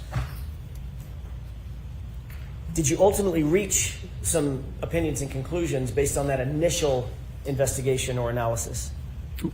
I did, and we did it at ARCA, yes. Myself, Dr. Wolf, and Mr. Klein did. Did you reach any opinions or conclusions with regard to the force required to produce the occipital skull fracture that you noted with Mr. O'Keefe, his head being struck by the rear tail lamp of the subject Lexus? I did, yes. Tell me what those opinions and conclusions were. Well, again, we determined by looking at research and tolerance values that would take about 1,400 to 1,600 pounds of force to cause an occipital skull fracture. Now, we were tasked with looking at, again, could that result from impact with the car? So one of the things we did is we took a head form, a head from a dummy basically that's instrumented with accelerometers, and we dropped it onto a taillight cover to attain a speed of 15 miles an hour. And so that would be comparable to the vehicle striking the head at 15 miles an hour. And I concluded a few things from that. A, that the force wasn't sufficient, or the acceleration wasn't sufficient to produce enough force to cause a skull fracture at 15 miles an hour. And also, when you look at the position and configuration of the occupant, it really wasn't possible to get a skull fracture by hitting the taillight and not sustain any other significant fractures. For instance, where the taillight's positioned to have an impact to the back of the head, you really couldn't have someone positioned in such a manner to strike just the head and not have subsequent concomitant injury to the neck or any other part of the body. So my findings with respect to the skull or the occipital skull fractures was that it likely did not occur as a result of contact, specifically with the tail light cover on the rear passenger side of the Lexus. So as to the question of whether Mr. O'Keefe suffered the occipital skull fracture as a result of being hit by the tail lamp at 15 miles an hour, were you able to scientifically rule that out? I was, yes, sir. Was that to a reasonable degree of scientific certainty? It was, yes. Did you reach any opinions or conclusions regarding the abrasions on the right arm that you noted earlier on Mr. O'Keefe's body? Yes, I believe my conclusions with respect to the abrasions are that it was inconsistent with contact to the tail light, and that not only that those injuries are inconsistent, but you would expect additional injuries, likely fractures to the hand and or the forearm, depending on the actual speed of the vehicle. Other than the expectation that you would see fractures or other damage to the arm, what was the basis for your opinion that the linear abrasions would not result from impact with a non-damaged taillight traveling in reverse? What you have to look at the kinematics associated with that, and that in order to get just superficial abrasions, that doesn't take a significant amount of force, but essentially that to have an arm contact the rear of the car, and we weren't really given any theory of how the arm contacted the car. So initially, we weren't privy to any theories or allegations of how this may occur. So just generally speaking, looking at the arm, how it would contact the car, and subsequent movement and interaction with the light cover, my opinion was that the injuries would be inconsistent, or the injuries that Mr. O'Keefe sustained on his right arm and didn't sustain would be inconsistent with actual interaction with the taillight. Doctor, were your opinions and conclusions, along with those of your colleagues, reduced to a report? They were, yes, sir. Was that report, to your knowledge, ultimately turned over to both the defense and the Commonwealth in this case? To my knowledge, it was, yes, sir. I'm going to change gears for a second and bring us forward to the spring of 2024, after February of 2024, moving into the start of 2025. Did the defense at some point reach out to ARCA and contact you and Dr. Wolf? They did, yes. That was back in 2024 after the spring, correct? That's correct, yes. At some point, did the defense engage you specifically to testify? Yes. This year? This year? This year, meaning yes. This trial? For this trial, yes. Okay. Yes, correct.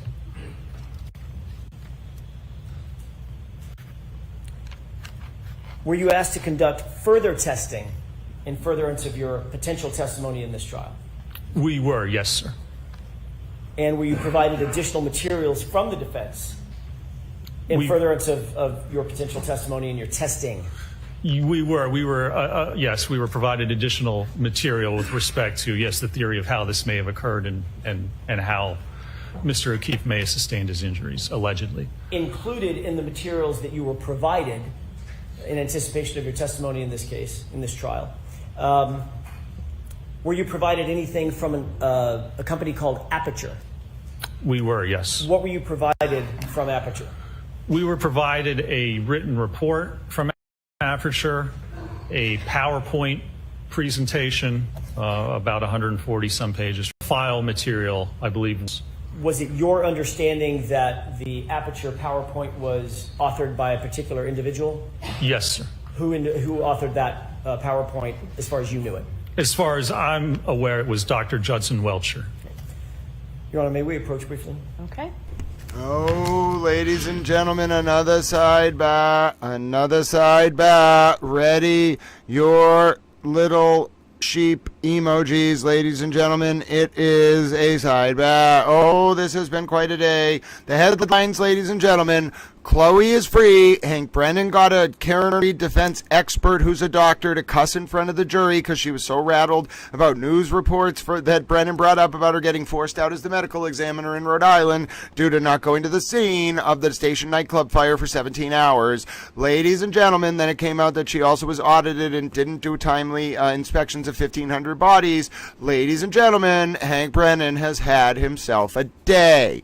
You can call him Hank. You can call me Towel. We're still going in the John O'Keefe and Karen Reed trial. We are on the last defense witness. Ladies and gentlemen, we have made it to the last defense witness in the John O'Keefe and Karen Reed trial.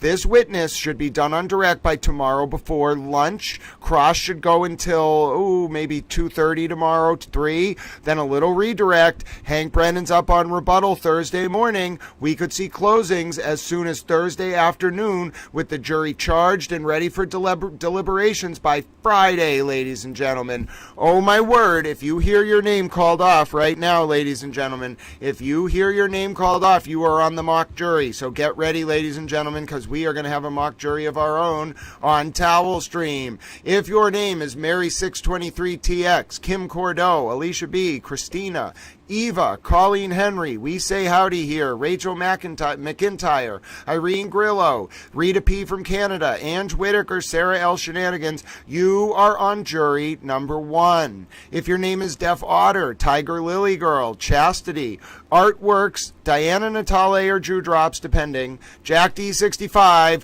Sunny Eyed Girl, Luisa Ramirez, Curly Girly, POG 3909, Mandy Strong, or Z Travels, you are on the second jury. Oh, ladies and gentlemen, we have our mock juries. We have them set up. I hope you are all ready. Justice for John O'Keefe, indeed. The last defense witness, ladies and gentlemen, is on the stand. Hank Brennan, call me Hank, the man himself, the hero to towels worldwide, has had himself a day, ladies and gentlemen. You can't just go around messing with Hank Brennan because he will drop that kind of thing on you. Oh my goodness, Mandy Strong has dropped a super towel hippo that's giving me a thumbs up in the towel chat. Oh, Mandy Strong, you have no idea. I am giving that super towel hippo a giant hug. He has a hat like me. I'm giving him a super towel hug. You are a super towel honorary spouse, Mandy Strong, as is that super towel hippo. You don't understand. He's so proud of me, he gave me a thumbs up. Have you ever had a hippo give you a thumbs up, ladies and gentlemen? Let me just tell you, it is quite possibly the most special thing you can have done for you in the world. You don't understand how much I love towel hippos. Oh, ladies and gentlemen, God bless you, dear Mandy Strong. God bless you, towel friends. We're still going strong. Look at that, I punned on Mandy Strong's name. I'm hilarious. I bet Mandy Strong just started chuckling. Don't you like how I do that, ladies and gentlemen? Sometimes I'll just be like, oh, jury number 2 rules, says Mandy Strong. Oh, ladies and gentlemen, they're grouping up. The mock jurors are starting to group up into their teams. It's like an episode of Towel Survivor, ladies and gentlemen. Yes, have you ever considered that you all are on teams like Towel Survivor, except we don't actually have an island? Oh my goodness, Murder by Maestro, I think we should get an island. Murder by Maestro's not even here. I'm just saying that because I think it's hilarious. Could you imagine us all on an island? It would be like the Robinson Crusoe book, except we would have towels. They'll write a whole story about it. Oh yes, they were off on some kind of adventure, they got lost, and then they created a society based on towels. Even a currency was based on towels. It was a little perplexing. We just kept giving each other things to help each other out, and then eventually we just started trading in towels. And you might be saying to yourself, sir, you cannot actually trade with other countries in towels. Yes, I can. Are you serious? Of course I can. All I have to do is be like, this is a textile. It is very fertile. You can use it to plant crops in your land. And they'll be like, sir, that is not what a textile does. And I'll be like, Okay, first of all, I'm a towel, and I'm a textile. I would think I know what textiles do. Have you ever considered the fact that I am a towel? And then I would be like, all you need to do is take my towel textiles and convict Karen Reed, and all will be right with the world. Yes, ladies and gentlemen, I've put it together. I don't know how we got there, but I am a towel, and Karen Reed is going to get convicted, in my opinion. Now, we're about to come back into session. We're almost done. Ladies and gentlemen, a witness said the BS word in front of the jury because Hank Brennan flustered her so much. Hank Brennan is a genius. I am a towel. Oh, ladies and gentlemen, we're still trying to find out who's on jury number 2. We picked up a lot of time today. I think it was because we did spend less time at Sidebar and less time doing things outside your presence. So we're back on track, and we're going to let you go for today, and we're expecting a full day tomorrow. I can tell you, the lawyers tell me that we're definitely winding down. Okay, so please, those same 3 cautions: do not discuss this case with anyone. Don't do any independent research or investigation into this case. If you happen to see, hear, or read anything about this case, please disregard it and let us know. And please continue to be very careful with your social media use. So we'll see you ready to start at 9 o'clock. Stay here. We might have a voir dire. We might have something going on, folks. Let's see. We might have an end of the day motion hearing or a voir dire. Stay with Little Towel. Ladies and gentlemen, my name is Grant Smith Ellis, and the jury is going home, but we might not be done for the day. As you know, when you are a towel, you don't just get to leave, ladies and gentlemen. Imagine if life were so easy and we just got to go for the day. No, ladies and gentlemen. We get to sit and we get to monitor. That is a very annoying sound. Hold on, I'm going to stop that whooshing sound for you. I can't do anything about that. The courtroom mic is hot. All right, we're back. Being seated. You're all set, Dr. Rensselaer. I should Thank you. have told you. I'm sorry. So we'll see you tomorrow morning as well. So, thank you. All right. So first of all, anybody object if I give Ms. McLaughlin back the paperwork on the State of Rhode Island versus Michael Patino transcript or whatever she was giving me? Any objection to that? All right. Thank you. All right. So, Mr. Jackson, for purposes of your edits, so the text will be removed from 5, 6, 8, 9, 23, the word measurements, I guess is perhaps the only word there, 24, 31, 32, 33, 34, 46, 47, 54, 55, 56, 58, 66, 67, 68, 69, 71, 72, 73, 74, and 75, and 76. Separately, pursuant to what will be an upcoming evidentiary ruling on whether foundation has been made, if you could separately have a way to exclude, if it becomes appropriate based on whatever ruling based on the foundation that you're going to attempt to put, slides 9 to 23. Now, as I said to you at Sidebar, once you do this, or if you talk to the Commonwealth, if there's no objection to some of those numbered slides that I said needed to be edited, if the Commonwealth agrees that they come in, you can go ahead and put them in because I would allow them if it's by agreement. Thank you. Okay? All right. So do you expect that we will finish with Dr. Rensselaer tomorrow? I do, Your Honor. Okay, Mr. Brennan? I don't think I'll be as long as I was with Dr. Wolf.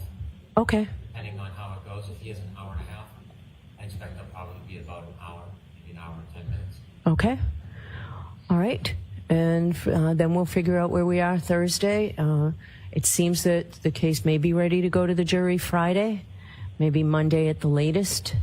But that's... By Monday. Based on our Does that seem like a fair estimate to you, Mr. Brennan? I think we'll be ready Friday. Okay. All right. So we'll see. Okay. All right. Thank you. We'll see everybody tomorrow morning. Yes. Should I have Dr. Welch in for tomorrow or wait for Tomorrow's Wednesday already. Can we, Mr. Jackson, can we reevaluate that mid-morning or the luncheon break and see where we are, whether we need Dr. Welcher here in the afternoon? Of course. Okay. All right, we'll do that. I think Mr. Alessi had one issue he'd like to address the court. Yes, Your Honor. With regard to various exhibits that Your Honor said would be admitted based upon the issue that we had with regard to the Exhibit 88, Your Honor said you would... Yes, we'll put those into evidence. Thank you very much. Okay. That was the only item pressing for today. Yeah, I said yesterday they'd come in, they're coming in. Okay, so those will be in evidence. Mr. Brennan, you were on notice yesterday that I was letting those in. Okay. All right, we're all set. We'll see you tomorrow. All rise for the court, please. Oh, ladies and gentlemen, you heard the breaking news. Ladies and gentlemen, you heard the breaking news. Karen Reed trial heading to deliberations by Friday. Ladies and gentlemen, hello, our coffee chats. If you just are tuning in, the Karen Reed retrial is coming in to deliberations on Friday. My name is Grant Smith Ellis. You turned in at just the right moment. We are about to go into towel recap. The only part of the towel recap, we have 3 sections. 1, Chloe the dog is free. Ladies and gentlemen, I do thus repeat that Chloe the dog is free. It is a glorious day. Oh my goodness, look at me. I'm a towel. Ladies and gentlemen, I would like to announce this to the world that Chloe the dog is free. Oh, we are going to spend some time. My little towels, I think we need to bring her up on the screen. Chloe, where did you go, dear dog? We are all looking forward to seeing you, my friend. Ladies and gentlemen, I would just like to take a moment. Today is her day. It has never been a day like this for dear Chloe, but today is her day, ladies and gentlemen. Today is Chloe's day. Yes, we are going to actually see, ladies and gentlemen, the star of the show. Yes, this is about justice for John O'Keefe. There's no question about that. But we cannot deny Chloe the dog on this of all days. Ladies and gentlemen, oh, look at that. Look at her. She's still wearing her wig. But ladies and gentlemen, you love her. We love her. Before we even begin our recap, the biggest news of the day, yes, this case is going into deliberations on Friday. The biggest news of the day is that Chloe the dog is free. Ladies and gentlemen, my name is Grant Smith Ellis, and I am thrilled to let you know it is a glorious day. It is a glorious day to be a towel. Ladies and gentlemen, Chloe the dog is free. Oh my word, it is so wonderful. We are about to go into jury watch, to verdict watch on Friday. Ladies and gentlemen, my name is Grant Smith Ellis. I think you can see from the towel chat that the towel friends are in universal agreement. Today was Chloe's day. You are free, dear girl. Run wild, runneth free in the pack. Dear girl, you can leave witness protection, Chloe. You can get rid of the Chewbacca costume. You are free. Hank Brennan has freed you, ladies and gentlemen. Oh my goodness. God bless Hank Brennan. We are almost ready for verdict watch, and Chloe the dog is free. Chloe is free. Chloe is free. Yes, my towel people, I do thus let you know that Chloe the dog is free. Oh, Doggo the doggo is free too. Karen is not going to have a good night, but Chloe the dog will be running free. Oh, the twist no one saw coming. It is not Karen Reed who was freed. It was Hank Brennan who freed Chloe the dog. Oh, ladies and gentlemen, everyone, free at last. Free at last. Chloe the dog is free at last. You don't understand. This was such a big moment. There was a ruling in the John O'Keefe and Karen Reed case, much like when Colin Albert was vindicated, where Chloe the dog was freed. We all broke out in celebration. We decided we were going to have a parade, ladies and gentlemen. Nope. There is no way the jury's going to believe that doctor after what happened on Cross. Chloe is free. Ladies and gentlemen, Chloe is free. We're going to have a parade. I need an inflatable Chloe statue. I don't know if you can actually inflate a statue. I haven't thought that much about it. You actually can't inflate a statue at all. You can inflate a statue, though. Anyway, ladies and gentlemen, free Chloe the dog. She is free. Oh, God bless Chloe. We love you, Chloe. The outpouring of support after today's developments. Yes, we're about to head into deliberations in the John O'Keefe and Karen Reed retrial. Yes, Hank Brennan humiliated a defense witness to the point where she cussed in front of the jurors. But the day is Chloe's. Chloe the dog shall take this day. And Chloe, we will get you a plaque. It is June 10th, 2025. And Hank Brennan freed you. Run free, dear girl. The world is your doggy biscuit. Oh, we're having a free Chloe is free parade. Karen doesn't get the parade. Okay, and now there's a motion on the floor. All towel friends who own dogs are forever hereby known as towel dogs. Yes. Okay, Rachel, I will move your motion on the floor. The motion is that in honor of Chloe, all towel friends that own dogs, the dogs are now forevermore towel dogs. So I need to put this motion on the floor. It's a very complicated motion. Give little towel a second. Ladies and gentlemen, I repeat, we're about to start our recap, but to begin, if you're just tuning in, the big news of the day, yes, the Karen Reed case, we just got confirmation. It is going to jury deliberations by Friday. Yes, Hank Brennan ruined the life and humiliated a Karen Reed defense expert in a way that no one saw coming, and you're going to enjoy thoroughly. But ladies and gentlemen, first things first, we have a very important motion on the towel floor, which I'm about to let you vote on. So give me 1 second, ladies and gentlemen. I got to go up to Rachel McIntyre's comment. In honor of Chloe, the super towel Rachel McIntyre is moving a motion on the floor. I'm moving the motion now. In honor of Chloe being free, Rachel M moves all towel friends dogs are towels forevermore. Okay, I have to edit this. Okay. In Chloe's honor, Rachel moves that all towel friends dogs are towels forevermore. A with 40 E's, or nay where you have to declare yourself a horse. Yes, ladies and gentlemen, are you a horse or do you like dogs? Oh yes, I will definitely try to interview Chloe. I do not speak dog, but since Chloe doesn't follow the laws of gravity, and since Chloe doesn't have DNA, and since Chloe is free, maybe Chloe speaks English. I entiendo español también. I also speak a little, parlez-vous francés, y falamos portugués, y también, well, that's Spanish again. I don't really know how to speak Latin. I can understand it, and I'm pretty sure I could talk to someone in the UK. All right, so if Chloe is from one of those regions, I think I could understand what she's saying. A little Arabic. I don't really know how to talk in Arabic, but I know what they're saying. I know a little French. I said parlez-vous français. I don't speak German. Ich bin ein Berliner. I want a hamburger. Okay, we are all in it together. Ladies and gentlemen, the vote, we need to get to 30 votes in order for Rachel's motion to pass. Rachel, I am thrilled to announce that all towel friends who own doggos, their doggos are now forevermore towels. Your motion is passed by an overwhelming majority of 91-8.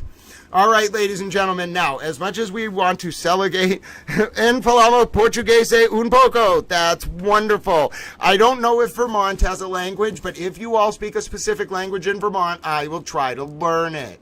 Oh, hello, Chihuahua Sassy. Susie, I just want to say, Sassy, I'm talking to you, you wonderful little Chihuahua. You are a towel. It's wonderful to welcome you into the honorary towel fold. I hope you consider this a distinct honor and privilege. I'm a towel. There are a lot of dogs around the world who get spoken to by the TV who I'm sure are very perplexed, and I think that's hilarious. Oh, ladies and gentlemen, let's do our check-in. By the way, how do we do on the John O'Keefe and Karen Reed trial scoreboard? Oh, Boston 25 is not even on there anymore, ladies and gentlemen. We didn't beat Al Jazeera today, but we came in at an astounding 21.9 thousand. We beat out Sky News, we beat out Reuters, and we said our hellos to Jennifer Coffindaffer, ladies and gentlemen, because we are towels. Oh, goodness, ladies and gentlemen. Get in the van. Hello, es aborrece. Entiendo español un poco. Solo solo hablo español un poco, pero creo que español es un idioma muy importante por toda la gente en el mundo y creo que las personas que hablan español son personas muy importantes por la gente en todo el mundo. Claro que sí, necesito que ir a Latinoamericana para hacer tareas por la comunidad, porque I want to facilitate international economic cooperation to protect the petrodollar, ward off the rise of the BRICS, facilitate the peaceful invasion of Northern Europe, and then Northern France in particular, and then also design a flotilla around animals to go to Jerusalem to open a gate. It's a long story. We'll fill you in as you come to meet people here. Welcome to the Honorary Towel Fold. Now, I think that we have put that all together. I'm sorry to those of you who don't speak Spanish. You might have to run a translator there. I said some very interesting things. I basically said that I think Spanish is a wonderful language and that people who speak Spanish are very important for all of the people in the world. There you go. Oh, okay, hold on. I will make bandanas for your towel dogs. I will let editor Chris know. I think we have to make editor Chris watch the towels chat so he can get ideas for merch. I'm not in charge of this. I have delegated it. Towel editor Chris is going to figure this out. He's on a mission to figure out how to do this. I assigned it to him and he was like, I'll do this. And I said, okay, you go have fun. Let me know when you figure it out. So he's off on a mission and I think Metro West Granite likes tacos. That's very good. I'm pleased. Ladies and gentlemen, it's clear why we are almost as big as the country of Qatar. It's because I speak multiple languages and I'm a towel. All right, now I clearly had a Red Bull. Who gave me a Red Bull after 11 a.m.? That should be illegal. I think we need to send some kind of message to the world that we should not be giving Towel a Red Bull and an energy drink on the same day. No, don't do this to Towel. It is not good. It's like I've had 27 coffees. I'm pretty sure I could peacefully take over a small section of northern France and rename it Norman Towel. All right, so are we? Chloe is running free at the farm. Oh, God bless you, Rachel. But yes, hello, Claudia Franco. I wish I could speak more Portuguese. All right. Now, we got to get a little bit settled up because we're going to do our recap, but we have some hilarious moments to watch. We're just going to go right into them. I got to cue up Hank Brennan's cross so we can be ready for that. So give a little towel a second. That was a crazy day, ladies and gentlemen. Just a crazy day. We have to watch the start of the cross. We have to watch when it got interrupted for a motion hearing. Then we got to watch Hank Brennan finish. But that's our whole recap. Other than Chloe being liberated, that is literally our entire recap, ladies and gentlemen. And you may say to yourself, well, isn't this a wonderful place? Yes, it is. The Towel Friends are lovely. You have found a great place, ladies and gentlemen, and we are honored to have you. Also, I would just like to let you know that I am a towel, and as a towel, I'm thrilled to show you the following clip where Alan Jackson starts screaming after Hank Brennan just absolutely dominates Jackson and wins a big motion that absolutely liberated Chloe the dog. Now that is how we're going to start our recap, all right? So I want everybody to get themselves ready, get yourself composed, get yourself a drink. If you are part of the recap crew, you know there is nothing better than when I start saying we're getting into the recap. And if I'm already saying that at 3:50, oh, ladies and gentlemen, we are in for quite an evening. If you like energy, if you like being awake, if you had a long day, if you're trying to get caught up on court, Chloe the dog is free. I am a towel. Chloe and I, me in spirit, Chloe in real life, are running wild to our little heart's content. Ladies and gentlemen, it is a glorious day. Now, bring me the finest muffins, bagels, and towels in all of the land. I need an inflatable Chloe balloon. I need a bunch of people for a parade. And I need some kind of boat with none of your business as the captain. I can't get into details. I also need a scarlet letter framed on the wall as a middle finger to the patriarchy. I also don't have time to explain that. Hello, Hester Prynne, if you're out there. I see you, dear friend. You are seen. This is what happens when you over-caffeinate towel. Don't do this. Don't. Oz and DG are towel dogs now. Hello, Oz and DG. Did you know that you are officially towels? I'm sorry that your towel mom makes you listen to a man who thinks he's a horse racing announcer all the time. I'm sure you've come to know my voice. I just want to say, Oz and DG, I'm speaking directly to you. You are now honorary towels. Oh, Seasons, you have a lot of catching up to do. Don't worry. We're going to do our recap. It's going to get done quick. We only have about an hour and a half or so if we condense it. And we're going to get to be little towels. Oh, goodness. I'm getting into 1940s sports announcer mode. Ladies and gentlemen, this is not good. It's either good or not good, depending on your perspective. All right, so we're going to do this. This is hilarious. You don't understand. It was absolutely hilarious. Alan Jackson started screaming like a red and Stay Puft Marshmallow. But if you watch... Hold on. I just got to wait for Judge Cannoni to come back into session. Ladies and gentlemen, we are starting our recap with the moment that Chloe the dog was liberated. Then we're going to transition into watching The Cross from Hank Brennan. All right, now remember, this kind of crescendos. Then you're going to see a recess, and then we're going to see a motion argument during the recess, okay? Hank wins both of those motions after lunch, and then we're going to watch the crescendo of The Cross. There was no recross. It's glorious. You're here for it.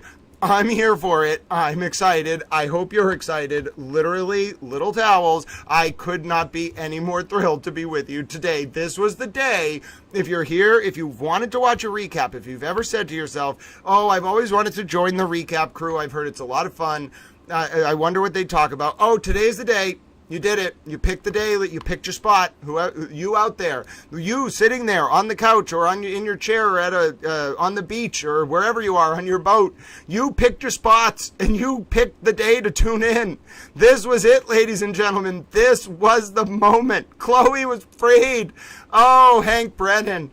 Hank Brennan has done so much. Leslie, it was great to see you. You have a great time eating dinner. You know we'll be here with you tomorrow, 7:30 a.m. Eastern. You have a great time. We're going to have fun with the recap crew, and I hope you and your family have a wonderful dinner, and you let your husband know that he is a super towel. When he gets confused, just say, don't worry, it's a very high honor in the towel world. Oh, ladies and gentlemen, here we go. We're going to get ready for the recap. We're going to cue it up for 3:55. All right, we're going to start at 3:55. So I got to make the cue mark. 3:55:00 recap start. All right. And hello, towel friends. My name is Grant Smith Ellis. It is June 10, 2025. The John O'Keefe and Karen Reed retrial is heading for deliberations on Friday of this week, and Chloe the dog has been freed. Ladies and gentlemen, in an explosive day of developments, the day began with a ruling right out of the gate that sent towel friends around the world into a frenzy. And you might be saying, how is that possible, Grant? It seems like every day Hank Brennan drops another bombshell that sets the towel world aflame. Well, yes, ladies and gentlemen, but today was different. Today, Hank Brennan started out the gate with a motion win that liberated Chloe the dog. The towel friends from Germany to South Africa to Malaysia to Singapore to Germany to France to Italy to the UK to Ireland to Mozambique to Interior to Egypt to Mexico, Guatemala, Honduras, Nicaragua, Costa Rica, Panama, Brazil, Argentina, Chile, all the 50 states in America, Canada, Australia, New Zealand, as I mentioned, Vietnam. All of the towel friends decided to have a spontaneous parade around the world in celebration of Chloe's liberation. Yes, Karen Reed was her penultimate expert, was banned from mentioning dog bites in any way whatsoever.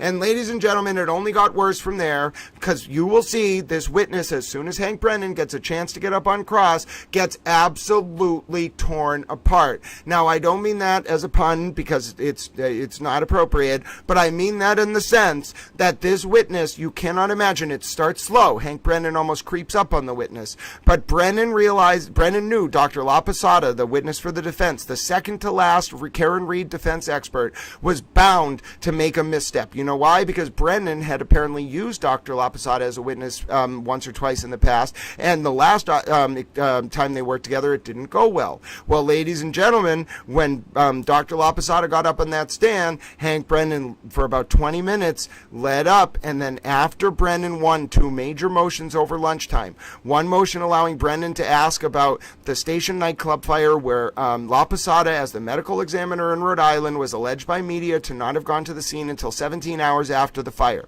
Then, second, ladies and gentlemen, that was a tragedy. It was involving the band, I think, White Snake, and fireworks, pyrotechnics that burned down a club. 90 or so people died. It was tragic.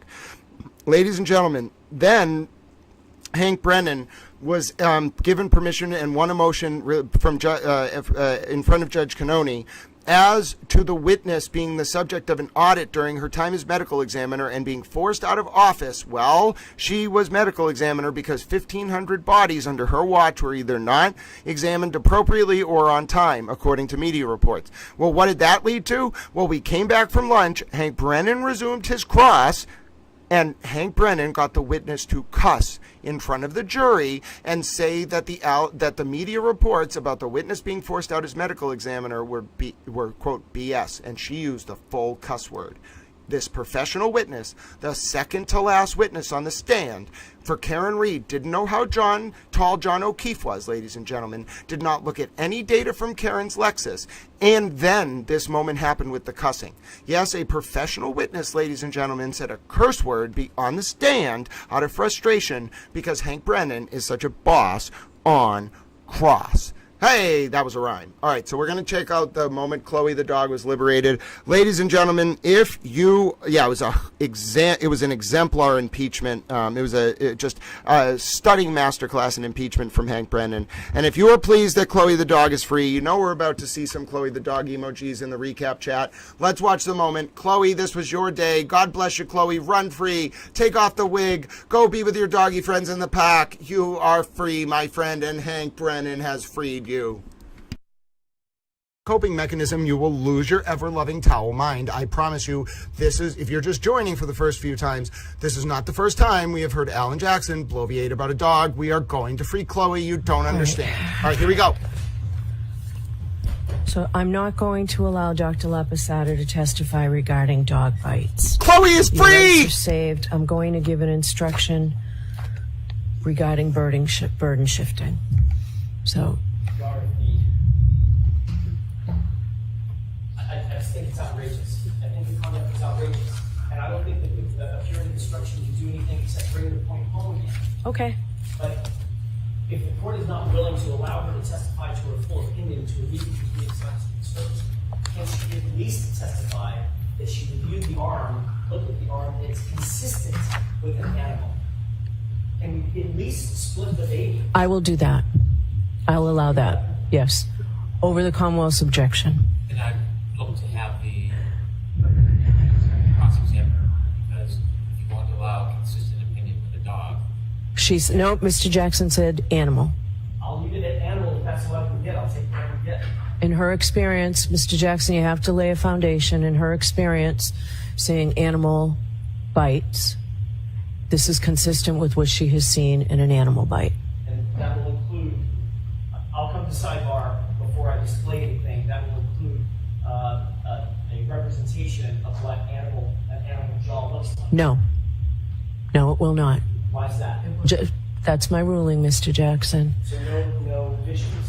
No visuals, just that one sentence that's consistent with what she has seen.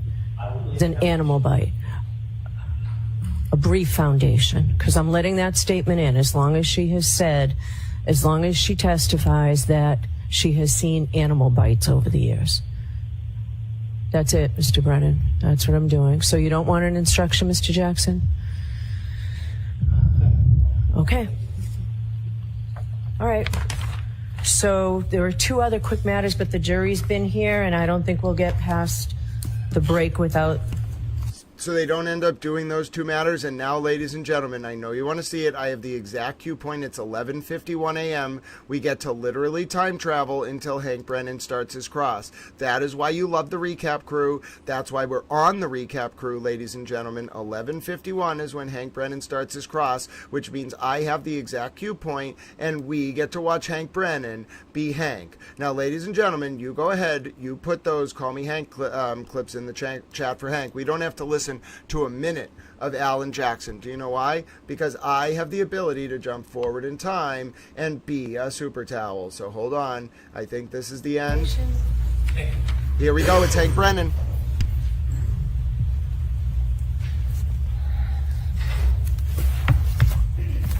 Good afternoon, Dr. Laposada. 6 minutes till the afternoon. Good afternoon. That's okay.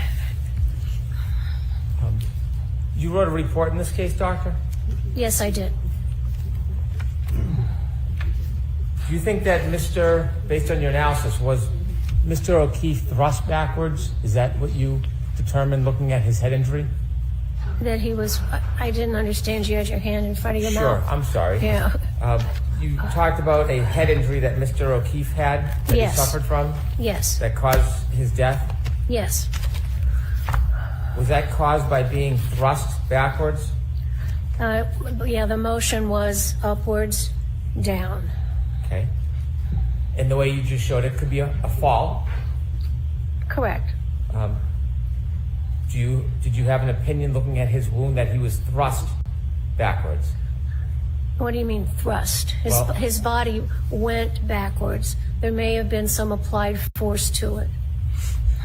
I don't know about thrust. I'm asking if you have an opinion.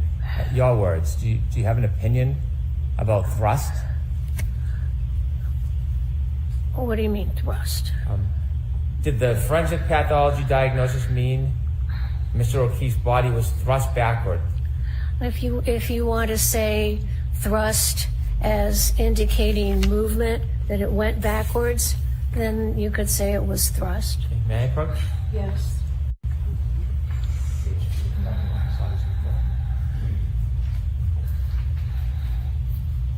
I'm showing you page 2 of your report, Dr. LaPosada. Yes. I'm just going to ask you to read it, not out loud, and then I can ask you the question after we take it. But I want to. Yes. Yes. Are you familiar with that? No, absolutely.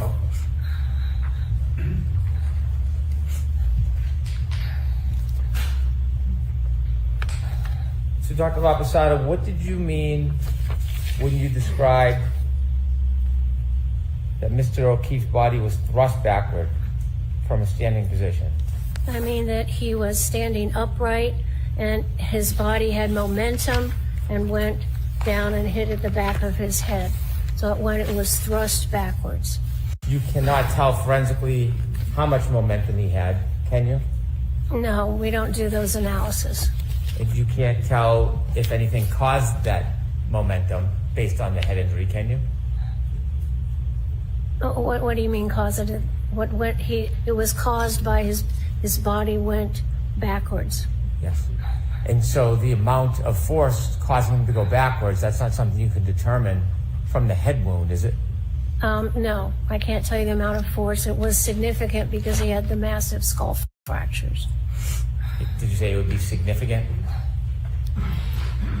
Yes, significant force.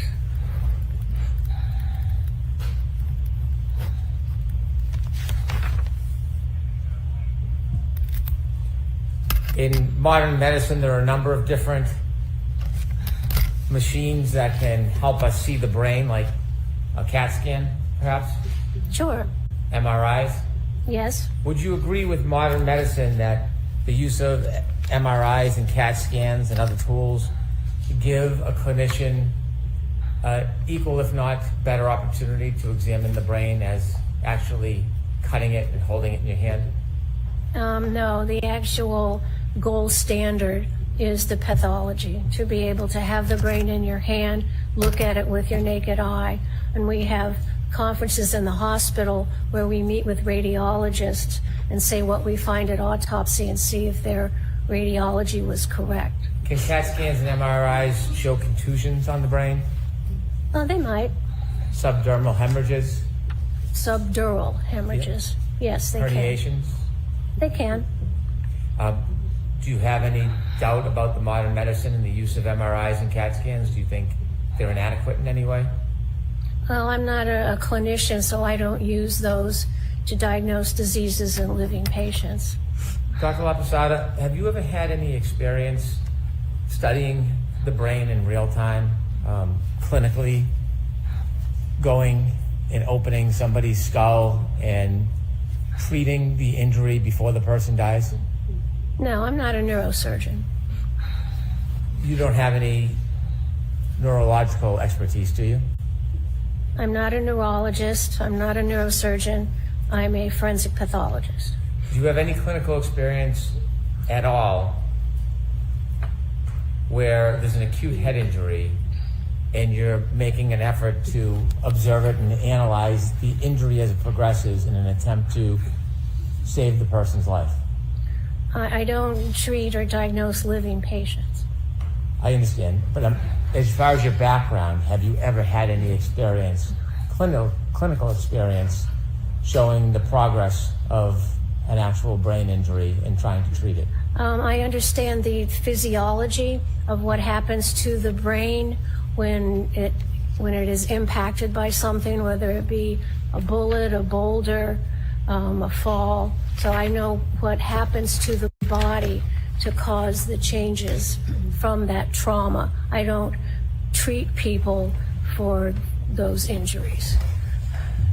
In observing a brain that's in trauma and making determinations of how long it's viable or whether the person will expire, do you know the process that a neurosurgeon would go through in order to fight to preserve the person or save the person? Do you know the step-by-step process that they would undertake? To do what? To try to operate or save somebody from a head injury, from a brain injury. I'm going to allow it because of prior testimony. Well, it depends on what the brain injury is. If you have head injury and you have bleeding on the brain that's pushing the brain one way or the other, it would be a subdural. Then a neurosurgeon would come in and try to take that blood away so it doesn't compress the brain. So that's something that neurosurgeons do to treat head trauma. They can also put in drains into the ventricle of the brain, and that can relieve pressure in the brain, because that brain swelling is a bad thing. So those are some of the things neurosurgeons do to treat brain injuries. And can they remove part of the skull to relieve pressure? Oh yes, they can do that. It's called a craniotomy. They can take out part of the skull if they need to. So there are a number of different steps that a neurosurgeon can take when someone suffers acute brain trauma to try to save the person, isn't there? Well, the job of any doctor is to try to save a human life if you treat living patients. So certainly a neurosurgeon would evaluate the patient and decide if there's any treatment needed that could improve the patient. When you've had cases in the past as a medical examiner where there have been issues regarding brain injury, wouldn't you agree that you have sought outside consultation with people who have a higher degree of specialty in brain injury than you? Sometimes what we do is when we're examining the brain, we can call in for a conference and have a neuropathologist come in and review the brain with us. And back when you were a medical examiner, you did that on a number of occasions, didn't you? Yes, that's routine. The reason why is because there are different specialties in medicine, and some are different and separate than your specialty, correct? Of course. And a neurosurgeon or a brain surgeon, it would be a different specialty than yours. Yes. And they're focused on the brain, yes? A neurosurgeon does brain surgery. And so, how many times in your career do you think that you've assisted the help of neurosurgeons to take a look at brain study to help you? I've never needed to speak with a neurosurgeon to look at a brain. Sometimes we call in neuropathologists and we have a forensic neuropathology conference where we look at brains with the interns and residents. How often would you call a neuropathologist? Maybe once a month we would have a routine conference. And again, the neuropathologist, that's dealing with a person's brain after they're already died. Correct. So it's not a clinical setting or a clinical experience of actually watching the brain at work and seeing the injury as it progresses. We don't do neuropathology like that on living people. The person is deceased. You had an opinion to the jury today, and you said that you believe that Mr. O'Keefe died within 15 minutes? Yes, I think that process would start within 15 or 20 minutes. Is that to a reasonable degree of medical certainty, that opinion? Yes, based on the severity of the injury and the brain swelling. You're aware that there are numerous level 1 trauma centers around the country that deal with brain injury, right? Sure. And the idea is that people suffer all types of brain injury, and if they are given medical attention in a reasonable amount of time, there's a chance they can be saved, yes? Well, it's possible, but many are so severe that they cause death no matter how fast they can get medical attention. In fact, every day when people get the right attention or proper attention, they're brought to level 1 trauma centers around this country to try to help them or save them. Isn't that fair to say? I would hope so. Do you think? Sure. When you looked at Mr. O'Keefe's brain, obviously it's after he already expired, correct? Obviously, yes. And so you didn't have any clinical observation of the progress of his injury that night, did you? I was not observing him. I did not observe how he got his injury. When you gave an estimate or you give an opinion about how long he was alive for, are you aware that there's certain tests that are done by neurosurgeons when people are suffering brain injuries but there's an attempt to save them? Sure. Have you ever heard of a Guzman coma score? Glasgow, you mean? No, but there's Glasgow, but have you heard of Guzman? It's called Glasgow coma score. Have you ever seen the assessment that a level 1 trauma center goes through when they're trying to save somebody with a brain injury? I'm generally familiar with the emergency procedures to save somebody's life. Have you ever read any statistical studies attempting to correlate the brain injury with the time somebody would live for? I am aware of that, and I see that in my practice of people who have survived brain injuries and die of something else. Then I can look at the brain and understand how the brain can heal or react to injuries. And many people who suffer coup contre coup will go into a brain surgeon center, and many of them pass after time, don't they? Every case is different. Right. Some might live for an hour, hours, weeks, months, or survive the injury. Isn't that fair to say? It depends on the case. In this case, you don't have any objective criteria to identify the amount of time Mr. O'Keefe would have lived if he had the appropriate help. Isn't that fair to say? I don't think it would have been effective because there were massive skull fractures to the base of the skull, and there are cases where the amount of force and energy applied to the head, causing skull fractures, breaking the neurons, causing the brain swelling, despite rapid medical treatment, those people cannot be saved. They can't effectively stop the brain swelling. Many people can't be saved. Did you know that about 1/3 of them do get saved? I don't know what you're talking about. 1/3 of everybody has different sorts of injuries. 1/3 of what? With a clivus fracture, coup contre coup.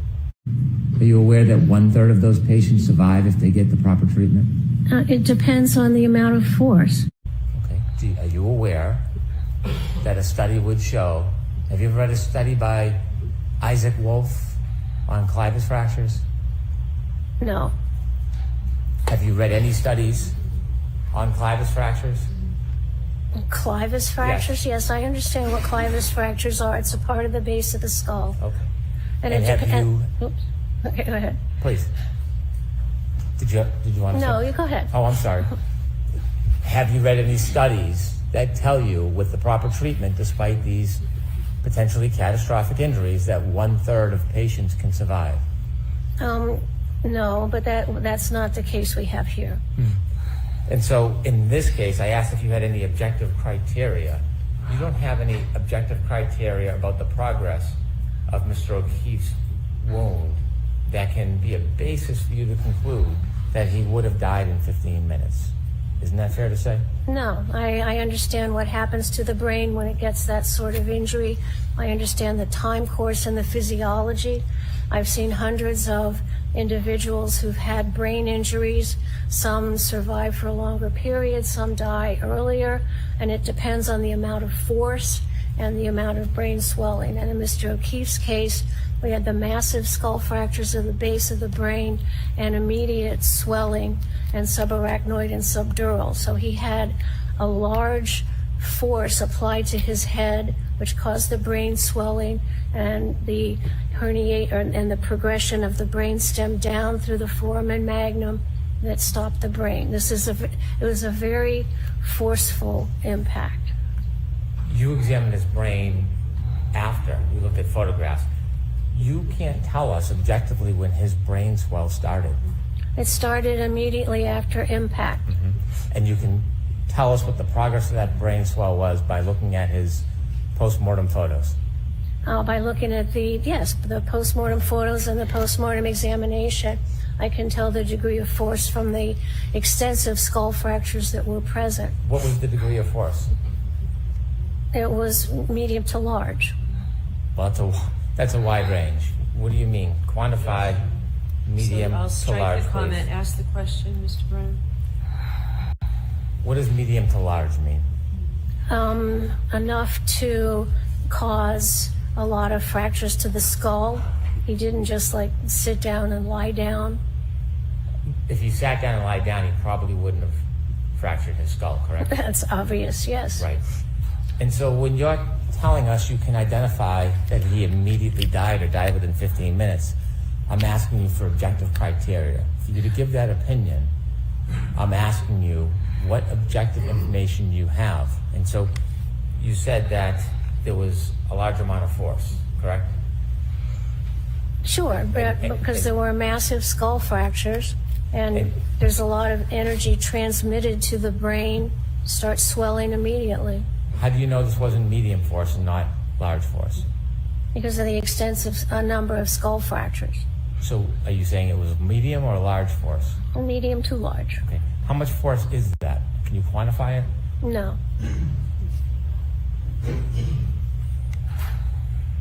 What other objective criteria do you have to support your opinion that Mr. O'Keefe died within 15 minutes? My training and experience of seeing thousands of deceased people from head injuries and knowing some of their clinical course, when they get immediate medical treatment, they don't survive. But you would agree many do. Depends on the case. Okay. And in this case, you didn't have any opportunity to observe the progress of Mr. O'Keefe's injury that night, correct? I'm going to allow that. I wasn't there. The body told me what happened to it. You have no assessment of the development of his brain injury and how much time it took that night, do you? I do, from understanding the significant skull fractures and the swelling of the brain and the compression of the brainstem, that all happened very rapidly because of the amount of force that caused all those skull fractures on the base of the skull that actually then hemorrhaged into his upper eyelids. That's a large amount of force. Was gross edema found on his brain? I think it was swollen, yes. But was that a finding? Yes. Where did you see that finding? Well, in order to have the herniation of the brainstem, the brain swells. Where did you see that finding? I can't answer that. I just know it from understanding, looking at the pathology. So at the end result, at some point, Mr. O'Keefe had gross edema. In order to get the brain stem hemorrhages, the only way you get that is because the brain has swelled, and there's no, after injury, tissue swells, and there's no place for the brain to go when it swells except down into the natural hole in the bottom of the skull where the spinal cord goes down. So that's where the pressure goes. So that seeing the brainstem herniation tells you that the brain has swollen a lot. Undoubtedly, but it doesn't tell you when it began to swell or the progress of that swell, does it? I don't know what you mean. You see inevitably because of the swelling, there's the suffocation, but when you see that, you don't know when the swelling began or how quickly it progressed. You can't tell that from an autopsy. Yes, you can, because of the severity of the skull fractures. I know there was a lot of force, and that force applied causes you to go unconscious, then your brain swells. If there was just like one skull fracture, then that's a little bit different. But this was massive skull fractures on the base of the skull. So there's a lot of force applied. So I know because there's a lot of force applied to cause the skull fractures, that the brain would swell rapidly. You would be unable to identify the rapidity of the swelling if you don't know the amount of force. Isn't that fair to say? Well, I do know the amount of force because of the amount of skull fractures. In what you know is, in your words, medium to large force. Yes. You've heard of periorbital ecchymosis? Yes. And that's sometimes called raccoon eyes? Well, periorbital ecchymosis just means bleeding and bruising around the eyes. And you saw the bruising around Mr. O'Keefe's eyes, didn't you, in the photographs? Well, it wasn't bruising caused by blunt force trauma to the eye. It was bleeding in the upper eyelid because the plates above the eye and the base of the skull were fractured by the brain hitting it. So, and that's a result of basilar skull fractures and not the application of force directly to the eye. Would you agree it takes a few hours for the bleeding to accumulate in the person's eyes? No. As soon as you break the skull bones and the heart's pumping, the blood comes out of those injuries. So it starts to accumulate right away. It starts within minutes. You can see it. So you would disagree with the suggestion that it takes at least 1 to 2 hours for that bleeding to occur in the eyes. You disagree with that?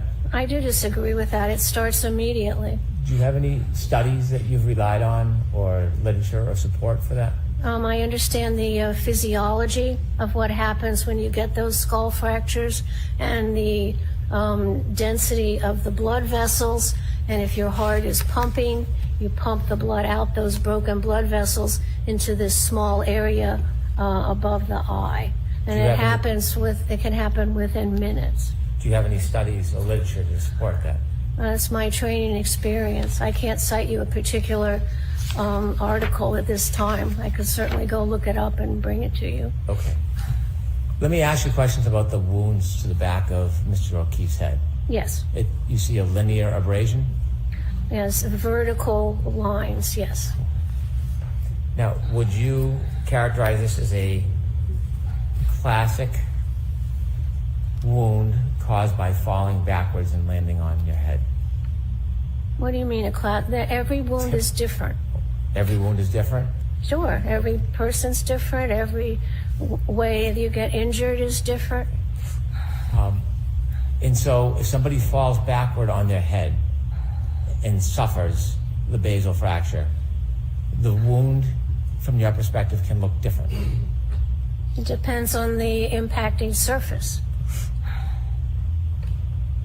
Wounds on the same surface, say two people fell on the same surface, could they have different wounds on the back of the head if they suffered the same injury?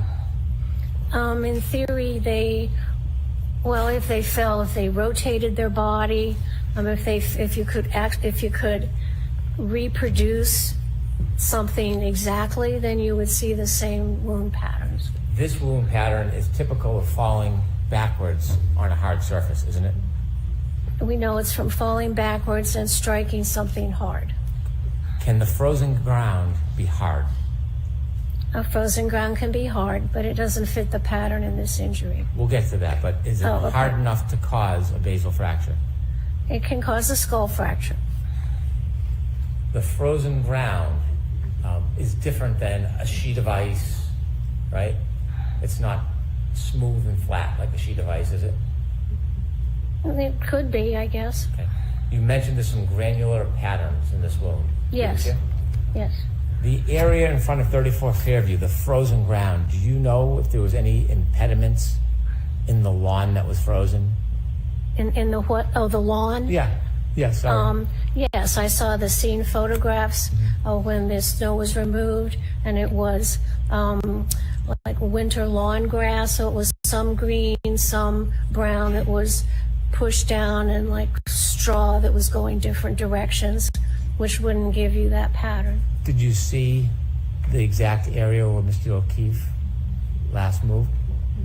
I saw that general area, and there were a lot of photographs, Well, yes. You say general area. Can you tell us that you saw photographs of the spot where Mr. O'Keefe was lying when he was found? Yes, that general area. Could you see the ground where his head was? Can you identify that?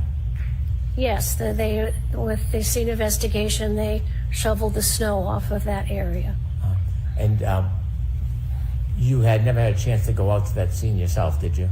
No, I just looked at all the photographs. You cannot see what's under the grass and the dirt, can you?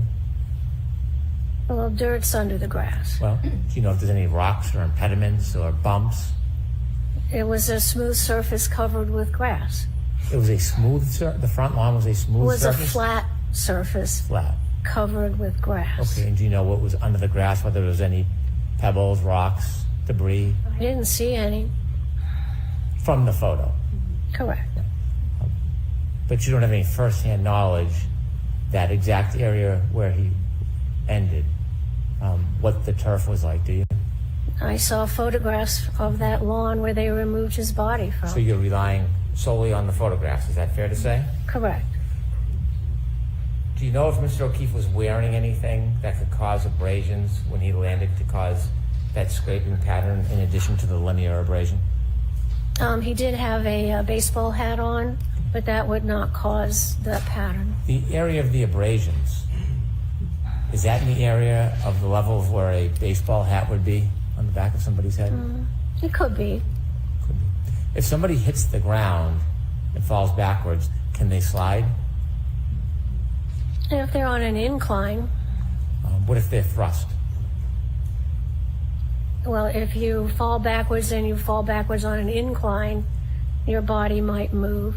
Well, what if you fall backwards on flat ground? Does the body, can it move after it falls? Not really, maybe a little. If from the momentum of the impact, it might move slightly, but not really. So when a person falls backwards and lands, you don't think the head has any room for movement? Not significant. Well, not significant, maybe just a quarter inch, half inch. No, it's possible. And did you see the scrapes around the wound of Mr. O'Keefe's head? Of course I saw them, yes. And they're all within, what, about an inch? What are you describing? What part? Are you describing the tearing, the laceration of the scalp, or the vertical abrasions? The vertical abrasions. There were maybe an inch and a half. Inch and a half? Do you think that if someone fell backwards and landed on the head, they could move an inch and a half?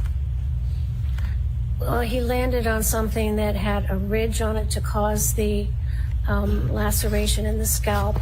And then with a little bit of movement, those vertical scratches were caused by some kind of like pebbly-like surface. You mentioned that the orbital bones were broken and you had opined that it was caused by the brain. Do you agree that a brain is very soft, consistent with, for example, tofu? Oh, gross. No. What do you mean? It is soft.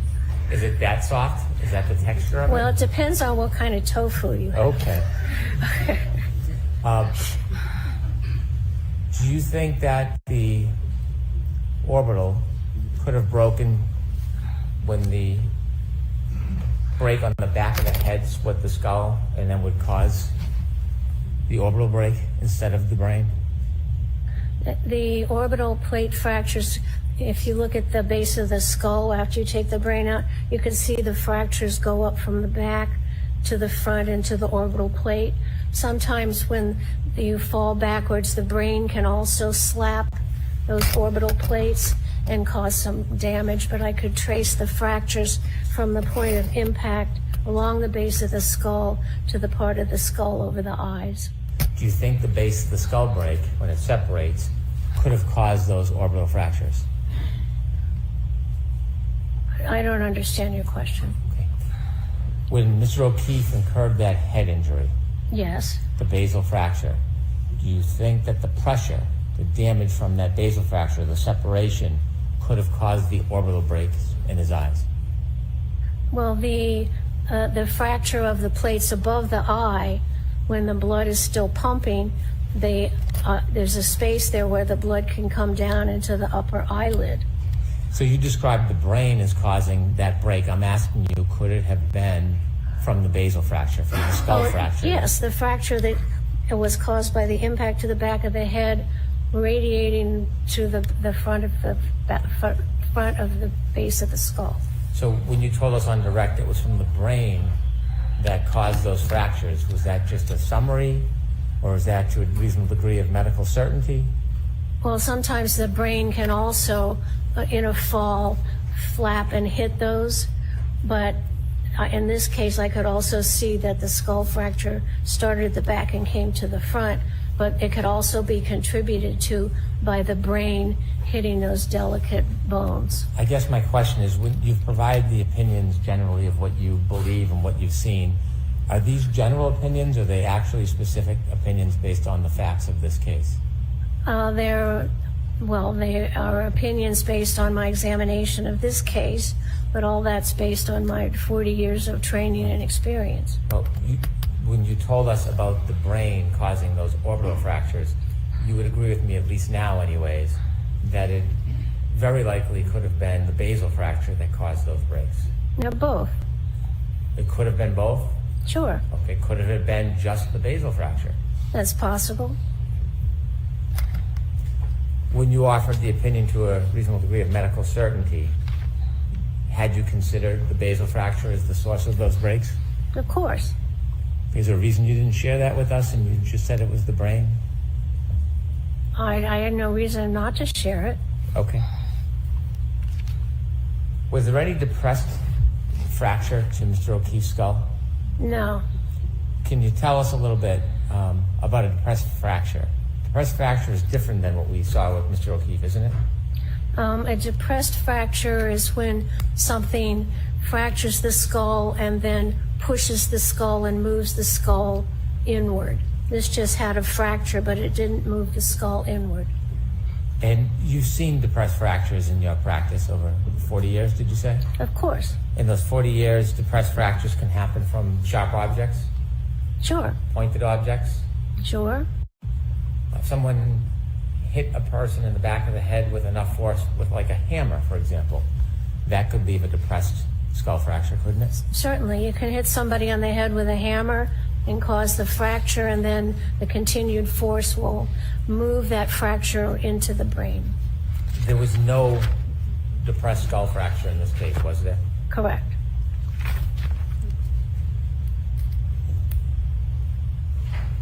You gave some opinions today about you gave some opinions about wounds on Mr. O'Keefe's arm. I'd like to talk to you a little bit about that. Sure. Could we have that photo brought up, please?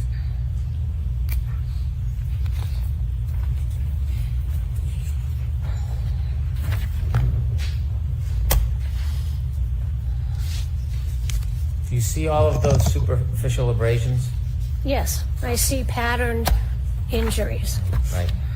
Would you agree that they're superficial abrasions? Yes, they go along the skin surface. How many punctures would you identify in that photograph? Let's see, there may be some punctures like around the elbow, consistent with the teeth puncturing. Most of them are the teeth scraping along the skin. I'm not going to ask you what you believe the cause was. I'm going to ask you just about the wound. How many punctures do you see? The little dot-like areas, you could call an area of skin puncture. Can you tell us from this photograph how many punctures you would say are in that photo? I didn't count them. Well, did you suggest that there was more than one puncture on that wound? I think I see more than one, yes. Pardon me? I see more than one on there. Okay, could you give us a count of how many punctures you see? Well, without looking at all the photos, I couldn't give you a correct number. Okay. You've written a report, haven't you? What? You wrote a report? I did. And in your report, you describe many of those abrasions as punctures, don't you? Yes. And a puncture isn't just a scratch. A puncture is a penetration of the skin, isn't it? Now, a point-like penetration. A puncture has a very specific medical meaning, doesn't it? Yes, it's a point-like penetration of the skin. And according to you, there are many punctures in that wound. Yes, I can see 1, 2, 3, 4, 6 or 7. Can medical professionals disagree on opinions about wounds and causes? I suppose they can. You also gave some opinions that you did not believe that Mr. O'Keefe's scratches were caused by having some impact with broken pieces of plastic or glass, correct? Correct. They weren't caused by that. Broken plastic or glass can cause a number of different angled wounds, can it? It causes an array of irregular, random injuries. It can have infinite different patterns, couldn't it? Could. There's nothing to hold a wound from a broken shard to be north or south or east and west. It all depends on how the force is impacted on the body, true? I'm not quite clear on your question. I'll try to do better. When you're talking about shards of broken glass or broken plastic, there's no set direction that they may cut somebody, is there? Well, it would depend on the case and how those occurred.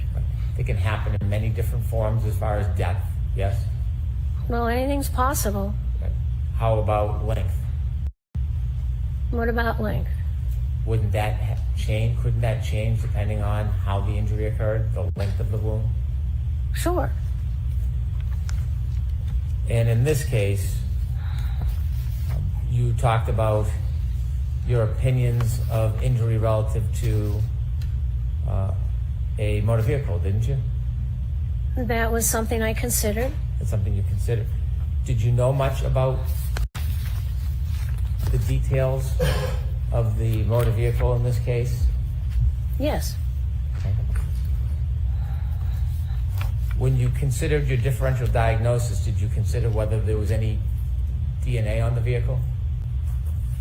I didn't look at any of that. I'm sorry? I did not look at any DNA. Do you know if there was any hair on the vehicle? I don't know. Did you consider the scene itself where there may have been a debris field? Did you take a look at the debris field in this case? I know there were photographs of various pieces of plastic around the area where the body was found. And do you remember where those pieces were found? Somewhat, yes. Did you have an opportunity to consider other evidence like a shoe in the area near where Mr. O'Keefe was found? I know one shoe was on his foot at the hospital, the other was at the scene. Do you know if his hat stayed with him after he landed on the ground? The hat was in the area where his body was found.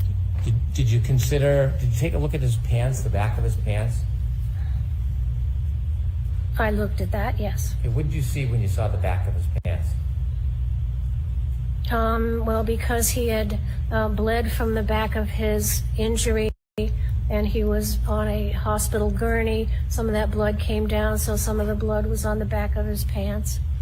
Did you see anything else other than blood on the back of his pants? I don't remember. I'm sorry? I don't remember if I saw anything else. Did you look, when you were doing your differential diagnosis, did you look at any evidence other than physical evidence? Did you look at any data evidence? I don't know what you mean, data. Like data you would find on a cell phone? No. Did you look at any of the data evidence from the defendant's Lexus? No, other than looking at the contours of the back to see if it had impacted Mr. O'Keefe. When you were doing differential diagnosis, did you look at any information that would tell you what the speed of that impact may have been or allegedly was? Well, it didn't hit him, so it doesn't matter. Okay. So you didn't care to know anything about the car or the data in the car because you had already formed your opinion? It did not hit him, so it was not relevant to my opinion. Is that a different way? By looking at the body, I could tell that there was no evidence of impact with a vehicle. So whether the vehicle was going slow or fast is not relevant. And so you didn't try to get any information about the speed of the vehicle? It was totally irrelevant to you? Correct. And did you also disregard, well, let me ask you, do you ever look at statements? I look at witness statements if they're available to me.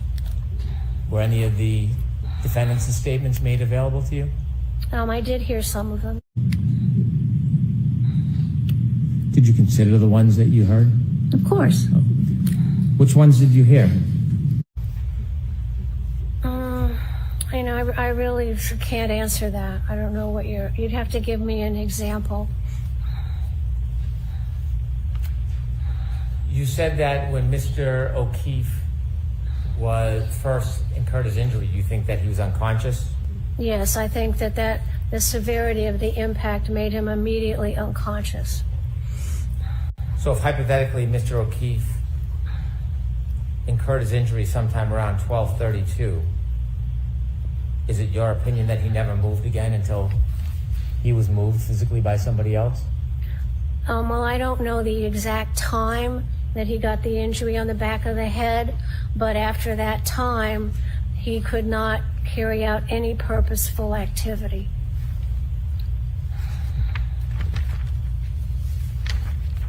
May I approach Sidebar, Your Honor? Okay. We're going to skip the sidebars. Tell friends we don't need to see them. It's mostly just me yelling about how Hank Brennan is such a boss. So what we're going to do is we're going to jump forward. Some of these sidebars were like 5 minutes.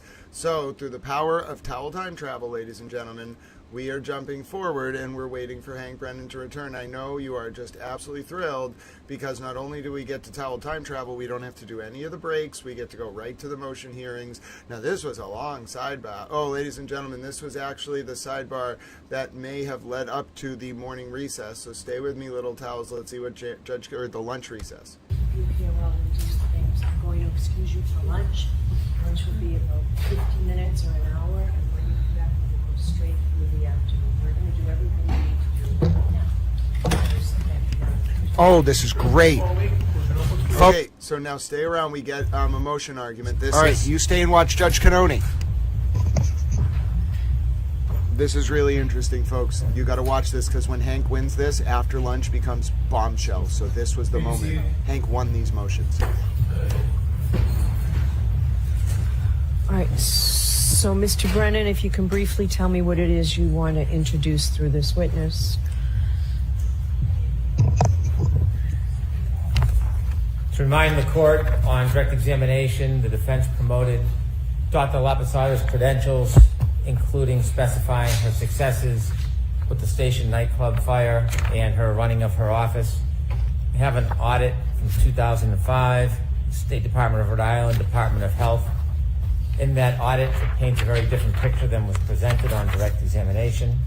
In that audit, they investigated the chief medical examiner and they compiled a history of statistics for the medical examiner, which was Dr. Lapasada. There were no reports, incomplete reports, and unsigned reports of over 1,500 individuals between June 30th, 2000 to June 30th, 2005. So in that 5-year period, there was an extraordinary number of individuals that weren't properly attended to, showing negligence, if not malfeasance. It was recommended that the standards, policies, and practices of Dr. Lapasada's office would need to change because of the extraordinary backlog of cases regarding autopsies. In addition, it was noted that the incomplete reports confirmed that there was significant concerns with the historical management practices of the medical examiner's office shortly after Dr. La Posada resigned.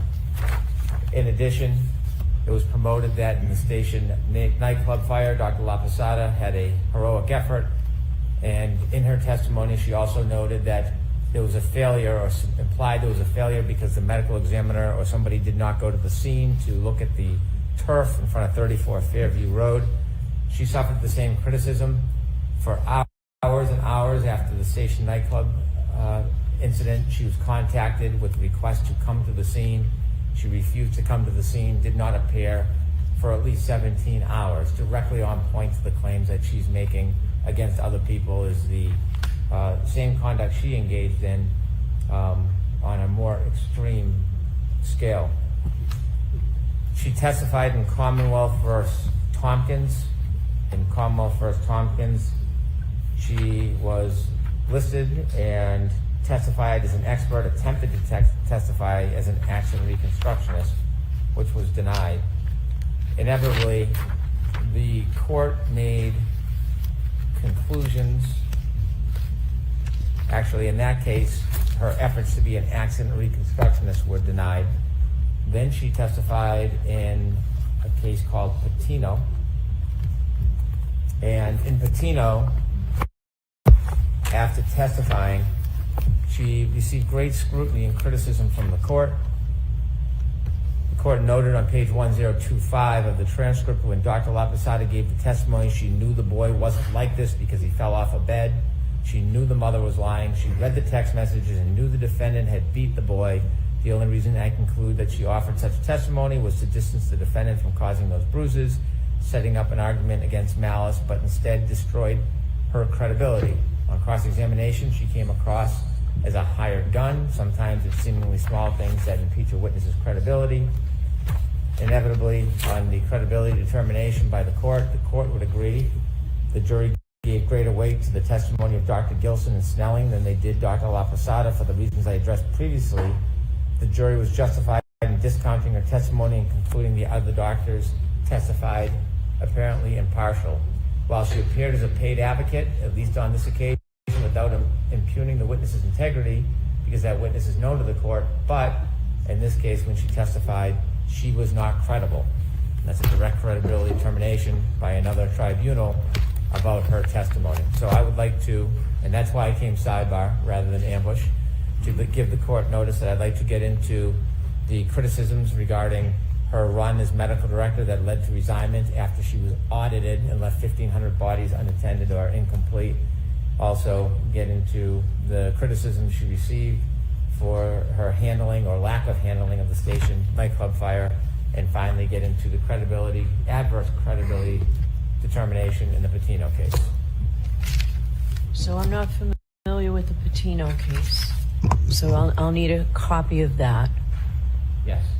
All right, Mr. Jackson, I'll hear you. Thank you, Your Honor. First of all, Mr. Brendan said that the audit established that,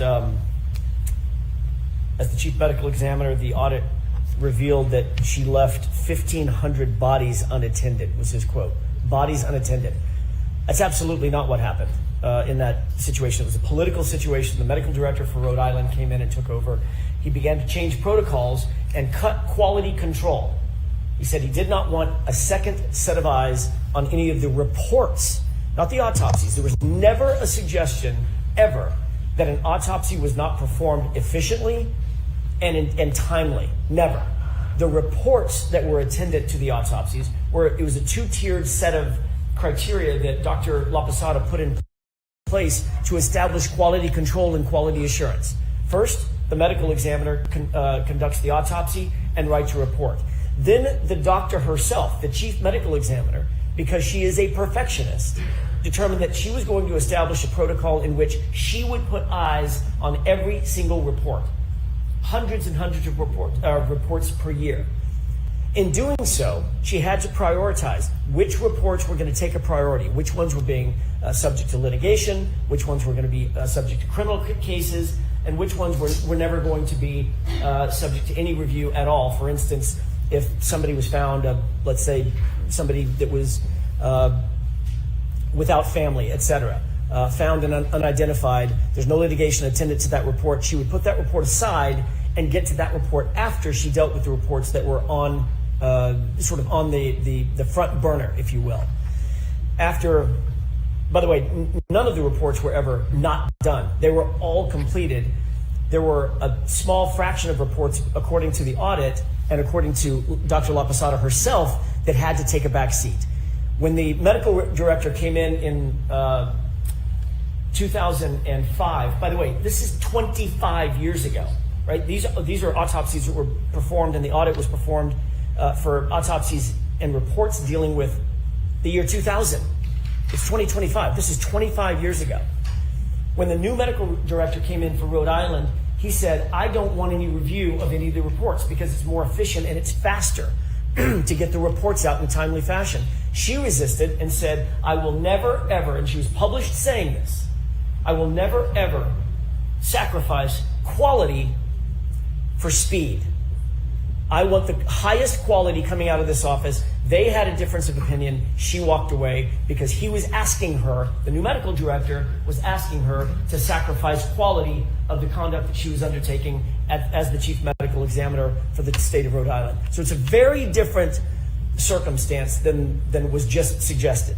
No bodies were ever left unattended, ever. Certainly did not involve the other phrase that was just used is negligence and malfeasance. It was a backlog, and they had a very public political fight over it. Number two, with regard to the Station nightclub fire,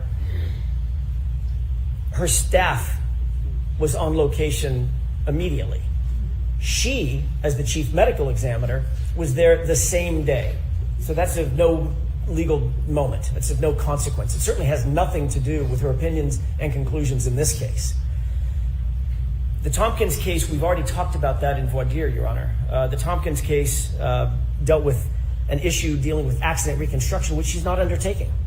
I'm not asking her, and she ain't saying. I've excluded that part of it, based partially on the Tompkins case. Right, and I don't know anything about the Patino case, and what I would say is, given the fact, look, we don't know what the facts of that case were.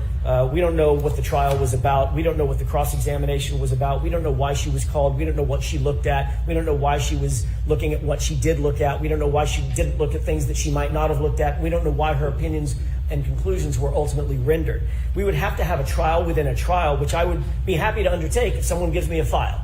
Happy to do that. But I don't think we want to do that. I don't think the court wants to do that. Also, I will say, I don't think that attacking this witness's credibility is in good faith by the Commonwealth. Mr. Brennan himself has hired Dr. LaPosada personally no fewer than 4 or 5 times. Maybe it's 3 or 4 times. He knows her qualifications. He knows the quality of her work. He's actually undertaken to consult with her as a medical examiner and a consultant. So I don't believe that these last 2 issues are in good faith. I don't believe the station fire has anything to do with anything because she was late, according to Mr. Brennan, in coming to the actual location. She was there the same day, and she had an entire staff that was there immediately. And in terms of the audit, it's a 25-year-old political fight that isn't quite what Mr. Brennan made it out to be. So I don't think any of these things are relevant for cross-examination. I'll submit. All right. I just want to make a note that Attorney Jackson has a way with words to just inflate or make things up. I have not hired Dr. LaPosada 4 or 5 times. And so that is just a mischaracterization which he likes to do for the public. But the reality is I've used her a few times, and the last time I used her, I'm not going to disclose why I don't use her anymore because it would be unfair without her in the room. But the suggestion that somehow I'm endorsing the qualifications of this witness, I am not. That's what I'm going to say on the record. Okay. So the first 2, the backlog issue, if we can call it that, with the ME's office, I'm going to allow the Commonwealth to get into that through questioning. Same with the Station nightclub fire, based on the testimony already in evidence. Those 2 areas, and Mr. Jackson, without leading, you can certainly go back and rehabilitate her but those two will come in. I'm not going to do anything with Tompkins because I used it for the basis of keeping out what appeared to me to be biomechanical engineering opinions of this witness, and she's not qualified to do that. So I have not read Patino. I will read it over the lunch break and see if we get anywhere with that. Okay, so I need a copy of that. I want you to give Mr. Jackson a copy as well. Okay? Okay, so, all right. The only other thing, I don't know if you want to handle it now or after lunch or later, because I want to address the issue of the three. Okay, so let's mark those now. Sure.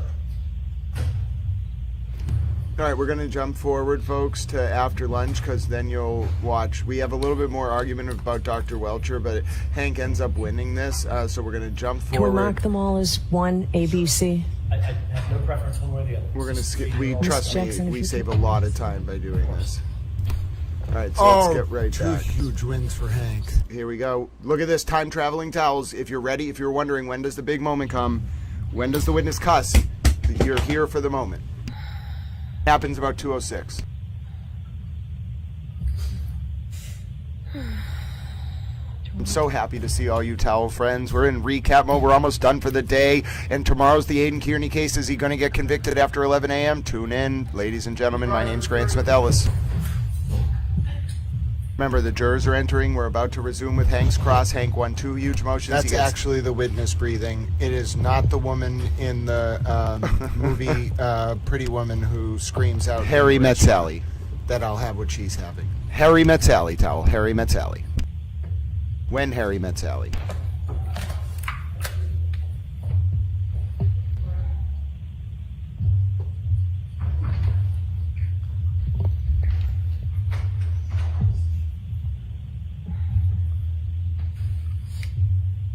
Just a few seconds now until Hank. Oh, this is the good part. All right, Mr. Brennan, whenever. I'm sorry.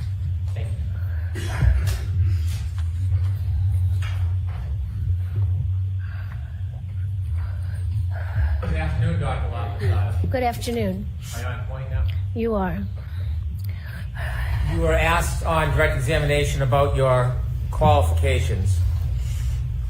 You were a medical examiner for the state of Rhode Island, is that fair to say? Yes, I was the chief medical examiner. For 20 years? 12 years. I'm sorry, 12 years. When's the last time you worked as a medical examiner? In 2005. When's the last time that you conducted an autopsy? I've done probably a handful of autopsies, private autopsies in my consulting practice. Since 2005? Correct. When do you think the last time you did one is? Maybe 4 years ago, 4 or 5 years ago. 4 or 5 years ago? Yes. Okay. Since you left the medical examiner's office, have you had any specialized training in brain injuries? It's all part of keeping up with the medical literature and knowing the forensic pathology literature, reading medical literature. So it's a continuing endeavor to keep yourself educated with medical updates. Since you left the medical examiner's office, have you had any specialized training in brain injuries? I've not gone to a course on brain injuries. Since you left the medical examiner's office, have you taught any students on brain injuries? Yes.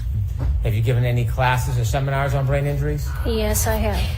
In Coop County, how many times have you experienced that as a medical examiner, that condition? Well, I myself haven't experienced it, which was good. But in cases, hundreds of cases, it's a common injury. You said you did differential diagnosis. That is to exhaust any potential bias you have, correct? Well, a differential diagnosis is to think, how many ways can you get this finding? And it does help prevent bias. Did you say on direct examination part of the benefit of differential diagnosis is to make sure that you don't have a bias? Yes, yes. In order to eliminate bias, you're supposed to look at all reasonable alternatives, correct? Yes, that's part of it, making a differential diagnosis. So you don't just look at a person's body, come to a conclusion, and ignore other evidence. That would kind of defeat the purpose of differential diagnosis, wouldn't it? Well, you always have to look at all the evidence. And so if you didn't look at all the evidence and you disregarded some of the evidence because you had already made up your mind, that really wouldn't be the proper study of differential diagnosis, would it? Right, I don't do that. I'm sorry, ma'am. I don't do that. I always look at all the evidence. And would you look at all the evidence even if it was contrary to whatever opinion you want to give in court? Well, the evidence allows me to come to an opinion. So it's not like I decide on some opinion I want to give and then look for the evidence. The evidence is going to tell me what happened to the body. So you would never say, like, I don't need to look at that evidence. If it's presented to you, you would look at it and study it and consider it in differential diagnosis? Sure, it may or may not apply, but I'd look at it. Because if you did that and said, well, I don't need to look at this, and it was relevant evidence, that would defeat the whole idea of differential diagnosis, correct? Well, you always want to look at all the evidence that's going to help you decide what happened to the body. If you were to ignore relevant evidence because you already made your mind up, that could create some type of bias, even if you're not recognizing it, correct? Well, I don't make my mind up. I make it up on all the evidence I have. Then if something else other evidence comes up later, I have to reevaluate everything and consider that new evidence. When you were talking about car collisions, I don't want to belabor the point, but you didn't major in physics, did you? In what? You didn't major in physics, did you? No, I took physics, but no, didn't major in it. Okay. And the last time you took physics was probably, what, undergrad? Correct. Thank goodness. You have no study in biomechanical engineering? No, I'm not a biomechanical engineer. Understood. You never taught courses in accident reconstruction, have you? Only in terms of looking at the injuries on the body and showing how that they could or could not have occurred from impact with a motor vehicle. Have you taught classes in accident reconstruction? Only as far as it would affect the findings on the body. Do you know what I mean by when I say accident reconstruction? Well, accident reconstruction meaning, and I'm telling you that my expertise in accident reconstruction is restricted to looking at the body and then understanding how impacts may or may not have occurred to the body. I don't take a car and look at mileage and such like that. You don't do any studies of the actual vehicles, you're focused on the body? I'm focused on the body, but I also look at the vehicles to look at the points of impact that might be possible. You do not have any advanced study in biomechanics, do you? No. Okay. Now, you had mentioned that when you were in the medical examiner's office, you had a number of higher profile cases? Well, every case is important because somebody's dead. You pointed out some pretty specific ones on direct examination. Were those more important, the ones that were highlighted, or is that the same as every other case? I don't know what you're talking about. Well, you had mentioned the Egypt airline crash, Station nightclub fire. Those were highlighted or pronounced on direct examination. Are they equally important as every other case? Oh, absolutely. Every person is my patient. You talked about some of your commendations.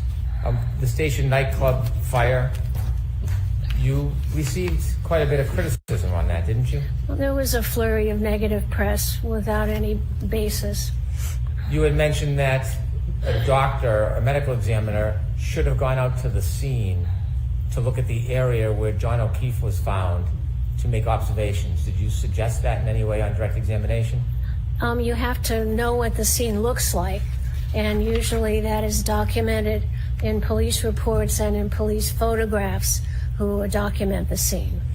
The Station nightclub fire, that had numerous victims, didn't it? Yes, 100. And you received criticism because you were repeatedly requested by emergency responders and police officials to come to the scene, and you refused? That's incorrect. First of all, nobody called me to come to the scene, and medical examiners are not first responders. As soon as I got a call that there was that fire in the nightclub, my investigator went right to the scene, and I was in constant communication with him throughout the early morning hours of that horrible accident. And I went into the medical examiner's office because I had to start getting ready to run our office 24 hours a day to not only take care of the poor individuals who expired in the nightclub fire, but also the regular work of the medical examiners. So there was no need for me to go to the scene because I had my investigator there, and my job would be at the office to get things all set up to handle the influx of deceased. Did you receive criticism that over 17 hours there was an effort to have you come to the scene, but you refused? There was, I'm going to allow it in a different form. yeah, that's incorrect. Oh, I'm sorry. Oh, no, I didn't mean to scare you. Just Okay. Hold on for a second. Okay. Ask him differently, Mr. Brennan, please. Did you receive criticism that officials? I'm going to allow it based on the ending, pursuant to the ending. Let's get it. Did you receive criticism that for over 17 hours officials were asking you to come to the scene and you refused? It was untrue. It was printed in the newspaper. We looked up all the phone records and provided it to the newspapers and showed that nobody called me to go. I would have gone if I needed to. I had my investigator there. It was just bullshit. No, it was erroneous stuff. Was there other criticisms in 2005 before you left the office? No, there was a flurry of stuff in the papers. There were union issues, new director of health, new governor. So yeah, there was a little flurry of stuff, which was not substantive. So you inevitably did resign in 2005.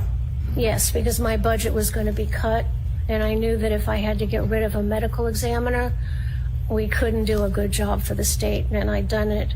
I'd been chief for 12 years. I'd been on call 24 hours a day for 12 years, which was an honor, really. But then if I couldn't do a good job, if we cut the budget, I had to get rid of a medical examiner. I couldn't serve the people of Rhode Island well, so I resigned. Did you resign shortly after the audits and criticism? No. Same year? Oh, I don't even remember. After you resigned, you opened your own company? Yes, I started an independent consulting practice. How much of your business is consulting? It's a consulting practice. Yep. How much of your business, how much of your income is 100%. consulting? It's consulting. Do you consult in both criminal and civil cases? Yes, I do. What percentage of cases are criminal cases? It's maybe half and half. Half criminal, half civil? I don't keep track of it in that way, but that would be a guess. I'm sorry, I'm sorry, I didn't hear you. I don't keep track of numbers of civil or criminal cases that I'm consulted in. If I had to give an estimate, it would be half and half. I've worked on over 1,000 cases in my private company. And fair to say you get compensated for your time? Yes, I get paid for my time. Dr. LaPosada, you had mentioned that there were some scratches that you had taken a look at on Mr. O'Keefe's body. If we could have Exhibit 165, please.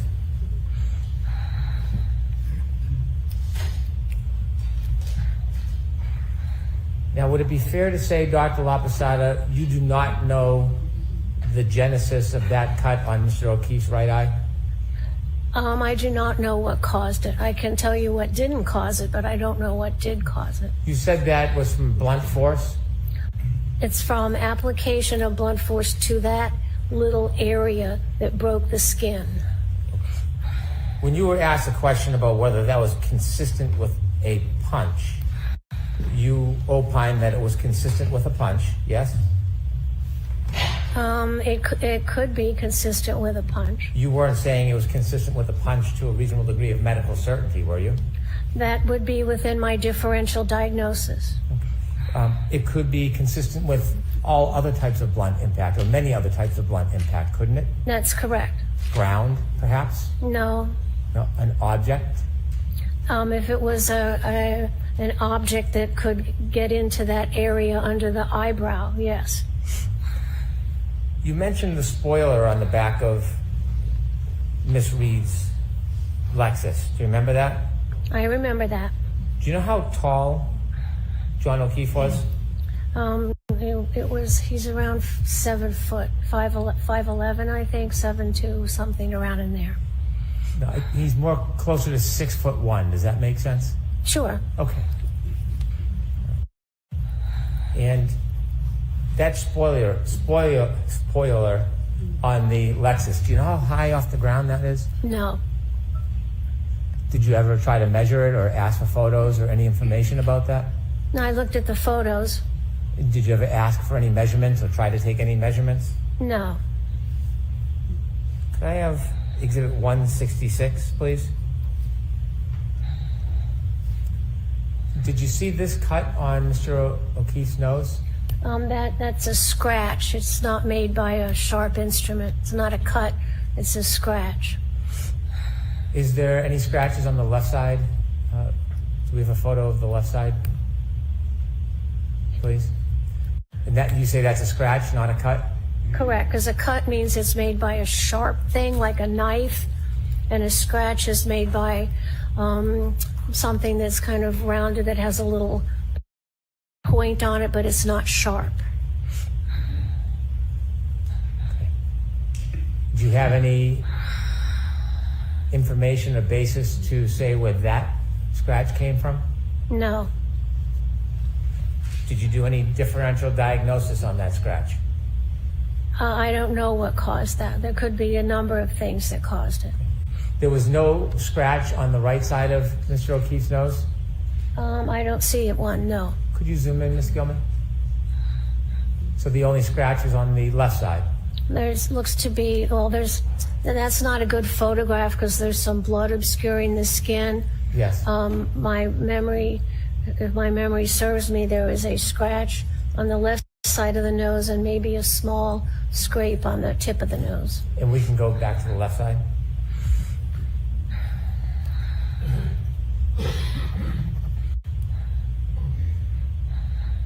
And you said that could not have been caused by a sharp object? Correct. It's not an incised wound. Incised wound means a bladed, sharp cut. This is a scratch, not made by a blade. Were you aware the defendant made a statement that she pulled a piece of glass from the defendant's nose? No. And you would say that that wound is inconsistent with being caused by glass or a sharp object? It would not be caused by a blade. It could be caused by a piece of glass that was thick. I thought before I offered you that statement, you had said that it could not have been caused by glass. Do you now have a different opinion? I don't remember saying it couldn't have been caused by glass. Didn't you say it couldn't have been caused by glass or a sharp object? A sharp object. Like a sharp object, like it's not an incised wound made by a blade.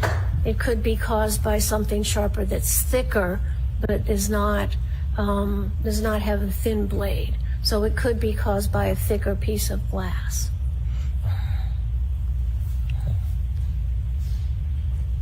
If somebody is deceased, does any blood pressure from their heart still move in their body? No, they're dead.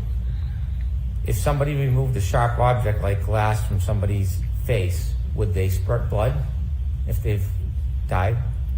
If you're dead, there's no blood pressure. So if you're dead and you remove something, there may be some superficial blood, but it's not going to have blood flow because your heart's not pumping blood out of the cut ends of the blood vessels. So it's not going to spurt if you pull something out of a person's skin if they've passed? You wouldn't get a spurt of blood from arterial pressure.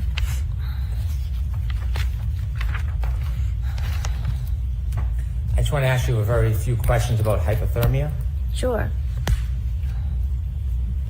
You mentioned that Mr. O'Keefe's body temperature at the hospital was 80 degrees. Yes. And there's different ways to take somebody's or a body's temperature, isn't there? Yeah, that was a rectal temperature, so that's a good representation of the body temperature.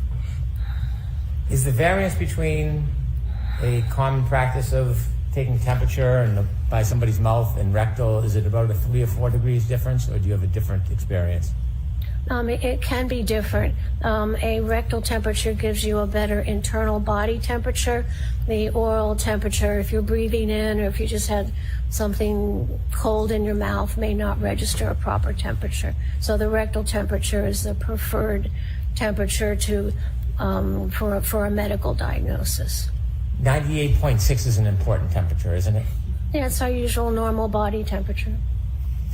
And so, is there a standard? Is 95 degrees considered hypothermic? If you have, then clinically you would start to worry that the person might be experiencing bad effects of hypothermia. At 95 degrees? At 95, you start to worry about it. And could some of the things that happen is labored breathing? Is what? Labored breathing? What about labored breathing? Well, if someone is hypothermic, if they're 95 degrees, does it affect their breathing patterns? Not especially. Okay. Does it affect the way their respiratory system works? No. Does it have any effects on the human body if you're hypothermic at 95 degrees? No. You're still okay. If that temperature continues to decline, it starts to become dangerous, doesn't it? It can. Mr. O'Keefe was evaluated, and at the hospital, his body temperature from a rectal reading was 80 degrees at about, 6:37? Correct. Did you know that before he got to the hospital, first responders had him in an ambulance? Of course. Did you know they turned the heat up and put blankets on him and tried to provide warmth to him before he got to the hospital? Yes, that would be standard practice. And that standard practice would usually add temperature to the person, wouldn't it? Well, it might. So it's possible it could, but it might not. It usually doesn't add that much. I see. And so inevitably, at 6:37, Mr. O'Keefe's body was 80 degrees?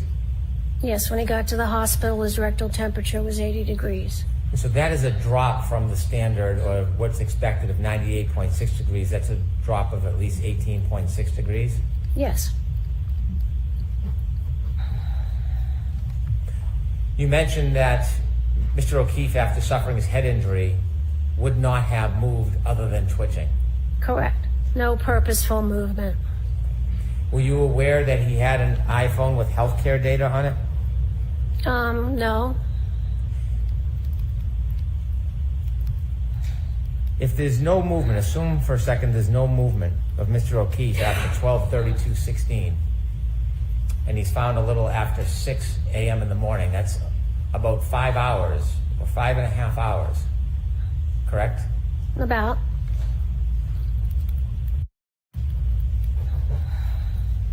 And if somebody is in the cold for 5.5 hours, that's consistent with dropping from 98.6 degrees to 80 degrees in body temperature, isn't it?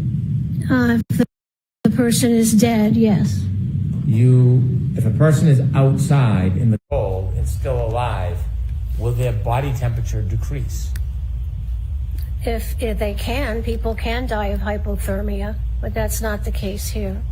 Not the ultimate death, but if somebody's outside and they're alive and they're lying in the snow and it's below freezing, will they lose body temperature? They will, especially if they're not bundled up well. And body temperature can drop from 2.5 to 4 degrees an hour? In a dead body. Okay. In a living person, it can drop 1.5 degrees. No. A dead body at room temperature will usually lose body temperature at like 1.5 degrees an hour.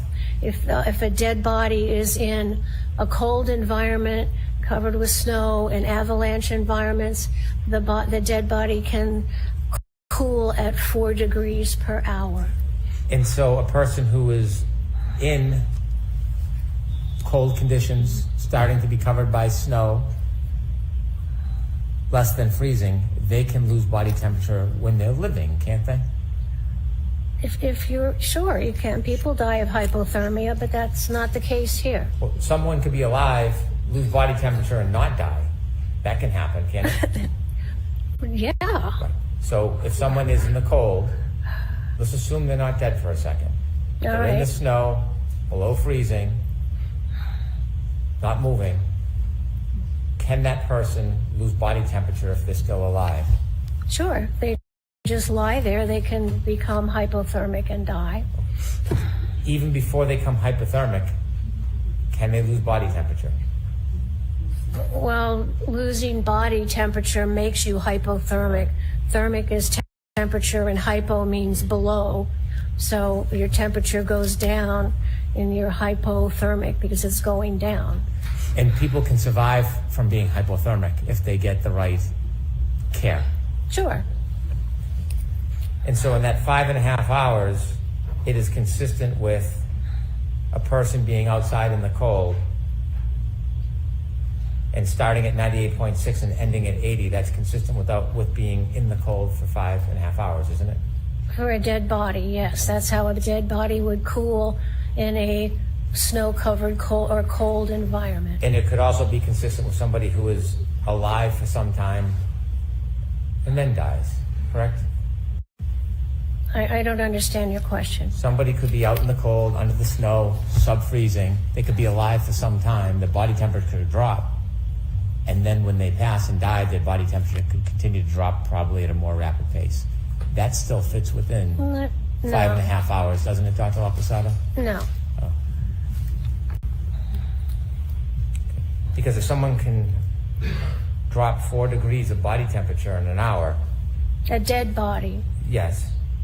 It would only take about a little over 4 hours if it was at 4 degrees to go from 98.6 to 80. Yes? Correct, yes. So he was exposed to that cold environment for 4 to 5 hours. If somebody was alive for a couple of hours, it's a lower rate. Say they lose 3 degrees. And then, after that couple hours, they lose body temperature at 4 degrees. That would still fit and be consistent with the drop from 98.6 to 30 degrees, to 80 degrees, wouldn't it? No, but you were saying a dead body cools in a cold environment at maybe 3 to 4 degrees an hour. And that has nothing to do with a living body and how long they can stay at a body temperature. Do you disagree that somebody could be alive, lose body temperature, out in the cold, freezing temperature below 32? They could lose body temperature at a certain rate, then die, and then continue to lose body temperature. Is that possible? Anything's possible. It's just what's important is what happened in this case. I'm asking for your medical opinion, though, rather than to be an advocate. As far as your medical opinion... So sustained, and I'll strike back. As far as Dr. your... Laposada, Yes. could you listen to the question, please? Of course. Thank you, Your Honor. As far as your medical experience, could somebody be alive, outside, in the cold, below 32 degrees, not moving, covered by snow, still alive, and lose body temperature? Sure. And then could they, after an hour, 2 hours, could they then die and continue to lose more body temperature? Sure.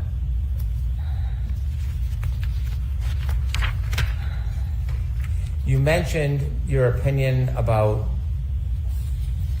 injury on Mr. O'Keefe.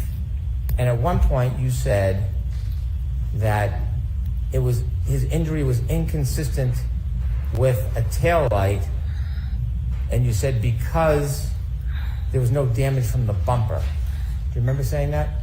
I don't think I said it quite that way. Okay. Do you remember how you said it? No. Do you remember discussing or raising the issue of a bumper as part of your equation, that the injury to Mr. O'Keefe was inconsistent with the injuries?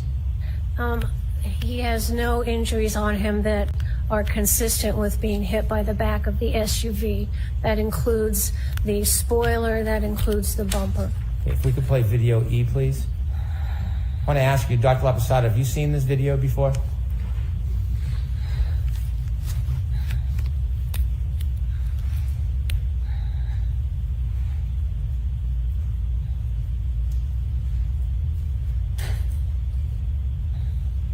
No.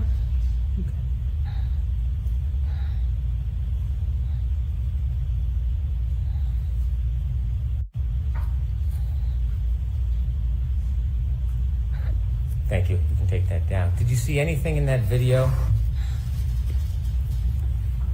that would suggest any contact between that mannequin and the vehicle's bumper?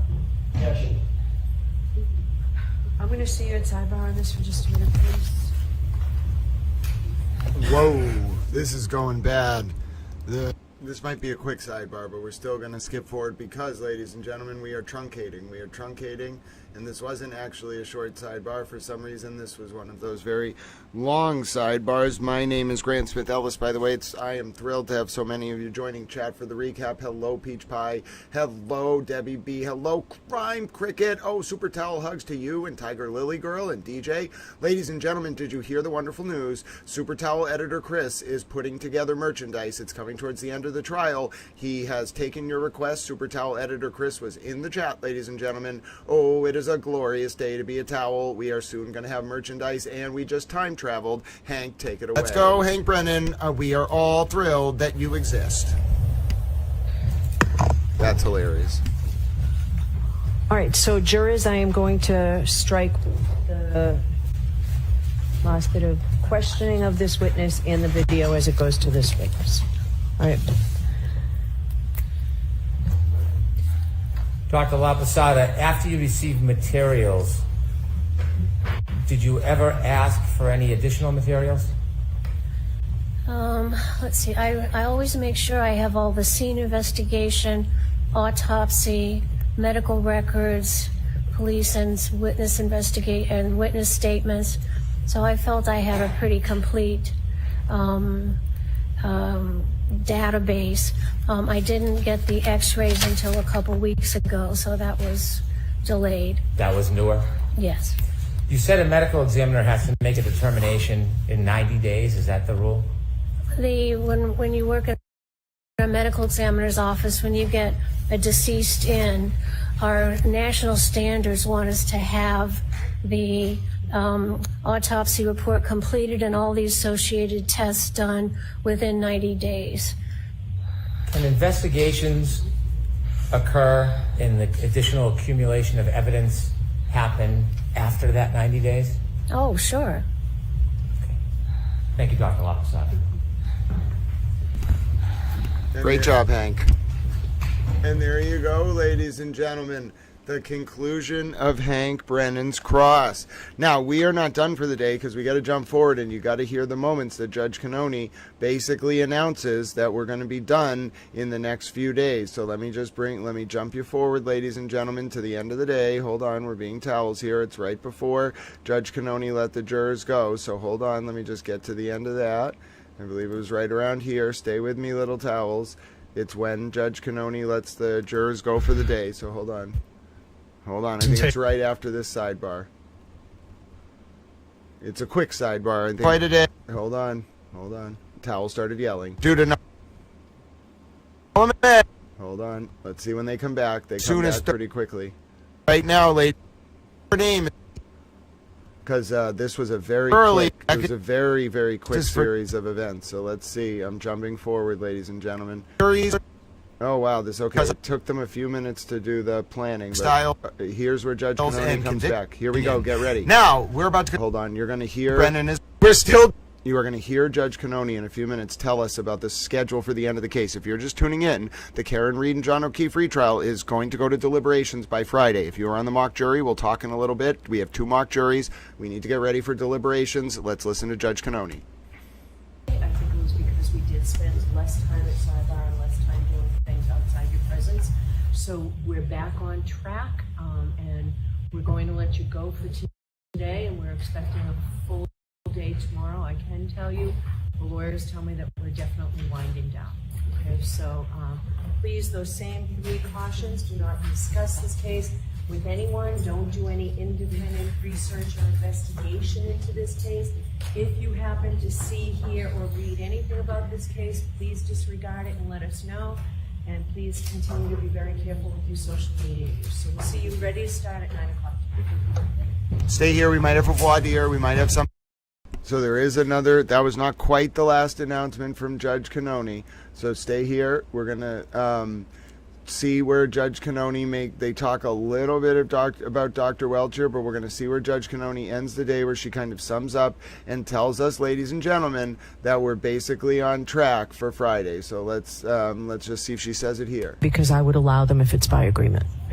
Okay? All right. So do you expect that we will finish with Dr. Rentschler tomorrow? I do, Your Honor. Okay, Mr. Brennan? I don't think I'll be as long as I was with both. Okay. Depending on how it goes, if he has an hour and a half, I expect I'll probably be about an hour, maybe an hour and 10 minutes. Okay. All right. And then we'll figure out where we are Thursday. It seems that the case may be ready to go to the jury Friday, maybe Monday at the latest. But that's... By Monday. Based on our Sidebar. Does that seem like a fair estimate to you, Mr. Brennan? I think we'll be ready Friday. Okay. All right. So we'll see. Okay. All right. Thank you. We'll see everybody tomorrow morning. Tomorrow is a full day, ladies and gentlemen. You just heard it from Judge Cannoni. My name is Grant Smith-Ellis, and we are going to deliberations on Friday in the John O'Keefe and Karen Reed retrial. Now, listen, folks, I got a full, synced Karen Cam version of the absolutely wonderful cross that Hank Brennan did. Hank Brennan baited that witness perfectly. I don't know if you could tell. Hank Brennan knew the psychological profile of that witness. It was glorious, ladies and gentlemen. Hank Brennan absolutely baited that witness in such a way where Hank Brennan was able to just to dominate that witness, get her completely uncomfortable. She lost her cool. She said BS in front of the jury. But no, I didn't cut it. Judge Cannoni, they did a lot of they did a lot of stuff at voir dire and at Sidebar, so some questions just got cut and we never heard why.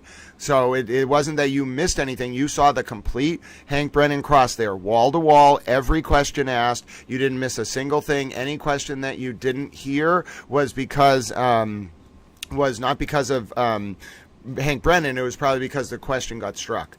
Now, ladies and gentlemen, we are going to take a look to see if there's footage of Karen leaving court. No, there's definitely going to be closings on Thursday. No, Mandy Strong, there's not enough time. You got to listen. So tomorrow's a full day of court. There's no way to filibuster. The only thing left is for Dr. Rentschler to finish up. He's got maybe an hour left on a direct, maybe an hour and a half. Hank Brennan will take about an hour on cross. Jackson will do a little bit of redirect, maybe 30 minutes.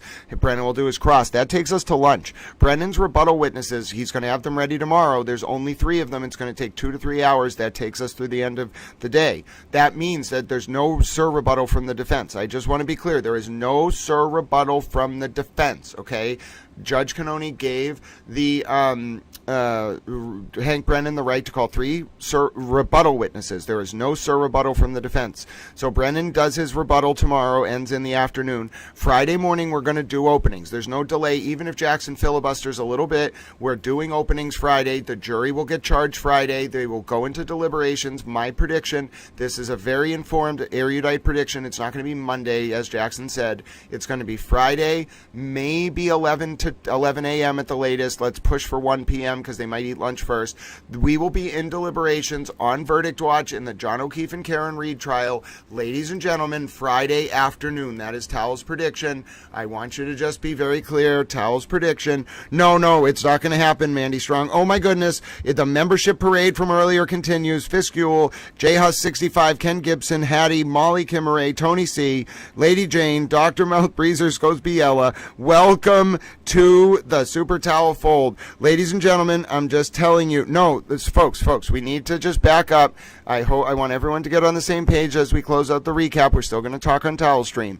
Ladies and gentlemen and fellow towels, tomorrow, the end of Dr. Rentschler's direct. It already started today. It's 1 hour. They already went through an hour and a half. They're basically done. Jackson's going to finish up tomorrow. He needs about 30 minutes to an hour, okay? That puts us at about 10 o'clock tomorrow, 10:15 Eastern. Hank Brennan then is going to do his cross. He told Judge Cannoni it's an hour to an hour and 10 minutes. That puts us at 11:15 Eastern tomorrow, maybe 11:30 with sidebars, okay? That, now put in a morning break. That puts us at 12 tomorrow. Now, as soon as Jackson gets up before lunch and does his redirect, he'll probably go for about half an hour, 40 minutes. Brennan might do a short recross. That will be the end of it, okay? We will go into lunch with all the witnesses done. Then Judge Cannoni will say to Hank Brennan, okay, are you ready for your rebuttal witnesses? Hank will then call the first rebuttal witness. We'll get through that witness from 2 until 4. If there is, or maybe a second rebuttal witness, if there's 1 hour of rebuttal witness left on Friday, remember there's only 3 rebuttal witnesses. They're going to take 2 to 3 hours total. If there's 1 hour of rebuttal witness left on Friday, that will start Friday from 9 until 10. At about 10, then there will be a short break. Morning recess will start early, and then at about 10:30 or 11, expect closing arguments. That perfectly leads up 45 minutes for each side to lunchtime break on Friday. That means jurors will be going into deliberations after they get charged on Friday afternoon. There is no, I'm telling you, Mandy Strong, it's a very synchronous, it's a stage managed theater production. We are going to be in deliberations. At least we're going to get through the charge conference, which means as soon as you get through the charge conference and get charged, the jury, whether they get 20 minutes of jury deliberations on Friday or they just get charged, we are in deliberations. It's not getting pushed till Monday. There's not enough time left. This is a very stage managed production. Judge Cannoni expects them to stay on time. They will stay on time. Ladies and gentlemen, the Karen Reed case is coming to a close. Hank Brennan's rebuttal is 2 to 3 hours. There is no Sir rebuttal. We are basically done. I know it's nerve-wracking. I know you're all ramping up in anticipation. I was predicting earlier in the stream what Judge Cannoni said at the end of the day. I know the timeline of this very well. I know how this is going to play out. Rentschler will be done by tomorrow morning, maybe latest tomorrow after morning recess. That then leads into Hank Brennan's rebuttal. At most, that's going to be 2 to 3 hours, ladies and gentlemen. That leaves Friday morning, maybe into right before lunch on Friday for closings. It's an hour and a half total, 45 minutes each. The charge takes 1 hour and 20 minutes, okay? So that means we'll be in deliberations on Friday. There is no doubt in my mind. I've been through this before. Yeah, I know, but trust me, I know how it works. No, listen, Christy Mack, folks, we got to back up. A few days ago, there was a motion hearing. Hank Brennan was asked by Judge Cannoni how much time he needs on rebuttal. He already told us 2 to 3 hours. It is not 2 to 3 days. Rebuttal witnesses for Hank are 2 to 3 hours total, okay? We are going to be in deliberations this week, ladies and gentlemen. It is going to be quite a weekend. This case will be, closing arguments will happen Friday. My exact prediction is Friday, closing arguments in the John O'Keefe and Karen Reed retrial, probably around 11 a.m., give or take an hour, okay? Write it in stone. No, tomorrow's a whole day. Tomorrow and Thursday are a whole day, ladies and gentlemen. So here's how it's going to play out. Actually, let's back up a little bit. Wait a minute. Is it only Tuesday? Oh, ladies and gentlemen, no. We are going to be in deliberations by Friday. There's no doubt about it. Oh, goodness. No, ladies and gentlemen, we got to back up. Towel thought it was Wednesday. Listen, tomorrow, Wednesday, ladies and gentlemen, we are going to finish up Dr. Rentschler. Watch this timeline, ladies and gentlemen. Tomorrow, Wednesday, we finish up Dr. Rentschler. Alan Jackson needs maybe 2 hours, a little bit more. So then Hank Brennan gets an hour on cross. We're way ahead of what I thought, ladies and gentlemen. That means even if Jackson filibusters tomorrow and Dr. Rentschler takes until like 1 p.m. to finish up cross and recross, Hank Brennan starts his rebuttal tomorrow no matter what. And rebuttal is only 2 to 3 hours for Hank. So say Jackson tries to filibuster the rebuttal a little bit with a long cross. Okay, that's fine. We're pushed into Thursday. At most Thursday, 10 to 12 o'clock, maybe 1 o'clock with a lot of sidebars and delays. Hank Brennan's rebuttal is done. Ladies and gentlemen, I need to rechange my forecast. I'm so sorry. It is not going to be, we very likely could see closing arguments at the latest Friday morning. This case should be done by Thursday afternoon. I expect the jury to be fully charged. Now, we are revising this prediction. I expect the jury to be fully charged and in deliberations by Friday morning at the latest, ladies and gentlemen. No, Mandy Strong, I'm just telling you, it's going to, some of the slides got excised. This direct, even if it goes tomorrow until 1 in the afternoon, which it could, I'm telling you, it won't throw. Now that I realize it's Tuesday, not Wednesday, ladies and gentlemen, write it in stone. We will be in deliberations on Friday. There is no doubt about it. There's no debate about it. I have listened to every motion hearing. The way that it's going to play out is Welcher's direct will end tomorrow, Wednesday, probably by 1 p.m., and the cross will get done at the latest by 2 if things get really delayed with sidebars. That means Hank Brennan starts his rebuttal case Wednesday. He's ready for it. If it goes into Thursday, the rebuttal, that will be maybe 9, 10 a.m. Jury's going to get charged Thursday, ladies and gentlemen, after closings, which means we'll begin deliberations Friday. Closing arguments maybe Friday morning if we get everything done tomorrow. Okay, Welcher's going to be done by 1 p.m. Hank Brennan starts rebuttal. Then Thursday we wrap up the rebuttal witness by 10 a.m. I expect closing arguments. Maybe Judge Cannone gives them 6 hours to prep for closing, lets them take the Thursday afternoon off. But maybe we just go Thursday to get through all the rebuttal witnesses. Friday morning, expect closing arguments to be first thing. This is my new prediction. Friday morning, ladies and gentlemen, first thing in the morning, 9 a.m. Eastern, expect closing arguments in the John O'Keefe and Karen Reed retrial. Expect the jury to get charged after those closing arguments, ladies and gentlemen. We might see them Thursday, but expect Friday. Friday morning, expect closing arguments in the John O'Keefe and Karen Reed retrial. Expect an hour-long. Oh, I know exactly what's going to happen, ladies and gentlemen. Let me revise. Thursday afternoon, we're going to finish Hank's Friday, and then they'll get the case. In Thursday afternoon, we're going to do the charging conference. Judge Cannone and the lawyers are going to work out all the issues related to what jury instructions are going in. I expect Thursday afternoon we're going to see the consciousness of guilt argument as to whether Hank Brennan is going to get the consciousness of guilt motion approved. Ladies and gentlemen, I hope you realize I'm not doing this gratuitously. I'm now figuring out in real time exactly how this is going to all play out. All right. No charging conference Thursday afternoon. Expect jurors to be sent home. Just leave that buffer. I expect Judge Cannone's anticipating to send them home unless the AJ filibusters. Even if AJ filibusters, she keeps them till 3 o'clock. The charge conference only takes an hour. Hank Brennan will orally argue his consciousness of guilt charge instruction. It will all happen at once. We'll go through it, or Leslie will try to re-bring up this curative instruction argument about the shirt. He'll get denied.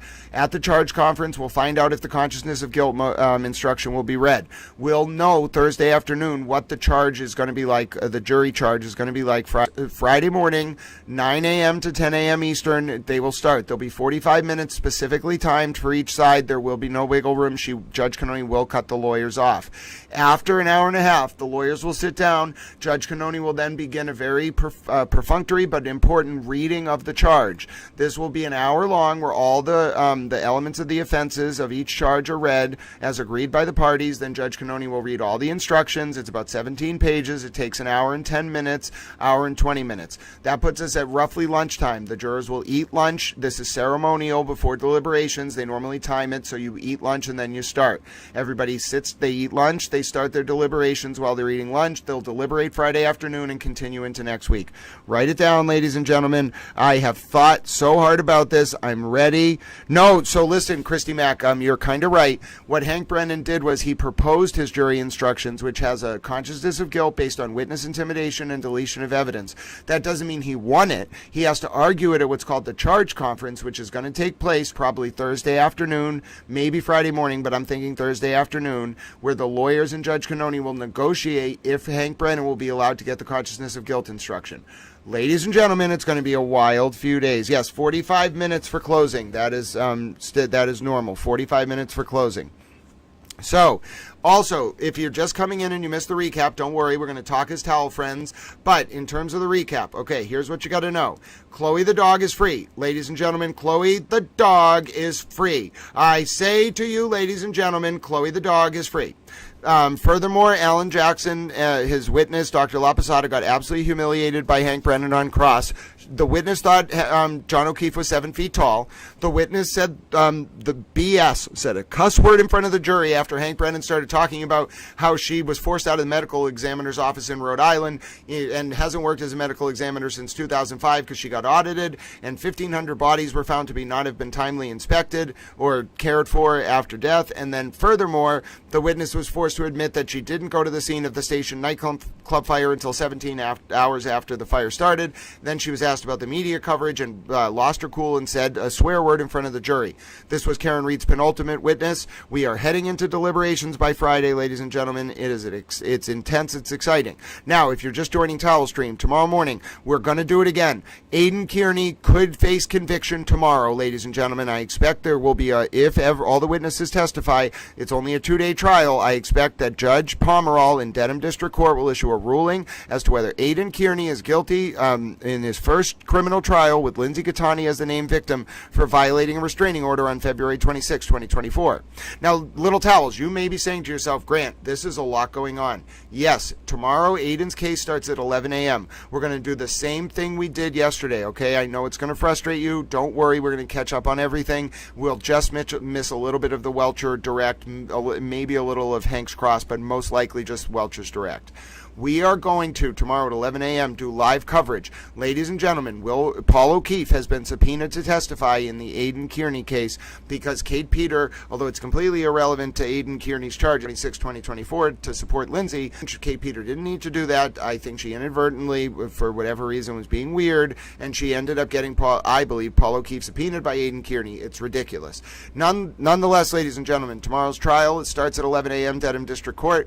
There are just a few witnesses left to go. Paul O'Keefe is one of Aidan's witnesses. The state only has a few witnesses. I think one to go. One of them is Lindsay Gattani. We'll be listening in. We'll be relaying that information. Aidan Kearney lost a bunch of pretrial motions, so he can't even really ask Lindsay Gattani a lot of questions. The state just absolutely dominated the pretrial in Dedham District Court. The witnesses that have testified against Aidan so far have been 2 court officers, along with a woman named Megan McCabe, who is Colin McCabe's sister, one of the friends or family of the John O'Keefe and Karen Reed trial witnesses and family members.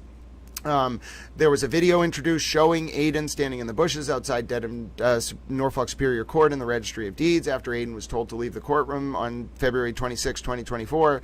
And in turn, ladies and gentlemen, all that is left is for Lindsay to testify, Aidan to put on a few defense witnesses. Judge Pomerol it's a very truncated district court trial. Aidan rolled the dice with a judge trial and ended up with the very same chief judge of Dedham District Court who sent Aidan to jail for 60 days on a bail revocation.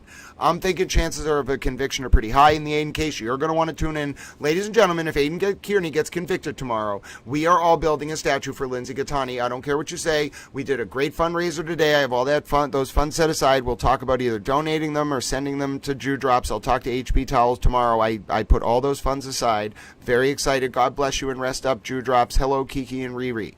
Now, ladies and gentlemen, if Lindsay Gattani, I swear to goodness, I don't know what we'll do. We're obviously not, she doesn't know about this. She's sequestered. But after she testifies, ladies and gentlemen, whether he gets convicted or takes a plea or whatever, however the ruling comes down, ladies and gentlemen, we are going to celebrate Lindsay Gattani for standing up there and testifying the first named victim to bring Aidan Kearney to criminal trial. Will a conviction come down? Oh, ladies and gentlemen. Oh, Ange Whittick, I'm sorry for raising your anxiety levels. Let me just tell you, you are around friends here, and although these are nerve-wracking moments, we are going to be with each other, and we are going to be sources of comfort. And as the winds continue to pile up, the anxiety and cortisol will reduce, and we will all feel better, my dear towel friend. Now, listen, Little Towels, we have a few more minutes on the recap, so let me just say this. Tune in tomorrow. This was a big day in the John O'Keefe and Karen Reed retrial. Hank Brennan turned another defense witness into a strong witness for the state, and then he humiliated that witness who used to work with Hank Brennan until apparently Brennan and the witness had a falling out. Now, I will say, ladies and gentlemen, you saw Hank Brennan win those motions. You saw that witness lose her cool in front of the jury. Karen, it was not looking happy, ladies and gentlemen, and there's only, at most, a few days left in the John O'Keefe and Karen Reed retrial. It's Tuesday, June 10th, 2025. 2025. Wednesday should see the end of Dr. Welcher's testimony, the beginning of Hank Brennan's rebuttal. Thursday morning, the end of Hank Brennan's rebuttal. Maybe Thursday afternoon, there's a little bit of time for the jury to rest as the counsel and Judge Cannone do the charge conference. Will Hank Brennan get his consciousness of guilt instruction as to witness intimidation and deletion of evidence? Either one. We will find out, ladies and gentlemen. Read footnote 2 of the Massachusetts Model Jury Instruction, Reporter's Notes, footnote 2, if you want to find out about a case called McCarthy, which involves the standard which Judge Cannone will apply to determine if Hank Brennan, through the Lucky article, through the Turtle Boy article about Lucky, established enough foundation to win under McCarthy, and I think he did. I think he's going to win that consciousness of guilt motion, ladies and gentlemen. Now, also, of course, we even when we go into deliberations, we'll talk about our mock jury after the end of the recap in a minute or two here. But ladies and gentlemen, you are going to want to tune in tomorrow, Wednesday, June 11th, 2025. You are not going to want to miss no matter what. Then Hank Brennan's rebuttal will start. Big moments all around. Will Aidan Kearney get convicted? Oh, goodness, ladies and gentlemen. This is going to be quite a day. Now, my name is Grant Smith Towell Ellis. Let me end this recap. Join us again tomorrow, youtube.com/@GrantSmithEllis. 553-000. Perfect. 553-000. 1 hour and 58-minute recap. You got to love it, Towel friends. We try to keep it under 2 hours because if we go more than 2 hours, unfortunately, ladies and gentlemen, I have to do this extra work to make the recap get uploaded, and then I get all frustrated. But no, we did it. I have the full recap already written up, and now I get to talk with the Towel friends. Oh, ladies and gentlemen, I want to send super towel hugs to Ange Wittick and all the towel friends that are either recovering or going through something. You're with friends here. Although we're going to have some big moments over the next few days. Oh, my word, ladies and gentlemen, we're going to be with each other and we're going to get through it. It's going to be intense, but I'm excited, and we are going to hold our towel hands and we are going to stay calm. We'll do our breathing exercises. Apparently, I can talk without breathing. I'm not sure that's a good thing. There was a convoluted argument about the x-rays. It didn't end up being that relevant because the doctor's credibility was so shot. The big theme of the day was impeachment. I'll have to review the x-ray testimony. Do you remember Rentschler testified last trial regard to arm abrasions? I don't remember. We can rewatch a little bit of that. Discerning Truth, it was great to see you. But yes, Macy Towell, yeah, we'll definitely talk about that. Yeah, I don't know what was going on with the x-rays. I don't remember if there either weren't x-rays taken or what the argument was about. But it was a very, the big theme of the day is if you're listening to that as a juror, you're not taking anything this woman's saying seriously. Her credibility is so shot by the end of that cross, like it's hopeless. Oh, no, absolutely not, Ange Wittick. I was just saying, I think I have to remember sometimes I might become an excitable towel, but it's also important for towel to be a source of calm solace in intense moments, and I will do that even as we go through what could be fascinating developments tomorrow. If Aidan Kearney gets convicted, oh, ladies and gentlemen, and I'm here with you, if I get to say those words across Towel Stream, oh, ladies and gentlemen, I may actually cry. I may actually cry for Lindsay, for justice. I mean, I don't know if I'm going to be able to conceptualize it, ladies and gentlemen. It will be such a big moment. It was such a big moment for Chloe today. Free Chloe. Okay, I'll explain the x-ray thing. So Alan Jackson wanted to introduce pictures of x-rays that were blown up, and Judge Cannone said, no, you cannot introduce those. They had we cut it out of the recap because it was not relevant to the testimony. It was actually about Rentschler's testimony. But Judge Cannone was like, no, you cannot send those in. If you want to submit them, they will come in as USB drives. And that was the argument that led up to lunch. It was like 30 minutes. It was very gratuitous, and it was just about Yeah, no, and so Mandy Strong, he didn't show them. That was during outside the presence. AJ wanted, or he did show them, but he wanted to give them to the jury. It was like a trick he was trying to do. Give them to the jury to go into the jury room, and Judge Cannoni was like, no, and they had an argument about it before lunch, and Alan lost, and he had to submit a USB drive. Sorry, I forgot that part. Thank you for reminding me. No, Emily Suzanne, I can't because, there's so much going on, and first of all, it would be impossible to do the Karen Cam and communicate, but I have a special feed where I'm going to have access to the court through my headphones. I'm going to relay to you all every development in real time, just like I did with day one of the Turtle Boy trial, and I am going to let you all know in real time what happens. Towel's body's pretty worn down as it is, and trust me, I am struggling just staying home all day. I am barely getting by, so adding extra stress to Towel right now would probably cause Towel to collapse. I almost had a mental breakdown at one point today over something ridiculous. I don't remember what it was. I was just like, all right, that's it. I've snapped. I've lost it. Remember, we're 31 days in. I've been doing this from my chair, even though I'm not well, for 9 hours, 10 hours, 12 hours. We're 7-8 weeks into this trial. I'm nearly delirious. The healthiest and safest place for Towel to be is in this chair. I was walking around 2 weeks ago and I literally collapsed. I have no idea what happened. I just woke up in a first aid station and they were like, Grant, you're pale. You looked like you fainted. And I was like, yeah, that was like when I was at the dentist one time. So where Towel needs to be is right here, ladies and gentlemen. This is where Towel needs to be. Yeah, no. So Mandy Strong, he did hold them up, but he wanted to send them into the jury room, and he lost on that. Yes, Linda, I absolutely have to stay strong. But yes, don't panic, Mandy Strong. It's not the showing the chalk that was the issue. AJ's slick move was trying to send them into the jury room, and Judge Cannoni said no. Oh, goodness.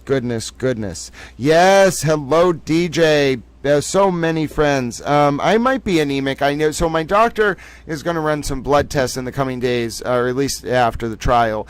But the problem is I faint during blood tests. So like I am so afraid of needles. Getting me to do a blood test. First of all, they have to prepare ahead of time. They have to, just going to the dentist, they have to do this. But doing a blood draw, oh goodness, a blood draw, that requires 3 nurses. They have to lay me backwards, with my head down. They have to put ice packs on my forehead.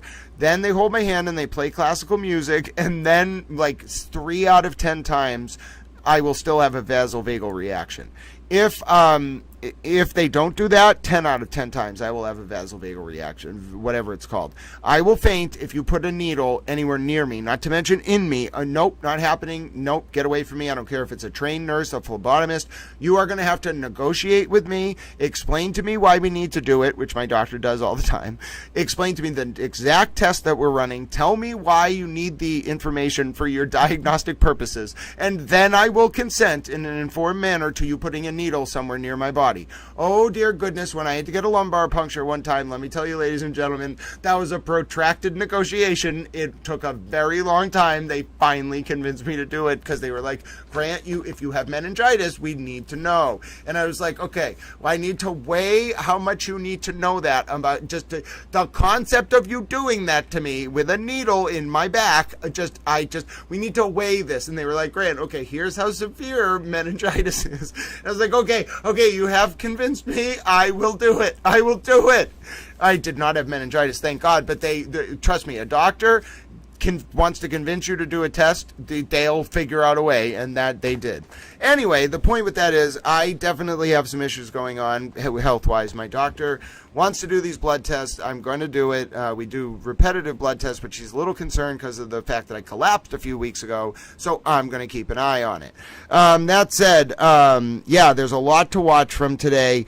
Yeah, so if you go, we didn't catch it during the recap, but if you go right to the end of the argument before lunch, so after the jurors go to lunch, but before the lawyers and Judge Cannoni go to lunch, you'll hear Alan say, I just want to send this in with the jury as these big blown up exhibits. And Judge Cannoni's like, no, let me look at them. They look at them. Judge Cannoni's like, you can put these on flash drives and send them in.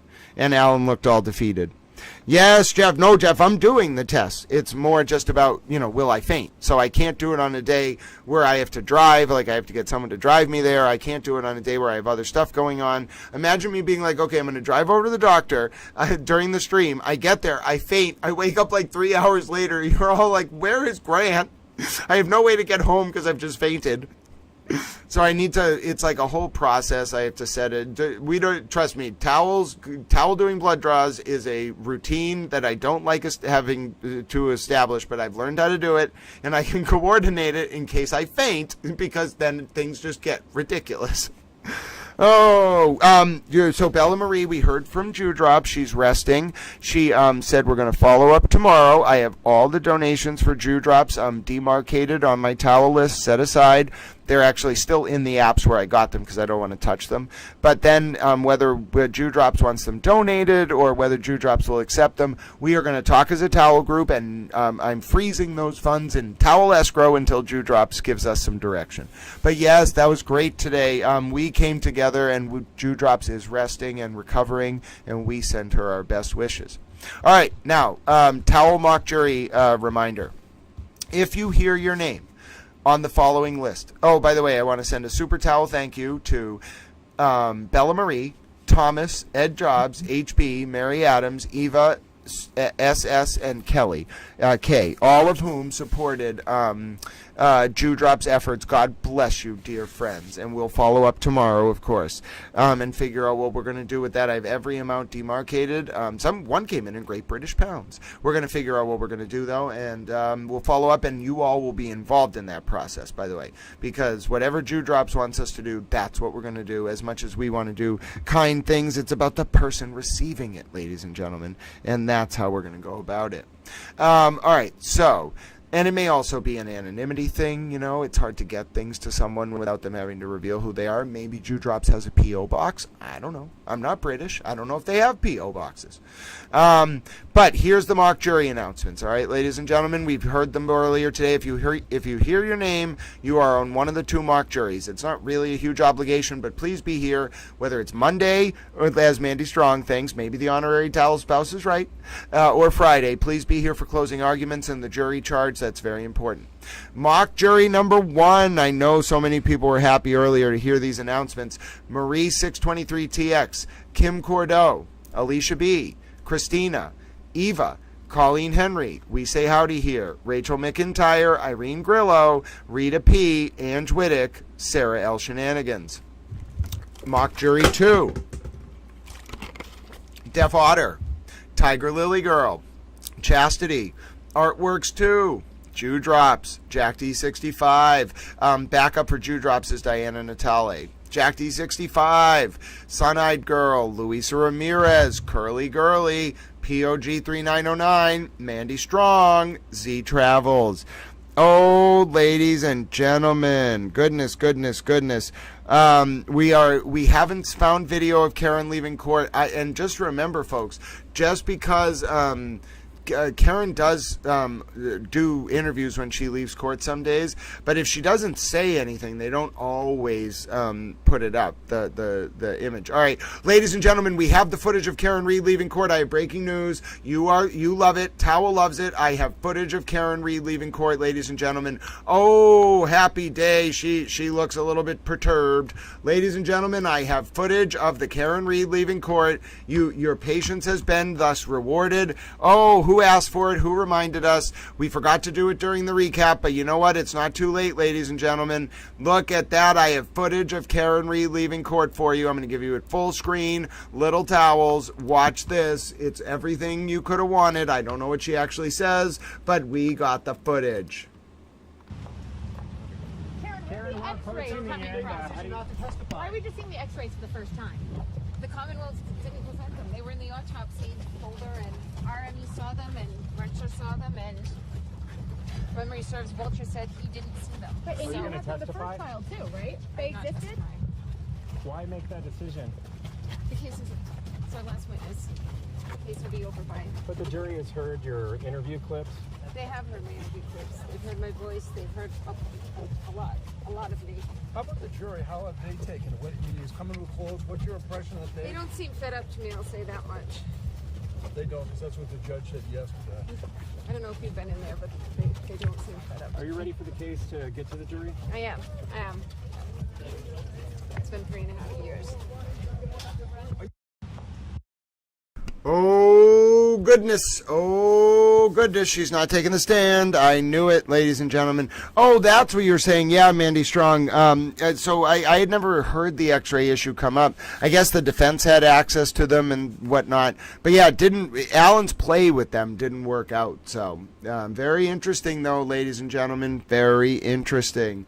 Karen Reed not taking the stand. It was expected. Very expected, ladies and gentlemen.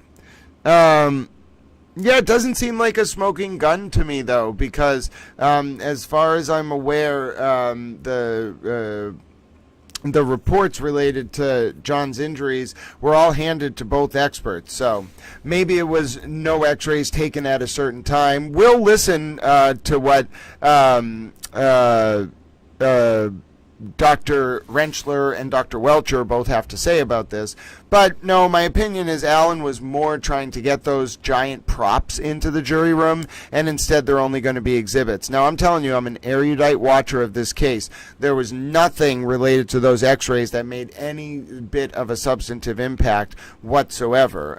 It was a distraction. What Alan was really doing was trying to get the chalks in. I'm a little bit perplexed as to why people were even thinking about this, because it seems like even Karen's own experts knew about the other experts who had testified. So yeah, if that was all they had today among the chaos that was that doctor testifying, just tanked for the Reed defense. 0 out of 10 impact as to the x-rays.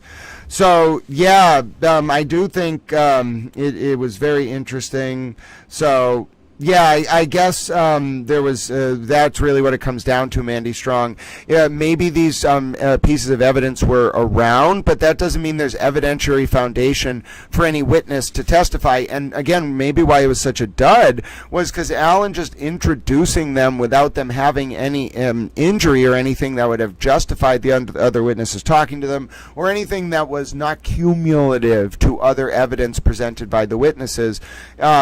Yeah, it's a little weird, So here's my analysis, okay, because I was watching this relatively closely. Alan Jackson wasn't introducing those x-rays to really make a point with the witness or to drop some bombshell or anything like that. I don't know who said that. I disagree with that. No, what Alan Jackson wanted to do was this was a kind of like low-level tactical move to introduce a prop into the deliberation room. That's what you got to understand. It's not what the x-rays were about or what they were being talked about. Alan just wanted those props in the jury room, and Judge Cannoni said no. So yeah, no, to me that was, yeah, that's what I'm saying. I think we're good. Yeah, there's DNA. So the rebuttal witnesses for Hank. I saw a great question from Amber Am. There are rebuttal witnesses from Hank. There's one, it's Dr. Welcher again, and then 2 DNA experts. So really, I think what this is that this was evidence available to both sides, and that what Alan did was he took like kind of not like a nothing burger and was like, oh, well, maybe I can get the jury to think this is a big deal if I blow these pictures up and then let Judge Cannoni lets me send in these big blow-ups to the jury room.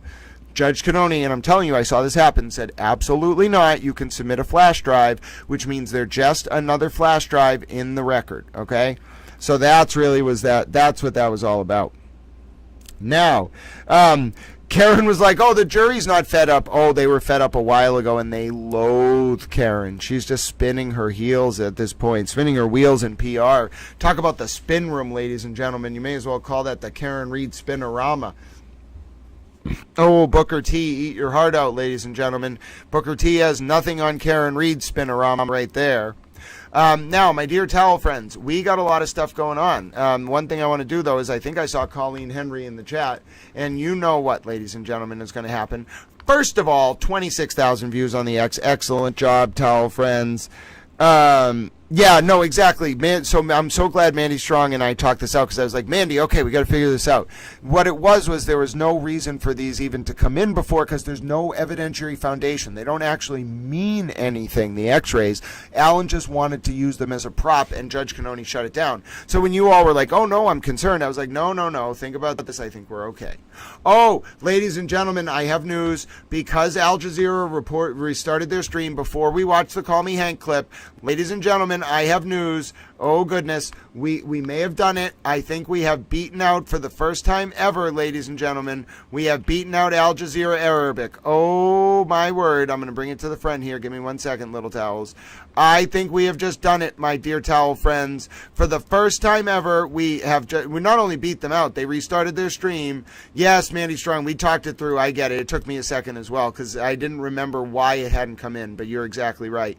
Ladies and gentlemen, it is a glorious day. We have beaten out Al Jazeera Arabic, ladies and gentlemen. We have finally beaten them. It is 26K to 7K. They must have restarted their stream. It is a glorious day. I would like to say hello to the people of Qatar. We have beaten out your national network. I am a towel. I send my diplomatic greetings and hellos. I'm not a representative of the United States government. I'm just being friendly. I am an international towel. Hello, ladies and gentlemen from Qatar and all the towels around the world. I would just like to point out that we are bigger than Al Jazeera Arabic. I did it. We did it, ladies and gentlemen. I know the Ted Daniels thing was important to towel, but really I had my heart set on beating out Al Jazeera Arabic. You know, little towel wants to call himself a super international towel.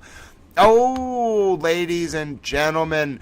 Yes, Ange Whittick, it is a glorious day to be a towel. We have hit 26K. We're done with our recap. We're heading into the end of the day. You know exactly what's coming out. You know exactly, Eva. It's Spinorama. And you know exactly what's coming up, because Colleen Henry, I saw Colleen Henry in the chat, ladies and gentlemen. And although we are celebrating our victory over Al Jazeera Arabic in a friendly way, I also, ladies and gentlemen, am going to play the clip. Now, we saw a lot of mock jurors coming in, and that's a wonderful thing. But ladies and gentlemen, my name is Grant Smith Ellis. I'm a towel. You can call me Towel. And you know what's coming next, because what can you call him, ladies and gentlemen? Oh, yes, I think it's true. You can call him Hank Brennan, and I think I have the clip in colorized, stabilized form from the super towel himself, Murder by Maestro, ladies and gentlemen. I may have to go back to yesterday to get it. Yes, I do post a lot on Twitter. It's becoming a bit of a towel problem. I post so much on Twitter, I sometimes wonder if I am a one-man news operation. Yes, ladies and gentlemen, I am a newsroom. I'm an anthropomorphic towel newsroom. Oh, goodness, ladies and gentlemen. Goodness. And we're also going to do a Hank Sock analysis when he walked into court. But if Colleen Henry's in the chat, you know it's coming, ladies and gentlemen. You know it's going to happen. It would be a violation of intergalactic towel law not to play it. You all are going to realize what's happening. Yes, Colleen Henry's in the chat, which means it's even better. Oh, towel friends, get on your Call Me Hank suits and let's do it.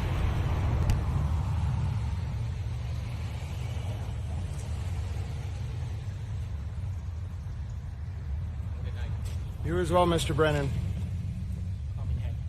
Okay, sir, I will, Hank.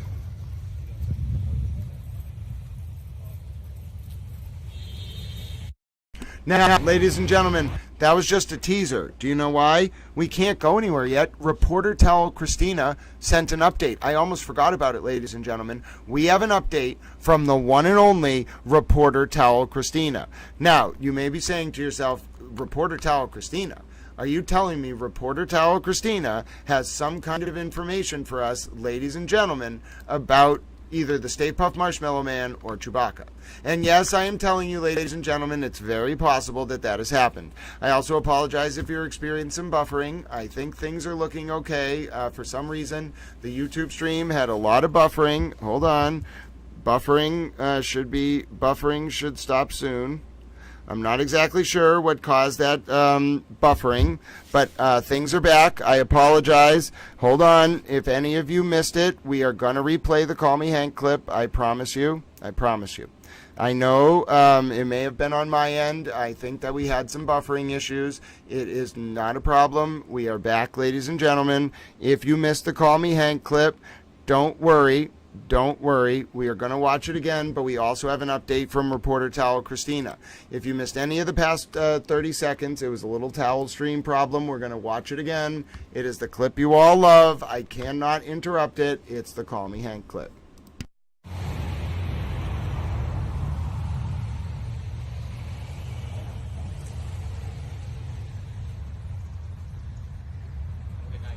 You as well, Mr. Brennan. Okay, sir, I will, Hank.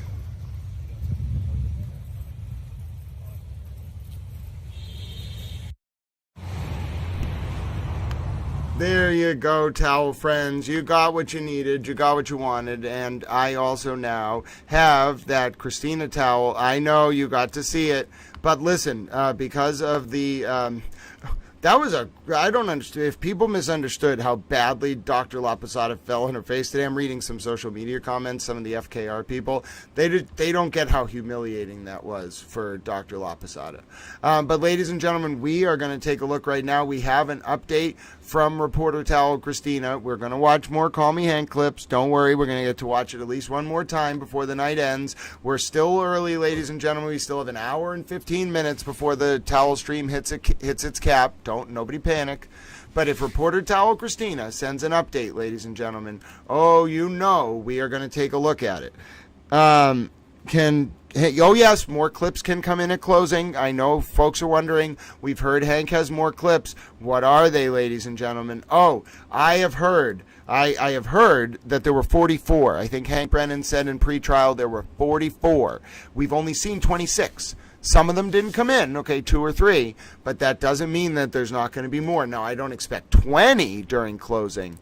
But ladies and gentlemen, I expect more Call Me Hank, more Karen clips. Yes, you know there's going to be more Karen clips coming.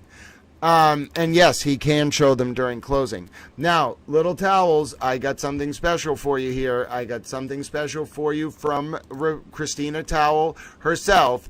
Ladies and gentlemen, we have an update, a sketch apparently from within the courtroom. I do not know if this is accurate. Reporter Towel Christina has found, goodness, Reporter Towel Christina has made some art, ladies and gentlemen, and I'm interested in your thoughts. Has Reporter Towel Christina, for yet another day, nailed it? Yes, Eva, we're going to analyze. Excellent, Karen. You can be the bailiff. You will protect the jurors. You are assigned as the bailiff, Karen. I'll make sure that we have that down. Bailiff equals Karen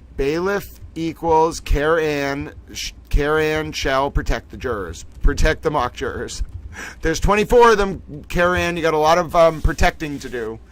Ladies and gentlemen, I think that Reporter Towel Christina has figured out what happened with the witness in the John O'Keefe and Karen Reed trial today. She forgot her oxygen apparatus. Goodness. That's exactly what happened, little towels. That is exactly what happened. My word. At least she got her oxygen. I'm so thrilled.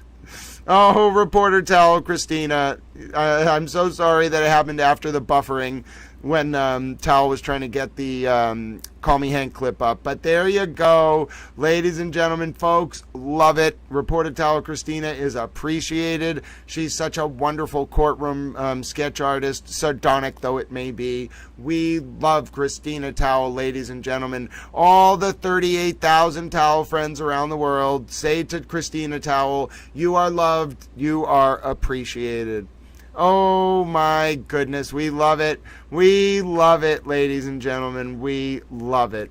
Now, I've had a special request from Reporter Towel Eva. Now, you know, Reporter Towel Eva, you've been promoted. You are now the Reporter Towel in charge of making sure that we cover what's going on with Hank Brennan's feet towels. Now, you might be saying to yourself, sir, what is a foot towel? Well, listen, we've gone over this numerous times. Ladies and gentlemen, a foot towel is a sock. Now, I realize that it's a little perplexing because this was a motion yesterday put on the floor by the commander of the Towel Expeditionary Force in Europe, Def Otter. And you may be saying to yourself, well, just because Def Otter said that socks or feet towels doesn't mean they're feet towels. Well, we voted on it. We took a formal motion, and I can tell you, ladies and gentlemen, without question, that we are now referring to socks as feet towels, and now we are going to watch the video of Hank Brennan coming into court, and then we're going to rewatch it again while zooming in on his socks, feet towels, because that makes Eva happy.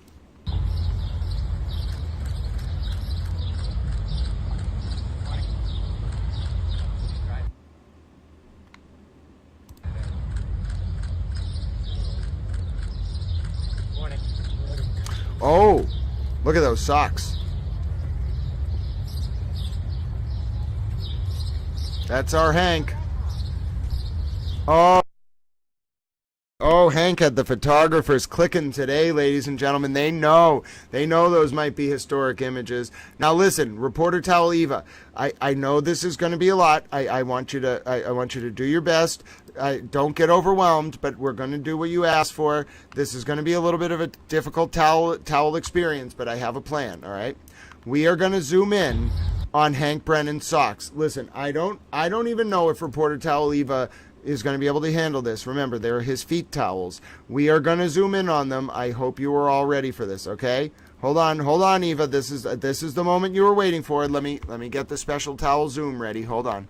Reporter Towel Eva, I want you to do your best to contain yourself during these moments. I know how important feet towels are to you, and I know I've gotten requests on X, not just from Eva, but from the towels around the world. They want their daily updates about Hank Brennan's feet towels. Now, I am not going to deny them that, all right?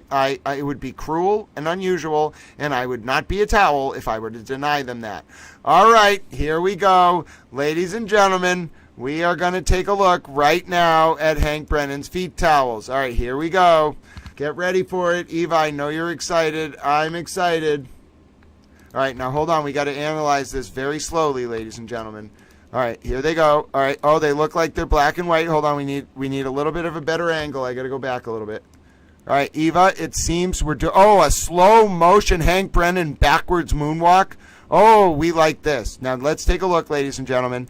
They seem to be black socks with white checkerboards. All right. Oh, yep. That's it, ladies and gentlemen. That's the shot. That's the $1 million shot. The man with his black and white socks, the man himself, Hank Brennan. It's what the world wanted to see. Now, listen, ladies and gentlemen. I know I don't mean to cut Hank. Oh, actually, I think we can do this without cutting Hank Brennan's face out. Ready? Watch this.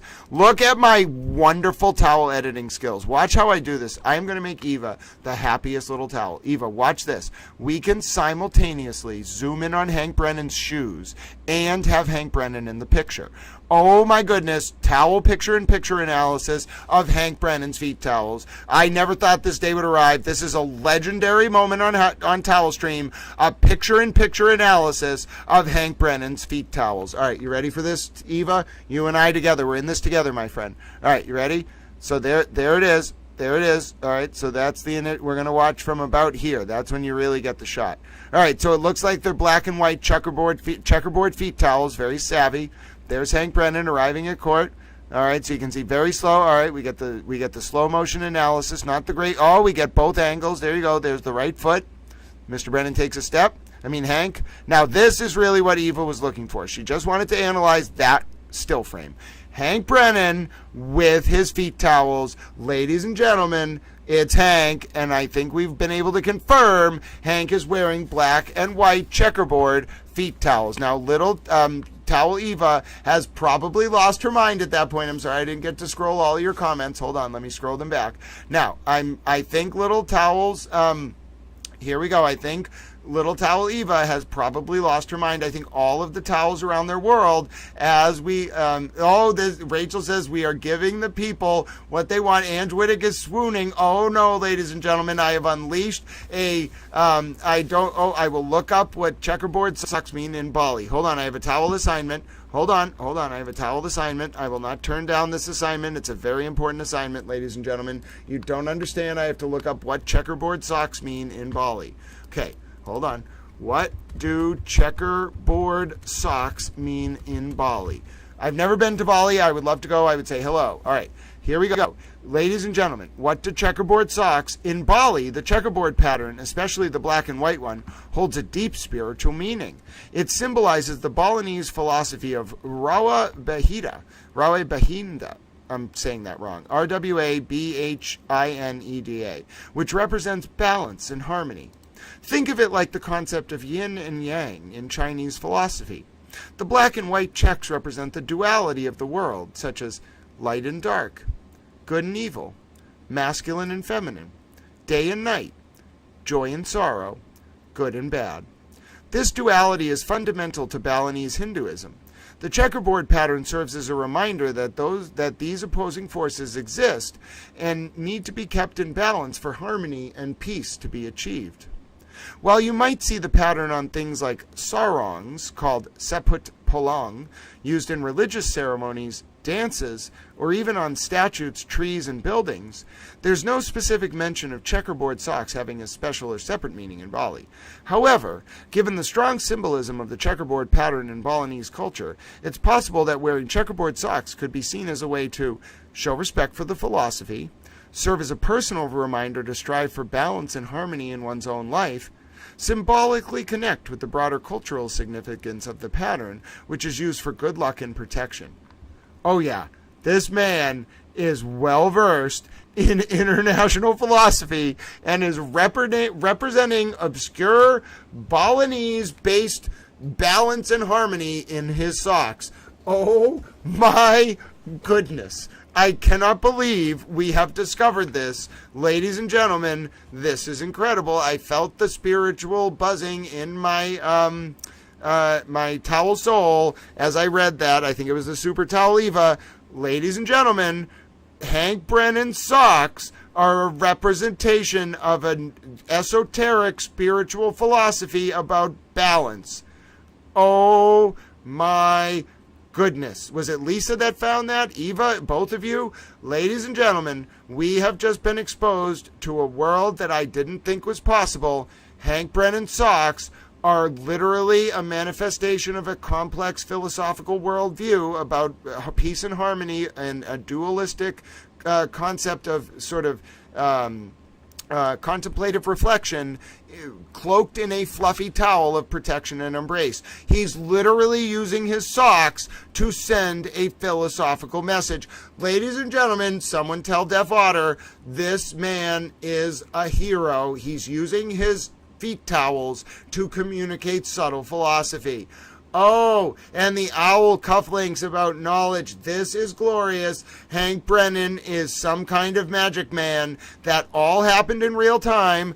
I cannot believe we just got to analyze Hank Brennan's checkerboard socks pattern being a subtle symbolic reflection of some kind of deep esoteric Balinese-based philosophy around duality in human existence. I love it. This man is my hero. Hank Brennan, after the trial, I look forward to sitting down with you. We can have dinner, and then I will interview you. We will have a fascinating conversation, and I will ask you, I know you're waiting for it, if you are a towel. The second you say, yes, I am a towel, the world is going to go absolutely nuts. You don't understand, Mr. Brennan, Hank, if you say yes to the question, are you a towel, there are going to be people in like 90 countries who just run around in circles saying, oh my God, he said I'm a towel. I cannot wait. I cannot wait. It will be the greatest little thing, this little towel. It will be almost as good as the Call Me Hank clip. Ladies and gentlemen, I still can't believe that I'm asking about the Balinese dualistic philosophy and the hidden message in Hank Brennan socks. That's going to be a question. Then I'm going to be like, by the way, I know this is going to be a little weird, but there's a wonderful towel named the wonderful person who's the commander of the Towel Expeditionary Force in Europe. I don't have time to explain. Their name is Deaf Otter. They decided that socks are called feet towels. So, now, based on this, I'm going to present it to Hank this way. Hank, here's my logical proof of this, okay? You are Hank Brennan, okay? You wear socks, right? And he's going to be like, yes, I wear socks. Okay. Socks could be used as a towel. in certain situations, you could, if you spilled water on the floor while getting a glass of water and you pick some of it up with your sock, that could mean a sock is a towel. And I think Hank Brennan would say, okay, I agree with both of those premises. Then I could say, okay, so you, Hank Brennan, wear socks. Socks are feet towels. You, Hank Brennan, are a towel. You see what I'm saying? You see where I'm going with this, ladies and gentlemen? And I would be like, based on that logical proof, would you be willing to say that you are a towel? If I can deliver that with a straight face, it will be the pinnacle, the apex of my journalistic career. I don't know if I'm going to be able to do it. It's going to be hard enough to get through the sock question. Now, the Balinese philosophy does really interest me. But I'm telling you, ladies and gentlemen, if I get to ask Hank Brennan if he's a towel, I'm going to lose my mind. I'm literally losing my mind just thinking about it. Hank, I hope you give me that opportunity. I am a towel. Oh, goodness. But you know what's coming next, ladies and gentlemen? We are going to, I know we watched the Hank Brennan arrival clip, but would it really be a towel day if we did not transition from that to a video of Hank Brennan saying, call me Hank? No, it would be illegal.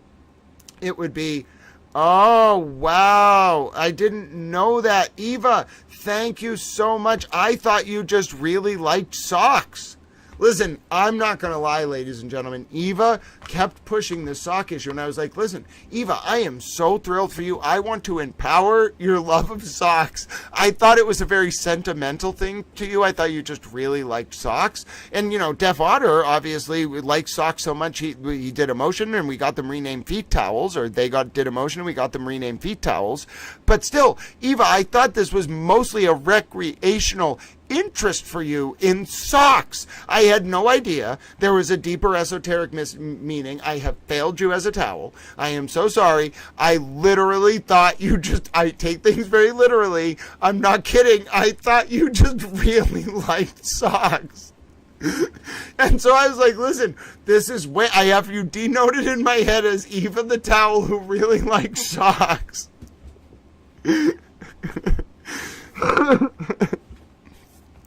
And now listen, I don't think it's wrong. Ladies and gentlemen, there's Allie 90211's right. And listen, Allie 90211, if socks are feet towels, then we always have socks and we always have towels. It's wonderful. I think it was raining today. That may have been why someone was doing that. Oh, goodness. Now I feel like I have to spend a lifetime apologizing to Eva Towel, who was trying to convey to me a complex esoteric message, and I mistook it because I take things literally as Eva liking socks. Everyone likes towels. Everyone can like socks, too. I just never had met someone who was just really into socks. I was a little bit perplexed. I was like, what is it about socks that are so... I didn't think it was like a fetish. I was just like, does Eva like knit socks? Maybe Eva runs a sock-based company?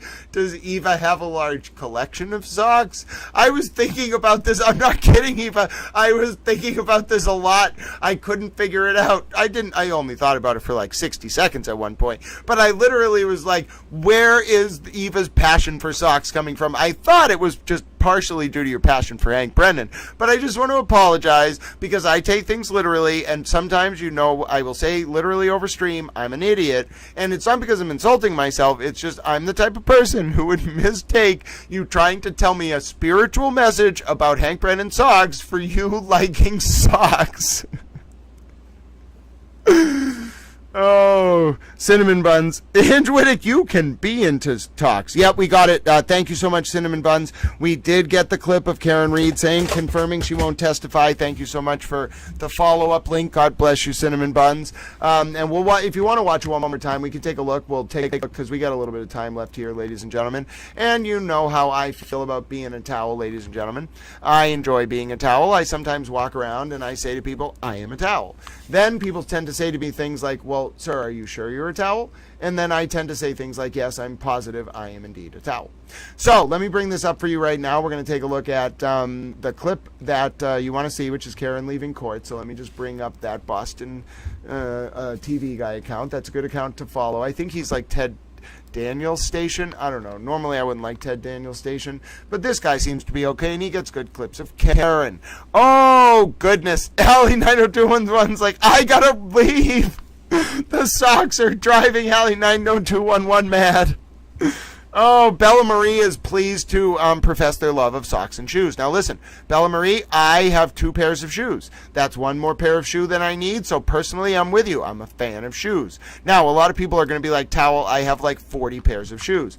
All right, well, I don't have 40 pairs of shoes, but I do have 2, which is more than 1, which means you can call me a fan of shoes. I think shoes can also be towels. All right, let's watch Karen walk out of court. On that note. Why are we just seeing the x-rays for the first time? The Commonwealth didn't present them. They were in the autopsy folder, and RME saw them, and Rentler saw them, and memory serves, Vulture said he didn't see them. But you going to testify? The first trial too, right? They existed? Why make that decision?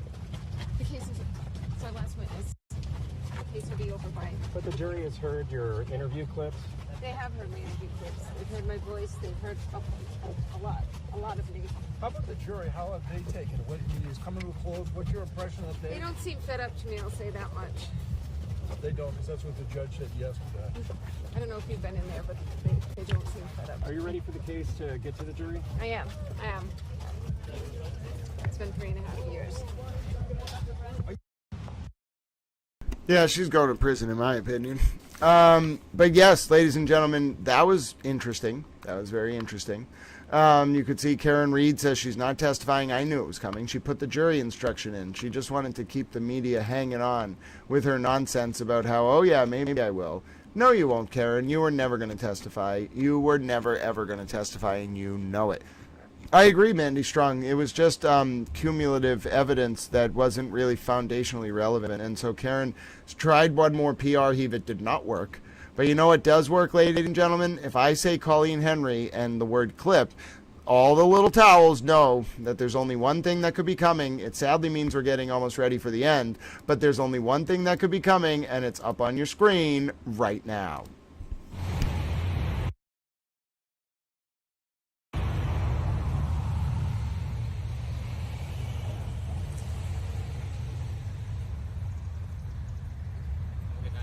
You as well, Mr. Brennan. Okay, sir, I will, Hank.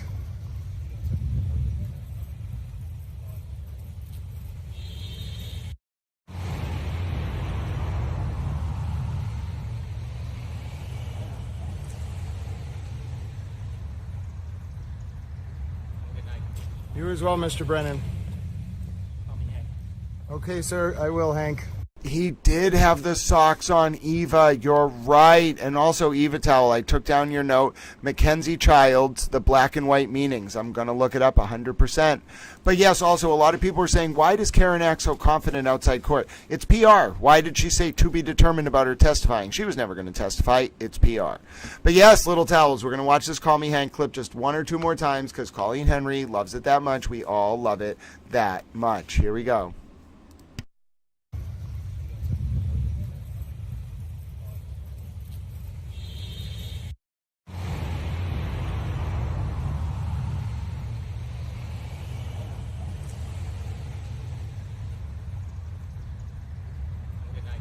You as well, Mr. Brennan. Okay, sir, I will, Hank. Oh, we love it, ladies and gentlemen. We love it. All right, now, don't get sad. Don't get sad. Don't worry, Towel friends. We're going to be with each other. Did you know if you look on Towel Stream, tomorrow's 7:30 a.m. Towel Stream link is already up. And remember, it's about justice for John, ladies and gentlemen. It's about justice for John O'Keefe.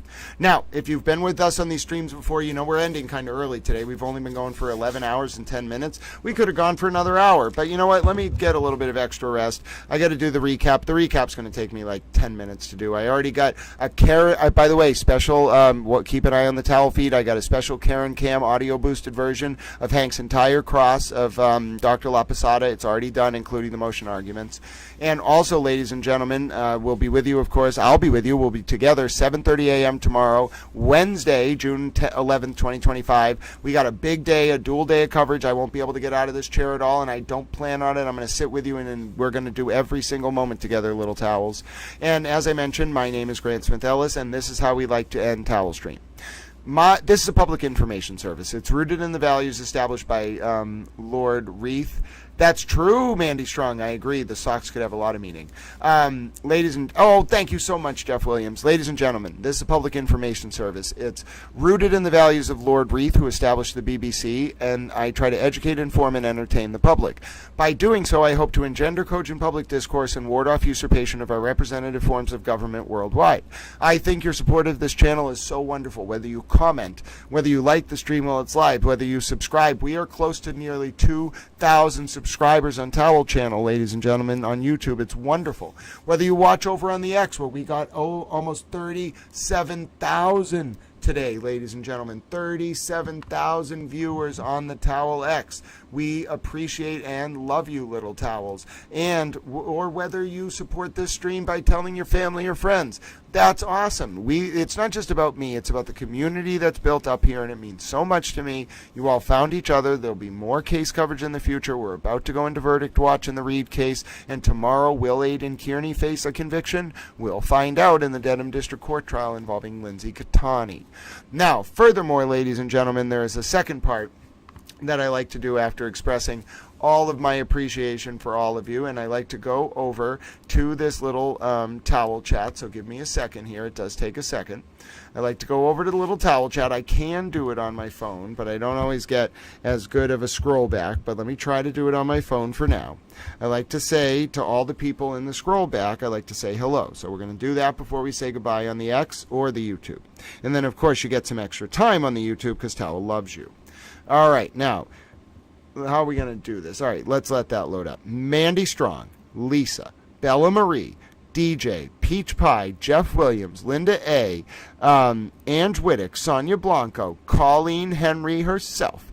Hello, my dear friend. Eva, Mandy Strong again, Bella Marie, Christina Towel, hello, Ange Wittick, Bella Marie, Eva, Peach Pie, Allie 90211, Sonia Blanco, it's great to see you. Cinnamon Buns, hello, my dear friend. Thank you for that link earlier. Rachel, it was great to see you. Bella Marie, I saw you in there. Hold on, ladies and gentlemen. Oh, yes, who else did we see?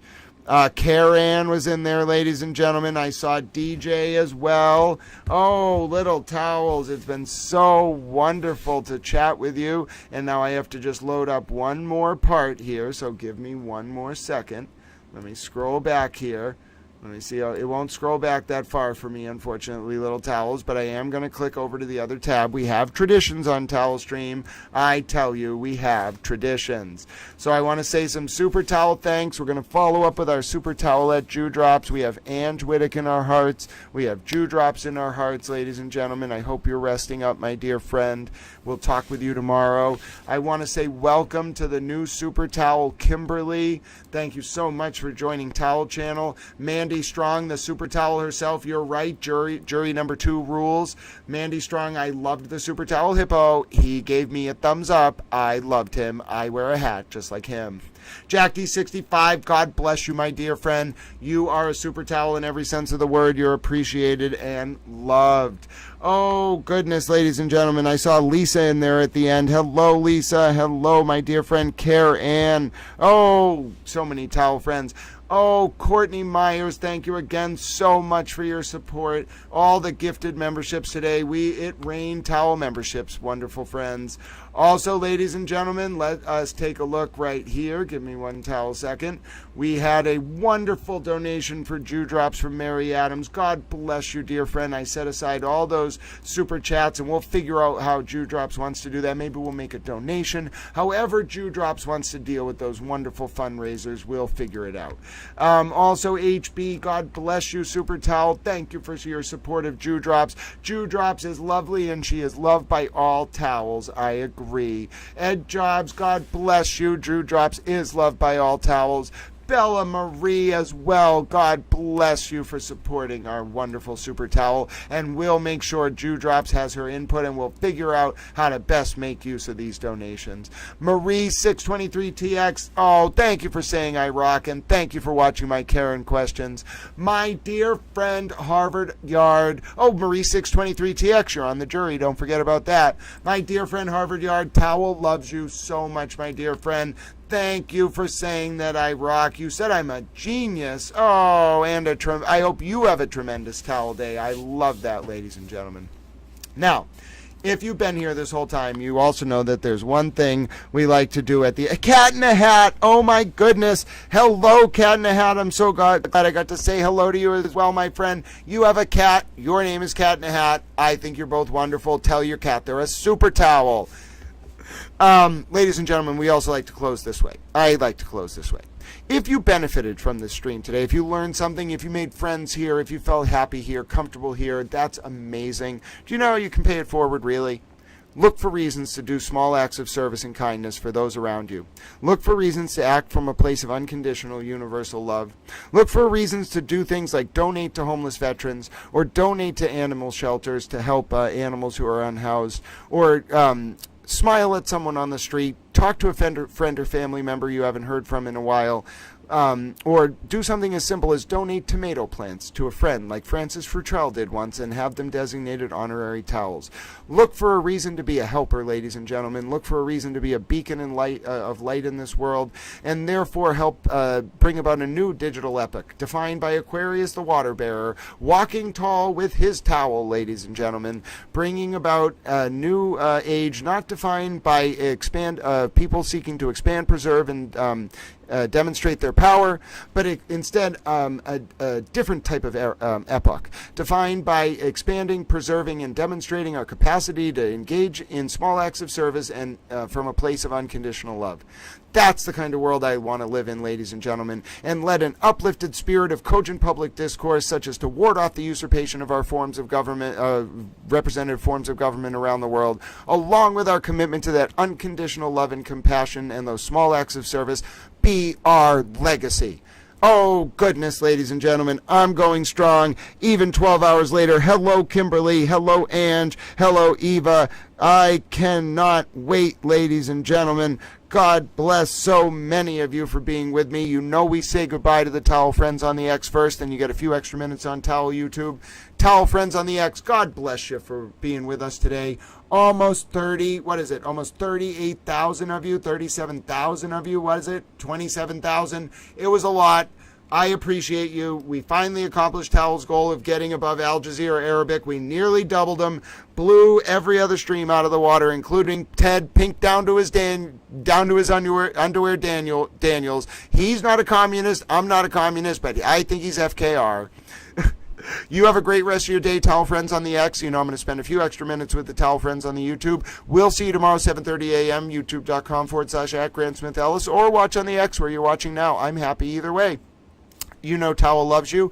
Be safe out there. God bless. We'll be with each other in just under 13 hours, so it looks like 12 hours and roughly 42 minutes or so. We'll be back with each other, ladies and gentlemen. I don't know if I got that exactly right, but either way, I'm going to say goodbye to the Towel Friends on X. Be safe out there. You know Towel loves you, and God bless. Towel Friends on the YouTube, it's my favorite time of the day. It means so much to me that we got to spend time together today. Macy Towel, hello, my friend. You have a great rest of your night. We're going to be back with each other in just over 12 hours, ladies and gentlemen. 12 and a half hours, 12 hours, 40 minutes, 12 hours, 42 minutes if you want to be exact. 7:30 a.m. Eastern. Will Aiden Kearney get convicted? If he does, I promise you, ladies and gentlemen, I know it can be a big anticipation or a letdown if he doesn't get convicted, but if he gets convicted, I promise promise you we will do an actual towel celebration tomorrow. Whatever you want to do to celebrate, I'll get a towel cheeseburger. We don't know when the verdict's going to come down. It's a judge trial, so it's going to happen quick. Whatever it may be, ladies and gentlemen, we are going to be ready for it. We'll be sitting there with towels on, and we'll do a celebration. Chloe was freed today. Will Lindsay Gattani get justice tomorrow? Will John O'Keefe get justice by the end of next week? Ladies and gentlemen, this has been big. I'm so thrilled to be with you. You empowered me. You helped me reduce my anxiety. You make me feel loved. You make me feel like I have a purpose on this earth. You can sense it in my voice, ladies and gentlemen. I can tell that some of you are so attuned that you know when I get nervous, you know when I'm in the zone, you know when I'm sad, you know when I'm happy.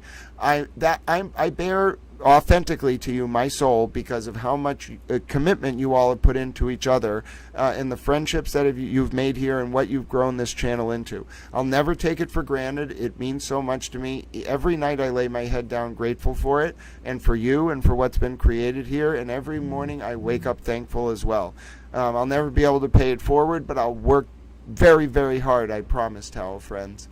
And I want you all to enjoy every single moment of the rest of your night. Know that Towel loves and appreciates you. Know how much of an impact you made in my life, and know that you're special because you are you. Towel loves you all so much. Before I break into towel tears out of appreciation, I'll see you tomorrow, bright and early, 7:30 a.m., youtube.com/Grant Smith Ellis. Be safe, towel friends. Be well. Love each other. Look for reasons to help. Be a beacon of light in this world. Be a helper. That will make little Towel happy. I can't wait to see you tomorrow morning. Be well. Towel loves you, friends. Towel loves you so much.